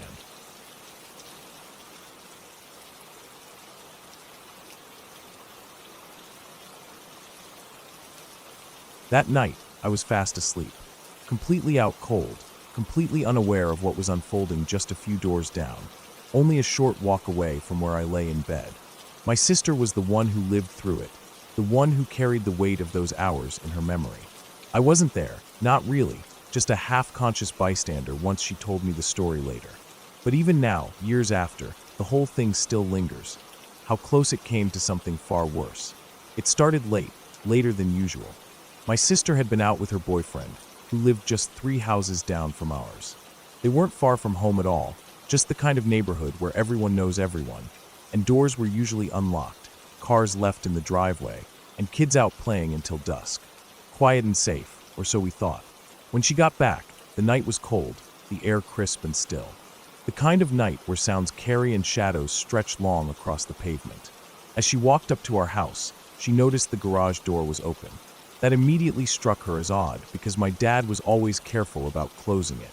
Sure, he could be forgetful, but the garage door? That was different. It was the sort of thing you just didn't leave open overnight in our neighborhood. She figured maybe he forgot, or maybe he'd stepped out for something. But it wasn't just the garage door that caught her attention. The door from the garage into the house was slightly open too, just cracked a bit. The thing was, that door was special. It had a spring-loaded hinge, so it always slammed shut behind you automatically. It never stayed open on its own. The way she saw it cracked open was wrong. It shouldn't have been that way. Her heart started pounding. Every instinct told her something was wrong. Without a second thought, she turned around and ran back toward her boyfriend's house, just 3 doors down. The cold night air felt sharp in her lungs as she ran, her breath coming out in quick bursts. She was sure someone was inside, that they were robbing the house, maybe worse. The idea of someone inside while we were all asleep made her stomach twist. When she got to her boyfriend's house, he immediately grabbed his baseball bat. I don't know why they didn't call the police right away. Maybe it was the adrenaline, the fear mixing with teenage stubbornness, or the thought of confronting the intruder before things got worse. Whatever it was, he headed toward the house with that bat in hand, determined to protect us. I can't imagine the fear he must have felt, walking toward that half-open door in the dark, knowing there could be someone waiting for him. He was almost at the house when a man stepped out of the garage. The stranger saw him and took off, sprinting between the 2 houses, heading for the yard. The fences that separated our backyards were tall and not easy to climb, but this man didn't hesitate. He jumped over the fences fast, moving like he'd done this before, like he knew exactly where he was going. On the other side was the wooded ravine behind our neighborhood, a place thick with trees and brush, a perfect hiding spot. My sister and her boyfriend called my parents immediately. They woke up in a panic and called the police. The officers came quickly, but found no sign of the man. He was already gone, vanished into the night, leaving only footprints and questions behind. When the police investigated the house, they found the door from the garage into the house had been pried open. The man hadn't broken a window or forced the main doors. He used my sister's shoe as a tool to jimmy the door open. They found marks on the lock and scratches around the edges, the telltale signs of a quiet but determined entry. Inside, nothing was missing. No valuables stolen, no obvious damage. The man seemed to have only snooped around, maybe looked through drawers, maybe watched the house and the people inside. Me and my parents were asleep the whole time, completely unaware that someone was inside our home. The idea that someone had been there, sneaking through our house while we slept, made me shiver when my sister told me the story the next day. How close they had come to being caught, or worse. How quickly things could have turned violent. And all I had was the half-remembered sound of police sirens and the quiet footsteps of officers searching the yard in the early hours. For a long time, no one knew who the man was. The police kept looking but had no solid leads. It felt like a ghost, someone who slipped through the cracks, leaving no trace but the fear that stayed behind. Years later, something changed.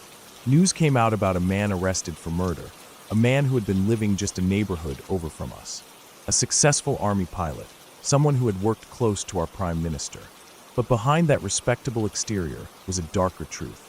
This man had started with break-ins in our part of town, quiet, careful, no stealing, just snooping. Just like the night in our garage. It was a shock when they found out what he had done later, how his crimes had escalated, culminating in murder. I couldn't help but think about that night, how close we'd come to meeting him face to face. If my sister had come home just 15 minutes earlier, what might have happened? If he had been caught in the act, would it have ended differently? Or would the danger have been even greater? Looking back, it was a harsh reminder that danger can hide anywhere, even in the most familiar places. That sometimes the people we trust or never expect to be threats are the ones who can slip past our defenses. Our home, the place we thought was safe, had been violated in the quietest way, leaving a scar that no one could see but those who lived through it. We never forgot that night. We never forgot the feeling of the garage door left open, the ajar door that should have been shut tight, or the rush of fear when a stranger ran through our yard in the dead of night. And every time I pass that house, I remember how close we came to losing everything and how fragile safety can be.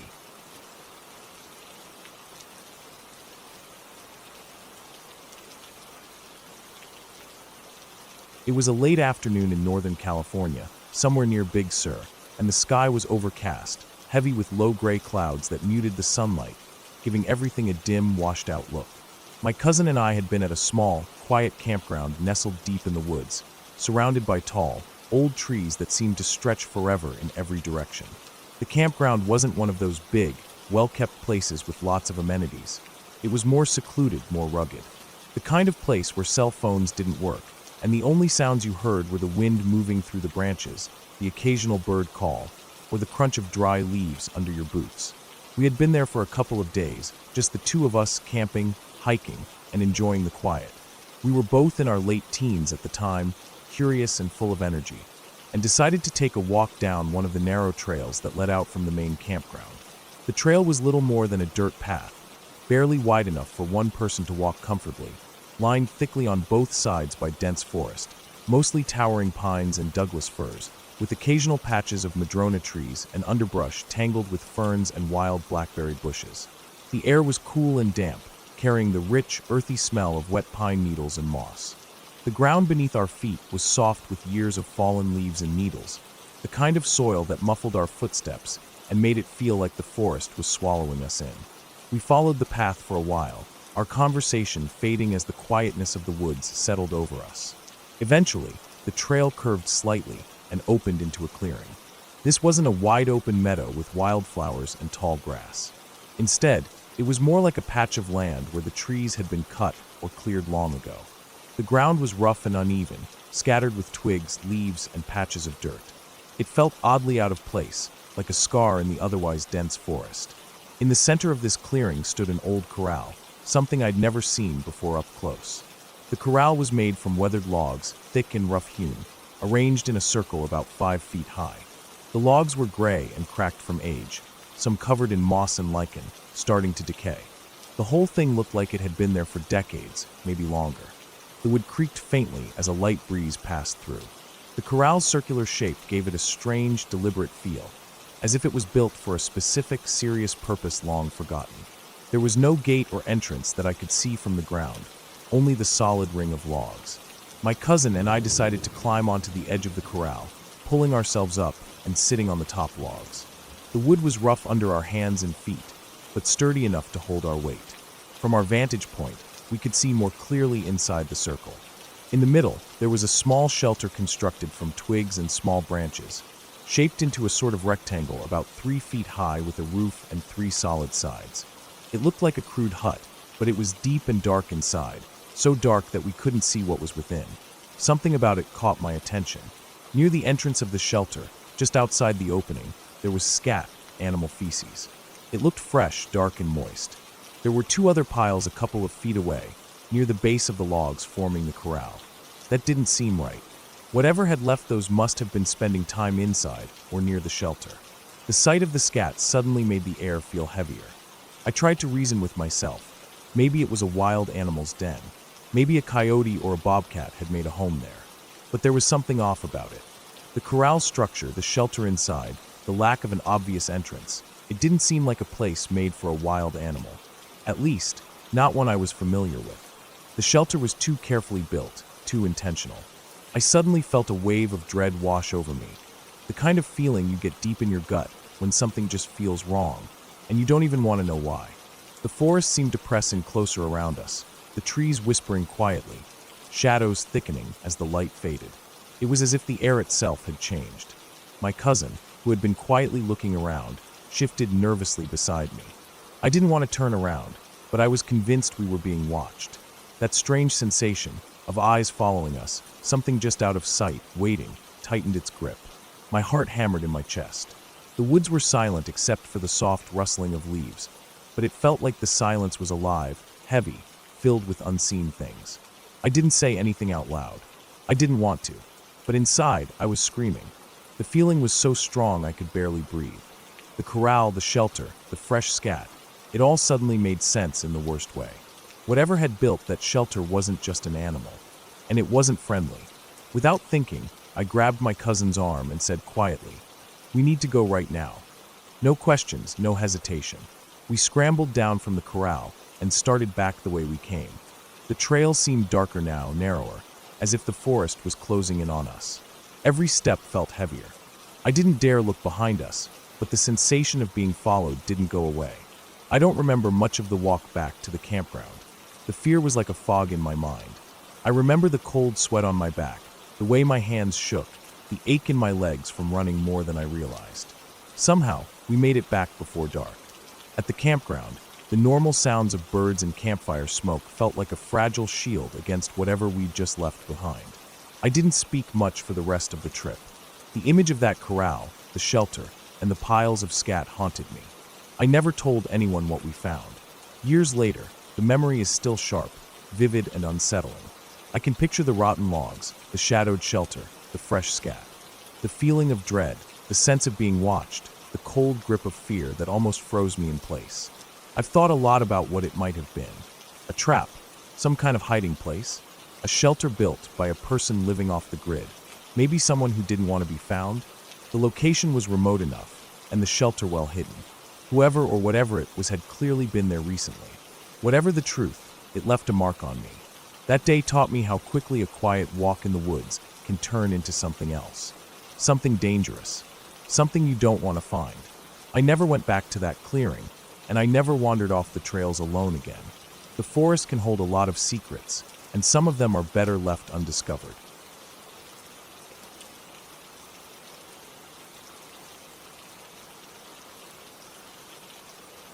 The night I woke up feeling something was deeply wrong in the woods of Portola Valley is still burned into my memory like a bad scar. I had spent weeks camping out there over the years, maybe 3 or 4 weeks total if you add all the nights up. The spot I always chose was near a small, winding stream that ran quietly but steadily, a gentle soundtrack that usually soothed me to sleep. The air was fresh, cool, and full of the sounds of life. Little birds chirping softly before dawn, the constant rustle of leaves in the wind, the occasional crack of a twig underfoot from some small animal, maybe a raccoon or a deer moving through the brush. Crickets would hum a low buzz as night fell. It was peaceful, the kind of peace you don't get in the city. That night, though, none of that was there. I remember waking up in the dark, heart pounding, drenched in sweat. I had just had the most terrifying nightmare I've ever had in my life. In the dream, a figure stood just beyond the edge of the firelight at our campsite. It wasn't human, or at least it didn't look human. It was just a black, grayish shadow, completely without features. No eyes, no face, no shape you could really call a body, just an outline of dark that seemed to absorb the light around it. It stood perfectly still, as if watching us, waiting. There was no movement at all, no breathing, no sound from it. But the weight of its presence pressed down on me so heavily it felt like I couldn't breathe. I jolted awake, gasping, the nightmare still fresh like a heavy fog clouding my mind. I looked around the tent in the pitch blackness, and everything felt wrong. The usual background noise was missing. Usually, at least, I would hear the stream flowing nearby, the soft rustling of the trees, maybe an occasional bird or cricket calling in the distance. But that night, there was nothing. No wind, no water, no life. It was dead silent. The kind of silence that makes you hyper-aware of every little sound in a place you thought you knew. I reached over and nudged my so awake. I tried to explain what I had just seen in the nightmare, though the words felt clumsy and inadequate to describe how scared I was. I remember his groggy face blinking up at me in the dark, a little confused but instantly alert. That's when I noticed the air around us was thick and heavy.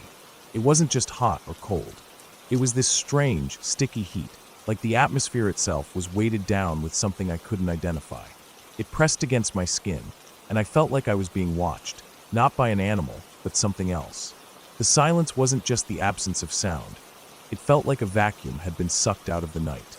The creek, which should have been gurgling close enough to hear clearly, was completely still. The trees and bushes around the camp didn't move. No gentle breeze stirred the branches. The night was unnervingly still. I could see the faint outlines of the trees against the sky, but they didn't look right. They seemed darker, more oppressive. I had a feeling I've never had before in the woods. A gut instinct that said, we need to leave. Now, it was urgent and raw, not like any ordinary worry or fear. It was something deeper, almost primal. My so thankfully listened. He told me later that he noticed the silence too. He said it felt like the woods were holding their breath, waiting. We didn't waste time packing. I grabbed our gear, pulling the sleeping bags and tent poles together, while he quietly gathered the rest of our things. We moved quickly but carefully, not wanting to attract any unwanted attention, though I wasn't sure what from. The feeling of oppression didn't ease. It got worse with every minute. I was shaking by the time the tent was down and strapped tight. We loaded everything into the car and started driving out. The darkness was thick around us, almost like it had a texture. The trees lining the road were dark shapes looming in the headlights, their branches bare of movement. The air smelled strange, stale, like a storm about to hit, but without the usual humidity or scent of rain. It was wrong. The strangest part came as we started heading down the hill toward the main road out of the forest. Our car wouldn't go faster than about 15 or 25 miles per hour. We tried everything, pressing the accelerator harder, shifting gears, checking for mechanical problems, but nothing worked. It was like the car was resisting us, holding us back. My so kept glancing at me nervously. I just kept repeating, "We have to get out now," my voice trembling, though I wasn't sure if I was trying to convince him or myself. The whole drive felt like a trap closing around us. The weight of the night, the silence, the car's sluggishness, it was suffocating. I kept looking at the rearview mirror, half expecting to see that shadowy figure from my dream lurking behind us, but the road was empty. Still, I couldn't shake the feeling we were being followed or watched. After what felt like forever crawling down the hill, we finally hit the main road leading back to town. The moment we left the dense trees behind and the familiar sounds of civilization started to creep back, distant cars, a faint breeze, crickets chirping, the car suddenly felt normal. The engine responded like it always did. The oppressive heat lifted off my chest, and the silence was replaced by the usual noise of the night. We drove the last few miles back in silence. Neither of us said much.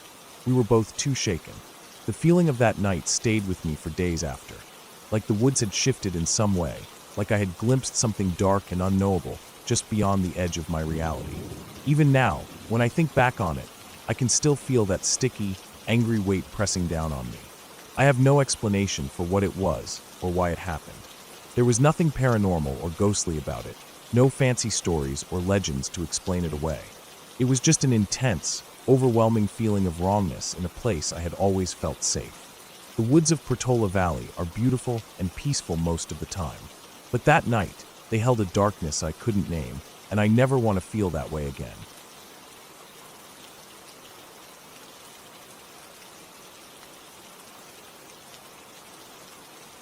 It was just past 10 at night when we decided to go for that late hike. The kind of idea that seems fun at the time, especially after a few beers. Me and my friend had done this spot before, this particular trail that wound through the woods near the lake. We'd been there during the day plenty of times, but never this late. The air was already cold, the kind of cold that sneaks in under your skin, and the sky was just black, no moon, no stars, just a heavy dark blanket. We stumbled a bit at first, trying to find the trailhead, our phones barely lighting the ground enough to not trip on a root or rock.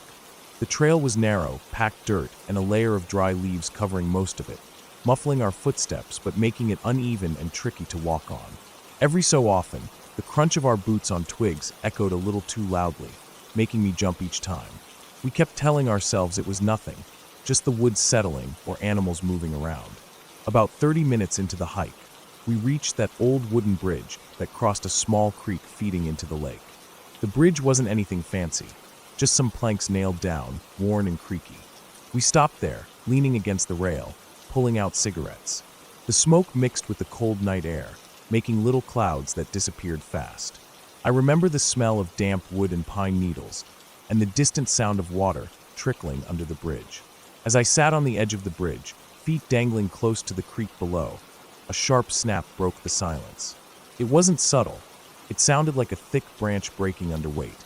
It was close, just off the trail, maybe 10 or 15 feet into the trees. I froze. It definitely wasn't a squirrel or a small animal, too loud and heavy. The woods fell silent again right after, but my heart started racing.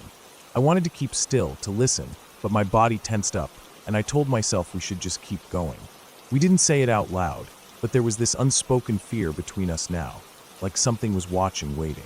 The trail ahead was mostly dark, with only the weak beam of our phone lights cutting through the blackness. Every step felt louder than it should, leaves and dry twigs crunching sharply underfoot.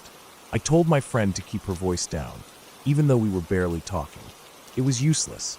Our steps sounded like thunder in the quiet woods. Then came the sounds from the lake. For heavy splashes, distinct and deliberate. Not little pebbles, but like large rocks being thrown in, one after another, landing with a splash that echoed over the water. It was too regular, too heavy to be animals jumping in. Something about the timing and weight unsettled me deeply. We didn't stop to figure out what it was. We started moving faster, almost a jog at some points, trying to get back to the trailhead, away from the lake and whatever had been near the bridge. My breath was short and my chest tight. The cold wasn't biting anymore. All I could feel was that raw panic building inside. The alcohol wasn't helping. It blurred my vision slightly, made my legs wobble, but it also made me hyper-aware. Every shadow seemed like it was moving just out of the corner of my eye. The trees stood like silent giants, their branches creaking softly in the night wind, but I kept imagining something much heavier, stalking behind us. We didn't look back. Not once. The fear of what might be there was worse than the unknown. Our phones' flashlights shook in our hands, flickering as the batteries weakened. The path twisted and turned, and every step seemed to drag out longer, even though we were trying to move fast. Somewhere along the way, my stomach gave out. I didn't make it far before the nausea hit hard, and I vomited onto the leaves and dirt. The taste of smoke, alcohol, and fear mixed in my mouth. I wiped my mouth with the back of my sleeve, trying to steady my breathing. We finally reached the trail exit, the faint glow of streetlights bleeding through the trees ahead. The normal world felt like a different place entirely, almost surreal after the suffocating darkness of the woods. We didn't speak much as we walked to the car. The silence between us was heavy, loaded with questions and what-ifs that neither of us dared voice. We never went back to that trail at night, never even talked about the noises or what might have caused them. It was like that night stayed with us, a quiet warning to stay away from the dark woods after dark.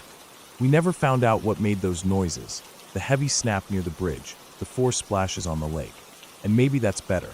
Sometimes, the unknown is scarier than any explanation.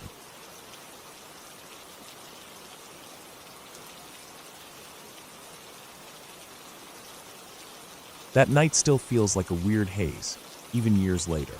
We were camping out in Alabama, not too far from Montgomery, just a small group of us wanting to get away from the usual noise and city lights. The sky was clear, stars scattered all over, and the air was cool but not cold. We set up our tents in a little clearing surrounded by tall pines and oaks, the ground soft with fallen leaves and pine needles. There wasn't much wind, just a gentle breeze that made the branches whisper softly above us. After dinner, we sat around the campfire, the flames crackling and popping, throwing flickering shadows on our faces. The smell of burnt wood mixed with the fresh pine scent was calming, and we were all relaxed. Someone had brought a guitar, so there was a little music, but mostly we just talked quietly, sharing stories and jokes, enjoying the kind of peaceful silence that only nature can give you at night. Then, out of nowhere, one of us noticed something strange above us in the sky. At first, it was just a small pinpoint of light, but it was hovering, not moving like a star or a plane normally would. We all stopped talking, trying to make sense of it. The light was steady, not blinking, and didn't seem to change shape. It looked like some kind of aircraft, but unlike anything we'd seen before. We were close enough to Montgomery that the idea of a helicopter wasn't far-fetched, but the silence was the first thing that threw us off. Normally, helicopters or planes make noise, loud enough to hear over the forest and the fire. This thing didn't make a sound at all. No engine roar, no rotor blades chopping through the air, nothing. The only thing we felt was a faint, cool breeze moving down from it, like a gentle downdraft. No one was drunk or high. We were all clear-headed and sober, so there was no chance we were imagining it. We kept watching it silently for a while, trying to understand what we were seeing. It hung over us, just above the tree line, but it wasn't moving much. Maybe swaying slightly with the breeze, but it stayed roughly in the same spot. My cousin, who always had a bit of a technical curiosity, pulled out his phone and called his dad. His dad worked for the Air Force, and we figured if anyone could explain this, it would be him. The call was brief, and my cousin whispered the details while we stayed quiet, eyes glued to the glowing shape in the sky. After a few minutes, my cousin's dad got back to us. He said he was up at the control tower checking radars. According to him, there was a blip on the radar where we said the aircraft was hovering, but no one had any flight information about it. No records of any civilian or military aircraft being up there at that time. That made everything even stranger. We watched as the aircraft began to move slowly, drifting across the clearing and then over the tree line. Still no sound. The downdraft was there, light but noticeable. We could just barely see its lights through the trees as it moved away from us. It wasn't fast or aggressive, just calm and deliberate, almost like it was watching us or studying the area. Then my cousin's dad called us back. He said the Air Force was launching 2 fighter jets to investigate. We kept an eye on the sky, waiting for the jets, wondering if they'd see the same thing we did. After a few minutes, we heard the sharp roar of jet engines slicing through the quiet night, and the jets flew overhead a couple of times. Their lights were bright, and we could hear them clearly. But by then, the strange aircraft was gone, vanished into the darkness, disappeared from sight and radar. When we got home, my uncle, the one who worked at the tower, told us that by the time the jets were in flight, the blip on the radar had completely disappeared. There was no trace left of whatever it was. No one could explain what we saw. No official report, no explanation, just a mysterious, silent aircraft that hovered over a campsite in the middle of Alabama for a little while and then vanished without a trace. The whole thing stuck with me. It was real enough that night, clear as day in my memory, but it didn't fit into any of the normal explanations. It wasn't a drone, not the usual military choppers, and definitely not any plane we knew. It was like something out of a science fiction movie, but it happened in the quiet woods near Montgomery, on an ordinary camping trip. Looking back, I think about the precision it had, the way it moved slowly and carefully, with no sound but a gentle breeze. It didn't seem hostile or threatening, just present, watching us maybe, and then it left as quietly as it came, like it was never really there at all. That night, the forest felt different. The calm and quiet were broken by something unknown, something we couldn't explain or catch. Even now, I wonder what it was, why it showed up there, and if anyone else saw it too. But no matter how many questions I have, the only real answer is that sometimes things happen that just don't make sense, and all you can do is watch and wait.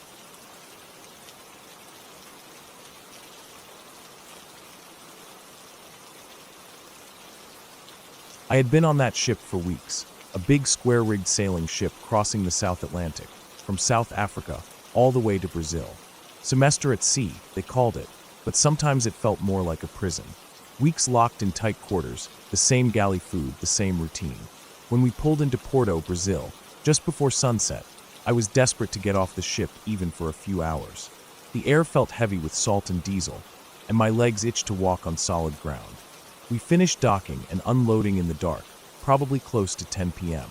The city's lights flickered faintly on the horizon, but down by the docks, everything was quieter than I expected. I had 2 hours before my midnight watch, and my only thought was to find some new food, something that didn't come from the galley. I found a guy from the crew who felt the same way, and we slipped out the main gate.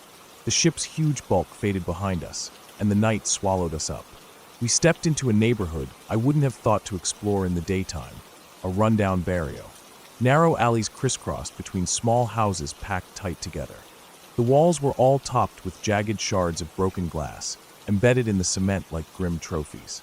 Bars covered every window, catching the yellow glow of the few streetlights. The streets were empty, the silence pressing. No sounds except our footsteps echoing in the labyrinth. It was the kind of place where you felt eyes watching even though you saw no one.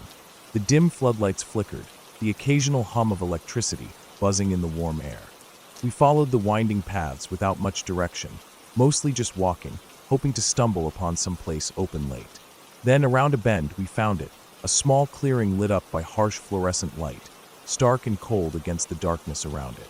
A little takeout window carved into a building, with plastic lawn chairs and benches arranged like an afterthought. We knocked, unsure if anyone was awake. The window slid open slowly, a man rubbing sleep from his eyes. He looked surprised but smiled when he saw us, like we were something rare and valuable in this forgotten corner of the city. We felt a little guilty waking him, but hunger pushed us on. He didn't speak English, and our Portuguese was patchy at best.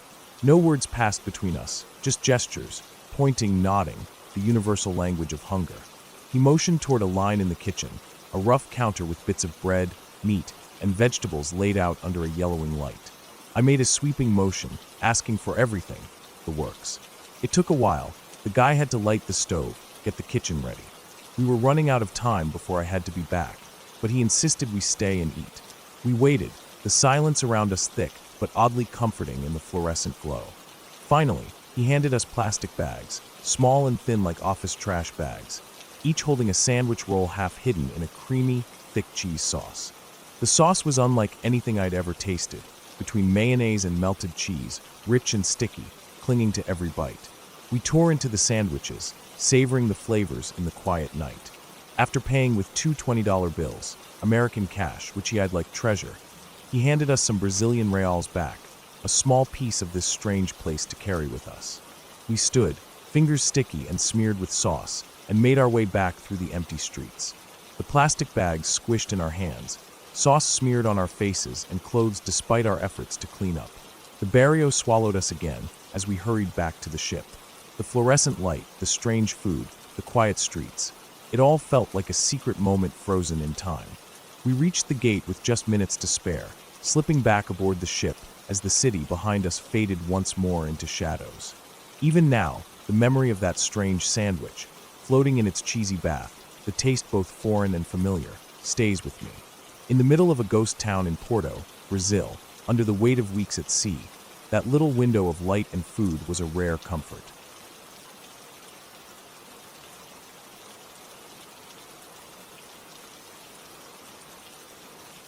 I hunt a lot. It's something I've done since I was a kid, something that's part of who I am. My father owns a big piece of land out in South Texas. Hundreds of acres of thick brush, mesquite trees, and open fields that roll out under wide, empty skies. It's the kind of place where you can disappear for days and still not see another soul. I love going out there alone, especially in the off-season, just to get away from everything. There's a peace to it, a quiet that you don't find anywhere else. One weekend in mid-November, the air was crisp and cold. Not freezing, but cold enough that you could see your breath when you exhaled. The kind of cold that seeps into your bones after a while. I decided to spend the night out on the property in one of my deer blinds, a small, camouflaged shack I built myself a few years back. It's nothing fancy, but it keeps you hidden and sheltered from the wind. My plan was to get there in the late afternoon, set up, and stay put until morning, hoping to catch a buck moving through at dusk or dawn. I left camp around 3 in the afternoon. The sun was already dropping low in the sky, casting long shadows across the dry brush. The ground was hard and cracked in places, dusty and brown, with patches of thorny shrubs and scrubby grass. Usually, on my walk out to the blind, I'd see some wildlife, rabbits darting through the bushes, quail flushing up with a sudden burst of wings, or even a lone hawk circling lazily overhead. But this time, nothing. Not a single bird. No movement. Just silence. It struck me as odd, but I chalked it up to the cold and the time of year. The walk was about 2 miles from the cabin where I was staying. I moved at a steady pace, my boots crunching on the dry dirt and scattered twigs. The blind sits near the edge of a low ridge overlooking a small clearing where deer like to feed at dawn and dusk. It's a good spot, good visibility, and usually pretty quiet except for the sounds of nature. I'd been out there plenty of times before. When I got to the blind, I started unloading my gear. Rifle, ammo, snacks, water, and the little bottle of doe urine I carried for luring bucks. I found a flat spot inside the blind, laid out my gear, and got everything ready. The air smelled faintly of cedar and earth, and the sun was just starting to slip behind the horizon. I was feeling good about the spot, even if I hadn't seen any animals on the way. I opened the bottle of doe urine, planning to splash a bit around the blind to attract a buck. The moment I unscrewed the cap, I heard it, movement on the ridge behind me. It wasn't subtle. Leaves rustling, something heavy stepping through the brush, maybe 30 or 40 yards back. I froze and looked out through the small window slits, eyes sharp in the fading light, trying to catch a glimpse of whatever was there. But all I saw was darkness and swaying branches. Then, without warning, a loud thud hit the side of the blind. It shook the whole structure, rattling the windows. My heart jumped, adrenaline pumping hard. For a split second, I thought maybe a deer had slipped and fallen right against the blind. But the noise was too loud, too solid. I waited, breath held, ears straining to catch any more sounds. I opened the door cautiously. The air hit me cold and sharp. Just outside, lying on the ground, was a huge rock, maybe 30 pounds or more, and the side of the blind had a nice dent where it had struck. No tracks around it that I could see, no sign of anything moving nearby. My first thought was that someone had thrown the rock at me. It was the only thing that made sense. I was alone out here, miles from anywhere, but it wasn't unheard of for people to wander onto my dad's property. Hikers, hunters, or sometimes someone looking to cause trouble. I grabbed my rifle off the rack, loaded it quickly, and muttered a curse under my breath. I don't even know if I said it out loud, but fuck, this was my reaction. I threw open the blind door and dropped down to the ground, a 6 or 7 foot leap. My boots hit the dirt hard, and I broke into a run without looking back. My heart was pounding like a drum in my chest as I sprinted toward the trail that led back to camp. I didn't stop to check on the rock or try to see what was behind me. All I could think about was getting out of there. I kept running until I was sure no one was following me. The sun had dipped below the horizon by then, and the cold was biting harder. I reached the truck out by the main camp, my breath ragged, muscles burning from the sudden sprint. When I got in and locked the doors, I finally started to calm down. That night, I didn't hear a single coyote howl or yip, which was strange for South Texas. Usually, the whole place sounds alive after dark, with coyotes calling to each other across the empty fields and wooded ridges. I sat there in the truck, the engine humming low, staring out at the dark woods around the camp. The silence was almost worse than the noise. I told myself it was just someone messing around, a prank maybe, or a hunter who didn't want to get caught. But part of me was uneasy. There's something about being out there alone at night that messes with your head. I stayed inside the truck for the rest of the night, the heater blasting, waiting for the first light. I didn't try to go back to the blind or hunt again. When morning came, I packed up my gear and left. I didn't say much about it to anyone. I've gone back a few times over the years, but never for a whole night, and never without other people around. The place still feels like it's holding on to something from that night. The wild hogs have become a problem lately, tearing up the ground and making the trails messy. I avoid going out there as much as I used to, but sometimes I think about it. That cold November evening, the empty ridge, the rock crashing into the blind, it's burned into my memory. I don't know what was out there with me that night. I never saw a person, but someone or something didn't want me there. And that's enough reason for me to keep my distance. Hunting is supposed to be about patience, skill, and respect for the land and the animals. But that night, it was about fear, pure raw fear, and the instinct to get out alive.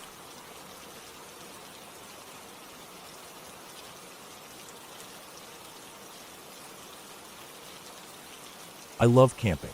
The more remote the spot, the better. There's something about being out there, away from the noise, the lights, and the crowds that feels right to me.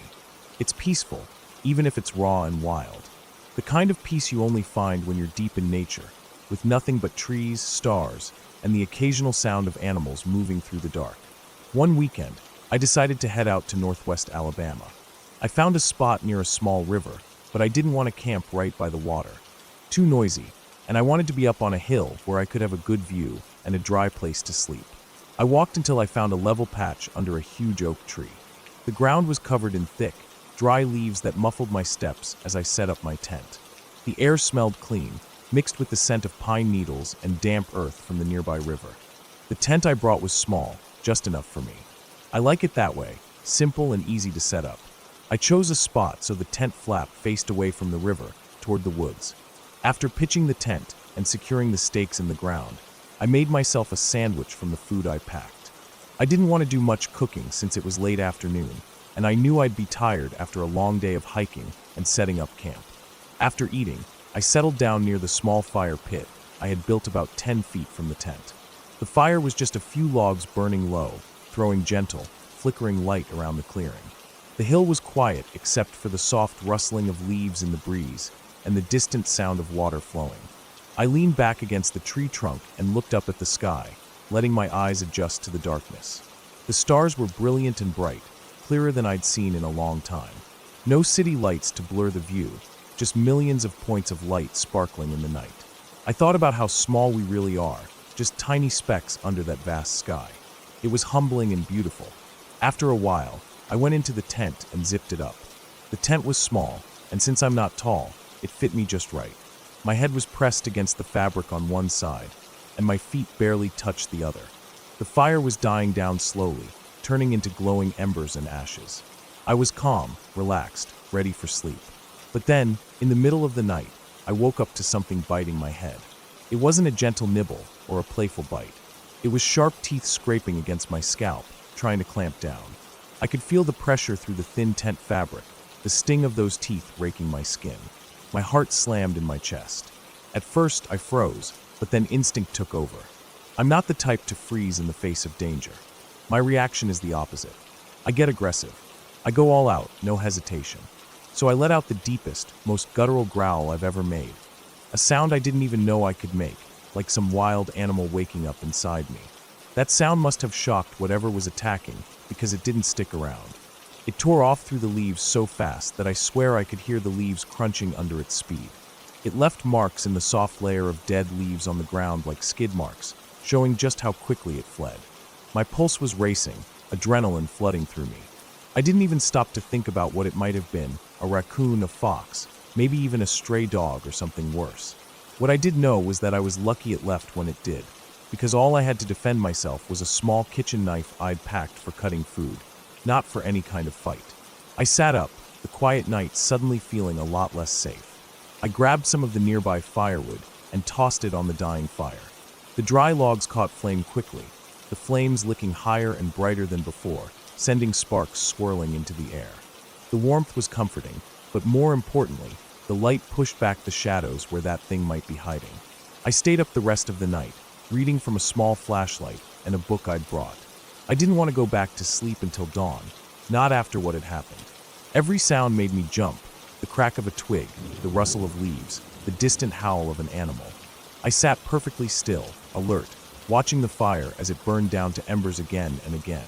The night was long and cold, and I could feel the chill in my bones despite the fire. The sky slowly brightened as the first light of dawn crept over the horizon, turning the black sky to deep blue, then pale pink and orange. The woods around me started waking up, with birds calling and insects buzzing. The quiet fear that had gripped me all night began to fade with the coming light. I took down the fire, scattering the ashes so it wouldn't be obvious I'd been there, and packed up my tent carefully. I kept my knife in hand, eyes scanning the surrounding woods for any sign of movement, but the forest was calm now, just as it had been when I arrived. On the hike back to my car, the sun was fully up, and the world seemed completely normal again. The river gurgled as usual, the leaves shimmered in the morning breeze, and the birds chirped without a hint of the night's terror. Looking back, I'm still not sure what that thing was. It might have been a fox or a stray dog, something curious or desperate enough to investigate a tent. But whatever it was wild, and it reminded me that no matter how much I love the outdoors, nature has its own rules. You're never as alone as you think, and sometimes the things you don't see can be the scariest. Since that night, I've never camped without making sure the fire is big enough to last through the dark hours, and that I have something better than a kitchen knife close at hand. I've learned to respect the woods in a way I hadn't before, not just for their beauty, but for their unpredictability. And even though that night was scary, it didn't stop me from going back out there. In fact, it made me more careful, more aware, and even more in love with the wild places I seek. Because out there, on that hill under the huge oak tree with the stars shining bright above me, I felt truly alive, even in the darkest moments.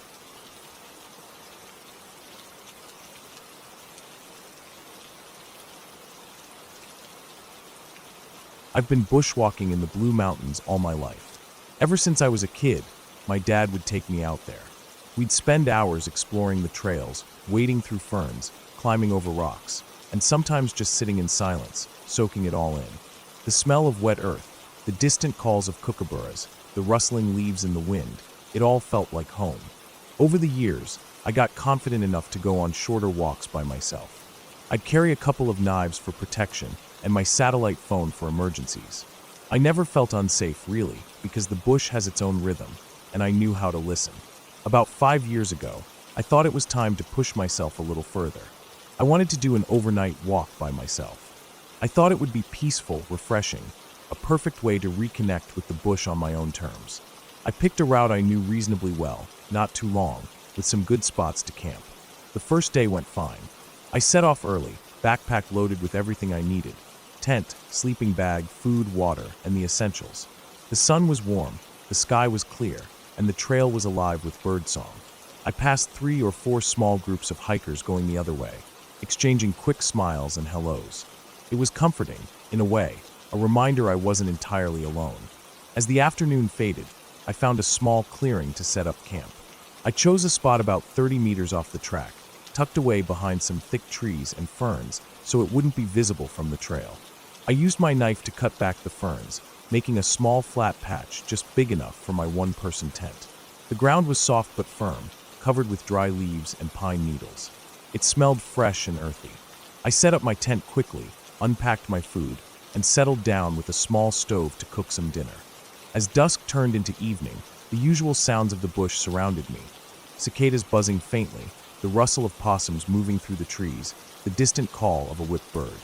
It was the kind of natural soundtrack I'd come to love over the years. But then I heard something strange. It was a bounding sound, like footsteps running fast, but not quite footsteps. It passed right near my camp, maybe 10 meters away, but it was over so quickly. Too fast. And it didn't sound like a person running. The steps were too few and too heavy. It was more like something springing or bounding through the bushes, maybe landing heavily with each stride. But the bush here is thick with low bushes, ferns, fallen branches, and rough ground. You can't just sprint straight through it without tripping or slowing down. The noise wasn't the usual rustling of animals or falling branches. I froze. My heart started pounding hard. I listened closely. Nothing else followed. No cracking of sticks behind it, no footsteps catching up. It felt wrong, like something was off. I tried to shake it off. Maybe it was a kangaroo or a large wallaby bounding away, or some animal startled by me. Maybe it was just my imagination. I didn't want to think about it too much. I climbed into my tent, zipped it up, and tried to fall asleep. But I couldn't stop feeling watched. That night, I barely slept. The next morning, I packed up, ate breakfast, and hit the trail again. The sun was just rising through the trees, casting long shadows. The air was cool and fresh. I felt a little better now that the daylight was back. For the first half hour, I was alone on the trail.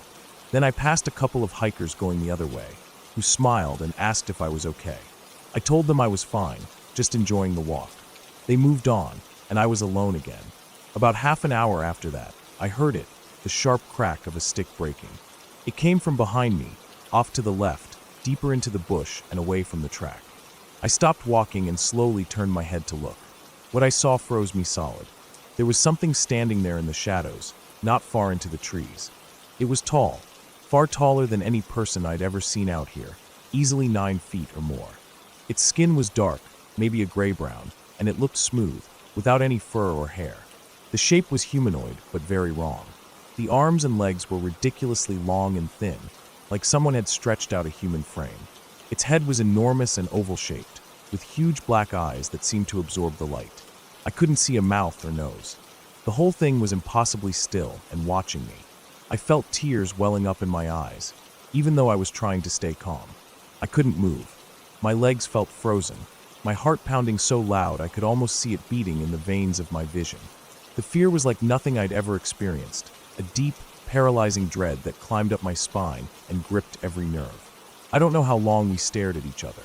Seconds, maybe a minute, but it felt like forever. Then, something inside me snapped. I exploded into motion, bolting down the trail without looking back. My legs pumped as fast as they could go, breath ragged and tears streaming down my face. I didn't stop running until I caught up to a group of people walking ahead. I couldn't speak properly, just gasping for air and shaking. They immediately asked if I was okay, and and I asked if I could walk with them. I couldn't be alone again. We moved together the rest of the way out. After that, I didn't touch the bush for 6 months. I was terrified. The idea of being out there alone was unbearable. Eventually, I started going on short walks with friends again, but never solo. I still love the bush, the smell, the sounds, the freedom, but I know some things out there aren't meant to be seen. I can't explain what that thing was. It wasn't an animal I recognize, and it didn't look like any person. It felt alien, like something not of this world. Now, if I go out at all, I make sure I'm never alone. The bush is beautiful and wild, but it holds its secrets tight, and some of those secrets are better left alone.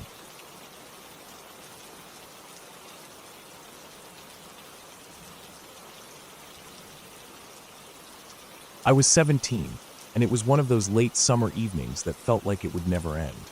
The sky was still tinged with a faint orange glow as my boyfriend and I made our way through the dense woods. He told me about these caves he knew, tucked away somewhere deep in the forest, places few people ever found.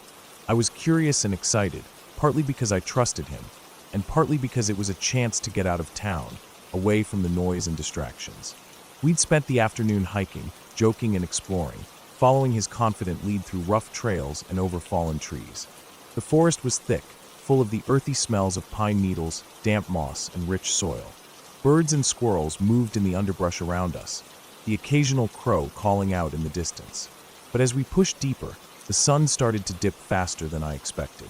We hadn't kept the best track of time, and when I finally glanced at my watch, it was already after 6. We had planned to reach the caves before dark, but the path had gotten confusing. We must have taken a wrong turn somewhere, because the familiar landmarks he was sure about weren't anywhere in sight. The forest seemed to close in on us, shadows growing longer and thicker with every step. It was clear now that we were lost. The sun was just a thin strip behind the horizon when we finally admitted it. We had no idea exactly where we were. The weight of the packs on our backs suddenly felt heavier, and the cold started settling in the air.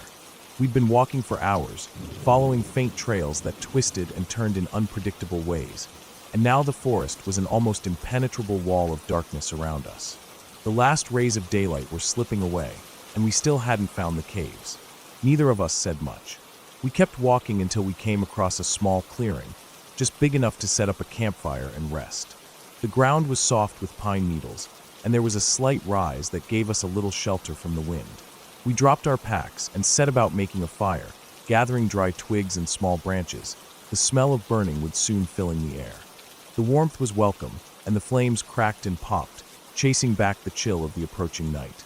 The clearing was quiet except for the occasional rustle of leaves and the distant call of an owl. The darkness beyond the firelight looked endless and mysterious, but we felt safe for the moment.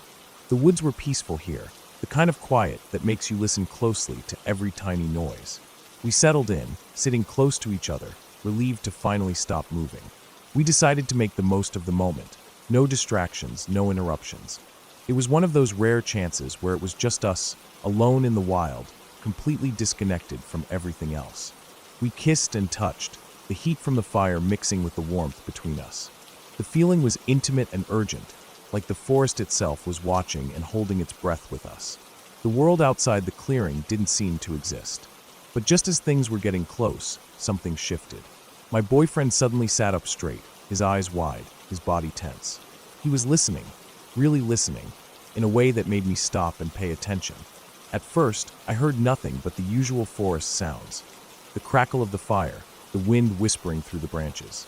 Then, faintly, off in the distance, there was a noise that didn't belong.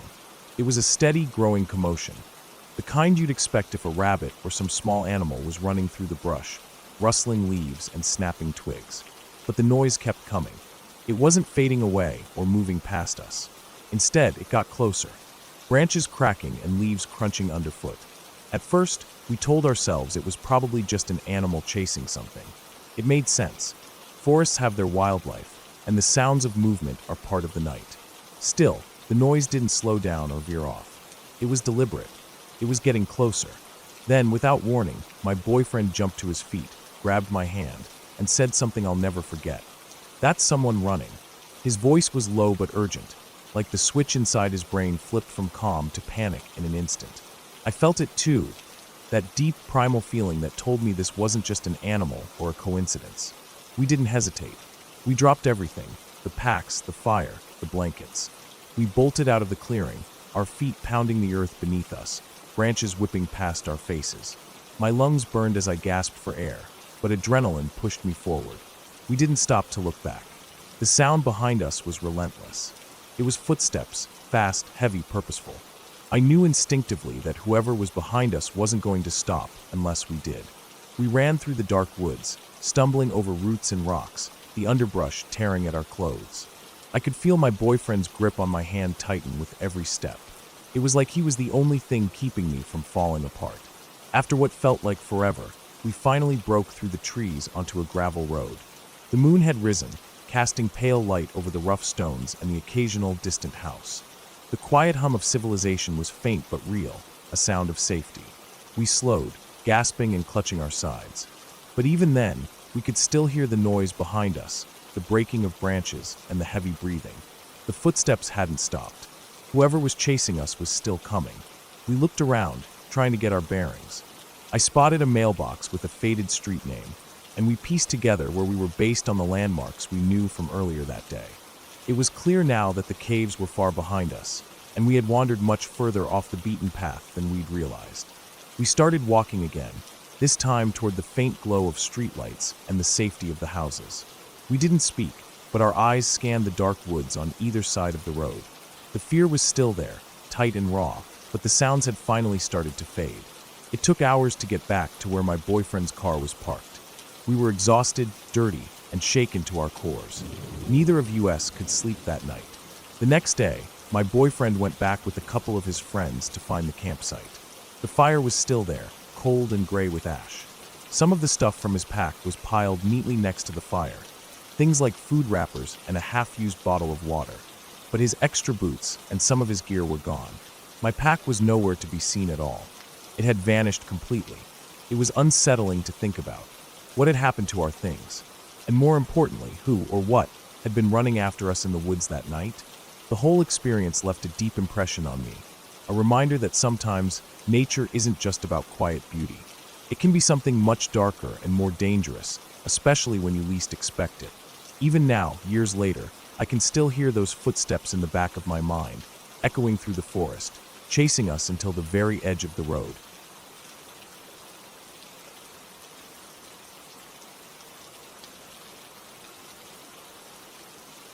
I'd been camping in the middle of nowhere for a couple of days by myself. The kind of place where there's no cell signal, no other campers for miles, just trees and the sound of the wind. I picked the spot carefully, near a small lake tucked into a hollow between two ridges. The water was calm, the kind that looks like glass even when the wind picks up. The first night had been quiet, just the usual sounds of crickets and the occasional splash of a fish. I hadn't seen any other people or any sign of them, which was exactly what I wanted. No distractions. Just me, the lake, the trees, and the fire I built each night. On the third evening, I decided to make something warm and filling. I had some jerky with me, not the fancy kind, just regular beef jerky, and I figured I'd make a little stew. I boiled water in my pot over the fire, threw in some dried vegetables, spices I brought, and then cut up some jerky and added it in. It wasn't gourmet by any means, but it was comforting, and I felt good eating something warm instead of just snacking on cold food. The smell was rich and smoky, and the jerky soaked up the broth, softening just a little. After eating, I had some leftovers, not much, but enough that I didn't want to carry it around all night.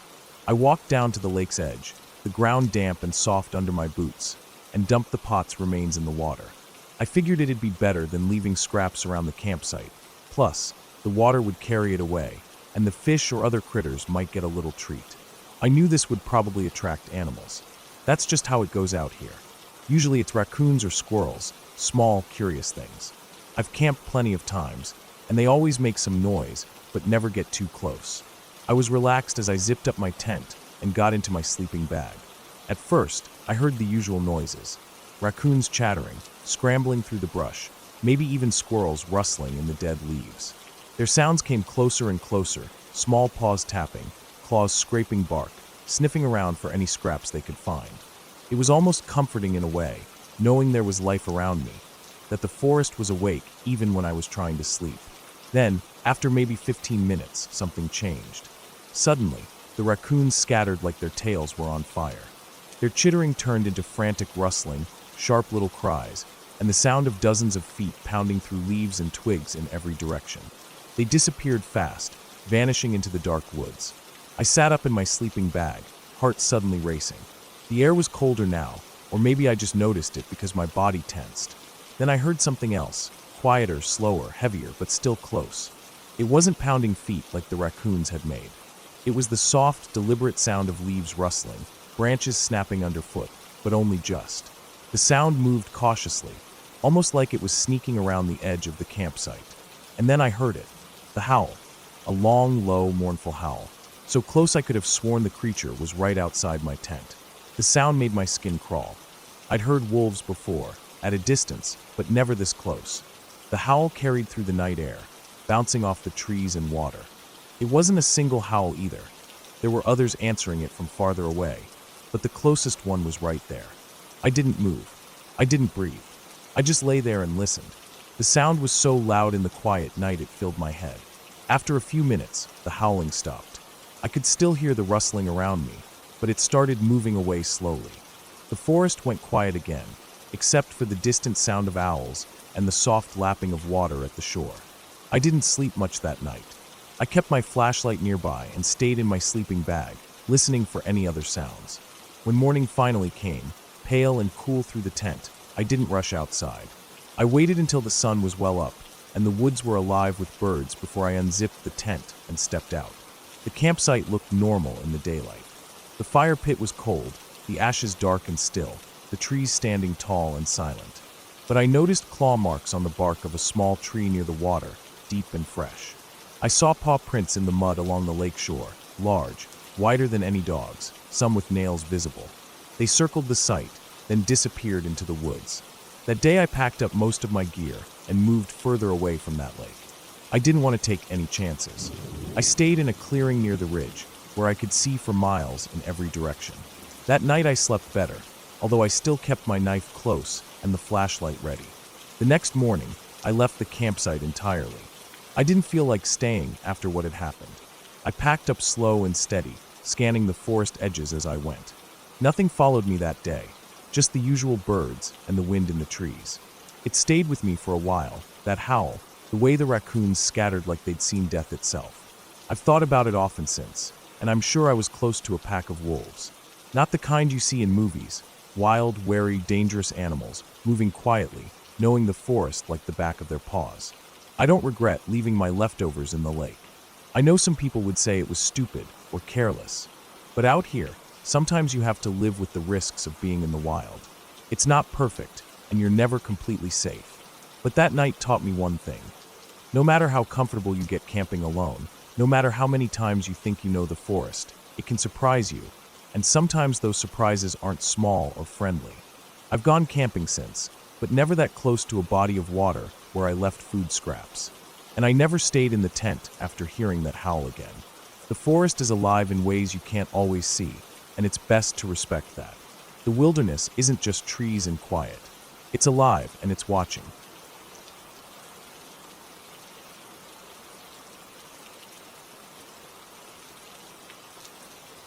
When I think back to those days, living with my grandma out in that rural part of Florida, it feels like a lifetime away from the city where I live now.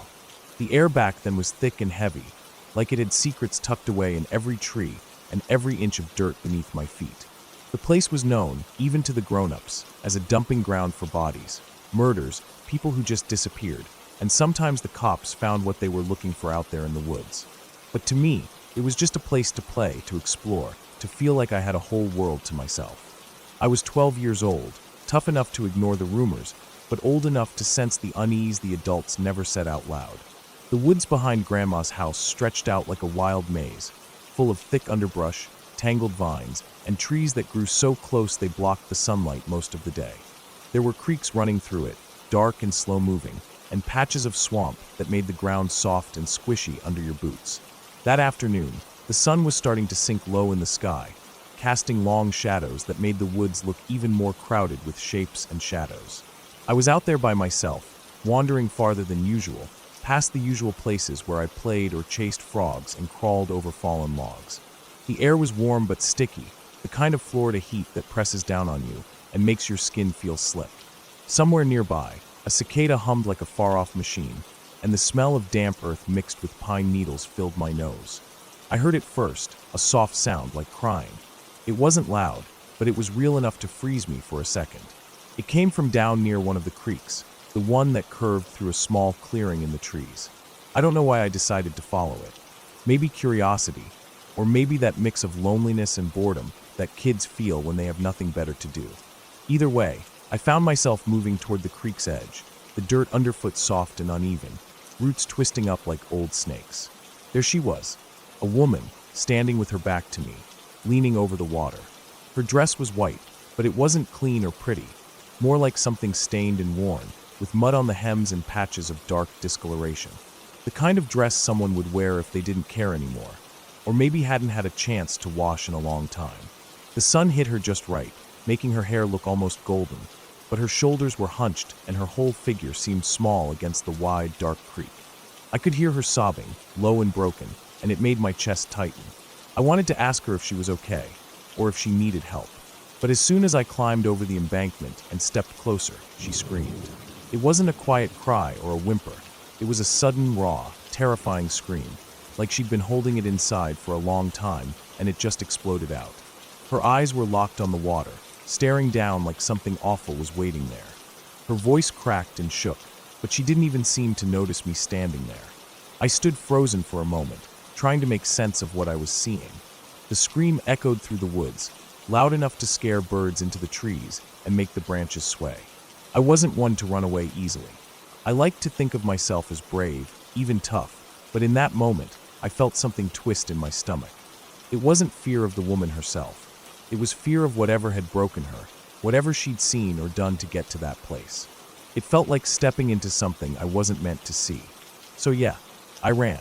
I didn't stop until the woods opened back up to the edge of Grandma's property, where the houses and the roads started again. My heart was pounding so hard I thought it might burst, and my legs felt like they were moving too fast and not fast enough at the same time. I didn't look back. The woman was gone when I finally caught my breath and dared to glance behind me. That place always had a weird vibe. Sometimes I'd see strange people wandering through the woods, older guys with tired eyes, wearing clothes that looked like they hadn't been washed in days. Some looked skittish, like they were hiding or running from something. My grandma told me once, in a quiet voice, that the woods were full of hidden meth labs. People cooking up drugs in makeshift shacks deep in the trees, away from the cops and the roads.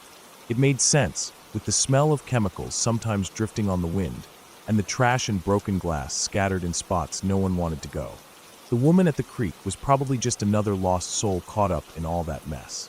Maybe she'd run from something, or been left behind by the people who lived in those woods.